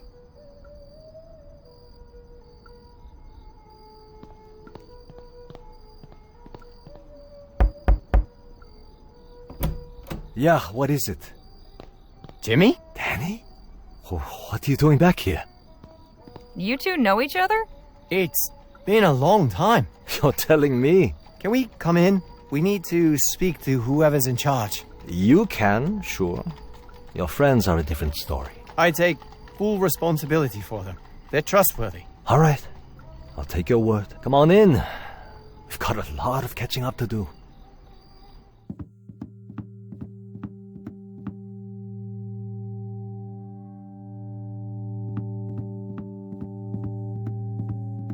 Pardon me, could we have a word? Sure. Give us a minute, Danny. I want to talk about your contract with Mei Hui. The laundress who works at that fancy club? The very same. She wants out. So she sent Danny and his friends to negotiate? That's strange. You make a deal with her or something? We're trying to get inside the Jolly Good Club. She told us she could sneak us in if we got her out of her contract. I see. Well, miracles do happen. If you intend to negotiate the terms of her contract on her behalf, I need you to understand exactly what you're agreeing to. Go on. Under Mei Hui's current deal, she donates 10% of her earnings to the club.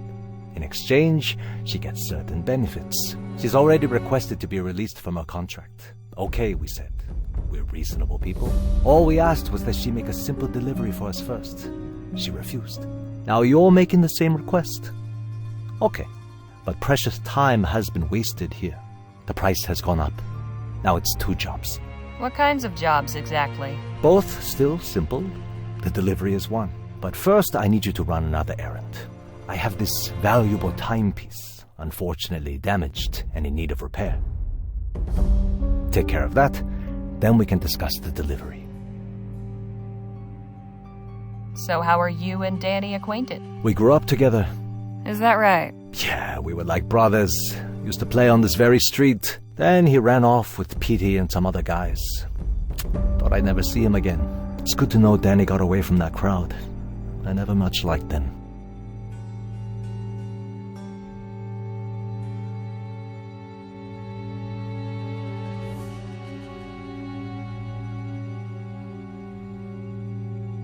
What exactly is this place? It's the Society of Open Arms, a social club, a place for our community to gather. We take care of our own here. What happened to this watch? A little disagreement. Someone got upset and threw it against the door over there. It smashed open. I collected all the pieces I could. Where am I supposed to get this watch repaired? There's a pawn shop at the wharf. Lady who runs it fixes things too. I'm new in town. What's to know about El Presidio? Ask Danny. He'll tell you all you need to know. And what's your job here? Jimmy, was it? Yeah, that's right. I do lots of things. Mostly I make sure everybody feels safe. Anything my boss asks me to do, I take care of. Your boss, huh? Who might that be? Nobody you need to be concerned about. You got any questions or business affairs, you talk to me. All right. Danny told me about Petey. Doesn't surprise me. He idolized that kid. Did he say if anything happened to him? Yeah, he was killed in a botched robbery. Figures. That explains why Danny's not latched onto him anymore. Anyway, this is all ancient history. Okay, thanks for answering my questions. My pleasure.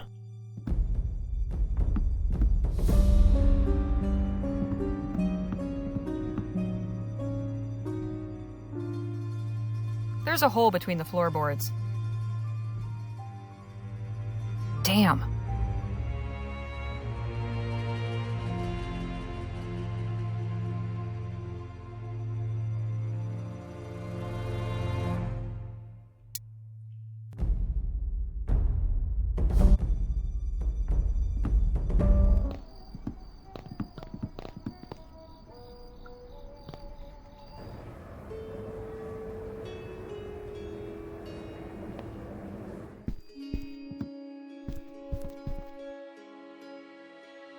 Welcome back, Miss Leger.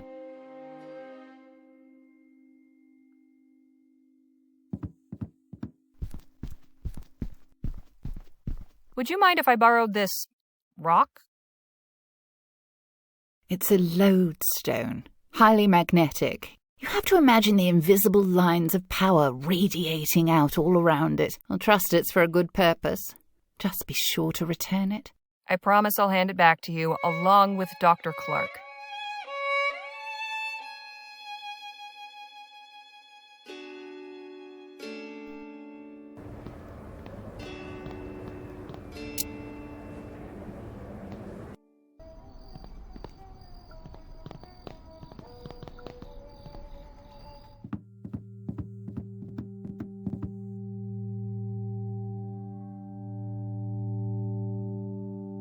Carefully now. Got it. I'll put it with the other loose gears.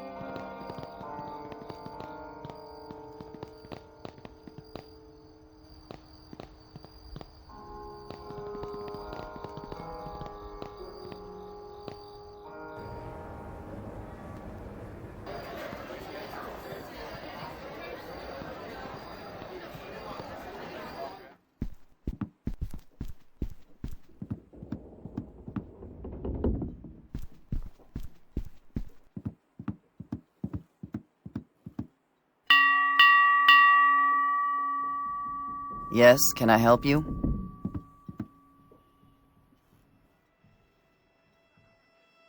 I was wondering if you could have a look at this watch. It needs repair. Where did you get this? Does it matter? Yes. I've seen this watch before. Someone from the Tong gave it to you, didn't they? The what? That place in Chinatown, the Open Arms Society, or whatever they call themselves. I already told them I wasn't interested in their business. They can send as many proxies as they like. It's not gonna change my mind. So you won't fix this watch? Nope. So what am I supposed to do? My advice would be to stop dealing with those people. But if you're hell-bent, I could sell you a repair kit and you can do it yourself. All right, how much for the repair kit? You're gonna do it, huh? 4 crowns. Your funeral.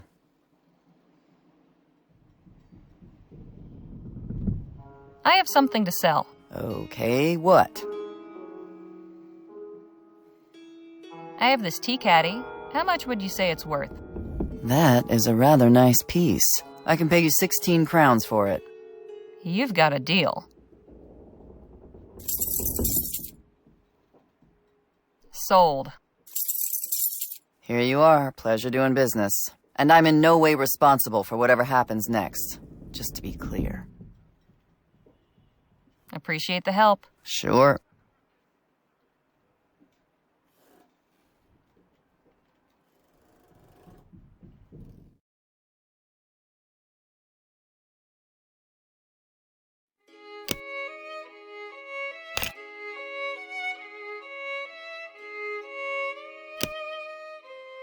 This gear won't...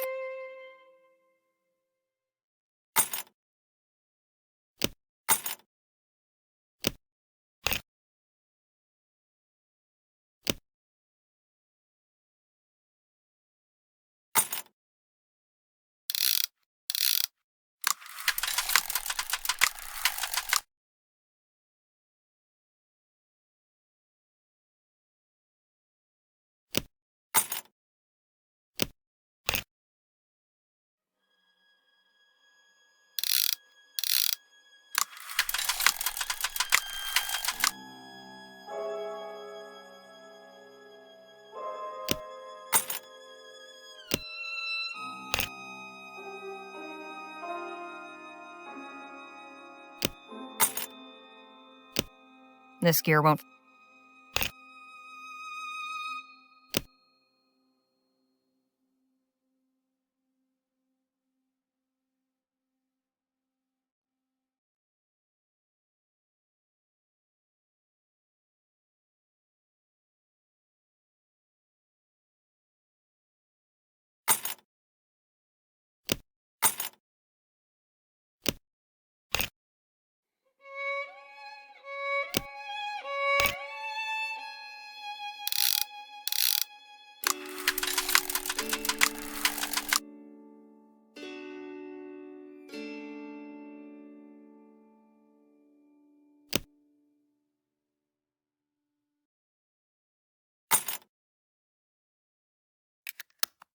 Okay, this doesn't look too tough. Just have to place the right gears in the right spots.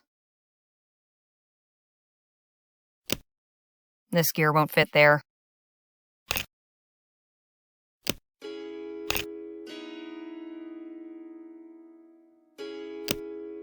This gear won't fit. This gear won't.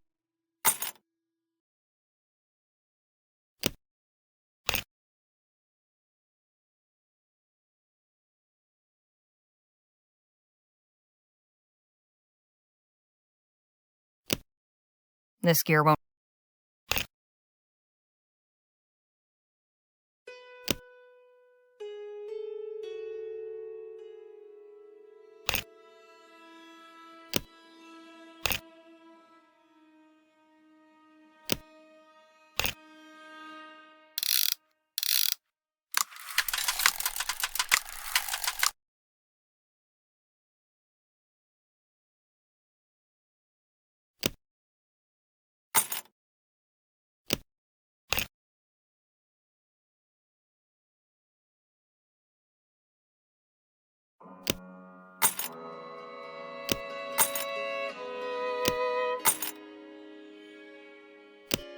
This gear won't. This gear. This gear.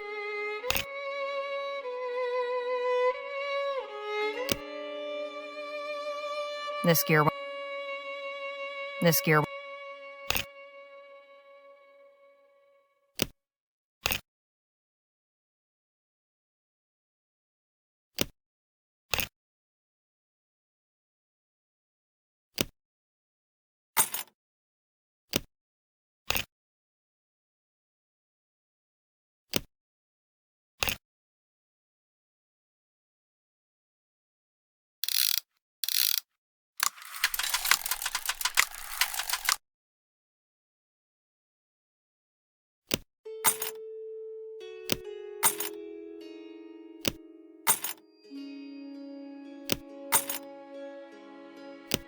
This gear won't.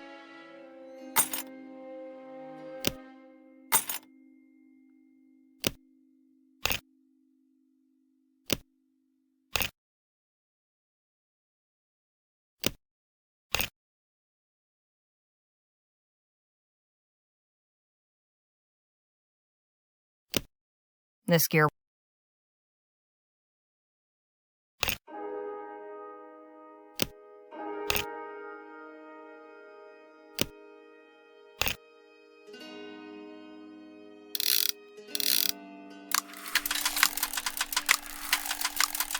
Ha! It works.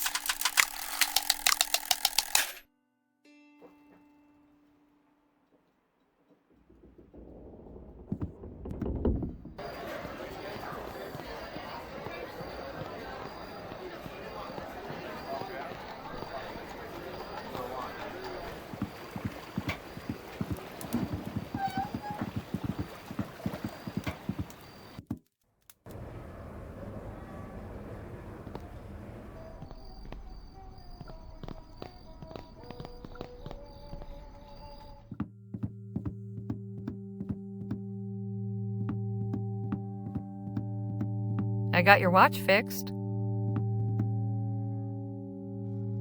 Good job. Wait here a minute. Feeling back at home yet? More than I'd like to, frankly. Here you are. Deliver this to the building at Gull Street between Harbor and Iglesia. Do not open this box under any circumstances. Understand? Yes, sir. Come back here once you've finished. And remember, time is of the essence. Don't dawdle.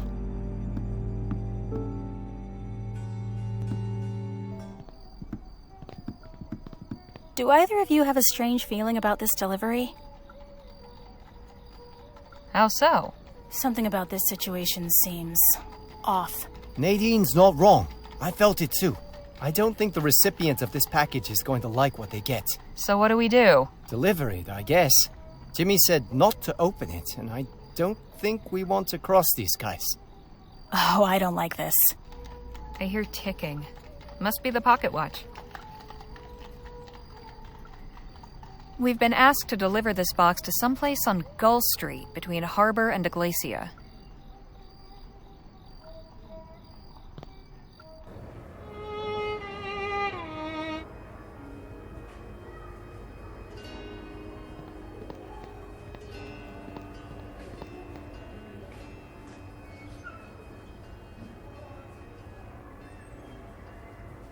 Nothing remarkable.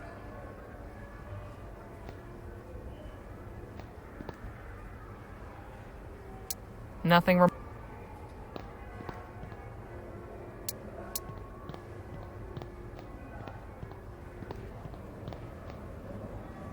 Nothing. Well now, what have we here?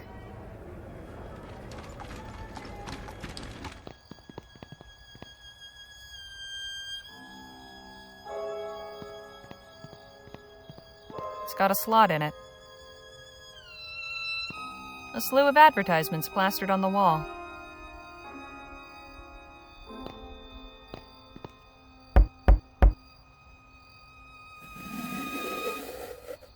Yes?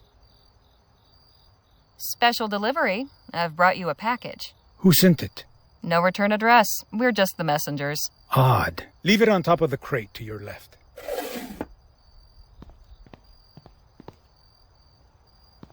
That's that, I guess. That was a lot easier than I was expecting. Won't hear me complaining.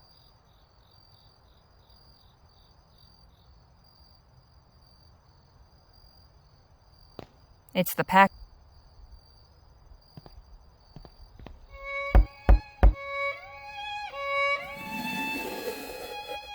Yes? I'm sorry. I think I've got...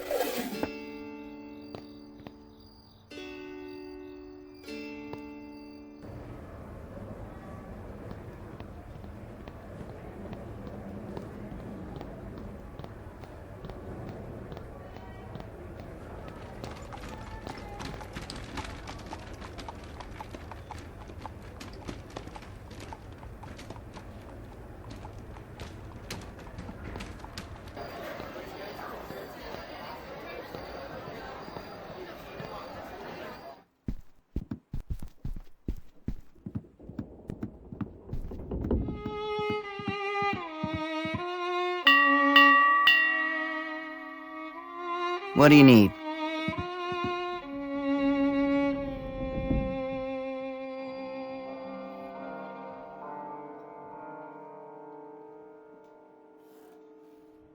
Know anything about the Jolly Good Club?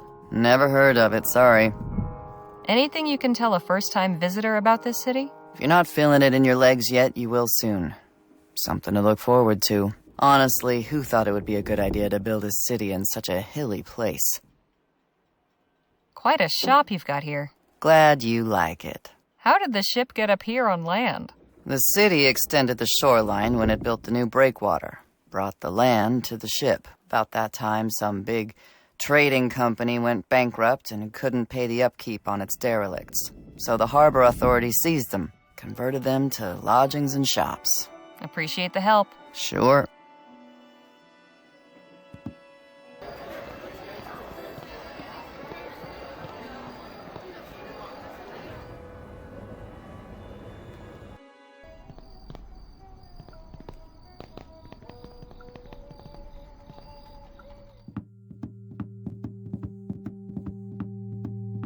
Pardon me, could we have a word? Sure. Give us a minute, Danny. We delivered the package. Excellent. Maybe now those smug union bastards will learn their lesson. Here, take this to Mehui. It's a letter releasing her from her contract with us. Thanks. Say, Jimmy, what was in that box anyway? Oh, don't worry about that. Let's just say tonight's union meeting is going to start with a bang.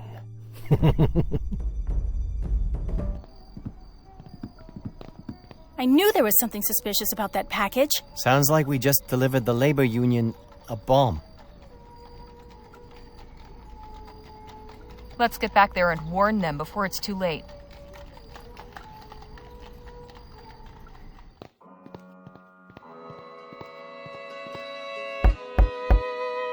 Yes? What is it? That box you just got? You need to get rid of it. It's dangerous. What? Throw it in the bay or off a cliff or something. Whatever you do, don't open it. Just who are you, anyway? A concerned citizen. Trust me on this, okay? Well, thanks for the warning.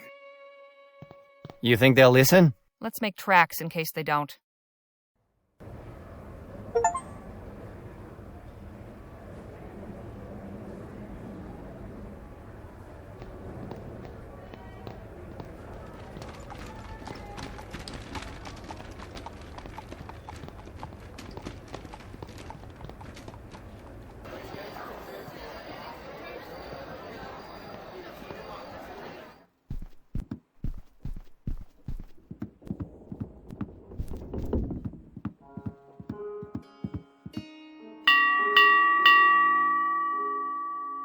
What do you need?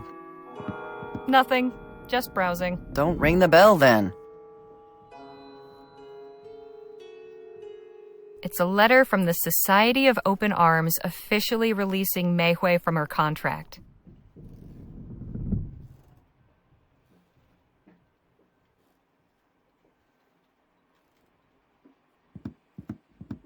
Do you seek work? Find your way. Approach a laborer and say, I am curious.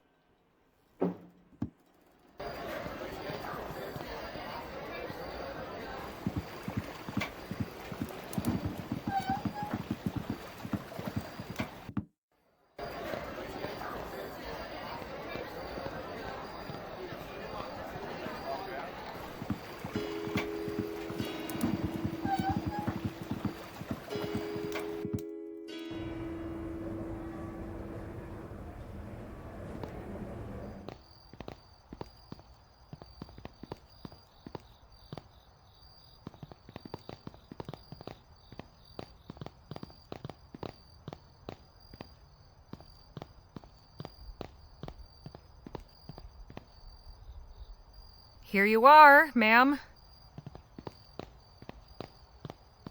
You're no longer in debt to the Society of Open Arms. Oh, is it true? Thank you so much. I had a feeling I could count on you. So, about getting inside? Yes, of course. I can sneak you in on my laundry cart. But it's not big enough to fit all three of you. I think my friend Harley will be the one going in then. Yeah. Fine. I take her through the door that leads to the club library. I think there's a presentation tonight, so most of the men will be distracted. Your friend should be able to sneak around undisturbed. But make sure she doesn't get caught. And if she does, you never met me. Understood. Thanks for your help, ma'am. Okay, Harley, you're going in. Just climb inside the laundry cart. This had better be worth it.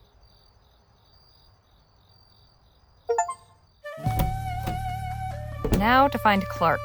The letter said he'd be staying in this L person's suite. So who and where is that?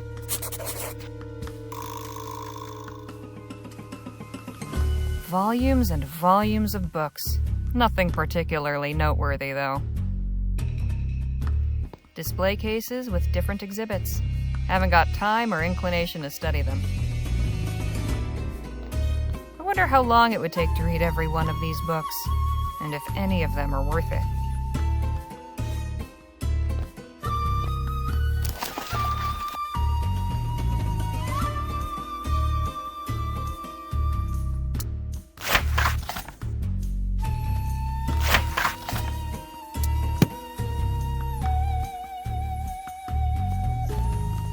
How long it would take to read every... A stuffed... I wonder if these could actually be used in combat. There's a pharaoh type showing a bunch of men outside the club.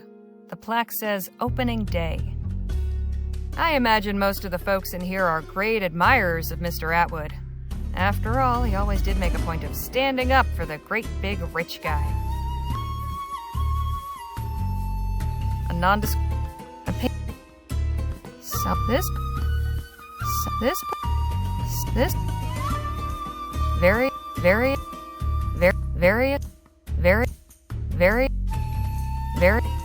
Very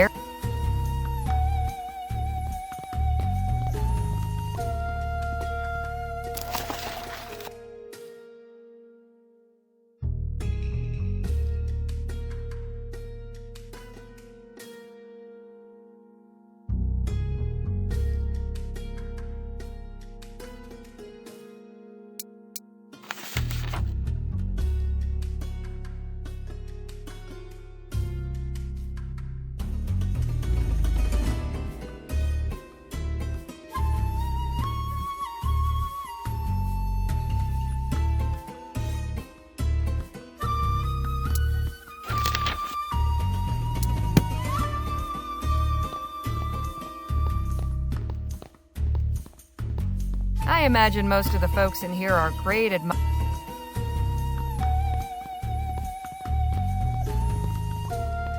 Edgar Whitmire, founder of the Jolly Good Club. There's a plaque above all those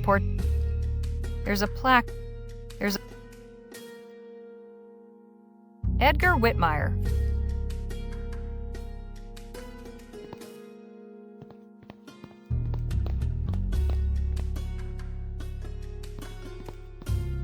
Stern-looking fellow. He's got a medal on his chest with 4 stars on it. General Lancaster Bevins, 1770 to 1830.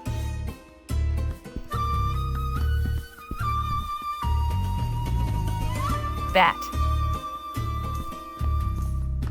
Mrs. Edgar Whitmire.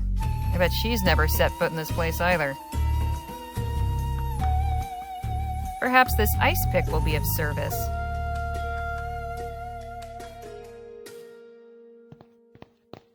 Ham.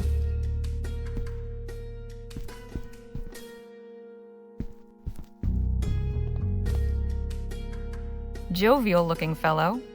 Either that or he's got a secret. He looks bored, but I would be too if I had to stand perfectly still for that long. What a sourpuss. I don't think I'd like to get on his... This man's got a vacant expression. One... I've never understood men who grow beards without mustaches.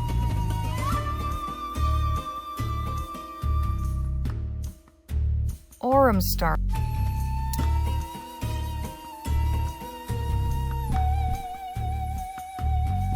Chan. Warm air is coming from... Lige.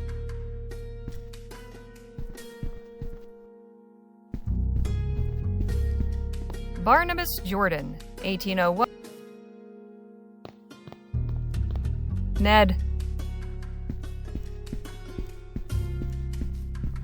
Willie.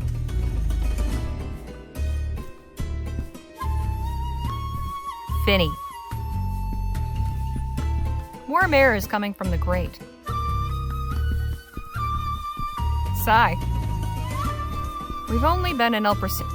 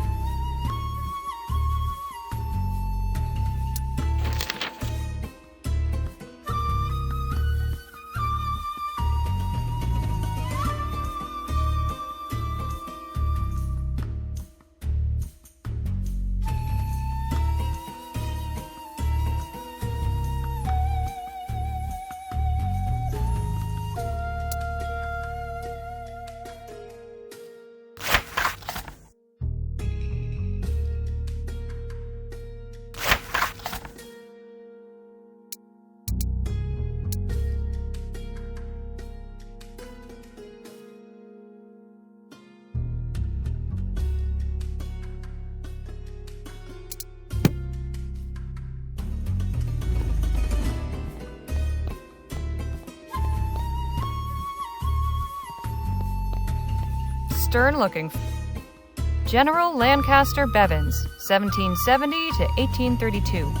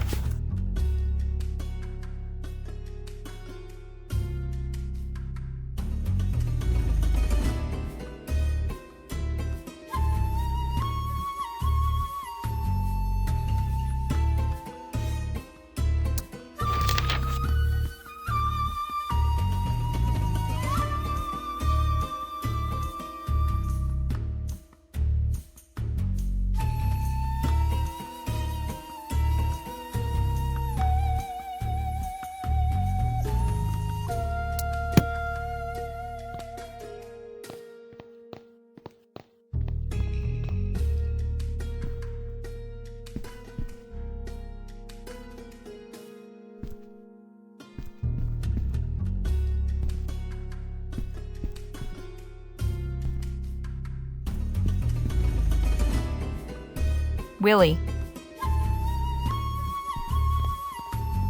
Barnabas Jordan.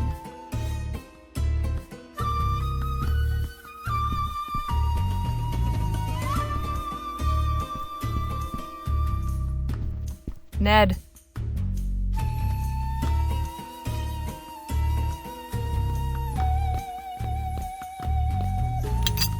Nothing to it.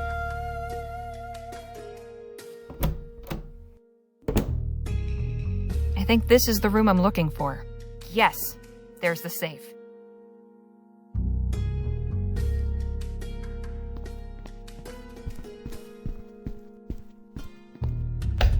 A few suits.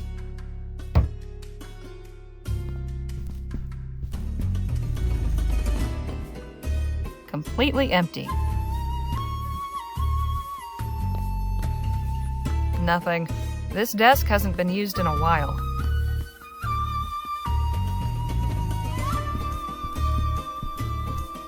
I found a crumpled note.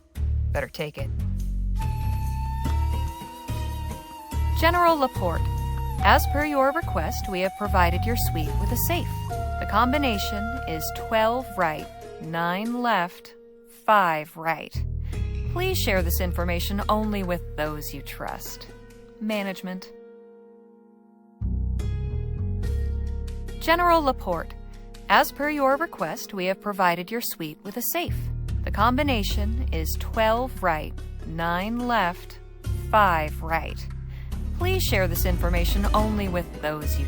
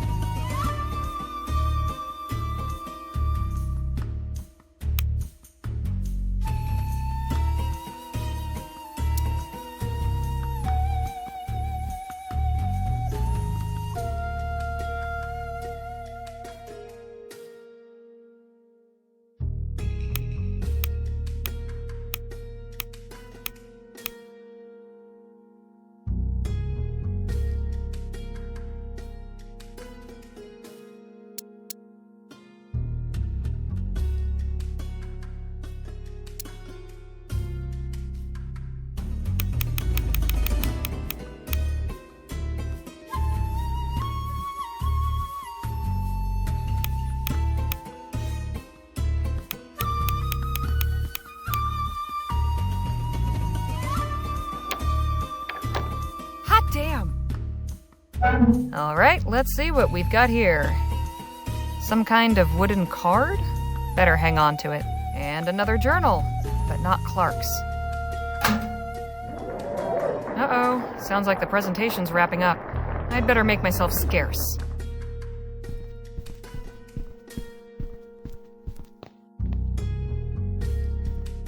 And who might you be?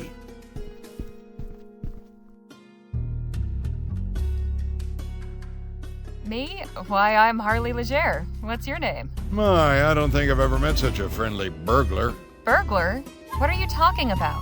This is a members-only club, and you clearly aren't a member. Therefore, I can only assume that you must have broken in. Your intent was to steal something, I suppose? I just came in here looking for someone. Oh? Looking for whom? Well, it's not you, so really, why should it matter? You're quite clever. Very well, you can go. Let it not be said that General Laporte can't be merciful. But if I ever see you in here again, I won't be so lenient. Understood? Yes, sir.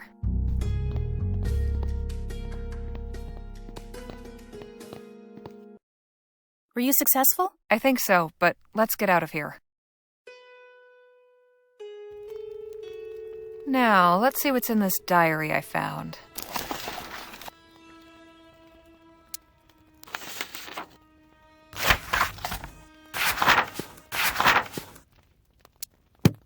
Clark's not at the club anymore, but I found out who invited him to El Presidio.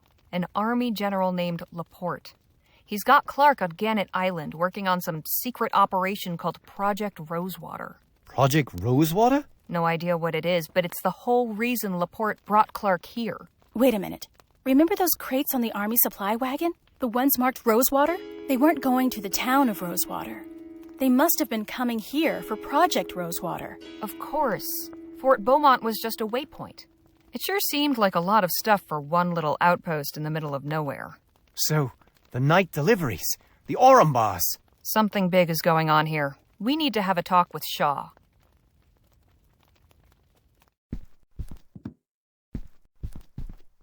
Miss Leger, have you any news? Clark's been moved to Gannett Island. Gannett Island? There's nothing there, just a crumbling fort and lighthouse. Have you heard of an army general named Laporte? Or something called Project Rosewater? Neither. Go on. Then does that mean you're not aware what sort of trouble you're stirring up? This quest has run us afoul of some very dangerous people. If you expect us to get Clark for you, I want to know why you want him so badly. Very well. Imagine airships, engines, furnaces, powered not by petroleum and coal, but by ethericity, an infinitely renewable energy source that comes from the sky itself, clean, efficient, and economical. But you run an oil company. I run an energy company, Miss Leger.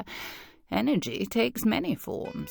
With Dr. Clark in my employ, we can lay the groundwork now for a pivot from oil to ethericity. Once the benefits become apparent, the market will clamour for clean, safe, etheric energy. And only one company will be equipped to meet that demand on day one.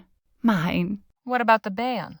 Bans are imposed by governments, and governments change, Miss Leger. Not everyone supports Leroy's technophobic policies. The Labourites are barely hanging on. It's not just Atwood's trade party that would like to see etheric advancement back on the table. Royalists, justice, pioneers, even the Christian Union would all get on board. In these fractious times, ethericity has the potential to be a great uniter. Change is just over the horizon. But enough politics. You know where Clark is. Go get him. Best of luck. Ah, before you go, my lodestone. Oh, sure. Here.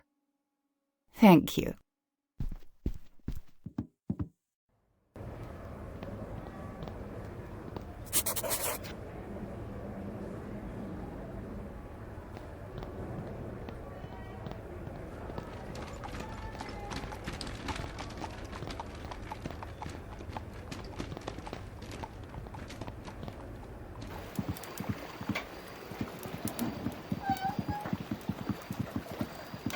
Nothing fancy, but it looks sea. Good evening. Evening to you.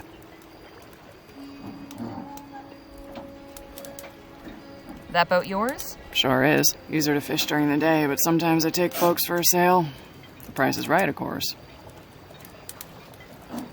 And what is the right price for a ride? Depends. A cruise around the bay will run you 20 crowns a head. If you had something specific in mind, we can negotiate. How much to go to Gannett Island? Oh, hell. There's no amount of money could get me to set foot on that island. Why not? It's cursed. Haunted by demonic spirits. Come on, really? I've seen them with my own eyes. Horrid specters floating around the place, ready to kill anyone who gets too close. When they're out dancing in the sky at night, you can feel their evil influence in the air, too. Hot shivers going down the back of your neck. You know it's good for you. You'll get any idea going out there out of your head. Look, we really need to get to that island. Good luck to you, then. Nobody in their right mind will take you there. You said no amount of money could get you to set foot on the island. What if you just dropped us off? You're dead set on going, aren't you? I thought I'd made that clear. All right. If you have such a disregard for your life, there's nothing I can do about it. But I won't take you there for any less than 60 crowns. Damn. Bet that's made you change your mind, eh? Not quite.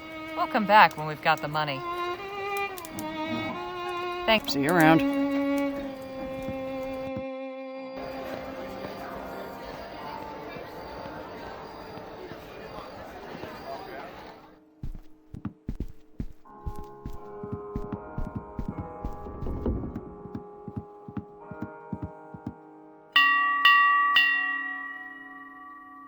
What do you need?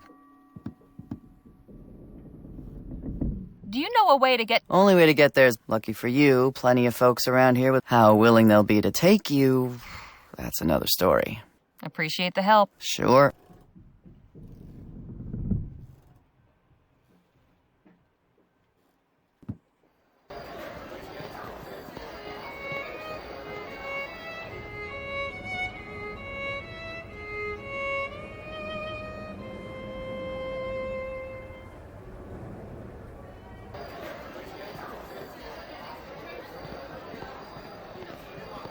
Hey, Danny? Yes, Harley. That lady is charging a fortune to rent her boat. How are we supposed to pay? We could try selling something at the pawn shop, I guess. My pistols are valuable. We might get a good price for them. You'd really be willing to part with them? There's no other way. Sure.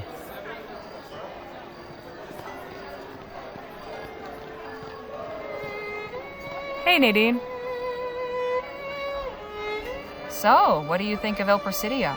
I'm trying not to be overwhelmed. All these buildings and streets. How does anyone find their way around? It's unlike anything I've seen before. I'm glad I got the chance to visit.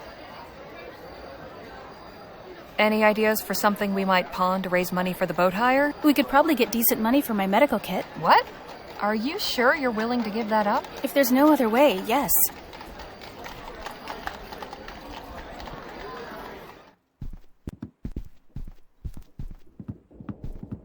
Nothing to say.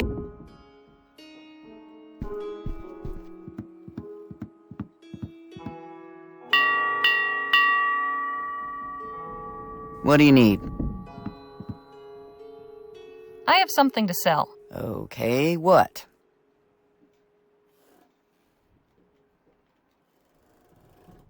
My doctor friend has a case with some medical supplies she'd like to sell. Well, normally I'd send you to an apothecary, but I can probably pass them along.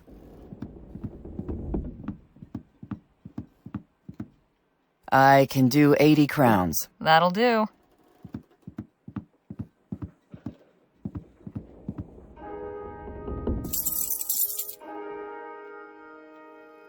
Thanks for your business. Appreciate the help. Sure.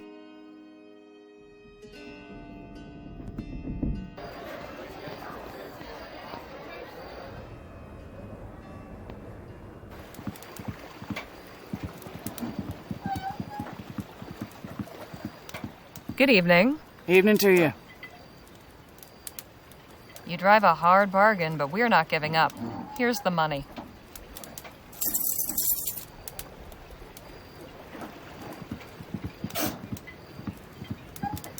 All right. The minute I drop you off, I'm gone. How are we supposed to get back? I'll come back for you. At dawn. If the ghosts haven't killed you before then, that is. We'll take our chances. Let's go. Owing to the island's reputation as the accursed haunt of assorted malignant spooks and spirits, it has cost us a comely copper to induce one of the credulous locals to transport us here. I do have to admit that this place presents a rather eerie aspect. It's easy enough to imagine ghosts drifting along the ramparts of the ruined fort, or floating among the after images of the lighthouse beam, but there's only one ghost I'm interested in finding here. Remember, I'll be back at sunrise. Then I'm heading home whether you're on my boat or not. Look, there's smoke coming from the chimney of that cabin. I guess this island isn't all that abandoned. Stay alert.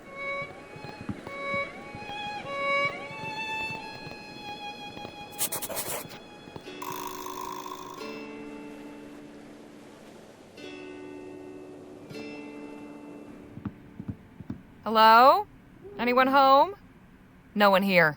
We can do some prowling.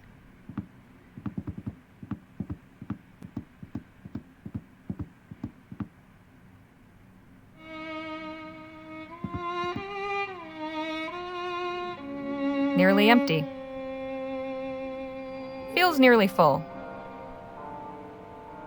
A box of chamomile. I'll just take a little bit. Bai Ji Guan. Some kind of Chinese tea, I guess. Oolong. I think I've had this stuff before. Running pretty low. This one's not labeled. Hey, there's something rattling around in here. A small silver key. I'll just hang on to it. It's got a dragon on it, but no indication of what tea is inside.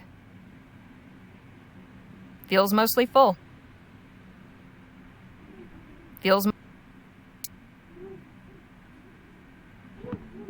It's getting late.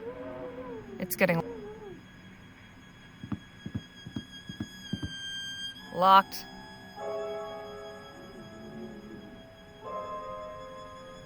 Here we are. It's empty, except for a couple of bullets. I'll take those.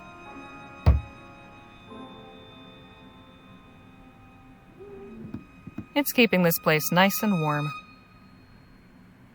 A spare lantern.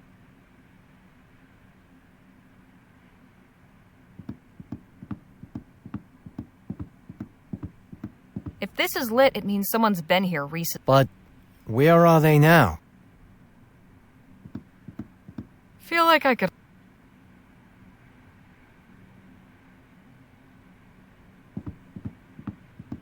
Want some bullets? Sure, thanks.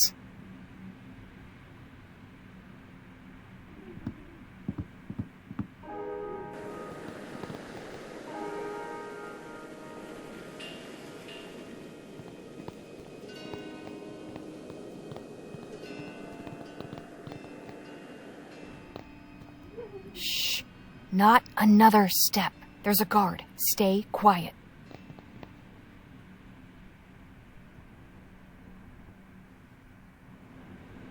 Not now. Not now. Looks like we found the island's inhabitant. What exactly is he guarding? The guard keeps drinking from this cup. Not now. I don't want... Odd device. Looks like...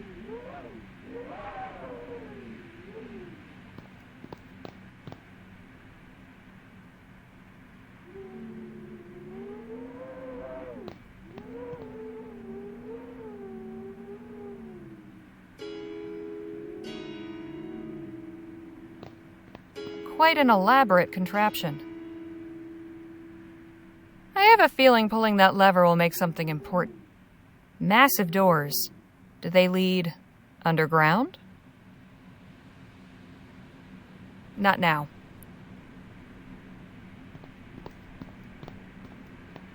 Stay here. I'm going to see what's through that door over there.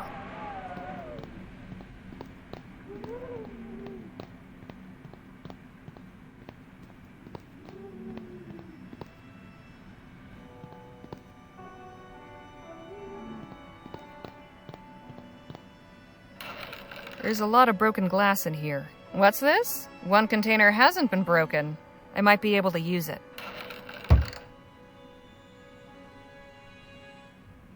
An empty glass beaker. Nothing, just some muck.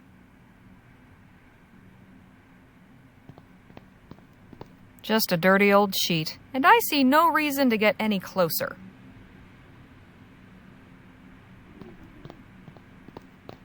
A nice mountainside landscape. Cheery.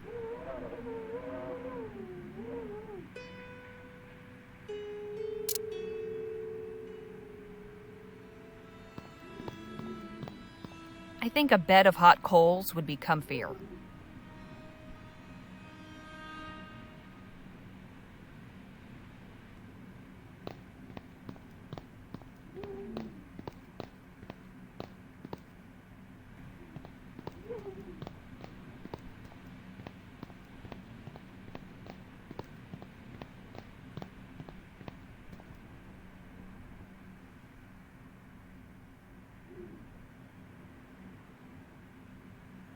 Not now. I don't want the guard. Odd device.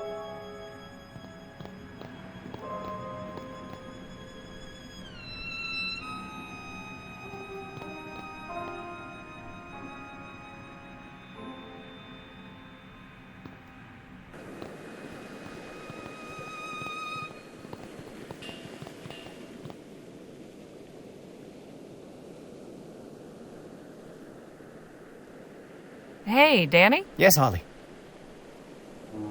Any ideas for getting us past that guard? Actually, yes. He doesn't look too tough. I could probably scare him off with a little gunplay. Does that sound good? Yeah, sounds great. Let's run him off.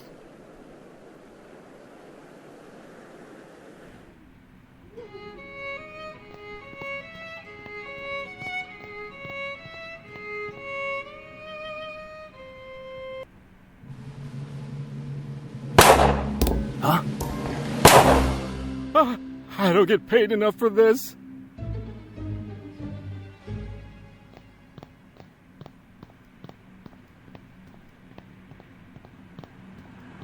Nice job, Danny.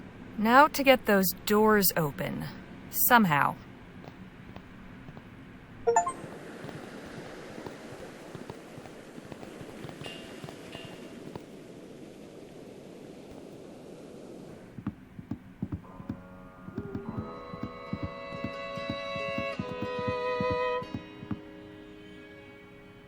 It's got a dragon. Feels mostly full.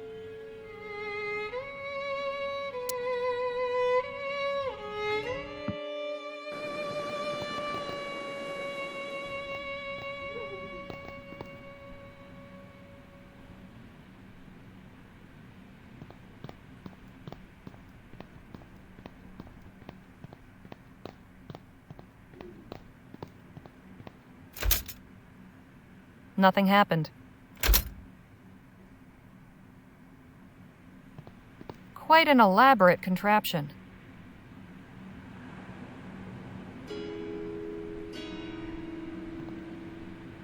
It fits.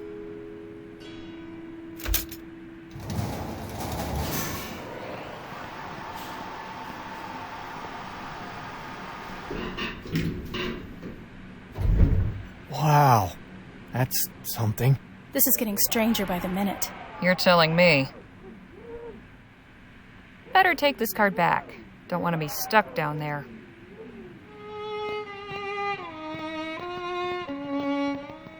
All right, folks. I think this is it. Wherever this takes us, I have a feeling Dr. Clark will be there. But will we be able to come back up once we find him? I sure hope so. Maybe one of us should stay up here, just in case. There's no telling what we'll find down there. We should all stick together. Okay, let's go then.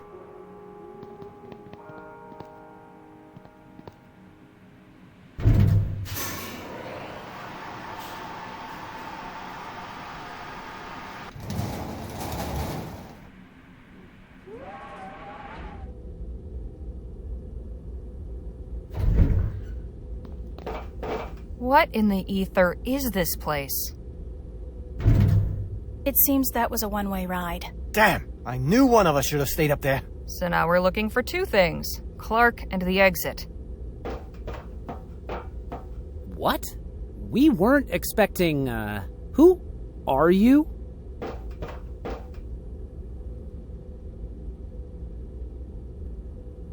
We're here to see Dr. Clark. Are you him? Me? Don't I wish? I'm just one of his assistants. I see. Could you take us to him? Hang on. You still haven't said why you're here. We've come to inspect the facility. Surely you were told to expect us. No. Odd. Dr. Clark didn't mention it. But it was General Laporte who sent you? Of course. Right. Come with me. Goodness, this place is really something. I'm glad you think so. What's that big glowing thing down there? That's our etheric generator. Powers most everything down here. You get used to the noise. Follow me, please.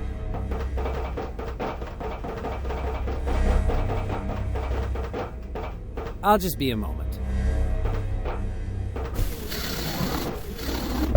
Do you think he believes us? I think we're okay so far. Just follow my lead. I suppose the deception was necessary. I hope we don't come to regret it. I suppose General Laporte's curiosity was too much for him to bear. I told him he could come for a demonstration next week. Instead, he sends 3 proxies. I will never understand that man's rationale. But you're here now. so you may as well see what we've got. I'm Dr. Bennett Clark, by the way. And you are? I'm Miss Leger. This is Miss Redbird and Mr. Luo. We are General Laporte's press corps, here to learn about your research. I thought you said you were here to inspect the facility. That's right. Inspect it, so we can write about it. The General wants to inform the press now? Already? After everything we've gone through to keep it quiet. I swear the man changes his mind more often than most change their breeches. All right, let's go have a look at Project Rosewater. I'm afraid the testing chamber only accommodates 4. One of you will have to stay out here with Joshua, but you may observe the test through the window.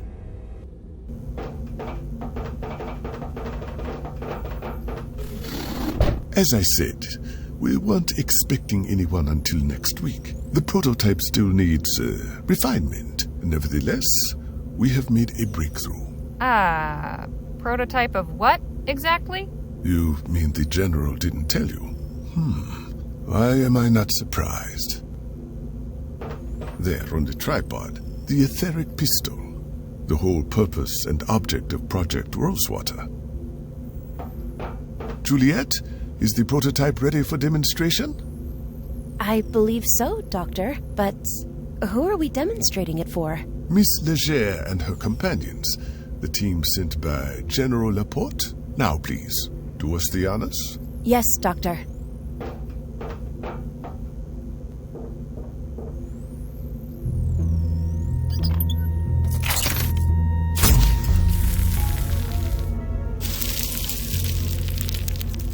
Oh my. Whoa.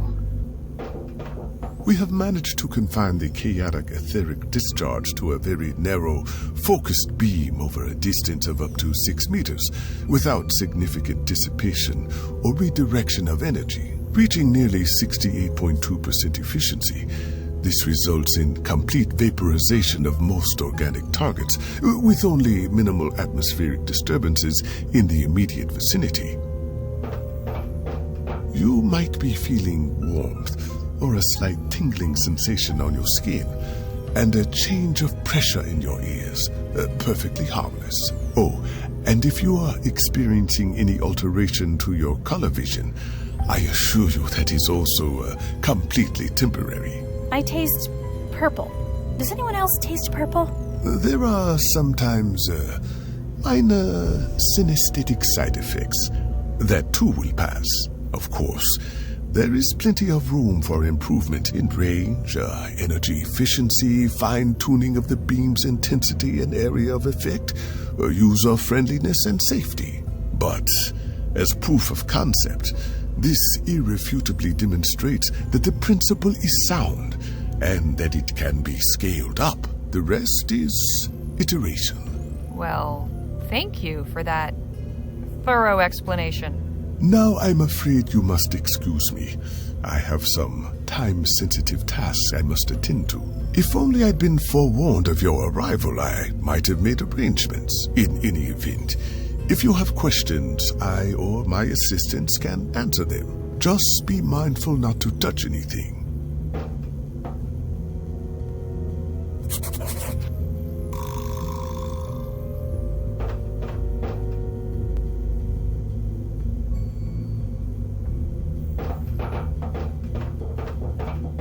The lab assistant's desk. She's written some notes, but I have no idea what they mean. The lab assistant's...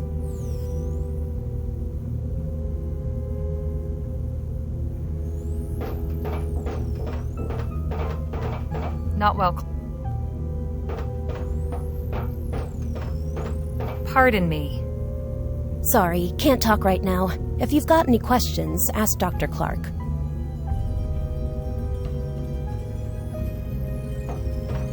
I don't think I'm allowed...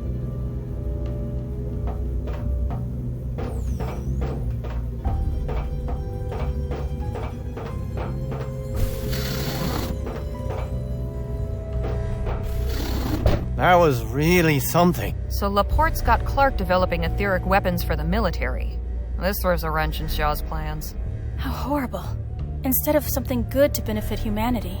Ethericity is being harnessed to produce suffering and death. Perhaps Dr. Clark will be open to the idea of leaving this project for something less distasteful. Perhaps, but I can't just ask him with his assistant right there. Maybe I can get her to leave the testing chamber so I can have a moment alone with Clark.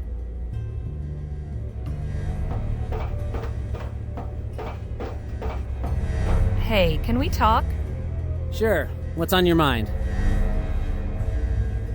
How do you like working with Dr. Clark? It has its moments, but I'd be lying if I said it wasn't stressful. He gets wound up sometimes, which I understand. But other times he picks strange things to get cross about. Like what? Well, his biggest bugbear is food in the testing chamber. I made the mistake of taking my lunch in there once, and he just about had a conniption. Cleanliness is one thing, but this is a whole other level.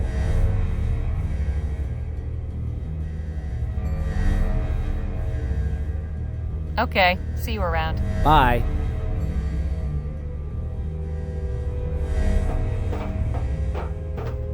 There's no handle.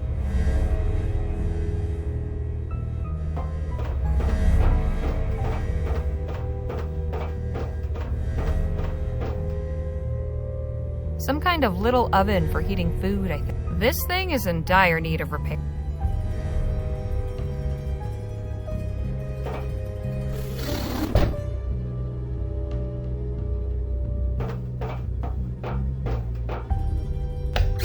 Just some clothes and a couple of storage boxes.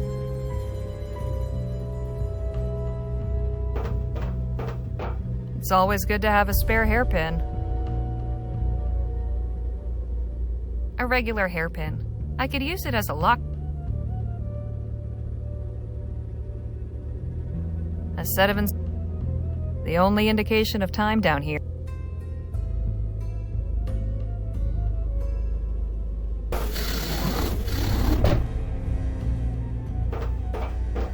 There's a card slot next to the door.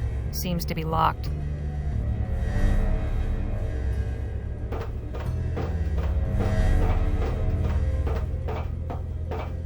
Hey, Danny? Yes, Harley.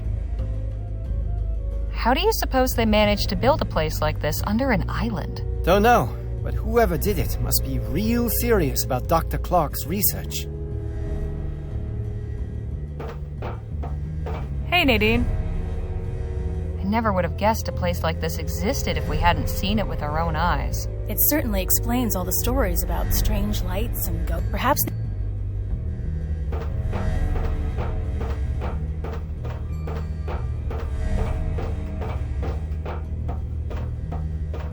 These tomatoes are thriving. Must be all the exposure to ethericity.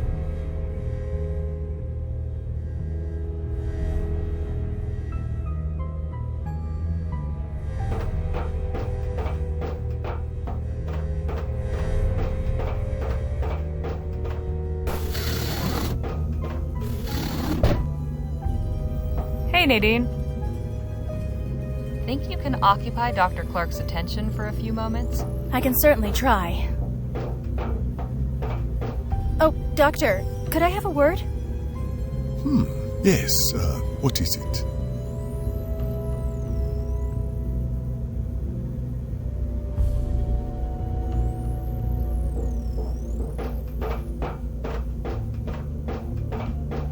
I should wait until she's occupied with the pistol.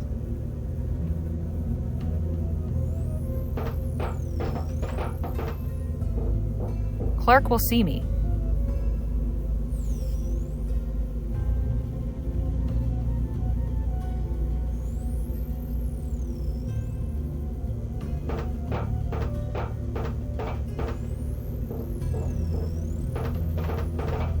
Hey, Nadine. Think you can occupy Dr. Clark's attention for a few moments? I can certainly try. Oh.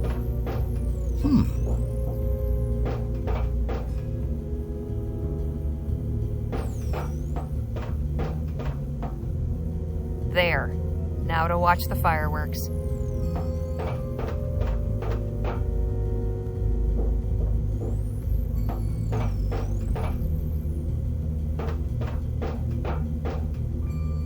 What?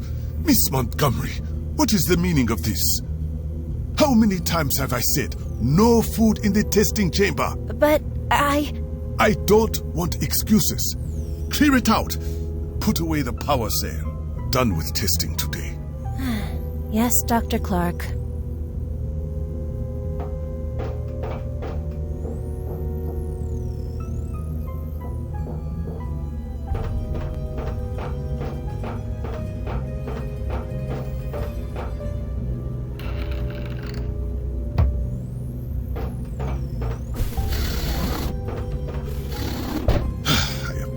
For that, Miss Leger. But I'm very particular about rules. Hey, nothing wrong with that.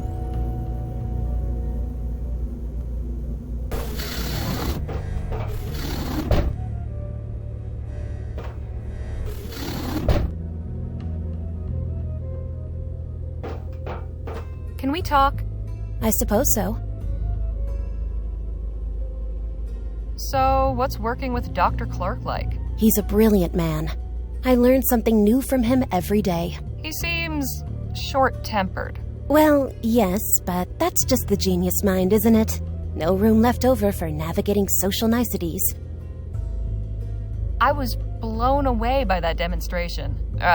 Figuratively speaking, of course. Huh.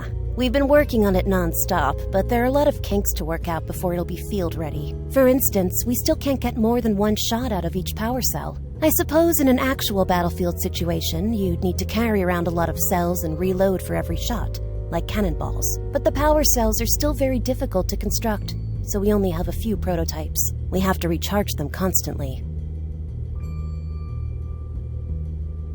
Can you tell me anything about General Laporte? Not really. I know he's the one overseeing this project, but I've never had the opportunity to speak with him.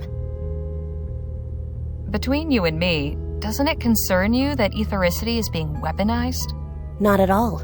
It's a powerful energy source, and this is one of many practical applications. Sure, but isn't it better to use it for less destructive purposes? We live in a dangerous world, and these are uncertain times. Other nations probably have their own etheric weaponry development programs underway. If we didn't pursue this research, we'd be falling behind. A new weapon is most useful as a deterrent.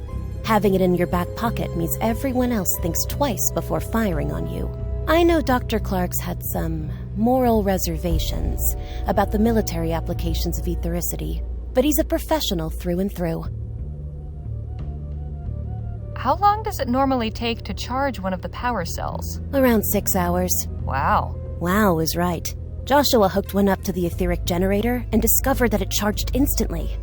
But Dr. Clark wasn't happy about it. Why not? He said it made the power cell unstable. But we didn't have to wait all day for the next trial, and Joshua was even able to get 2 shots out of that one. The overcharge effect is certainly something we should investigate later. Just how long have you been working down here? Good question. It's difficult keeping track of time. We're in September, right? November, actually. Oh, then it's been longer than I thought. We came down here in March. How do you keep from getting bored?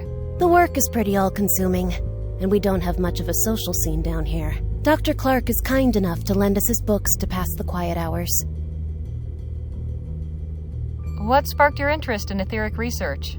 I followed Dr. Clark's career from the early days. He was one of the first to begin advancing etheric theory with practical experiments. Not only that, he was getting results. After I graduated from university, I sent him my thesis on the effects of ethericity on plants and animals. I guess that made me one of the few practical researchers out there, too. He wrote back immediately with an offer of employment. What was that about a faster way to charge the power cells? Joshua figured out that hooking the power cell to the etheric generator charged it instantly, but Dr. Clark discouraged it because it makes the power cell unstable. Do you know who built this place? I suppose this is an old army base, but Clark's had it fitted with some really state-of-the-art equipment. We're lucky to be so well-resourced. I appreciate the chat. It's nice to have someone new to talk to.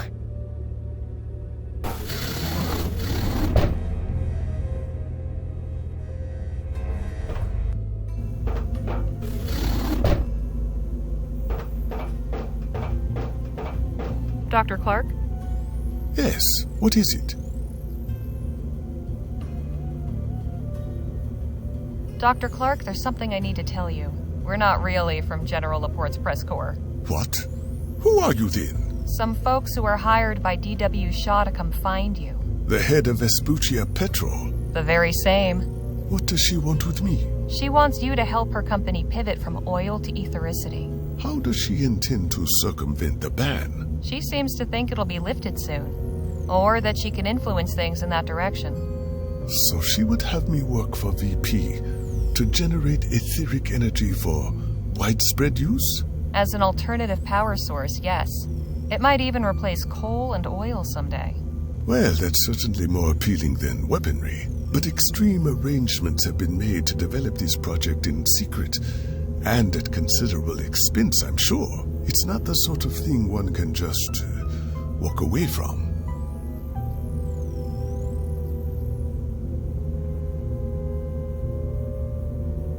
You'd prefer your research be used to find new ways to kill people? No, but Look, I understand. You suffered a terrible setback after the expo. I'm sure it must have been hard. You probably felt like nobody would ever take you seriously again. You have no idea. I do know that if I were in your shoes, I'd have probably grabbed onto any lifeline. But I can tell your heart's not really in it, especially knowing what it is you're building. Yes, well... So you're gonna squander this opportunity to do some real good in the world because you're afraid of a stuffy old general? You're right, Miss Leger. This isn't about me. This is about humanity. I'll come with you. But... oh goodness. How shall we... We need to do this discreetly. My assistants can't know what's going on. I'm going to my quarters to settle some things. Excuse me.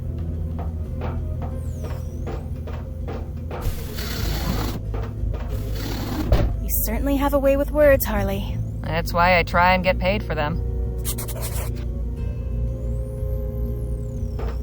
So this is Project Rosewater.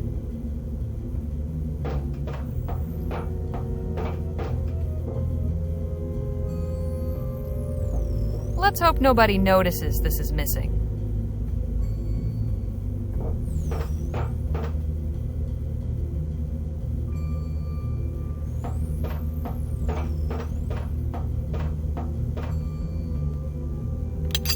Got it.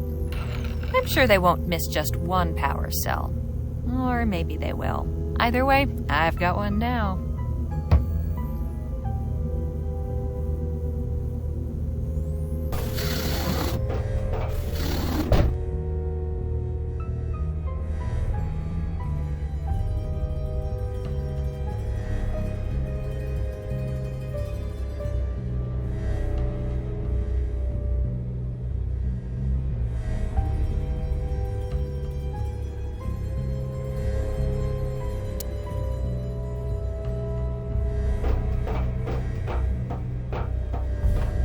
This seems like a good place to attach the wires.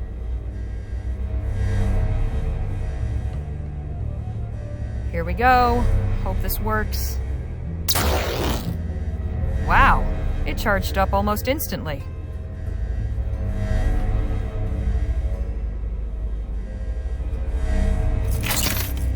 Locked and loaded.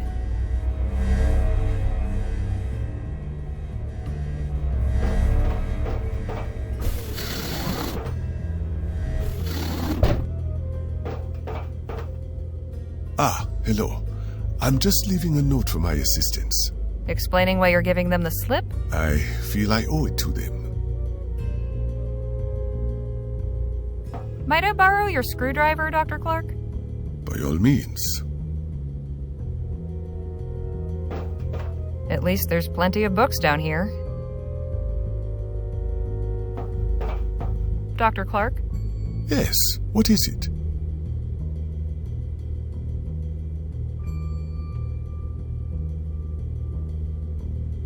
Just how long have you been down in this facility? 8 months. We've made extraordinary progress, as you can see. I admit, I had some misgivings when I first learned what would be required of us, but it turns out the isolation has done wonders for our productivity. So who built this whole underground complex anyway? I'm guessing it wasn't always a secret ethericity lab. I'm not entirely sure. Apart from the additional equipment I specified, everything was already prepared for us when I arrived in El Presidio. General Laporte isn't exactly forthcoming with information he considers irrelevant. Why did you agree to work on this project? Why? I just experienced the worst disaster of my life. My work was first ridiculed and then outlawed, and I was exiled to a barren wasteland. The only prospect I could see was to leave the country and start everything over. But then I received General Laporte's offer. I could continue my work in safety and solitude. Everything I needed would be provided. No investors, no reporters, no loonies, no distractions. I'm certain anyone in my position would have jumped at the opportunity. Who came up with Project Rosewater?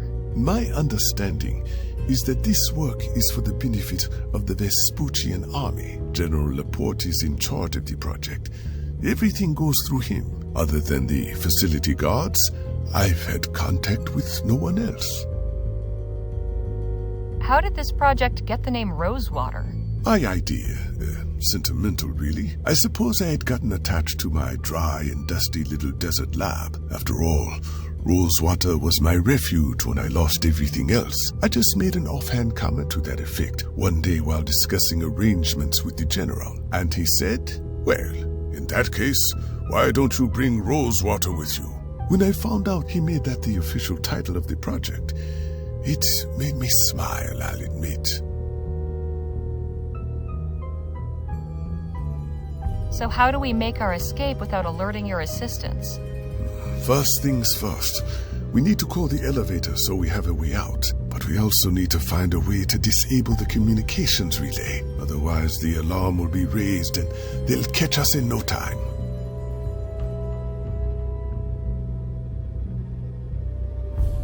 Did you know that a group of ethericity worshippers flocked to your old lab and set up a commune there? My lab in Rosewater? Yup. We met them when we went there looking for clues as to your whereabouts. They picked everything clean. Built a kind of museum to you and your work. I had no idea, but my work always attracted strange sorts. Curious gawkers would show up now and again, hoping to catch a glimpse of something spectacular, or the angry bereaved, threatening vengeance for the victims of the disaster. It's been quite a relief not having to worry about all that down here.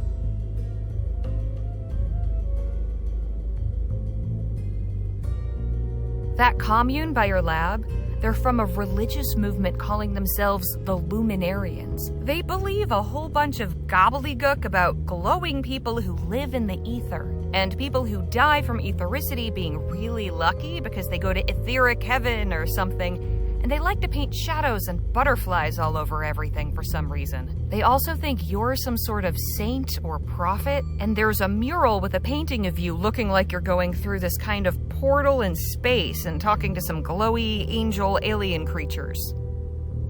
Wow.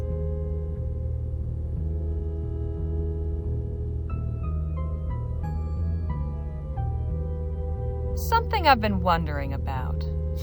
When we first started looking for you, the idea was floated, let's say, that you had a stash somewhere of cash left over from investments in your research that had to be concealed once the work became illegal. Is there any truth to that notion? You're asking me to tell you if I have a secret hidden fortune. Well, I don't expect you to tell me where or hand it over or anything. I'm just burning to know if there was really anything to the rumor at all, or if it was all just dust and fairy tales. What do you think?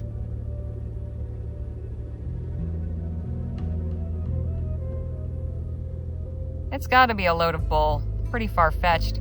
Still, I've gotta go there and ask the questions, right? That's the only way to get the full story.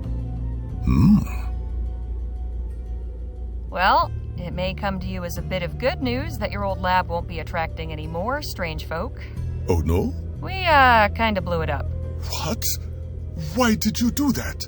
It was just necessary in order to find the information we needed to locate you. It's kinda complicated. But you weren't planning on ever going back there, right? No, I suppose I wasn't. That was a complicated chapter in my life. Probably for the best it's gone and done with.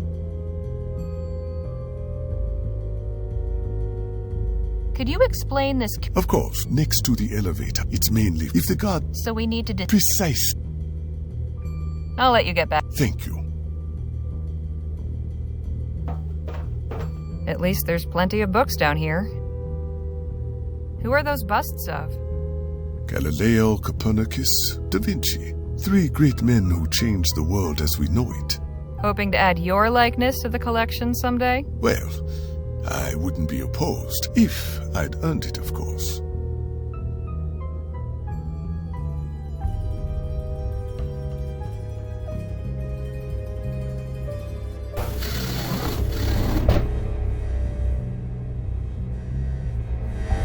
Looks like a more complex version of the console back in Clark's desert lab.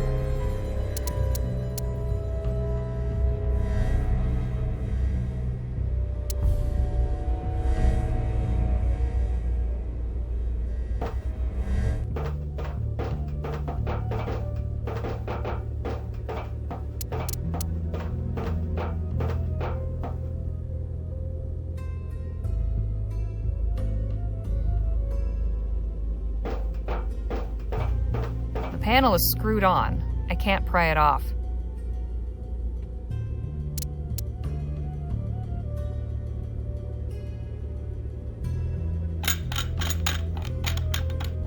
There we go. This contraption has a keypad instead of a slot. It must need a code.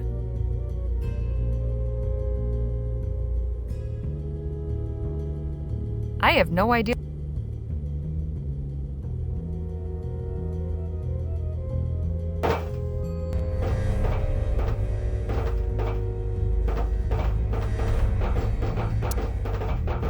Looks like a more complex version of the console back in Clark's desert lab.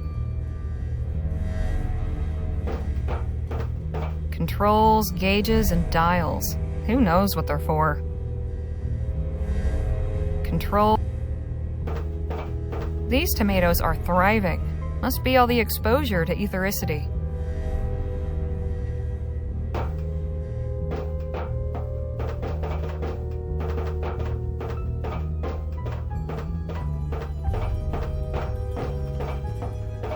Just like the one in the...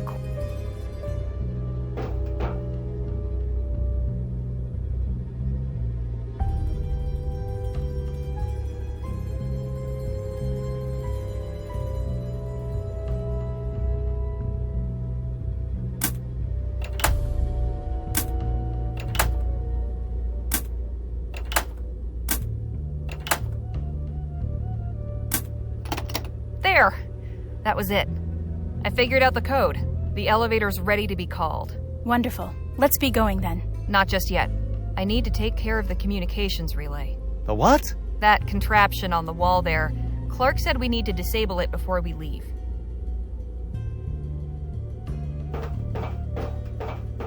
It's the communications relay. We need to disable it before getting Clark out of here.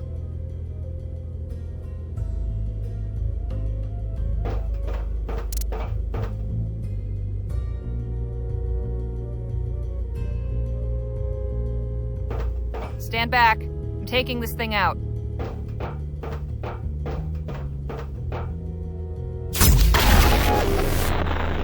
Whoa! I thought the plan was to do this discreetly. Desperate times and all that. Now come on, let's get out of here. You're taking the prototype, I see. Wait, where did you get a charged power cell? We only charged one up, and we used it in the demonstration. I hooked this one up to the etheric generator. You what? That's incredibly dangerous. That kind of unfiltered surge would leave the power cell completely unstable. Unless it's discharged within the next, 20 minutes. It will explode. Oh, we'll have to worry about that later. Let's get back topside before your assistants figure out what's going on. If that power cell starts glowing white, you had better let me know quick.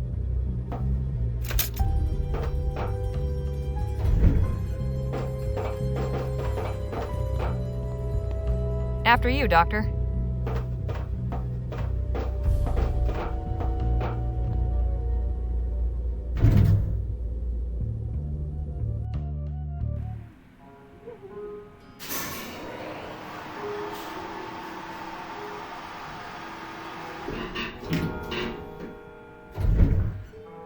Hold it right there. Shouldn't you be cowering under your bed?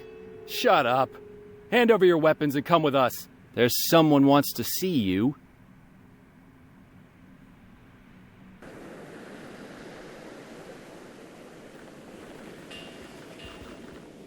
Taking some air, Dr. Clark? Kindly stand over there if you would. You three, up against the wall.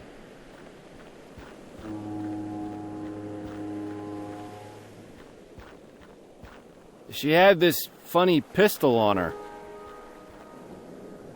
Ah, there it is. Can't let this fall into the wrong hands, can we? Now, have you got anything to say for yourself? How did you know we were here? I had you followed after our encounter at the Jolly Good Club. You thieves are all the same. We are not thieves. No, you raided my supply wagon, broke into my private room, took my key card from my safe, and stole my etheric pistol. If you're not thieves, you should consider taking it up. You're naturals.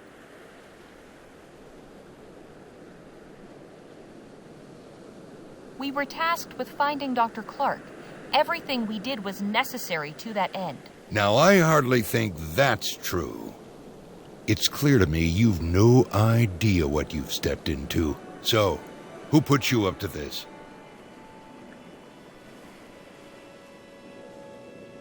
This was all D.W. Shaw's scheme. She asked us to fetch Dr. Clark. Curious. What would an oil tycoon want with an etheric scientist? I'll have to pay her a visit and ask. We've chatted long enough. General, what are you doing?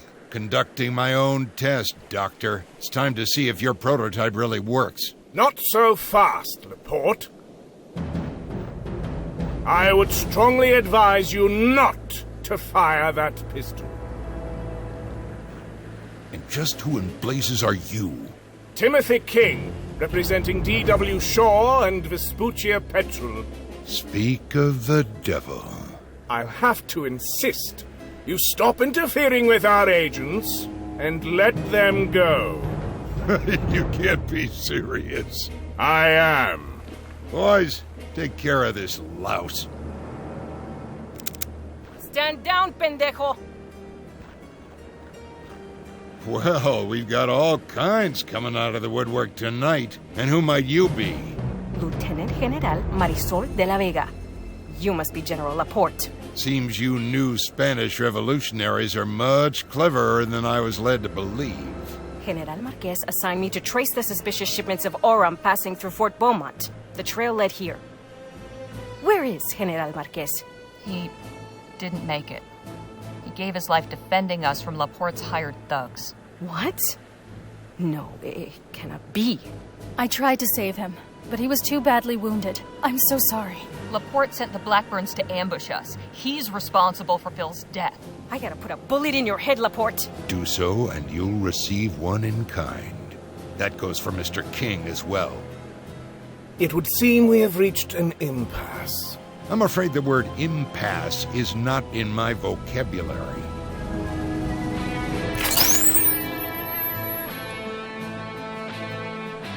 You're playing with fire, General. Literally. How do you mean? The power cell in that pistol is unstable. It's about to blow unless it's discharged. I see. Thank you for the warning. Suppose I should discharge it then.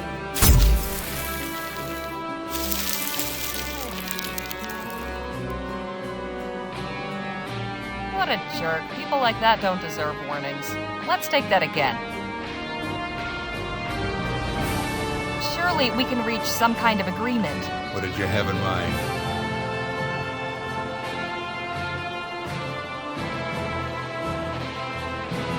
You let us walk out of here. We'll swear not to breathe a word about any of this. I'm afraid I must defer to the old adage. 3 men can keep a secret if 2 of them are dead.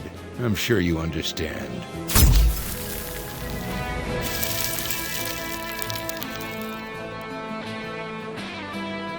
Guess he's not in the mood to bargain. Let's take that again. Surely we can reach some kind of agreement. What did you have in mind?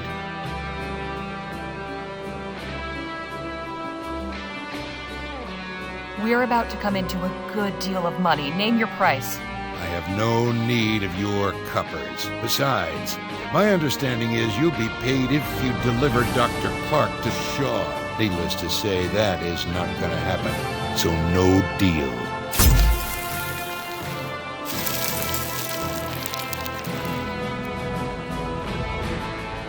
Guess he's not in the mood to bargain. Let's take that again.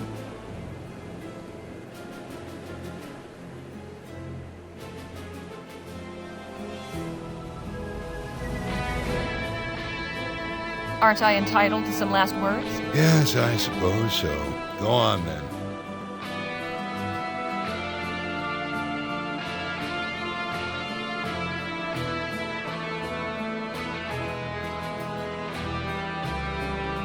Relay a message to my editor at the Rosewater Post.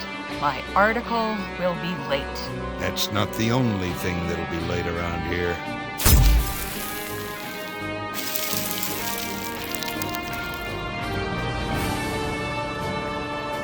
Guess let's take... Aren't I entitled to some last words? Yes, go on. I must say, of all the people I've met, you're the most unstable. Wouldn't you agree, Dr. Clark? Oh, yes. What? General Laporte, there is something you need to know. Now, Clark? Really? I'm afraid it's quite important. What then? Well, you see, in my research, we uncovered some fascinating facts about the nature of ethericity. As it turns out, etheric particles, when agitated, enter a state of flux. They begin to dance, in a manner of speaking. Yes, and... Well, normally this isn't a problem, but if one were to, say, contain an excessive etheric charge in a small container, the particles would dance with an ever-growing intensity. They would continue this frantic movement until, after a certain amount of time, the harmonic resonances caused by the vibration of the particles would rapidly intensify, at which point, with no outlet, they would quite literally explode. Are you saying you've discovered how to make an etheric bomb? Yes. That would be more or less the long and short of it. That is excellent news. Although this is a strange time to deliver it. We'll have to work it into the next phase of the project. Well, as it turns out, I'm a bit ahead of schedule. Oh? Yes. An etheric bomb has already been developed. Clark, you mad genius. I knew it was a wise decision to hire you. I can't wait to see this new weapon.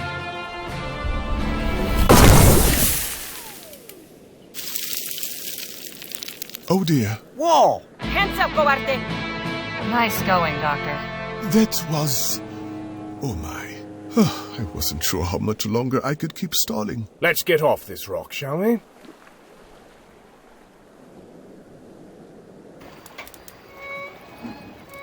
Thanks for your help back there, Lieutenant General. You are welcome. For what it's worth, I'm sure General Marquez would be proud to know you're leading the revolution now. News of his death will be a great blow to morale, but we will carry on the fight in his name. He was an inspiration to us all. At the very least, the revolution can make use of the aurum stored on the island, now that the man who conspired to steal it is dead. Technically, that aurum was government money and belongs to the people of Vespuccia. But as a citizen of this country, I say, have it, with my blessing. Viva la revolucion. Gracias. We have a difficult path ahead of us, but I have hope. I wish you the best of luck. Thank you, Miss Leger.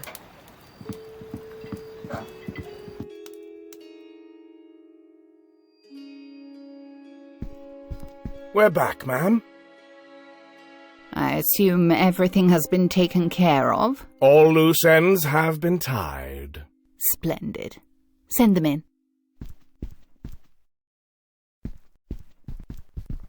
You've no idea how pleased I am at your success. It's good to finally make your acquaintance, Doctor. I am D.W. Shaw. The pleasure is all mine, madame. We have much to discuss. First, I must conclude my business with Miss Leger and her companions. Of course. You've been through a great deal. I cannot thank you enough.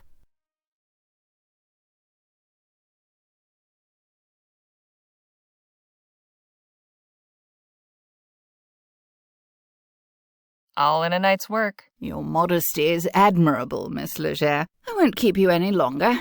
Here is your payment.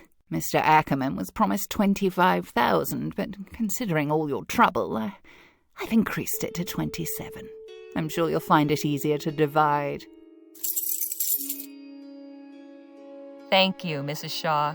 Pleasure doing business with you. Before you go, I made some inquiries and learned a few rather compelling things about General Laporte. I could share the information if you like. Go on, then. It seems General Laporte was a staunch supporter of Mr. Atwood's trade party, quite vocal about his desire for the advancement of steam tech and etheric research. There were also rumours that he held some more controversial opinions regarding this country's sovereignty. He was a separatist? Apparently so. You think Project Rosewater was meant to arm some kind of etheric revolution? I am merely relaying the information I've learned. Anything beyond that is pure speculation. The only person with knowledge of Laporte's motives is the man himself. And that information died with him. Well, with him gone and the prototype pistol destroyed, whatever plans he had can't come to fruition. For now, yes. But I can tell you one thing about this world. It is rare that one accomplishes anything of note alone. We should get back to our hotel. It's been a long night. Indeed. Goodbye, Miss Leger. I hope you and your friends enjoy the rest of your time in El Presidio. And thank you, Miss Leger. I appreciate your facilitating this new opportunity. Best of luck to you, Dr. Clark. This was all very enlightening.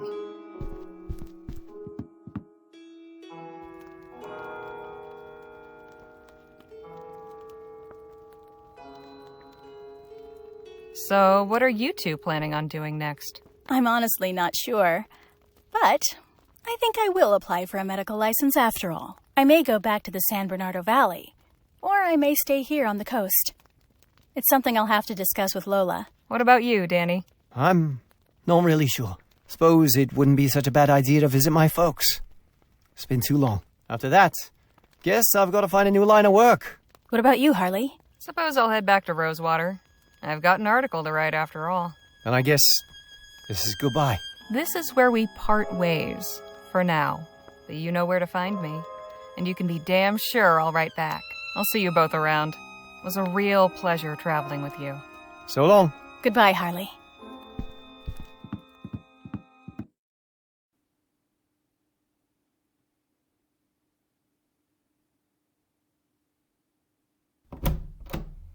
I'm back. Well, look what the cat dragged in.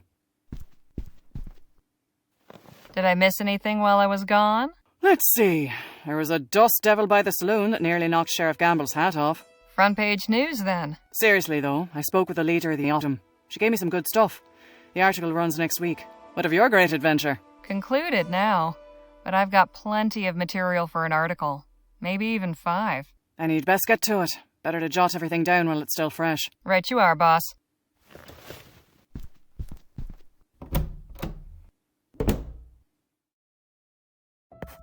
They say the end of every journey marks the beginning of another. If there's any truth to that, this writer hopes the next one is decidedly duller. My companions and I set out from Rosewater and traveled across the Vespuccian frontier, encountering bandits, rebels, visionaries, eccentrics, and many more friends and foes. We were led to believe that our quest was for Dr. Bennett Clark's missing fortune, but as it turned out, we were on the trail of the very man himself. The following is an account of that journey, with no detail spared, no fact left unrelated.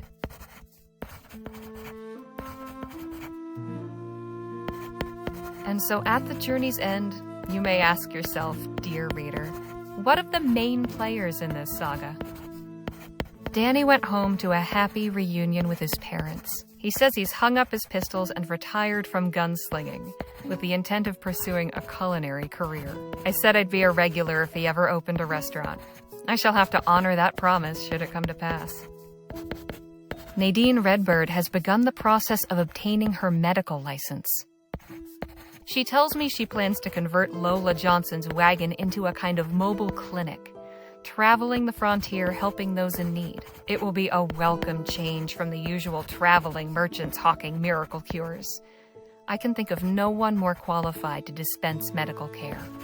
As for Miss Johnson, this new business venture will hopefully be more to her liking. At the very least, she now sets her own course, rather than bending to the whims of her clients. Miss Johnson and I never much saw eye to eye. She probably wouldn't even have liked me writing that, come to think of it. Still, it's reassuring to know that she has found some happiness with Nadine. I would be remiss to neglect mentioning our dearly departed friend.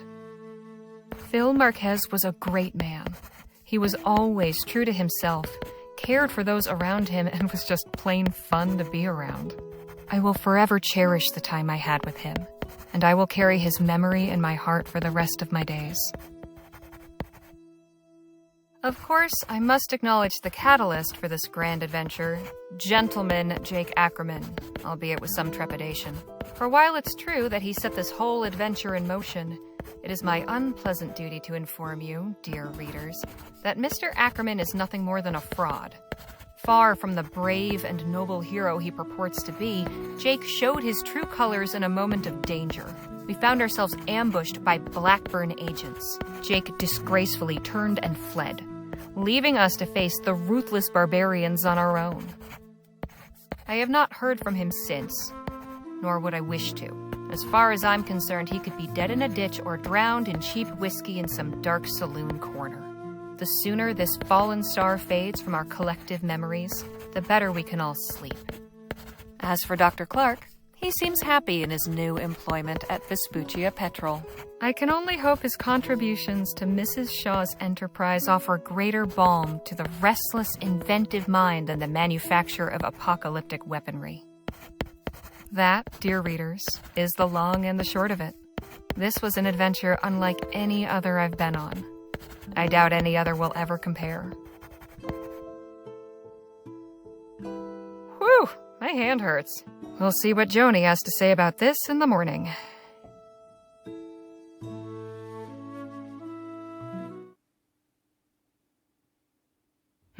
Well, what do you think? You want my honest opinion? Yes, of course I do. It's good. Very good.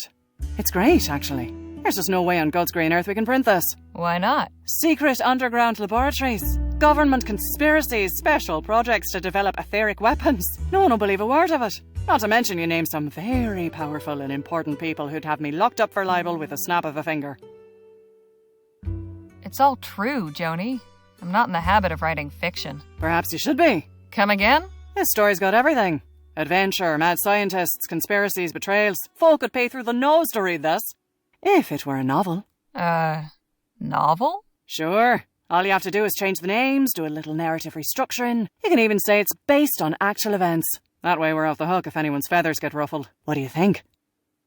A whole book, huh? Trust me, I have a nose for these things. This one smells like a hit. You're sitting on a pile of aurum. All right. I'll do it. Excellent. Now all we need's a title. That's your job, isn't it? Suppose it is. It needs to be something catchy. Something simple yet evocative. Something like